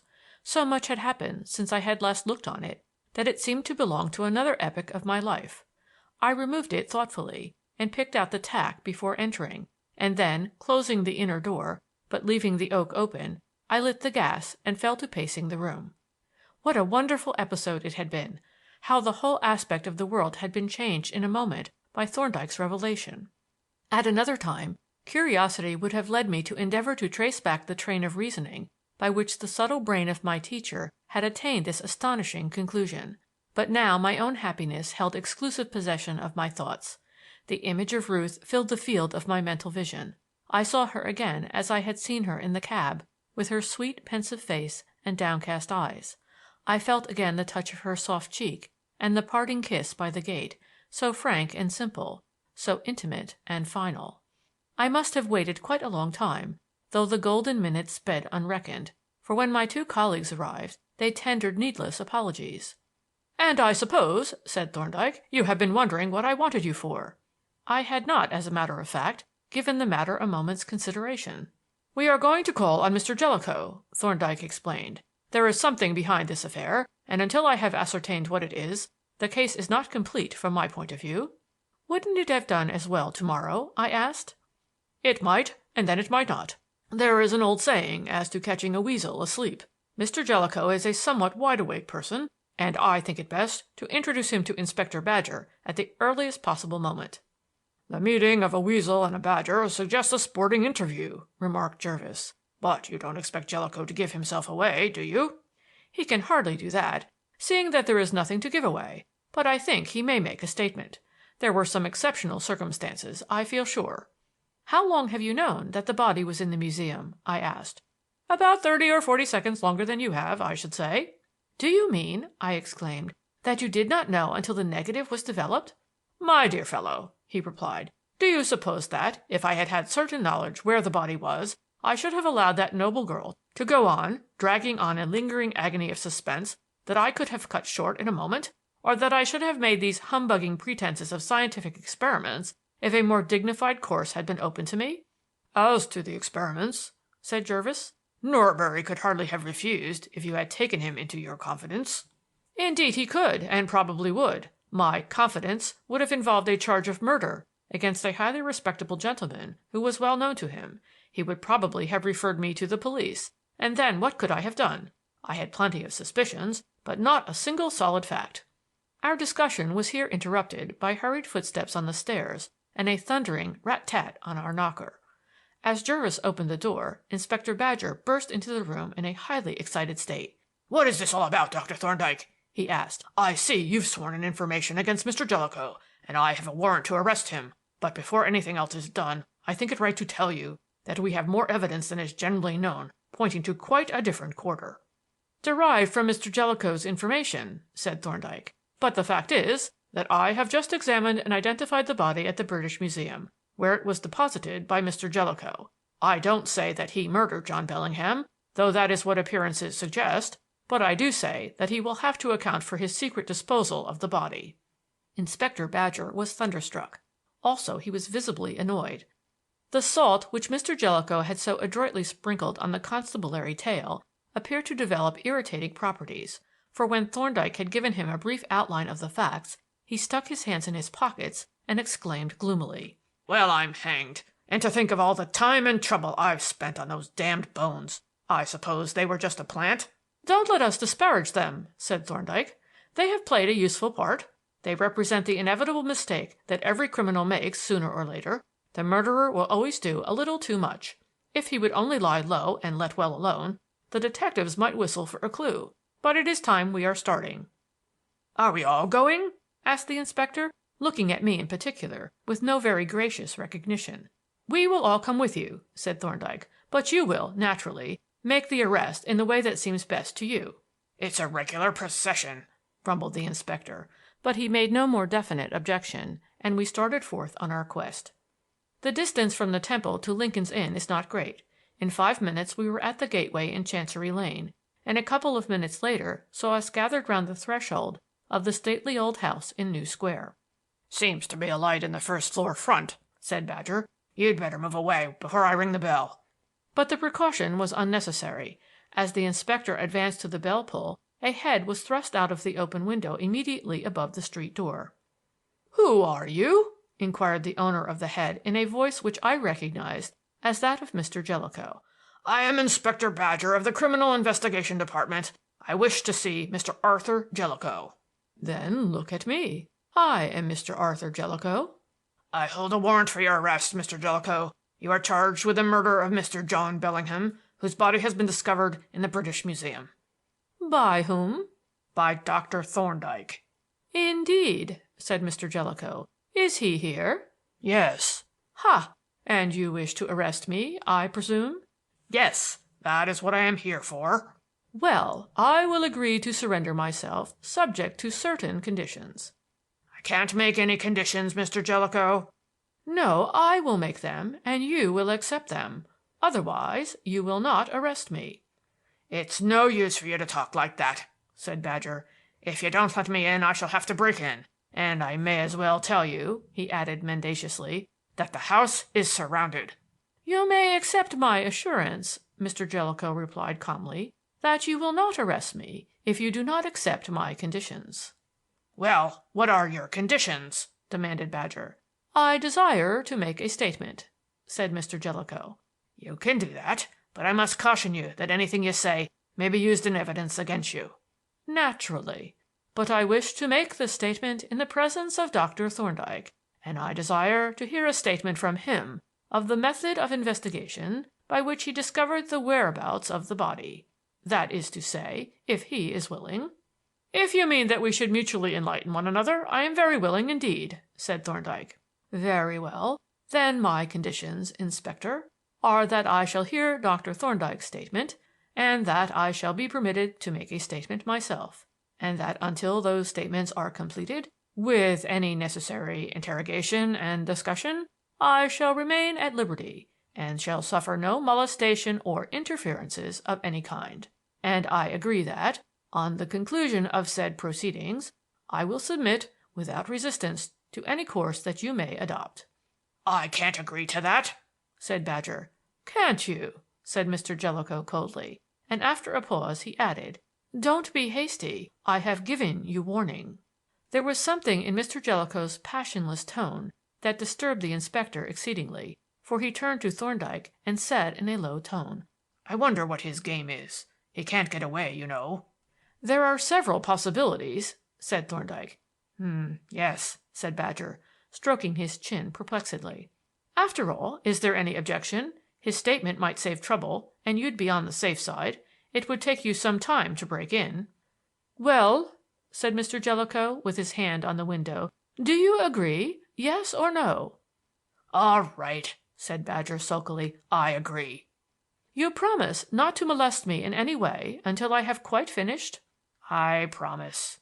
Mr. Jellicoe's head disappeared and the window closed.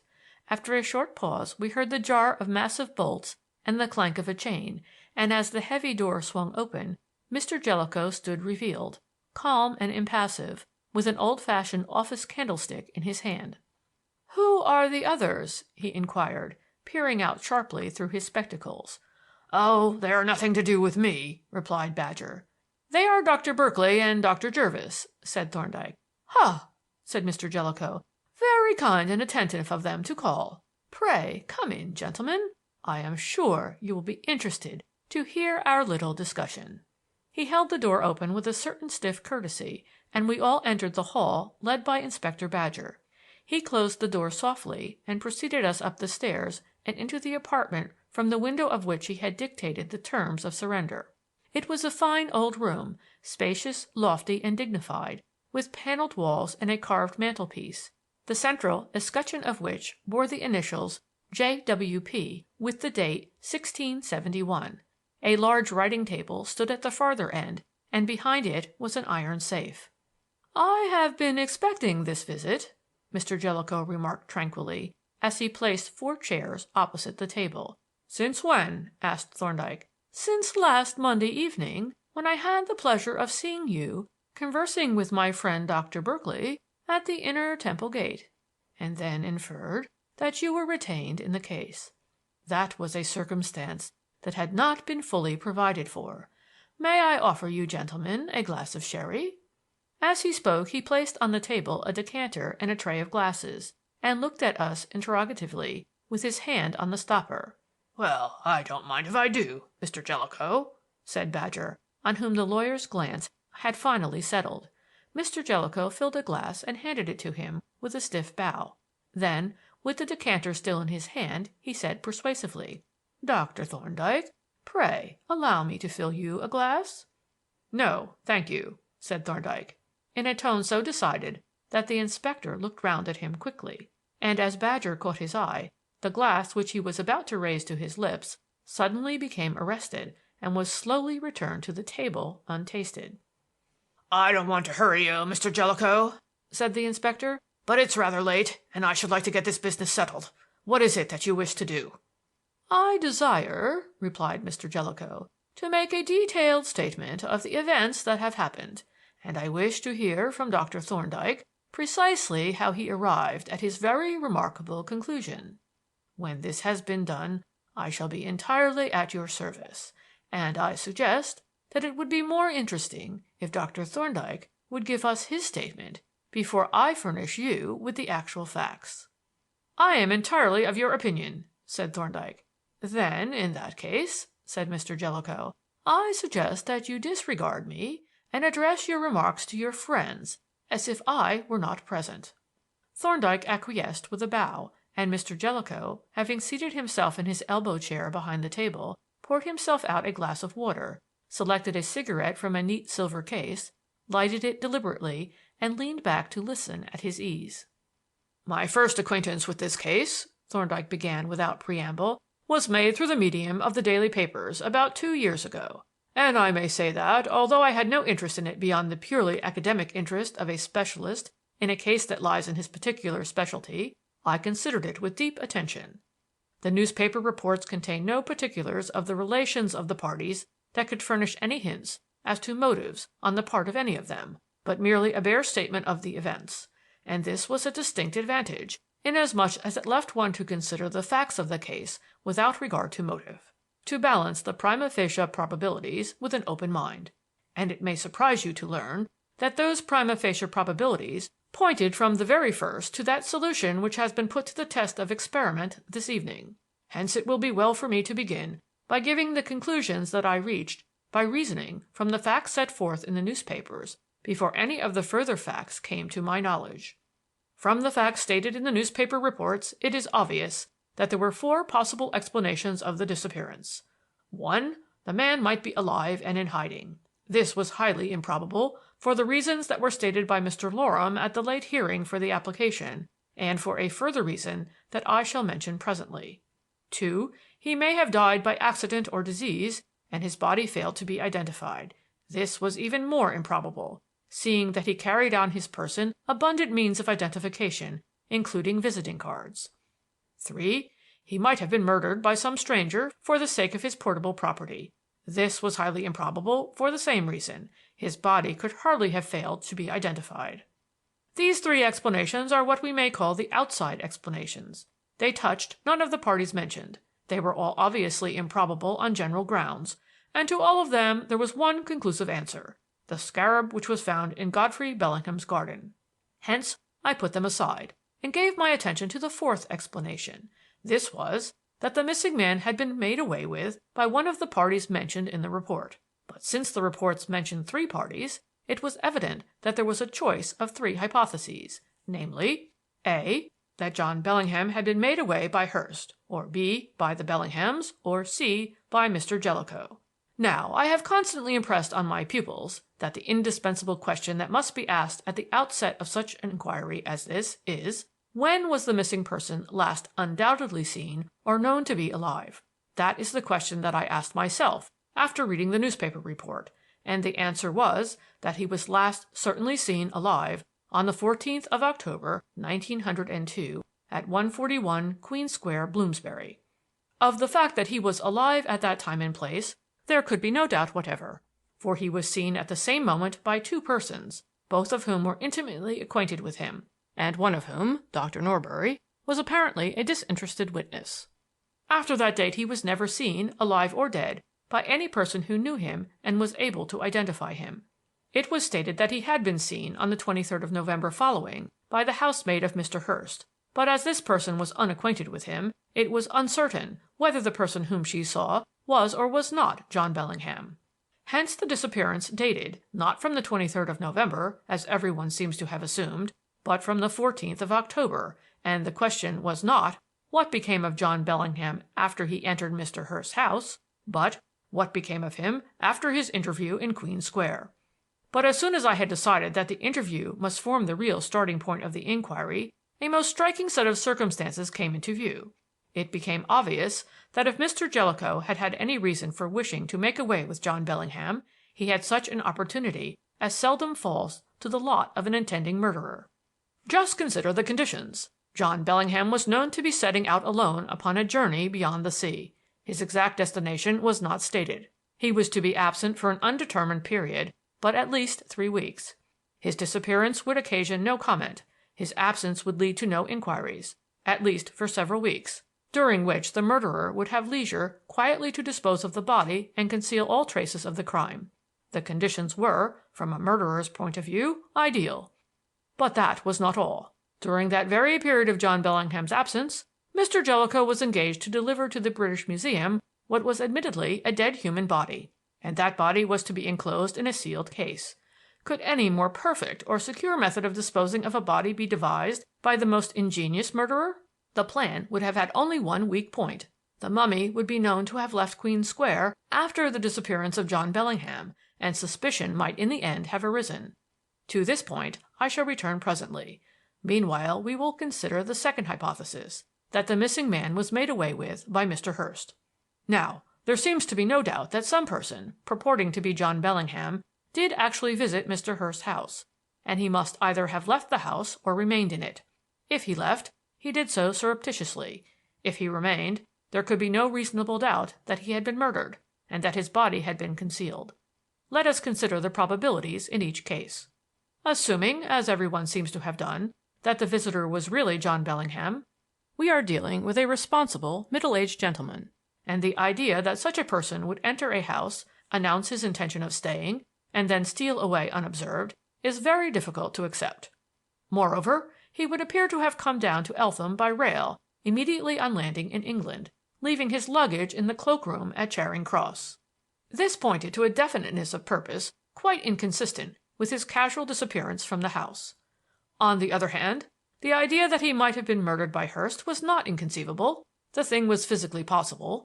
If Bellingham had really been in the study when Hurst came home, the murder could have been committed, by appropriate means, and the body temporarily concealed in the cupboard or elsewhere. But although possible, it was not at all probable. There was no real opportunity. The risk and the subsequent difficulties would be very great. There was not a particle of positive evidence that a murder had occurred, and the conduct of Hurst in immediately leaving the house in possession of the servants is quite inconsistent with the supposition that there was a body concealed in it. So that, while it is almost impossible to believe that John Bellingham left the house of his own accord, it is equally difficult to believe that he did not leave it.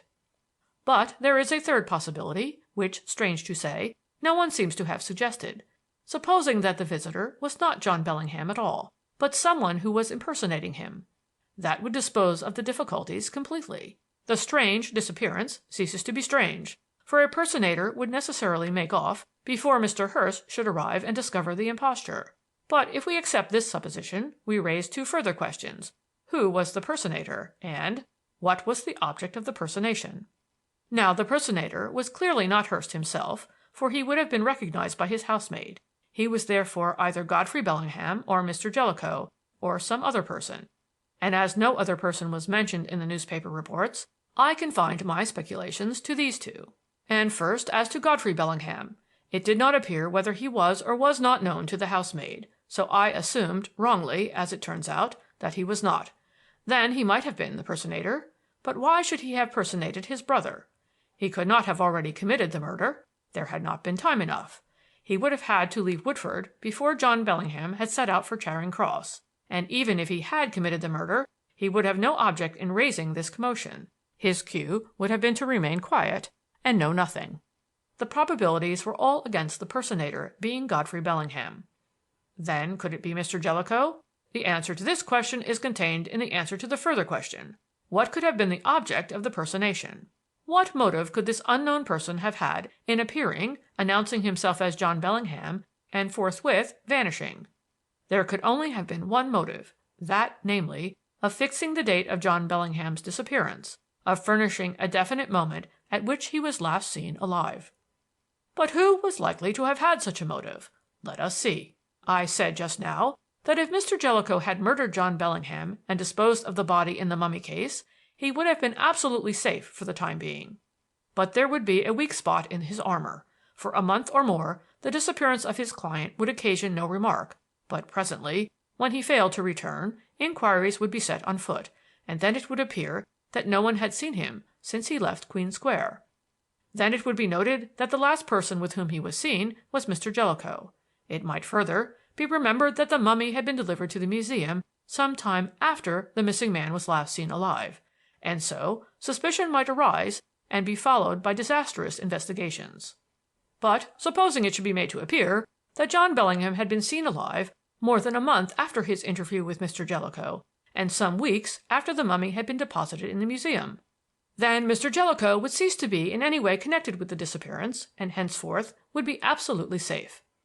Hence, after carefully considering this part of the newspaper report, I came to the conclusion that the mysterious occurrence at Mr. Hurst's house had only one reasonable explanation, namely, that the visitor was not John Bellingham, but someone personating him, and that someone was Mr. Jellicoe.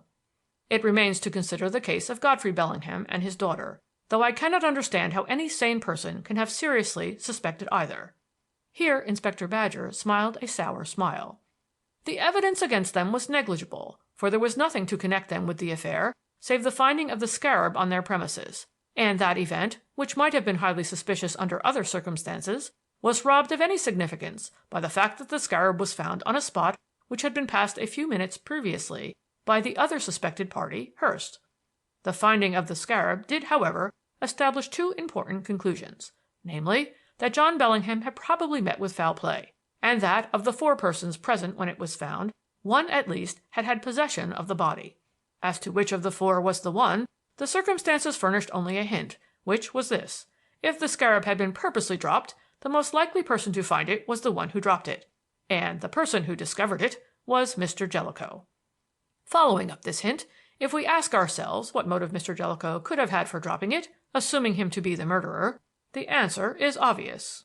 It would not be his policy to fix the crime on any particular person, but rather to set up a complication of conflicting evidence that would occupy the attention of investigators and divert it from himself. Of course, if Hurst had been the murderer, he would have had a sufficient motive for dropping the scarab, so that the case against Mr. Jellicoe was not conclusive. But the fact that it was he who found it was highly significant. This completes the analysis of the evidence contained in the original newspaper report describing the circumstances of the disappearance. The conclusions that followed from it were, as you will have seen: 1. That the missing man was almost certainly dead, as proved by the finding of the scarab after his disappearance. 2. That he had probably been murdered by one or more of 4 persons, as proved by the finding of the scarab on the premises occupied by 2 of them and accessible to the others. 3. That of those 4 persons, 1, Mr. Jellicoe, was the last person who was known to have been in the company of the missing man, had had an exceptional opportunity for committing the murder, and was known to have delivered a dead body to the museum subsequently to the disappearance. 4. That the supposition that Mr. Jellicoe had committed the murder rendered all the other circumstances of the disappearance clearly intelligible. whereas on any other supposition they were quite inexplicable. The evidence of the newspaper report, therefore, clearly pointed to the probability that John Bellingham had been murdered by Mr. Jellicoe and his body concealed in the mummy case. I do not wish to give you the impression that I, then and there, believed that Mr. Jellicoe was the murderer. I did not. There was no reason to suppose that the report contained all the essential facts, and I merely considered it speculatively, as a study in probabilities. But I did decide that it was the only probable conclusion from the facts that were given. Nearly 2 years had passed before I heard anything more of the case. Then it was brought to my notice by my friend Dr. Berkeley, and I became acquainted with certain new facts, which I will consider in the order in which they became known to me. The first new light on the case came from the will. As soon as I had read the document, I felt convinced that there was something wrong.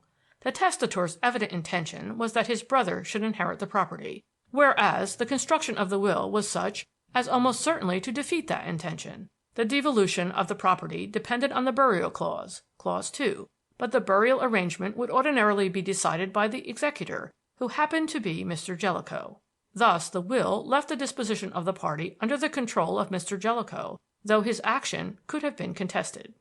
Now, this will, although drawn up by John Bellingham, was executed in Mr. Jellicoe's office, as is proved by the fact that it was witnessed by 2 of his clerks. He was the testator's lawyer, and it was his duty to insist on the will being properly drawn. Evidently he did nothing of the kind, and this fact strongly suggested some kind of collusion on his part with Hurst, who stood to benefit by the miscarriage of the will. And this was the odd feature in the case, for whereas the party responsible for the defective provisions was Mr. Jellicoe, the party who benefited was Hurst. But the most startling peculiarity of the will was the way in which it fitted the circumstances of the disappearance. It looked as if clause 2 had been drawn up with those very circumstances in view. Since, however, the will was 10 years old, this was impossible. But if clause 2 could not have been devised to fit the disappearance, could the disappearance not have been devised to fit clause 2? That was by no means impossible. Under the circumstances it looked rather probable. And if it had been so contrived, who was the agent in that contrivance? Hurst stood to benefit, but there was no evidence that he even knew the contents of the will. There only remained Mr. Jellicoe, who had certainly connived at the misdrawing of the will for some purpose of his own, some dishonest purpose. The evidence of the will, then, pointed to Mr. Jellicoe as the agent in the disappearance, and after reading it, I definitely suspected him of the crime. Suspicion, however, is one thing, and proof is another. I had not nearly enough evidence to justify me in laying an information, and I could not approach the museum officials without making a definite accusation. The great difficulty of the case was that I could discover no motive. I could not see any way in which Mr. Jellicoe would benefit by the disappearance. His own legacy was secure, whenever and however the testator died.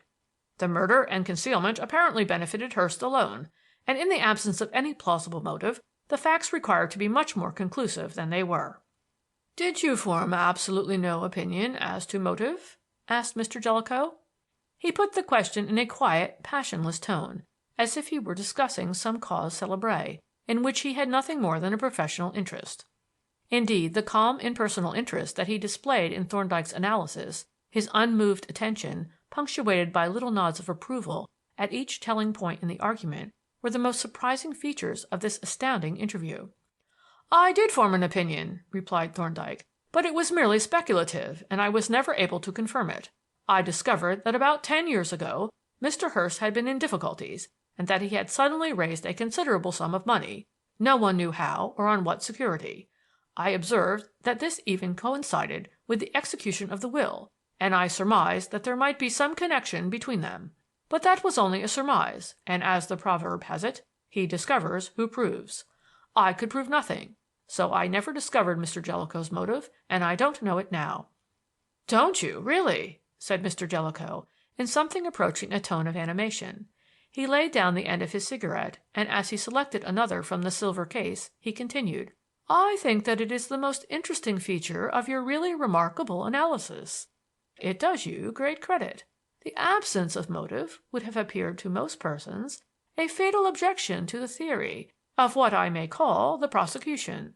Permit me to congratulate you on the consistency and tenacity with which you have pursued the actual, visible facts." He bowed stiffly to Thorndyke, who returned his bow with equal stiffness, lighted a fresh cigarette, and once more leaned back in his chair with the calm, attentive manner of a man who is listening to a lecture or a musical performance.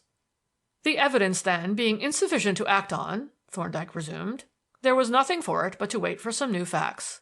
Now, the study of a large series of carefully conducted murders brings into view an almost invariable phenomenon. The cautious murderer, in his anxiety to make himself secure, does too much. And it is this excess of precaution that leads to detection. It happens constantly. Indeed, I may say that it always happens, in those murders that are detected.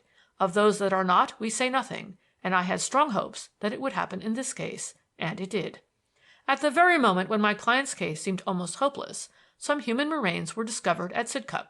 I read the account of the discovery in the evening paper, and scanty as the report was, it recorded enough facts to convince me that the inevitable mistake had been made." "Did it, indeed?" said Mr. Jellicoe. "A mere inexpert hearsay report. I should have supposed it would be quite valueless from a scientific point of view." "So it was," said Thorndyke. "But it gave the date of the discovery and the locality, and it also mentioned what bones had been found, which were all vital facts. Take the question of time. These remains, after lying perdu for 2 years, suddenly come to light just as the parties, who have also been lying perdu, have begun to take action in respect of the will. In fact, within a week or two of the hearing of the application. It was certainly a remarkable coincidence. And when the circumstances that occasioned the discovery were considered, the coincidence becomes more remarkable still. For these remains were found on land actually belonging to John Bellingham, and their discovery resulted from certain operations, the clearing of the Water-Cress Beds, carried out on behalf of the absent landlord. But by whose orders were those works undertaken? Clearly by the orders of the landlord's agent. But the landlord's agent was known to be Mr. Jellicoe. Therefore, these remains were brought to light at this peculiarly opportune moment by the action of Mr. Jellicoe. The coincidence, I say again, was very remarkable. But what instantly arrested my attention on reading the newspaper report was the unusual manner in which the arm had been separated. For, besides the bones of the arm proper, there were those of what anatomists call the shoulder girdle, the shoulder blade and collar bone. This was very remarkable. It seemed to suggest a knowledge of anatomy, and yet no murderer, even if he possessed such knowledge, would make a display of it on such an occasion. It seemed to me that there must be some other explanation. Accordingly, when other remains had come to light, and all had been collected at Woodford, I asked my friend Berkeley to go down there and inspect them. He did so, and this is what he found. Both arms had been detached in the same peculiar manner. Both were complete, and all the bones were from the same body. The bones were quite clean, of soft structures, I mean. There were no cuts, scratches, or marks on them. There was not a trace of adipocere, the peculiar waxy soap that forms in bodies that decay in water or in a damp situation. The right hand had been detached at the time the arm was thrown into the pond, and the left ring finger had been separated and had vanished. This latter fact had attracted my attention from the first, but I will leave its consideration for the moment and return to it later. "How did you discover that the hand had been detached?" Mr. Jellicoe asked. "By the submersion marks," replied Thorndyke. "It was lying on the bottom of the pond in a position which would have been impossible if it had been attached to the arm." "You interest me exceedingly," said Mr. Jellicoe. "It appears that a medico-legal expert finds books in the running brooks, sermons in bones, and evidence in everything. But don't let me interrupt you." "Dr. Berkeley's observations," Thorndyke resumed, "together with the medical evidence at the inquest, led me to certain conclusions. Let me state the facts which were disclosed. The remains which had been assembled formed a complete human skeleton, with the exception of the skull, one finger, and the legs from the knee to the ankle, including both kneecaps. This was a very impressive fact, for the bones that were missing included all those which could have been identified as belonging or not belonging to John Bellingham, and the bones that were present were the unidentifiable remainder. It had a suspicious appearance of selection. But the parts that were present were also curiously suggestive. In all cases the mode of dismemberment was peculiar, for an ordinary person would have divided the knee joint, leaving the kneecap attached to the thigh, whereas it had evidently been left attached to the shin bone, and the head would most probably have been removed by cutting through the neck instead of being neatly detached from the spine. And all these bones were almost entirely free from marks or scratches such as would naturally occur in an ordinary dismemberment, and all were quite free from adipocere. And now as to the conclusions which I drew from these facts. First, there was the peculiar grouping of the bones. What was the meaning of that? Well, the idea of a punctilious anatomist was obviously absurd, and I put it aside. But was there any other explanation? Yes, there was. The bones had appeared in the natural groups that are held together by ligaments, and they had separated at points where they were attached principally by muscles. The kneecap, for instance, which really belongs to the thigh, is attached to it by muscle, but to the shin bone by a stout ligament. And so with the bones of the arm. They are connected to one another by ligaments, but to the trunk only by muscle, excepting at one end of the collarbone. But this was a very significant fact. Ligament decays much more slowly than muscle, so that in a body of which the muscles had largely decayed, the bones might still be held together by ligament. The peculiar grouping therefore suggested that the body had been partly reduced to a skeleton before it was dismembered, that it had been merely pulled apart and not divided with a knife. This suggestion was remarkably confirmed by the total absence of knife cuts or scratches. Then there was the fact that all the bones were quite free from adipocere.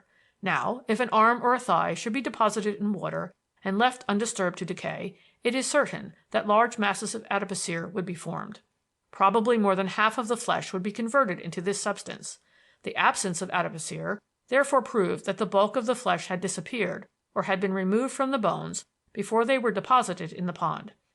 That, in fact, it was not a body, but a skeleton that had been deposited.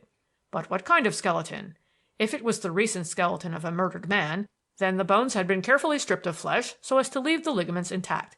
But this was highly improbable, for there could be no object in preserving the ligaments, and the absence of scratches was also against this view.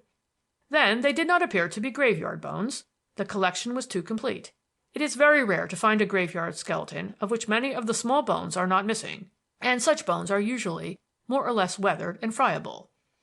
They did not appear to be bones such as may be bought at an osteological dealer's, for these usually have perforations to admit the macerating fluid to the marrow cavities. Dealers' bones, too, are very seldom all from the same body, and the small bones of the hand are drilled with holes to enable them to be strung on catgut. They were not dissecting room bones, as there was no trace of red lead in the openings for the nutrient arteries. What the appearances did suggest was that these were parts of a body which had decayed in a very dry atmosphere in which no adipocere would be formed, and which had been pulled or broken apart. Also, that the ligaments which held the body, or rather skeleton, together were brittle and friable as suggested by the detached hand, which had probably broken off accidentally. But the only kind of body that completely answered this description is an Egyptian mummy. A mummy, it is true, has been more or less preserved, but on exposure to the air of such a climate as ours, it perishes rapidly, the ligaments being the last of the soft parts to disappear.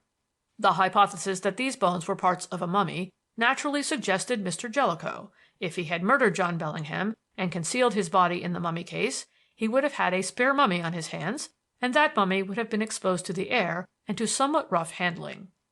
A very interesting circumstance connected with these remains was that the ring finger was missing. Now fingers have on sundry occasions been detached from dead hands for the sake of the rings on them, but in such cases the object has been to secure a valuable ring uninjured. If this hand was the hand of John Bellingham, there was no such object. The purpose was to prevent identification, and that purpose would have been more easily and much more completely achieved by sacrificing the ring, by filing through it or breaking it off the finger. The appearances, therefore, did not quite agree with the apparent purpose. Then, could there be any other purpose with which they agreed better? Yes, there could. If it had happened that John Bellingham were known to have worn a ring on that finger, and especially if that ring fitted tightly, the removal of the finger would serve a very useful purpose. It would create an impression that the finger had been removed on account of a ring, to prevent identification, which impression would, in turn, produce a suspicion that the hand was that of John Bellingham. And yet it would not be evidence that could be used to establish identity. Now, if Mr. Jellicoe were the murderer, and had the body hidden elsewhere, vague suspicion would be precisely what he would desire, and positive evidence what he would wish to avoid. It transpired later that John Bellingham did wear a ring on that finger, and that the ring fitted very tightly, whence it followed that the absence of the finger was an additional point tending to implicate Mr. Jellicoe.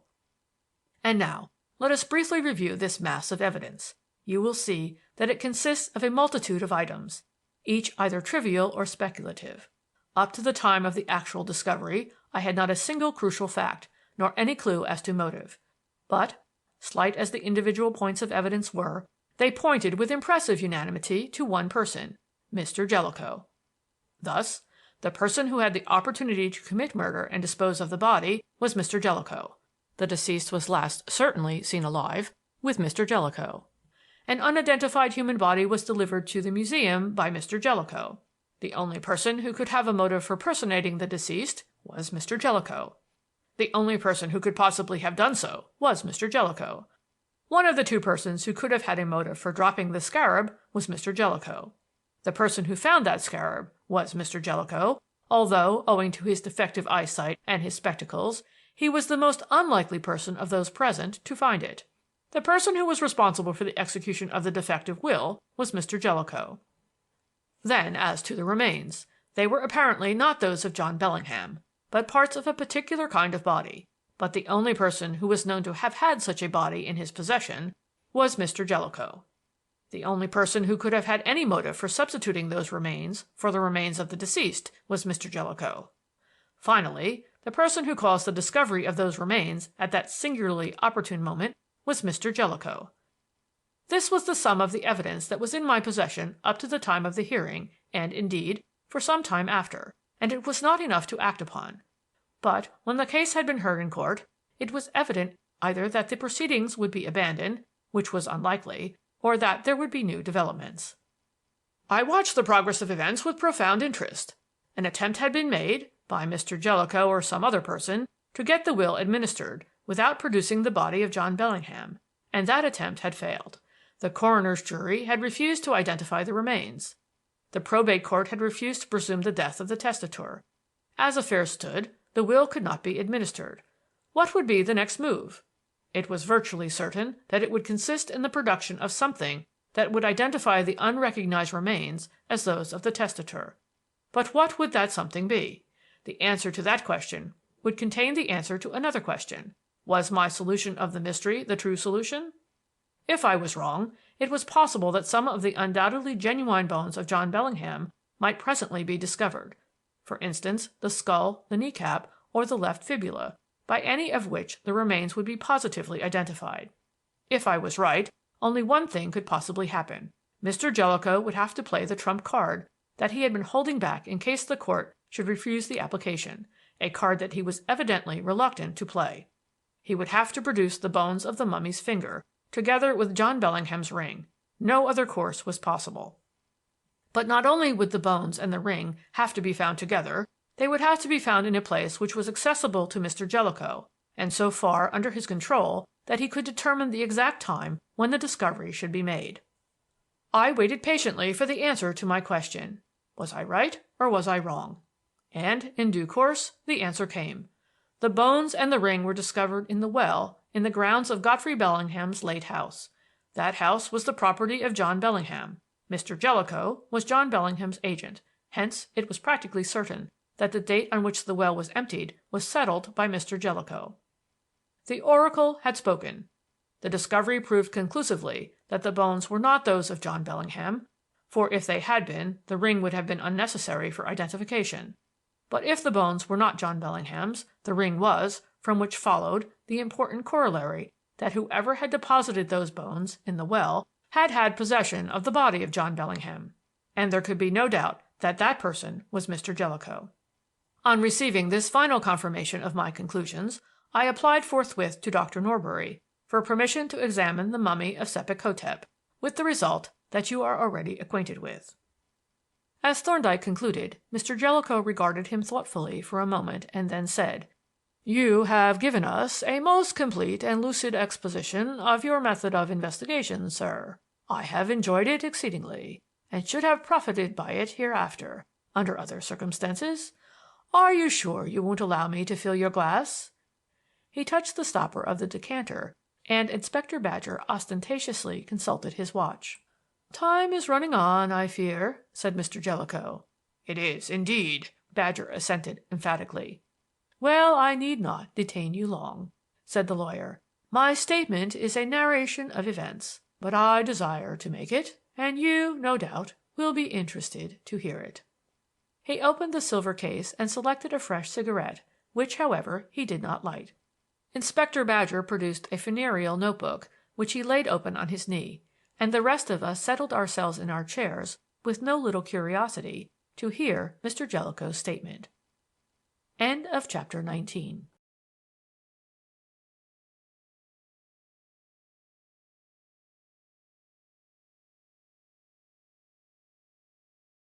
Chapter 20. The End of the Case. A profound silence had fallen on the room and its occupants. Mr. Jellicoe sat with his eyes fixed on the table as if deep in thought, the unlighted cigarette in one hand, the other grasping the tumbler of water. Presently Inspector Badger coughed impatiently, and he looked up. "I beg your pardon, gentlemen," he said. "I am keeping you waiting." He took a sip from the tumbler, opened a matchbox, and took out a match, but apparently altering his mind, laid it down and commenced. "The unfortunate affair which has brought you here tonight had its origin 10 years ago. At that time, my friend Hurst became suddenly involved in financial difficulties. Am I speaking too fast for you, Mr. Badger?" "No, not at all," replied Badger. "I am taking it down in shorthand." "Thank you," said Mr. Jellicoe. "He became involved in serious difficulties and came to me for assistance. He wished to borrow £5,000 to enable him to meet his engagements.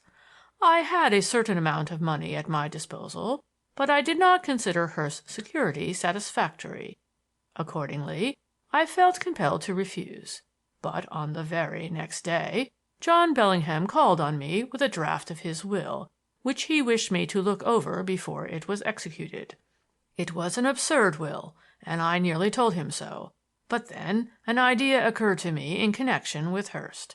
It was obvious to me, as soon as I glanced through the will, that, if the burial clause was left as the testator had drafted it, Hurst had a very good chance of inheriting the property, and, as I was named as executor, I should be able to give full effect to that clause.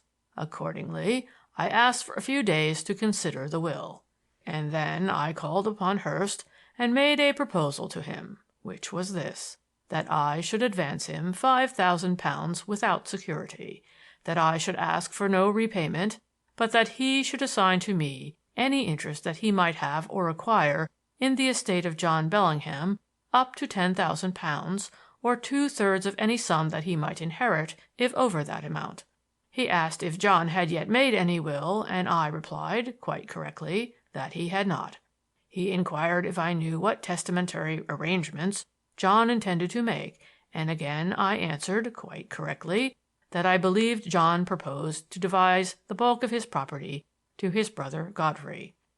Thereupon Hurst accepted my proposal. I made him the advance, and he executed the assignment. After a few days' delay, I passed the will as satisfactory. The actual document was written from the draft by the testator himself, and a fortnight after Hurst had executed the assignment, John signed the will in my office. By the provisions of that will, I stood an excellent chance of becoming virtually the principal beneficiary, unless Godfrey should contest Hurst's claim and the court should override the conditions of Clause 2. You will now understand the motives which governed my subsequent actions. You will also see, Dr. Thorndyke, how very near to the truth your reasoning carried you, and you will understand, as I wish you to do, that Mr. Hurst was no party to any of these proceedings which I am about to describe. Coming now to the interview in Queen Square in October 1902, you are aware of the general circumstances from my evidence in court, which was literally correct up to a certain point. The interview took place in a room on the 3rd floor, in which were stored the cases which John had brought with him from Egypt. The mummy was unpacked, as were some other objects that he was not offering to the museum, but several cases were still unopened. At the conclusion of the interview, I accompanied Dr. Norbury down to the street door, and we stood on the doorstep conversing for perhaps a quarter of an hour. Then Dr. Norbury went away, and I returned upstairs. Now, the house in Queen Square is virtually a museum. The upper part is separated from the lower by a massive door, which opens from the hall and gives access to the staircase, and which is fitted with a Chubb night latch. There are 2 latchkeys, of which John used to keep one and I the other. You will find them both in the safe behind me. The caretaker had no key and no access to the upper part of the house unless admitted by one of us. At the time when I came in, after Dr. Norbury had left, the caretaker was in the cellar, where I could hear him breaking coke for the hot water furnace. I had left John on the 3rd floor, opening some of the packing cases by the light of a lamp with a tool somewhat like a plasterer's hammer. That is, a hammer with a small axe blade at the reverse of the head. As I stood talking to Dr. Norbury, I could hear him knocking out the nails and wrenching up the lids, and when I entered the doorway leading to the stairs, I could still hear him. Just as I closed the staircase door behind me, I heard a rumbling noise from above. Then all was still. I went up the stairs to the 2nd floor, where, as the staircase was all in darkness, I stopped to light the gas. As I turned to ascend the next flight, I saw a hand projecting over the edge of the halfway landing. I ran up the stairs, and there, on the landing, I saw John lying huddled in a heap at the foot of the top flight. There was a wound at the side of his forehead from which a little blood was trickling. The case opener lay on the floor close by him, and there was blood on the axe blade. When I looked up the stairs, I saw a rag of torn matting over the top stair. It was quite easy to see what had happened. He had walked quickly out on the landing with the case opener in his hand. His foot had caught in the torn matting, and he had pitched head foremost down the stairs, still holding the case opener. He had fallen so that his head had come down on the upturned edge of the axe blade. He had then rolled over, and the case opener had dropped from his hand. I lit a wax match and stooped down to look at him. His head was in a very peculiar position, which made me suspect that his neck was broken. There was extremely little bleeding from the wound. He was perfectly motionless. I could detect no sign of breathing, and I felt no doubt that he was dead.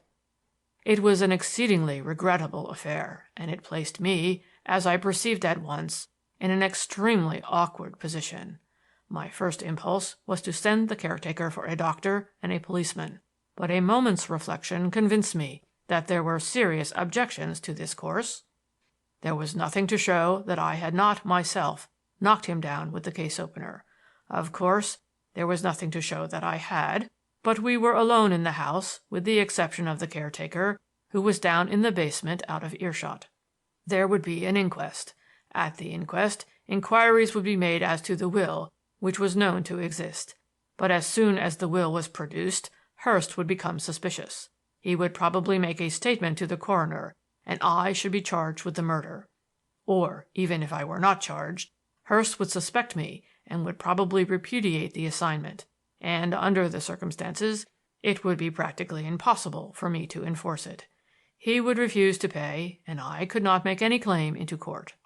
I sat down on the stairs just above poor John's body and considered the matter in detail. At the worst, I stood a fair chance of hanging. At the best, I stood to lose close upon £50,000. These were not pleasant alternatives. Supposing, on the other hand, I concealed the body and gave out that John had gone to Paris. There was, of course, the risk of discovery, in which case I should certainly be convicted of the murder. But if no discovery occurred, I was not only safe from suspicion, but I secured the £50,000. In either case there was considerable risk, but in the one there was the certainty of loss, whereas in the other there was a material advantage to justify the risk.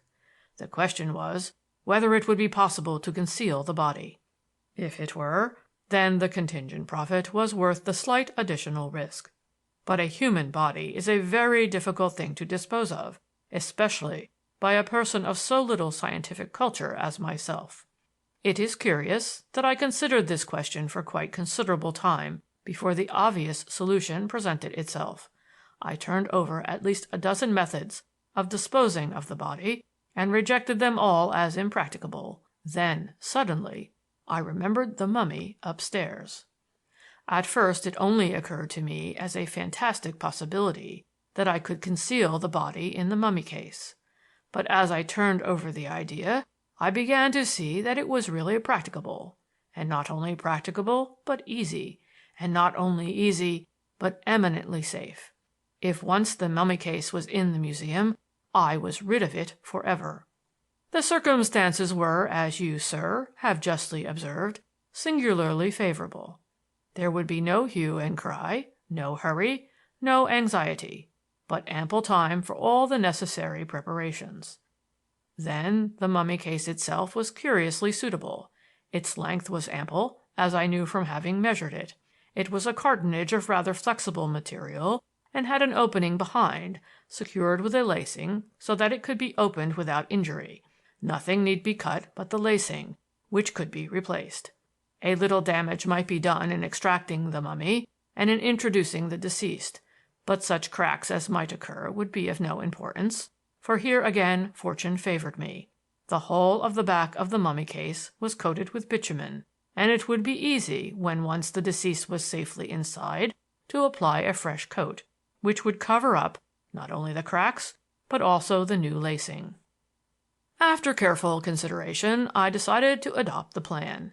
I went downstairs and sent the caretaker on an errand to the law courts. Then I returned and carried the deceased up to one of the third-floor rooms, where I removed his clothes and laid him out on a long packing case in the position in which he would lie in the mummy case. I folded his clothes neatly and packed them, with the exception of his boots, in a suitcase that he had been taking to Paris, and which contained nothing but his nightclothes, toilet articles, and a change of linen. By the time I had done this, and thoroughly washed the oilcloth on the stairs and landing, the caretaker had returned. I informed him that Mr. Bellingham had started for Paris, and then I went home. The upper part of the house was, of course, secured by the Chubb lock, but I had also, ex abundantia cautelae, locked the door of the room in which I had deposited the deceased. I had, of course, some knowledge of the methods of embalming, but principally of those employed by the ancients. Hence, on the following day, I went to the British Museum library and consulted the most recent works on the subject, and exceedingly interesting they were, as showing the remarkable improvements that modern knowledge has effected in this ancient art. I need not trouble you with details that are familiar to you. The process that I selected as the simplest for a beginner was that of formalin injection, and I went straight from the museum to purchase the necessary materials. I did not, however, buy an embalming syringe. The book stated that an ordinary anatomical injecting syringe would answer the same purpose, and I thought it a more discreet purchase. I fear that I bungled the injection terribly, although I had carefully studied the plates in a treatise on anatomy, Gray's, I think. However, if my methods were clumsy, they were quite effectual.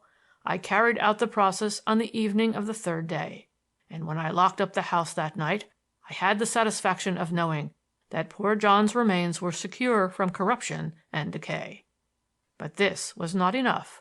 The great weight of a fresh body as compared with that of a mummy would be immediately noticed by those who had the handling of the mummy case.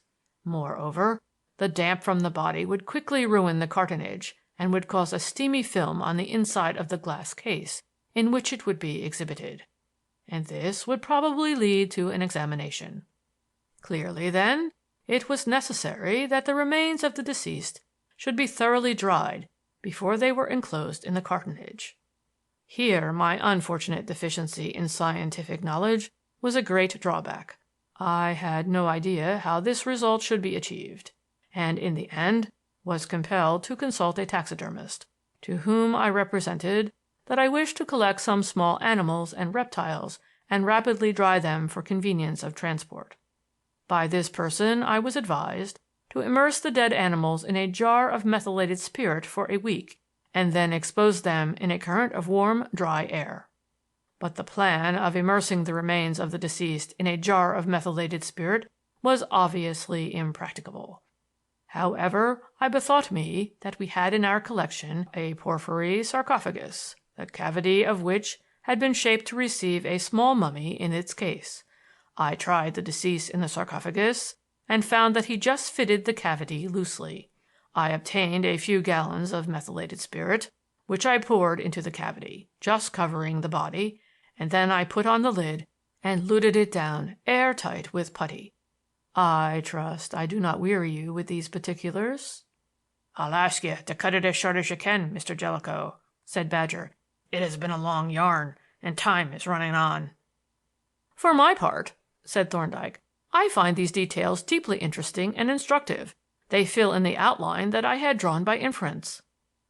"Precisely," said Mr. Jellicoe. "Then I will proceed. I left the deceased soaking in the spirit for a fortnight, and then took him out, wiped him dry, and laid him on 4 cane-bottomed chairs just over the hot water pipes, and I let a free current of air pass through the room. The result interested me exceedingly. By the end of the 3rd day, the hands and feet had become quite dry and shriveled and horny, so that the ring actually dropped off the shrunken finger, the nose looked like a fold of parchment, and the skin of the body was so dry and smooth that you could have engrossed a lease on it. For the first day or 2 I turned the deceased at intervals, so that he should dry evenly, and then I proceeded to get the case ready. I divided the lacing and extracted the mummy with great care as to the case, I mean, for the mummy suffered some injury in the extraction. It was very badly embalmed, and so brittle that it broke in several places while I was getting it out, and when I unrolled it, the head separated and both the arms came off. On the 6th day after the removal from the sarcophagus, I took the bandages that I had removed from Sepik Hotep and very carefully wrapped the deceased in them, sprinkling powdered myrrh and gum benzoin freely on the body and between the folds of the wrappings to disguise the faint odor of the spirit and the formalin that still lingered about the body. When the wrappings had been applied, the deceased really had a most workmanlike appearance.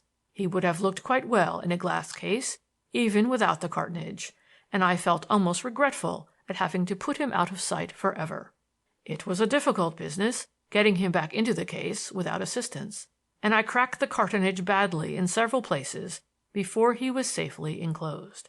But I got him in at last, and then, when I had closed up the case with a new lacing, I applied a fresh layer of bitumen, which effectually covered up the cracks and the new cord.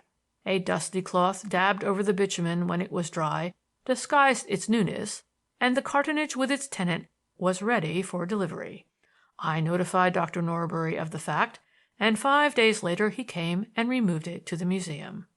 Now that the main difficulty was disposed of, I began to consider the further difficulty to which you, sir, have alluded with such admirable perspicuity. It was necessary that John Bellingham should make one more appearance in public before sinking into final oblivion. Accordingly, I devised the visit to Hurst House, which was calculated to serve 2 purposes. It created a satisfactory date for the disappearance, eliminating me from any connection with it, and by throwing some suspicion on Hurst, it would make him more amenable, less likely to dispute my claim when he learned the provisions of the will. The affair was quite simple. I knew that Hurst had changed his servants since I was last at his house, and I knew his habits. On that day I took the suitcase to Charing Cross and deposited it in the cloakroom, called at Hurst's office to make sure that he was there, and went from thence direct to Cannon Street and caught the train to Eltham. On arriving at the house, I took the precaution to remove my spectacles, the only distinctive feature of my exterior, and was duly shown into the study at my request.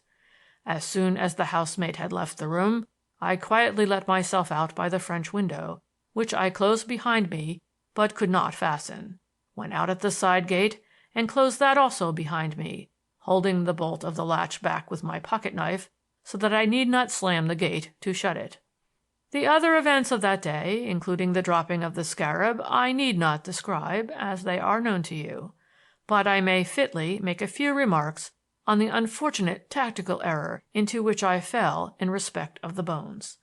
That error arose, as you have doubtless perceived, from the lawyer's incurable habit of underestimating the scientific expert. I had no idea mere bones were capable of furnishing so much information to a man of science. The way in which the affair came about was this. The damaged mummy of Sepik-Hotep, perishing gradually by exposure to the air, was not only an eyesore to me, it was a definite danger. It was the only remaining link between me and the disappearance. I resolved to be rid of it, and cast about for some means of destroying it. And then, in an evil moment, the idea of utilizing it occurred to me. There was an undoubted danger that the court might refuse to presume death after so short an interval, and if the permission should be postponed, the will might never be administered during my lifetime. Hence, if these bones of Sepik-Hotep could be made to simulate the remains of the deceased testator, a definite good would be achieved. But I knew that the entire skeleton could never be mistaken for his. The deceased had broken his kneecaps and damaged his ankle, injuries which I assumed would leave some permanent trace. But if a judicious selection of the bones were deposited in a suitable place, together with some object clearly identifiable as appertaining to the deceased, it seemed to me that the difficulty would be met. I need not trouble you with details. The course which I adopted is known to you, with the attendant circumstances, even the accidental detachment of the right hand, which broke off as I was packing the arm in my handbag. Erroneous as that course was, it would have been successful but for the unforeseen contingency of your being retained in the case. Thus, for nearly 2 years, I remained in complete security. From time to time I dropped in at the museum to see if the deceased was keeping in good condition, and on those occasions I used to reflect with satisfaction on the gratifying circumstance, accidental though it was, that his wishes, as expressed very imperfectly in Clause 2, had been fully complied with, and that without prejudice to my interests. The awakening came on that evening when I saw you at the Temple Gate talking with Dr. Berkeley.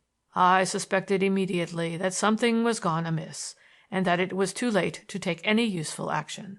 Since then I have waited here in hourly expectation of this visit, and now the time has come. You have made the winning move, and it remains only for me to pay my debts like an honest gambler." He paused and quietly lit his cigarette. Inspector Badger yawned and put away his notebook. "Have you done, Mr. Jellicoe?" the inspector asked. "I want to carry out my contract to the letter, you know, and it's getting devilish late." Mr. Jellicoe took his cigarette from his mouth and drank a glass of water. "I forgot to ask," he said, "whether you unrolled the mummy, if I may apply the term to the imperfectly treated remains of my deceased client." "I did not open the mummy case," replied Thorndyke. "You did not!" exclaimed Mr. Jellicoe. "Then how did you verify your suspicions?" "I took an X-ray photograph." "Ah, indeed!" Mr. Jellicoe pondered for some moments. "Astonishing!" he murmured, "and most ingenious. The resources of science at the present day are truly wonderful." "Is there anything more that you want to say?" asked Badger. "Because if you don't, time's up." "Anything more?" Mr. Jellicoe repeated slowly. "Anything more? No, I think the time is up. Yes, the time—" He broke off and sat with a strange look fixed on Thorndyke. His face had suddenly undergone a curious change. It looked shrunken and cadaverous, and his lips had assumed a peculiar cherry-red color. "Is anything the matter, Mr. Jellicoe?" Badger asked uneasily. "Are you not feeling well, sir?" Mr. Jellicoe did not appear to have heard the question, for he returned no answer, but sat motionless, leaning back in his chair, with his hands spread out on the table and his strangely intent gaze bent on Thorndyke. Suddenly his head dropped on his breast, and his body seemed to collapse. And as with one accord we sprang to our feet, he slid forward off his chair and disappeared under the table. "Good Lord, the man's fainted!" exclaimed Badger. In a moment he was down on his hands and knees, trembling with excitement, groping under the table. He dragged the unconscious lawyer out into the light and knelt over him, staring into his face. "What's the matter with him, doctor?" he asked, looking up at Thorndyke. "Is it apoplexy? Or is it a heart attack, think you?" Thorndyke shook his head, though he stopped and put his fingers on the unconscious man's wrist. "Prussic acid or potassium cyanide is what the appearances suggest," he replied. "But can't you do anything?" demanded the inspector. Thorndyke dropped the arm, which fell limply on the floor. "You can't do much for a dead man," he said. "Dead? Then he has slipped through our fingers after all." "He has anticipated the sentence, that is all." Thorndyke spoke in an even, impassive tone which struck me as rather strange, considering the suddenness of the tragedy, as did also the complete absence of surprise in his manner. He seemed to treat the occurrence as a perfectly natural one. Not so Inspector Badger, who rose to his feet and stood with his hands thrust into his pockets, scowling sullenly down at the dead lawyer. "I was an infernal fool to agree to his blasted conditions," he growled savagely. "Nonsense," said Thorndyke. "If you had broken in, you would have found a dead man. As it was, you found a live man and obtained an important statement. You acted quite properly." "How do you suppose he managed it?" asked Badger. Thorndyke held out his hand. "Let us look at his cigarette case," said he. Badger extracted the little silver case from the dead man's pocket and opened it. There were 5 cigarettes in it, 2 of which were plain, while the other 3 were gold-tipped. Thorndyke took out one of each kind and gently pinched their ends. The gold-tipped one he returned. The plain one he tore through, about 1/4 of an inch from the end, when 2 little black tabloids dropped out onto the table. Badger eagerly picked one up and was about to smell it when Thorndyke grasped his wrist. "Be careful," said he, and when he had cautiously sniffed at the tabloid, held at a safe distance from his nose, he added, "Yes, potassium cyanide. I thought so when his lips turned that queer color. It was in that last cigarette. You can see that he has bitten the end off." For some time we stood silently looking down at the still form stretched on the floor. Presently Badger looked up. "As you pass the porter's lodge on your way out," said he, "you might just drop in and tell him to send a constable to me." "Very well," said Thorndyke.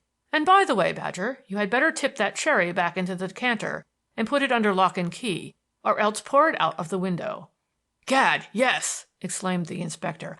"I'm glad you mentioned it. We might have had an inquest on a constable as well as a lawyer. Good night, gentlemen, if you are off." We went out and left him with his prisoner, passive enough, indeed, according to his ambiguously worded promise. As we passed through the gateway, Thorndyke gave the inspector's message, curtly and without comment, to the gaping porter, and then we issued forth into Chancery Lane. We were all silent and very grave, and I thought that Thorndyke seemed somewhat moved. Perhaps Mr. Jellicoe's last intent look, which I suspect he knew to be the look of a dying man, lingered in his memory as it did in mine. Halfway down Chancery Lane he spoke for the first time, and then it was only to ejaculate, "Poor devil!" Jervis took him up. "He was a consummate villain, Thorndyke." "Hardly that," was the reply. "I should rather say that he was non-moral. He acted without malice and without scruple or remorse. His conduct exhibited a passionateless expediency which was dreadful because utterly unhuman. But he was a strong man, a courageous, self-contained man, and I had been better pleased if it could have been ordained that some other hand than mine should let the axe fall." Thorndyke's compunction may appear strange and inconsistent, but yet his feeling was also my own. Great as was the misery and suffering that this inscrutable man had brought into the lives of those I loved, I forgave him, and in his downfall forgot the callous relentlessness with which he had pursued his evil purpose. For it was he who had brought Ruth into my life, who had opened for me the paradise of love into which I had just entered. And so my thoughts turned away from the still shape that lay on the floor of the stately old room in Lincoln's Inn, away to the sunny vista of the future, where I should walk hand in hand with Ruth until my time, too, should come, until I, too, like the grim lawyer, should hear the solemn evening bell bidding me put out into the darkness of the silent sea. End of chapter 20. End of The Eye of Osiris by R. Austin Freeman.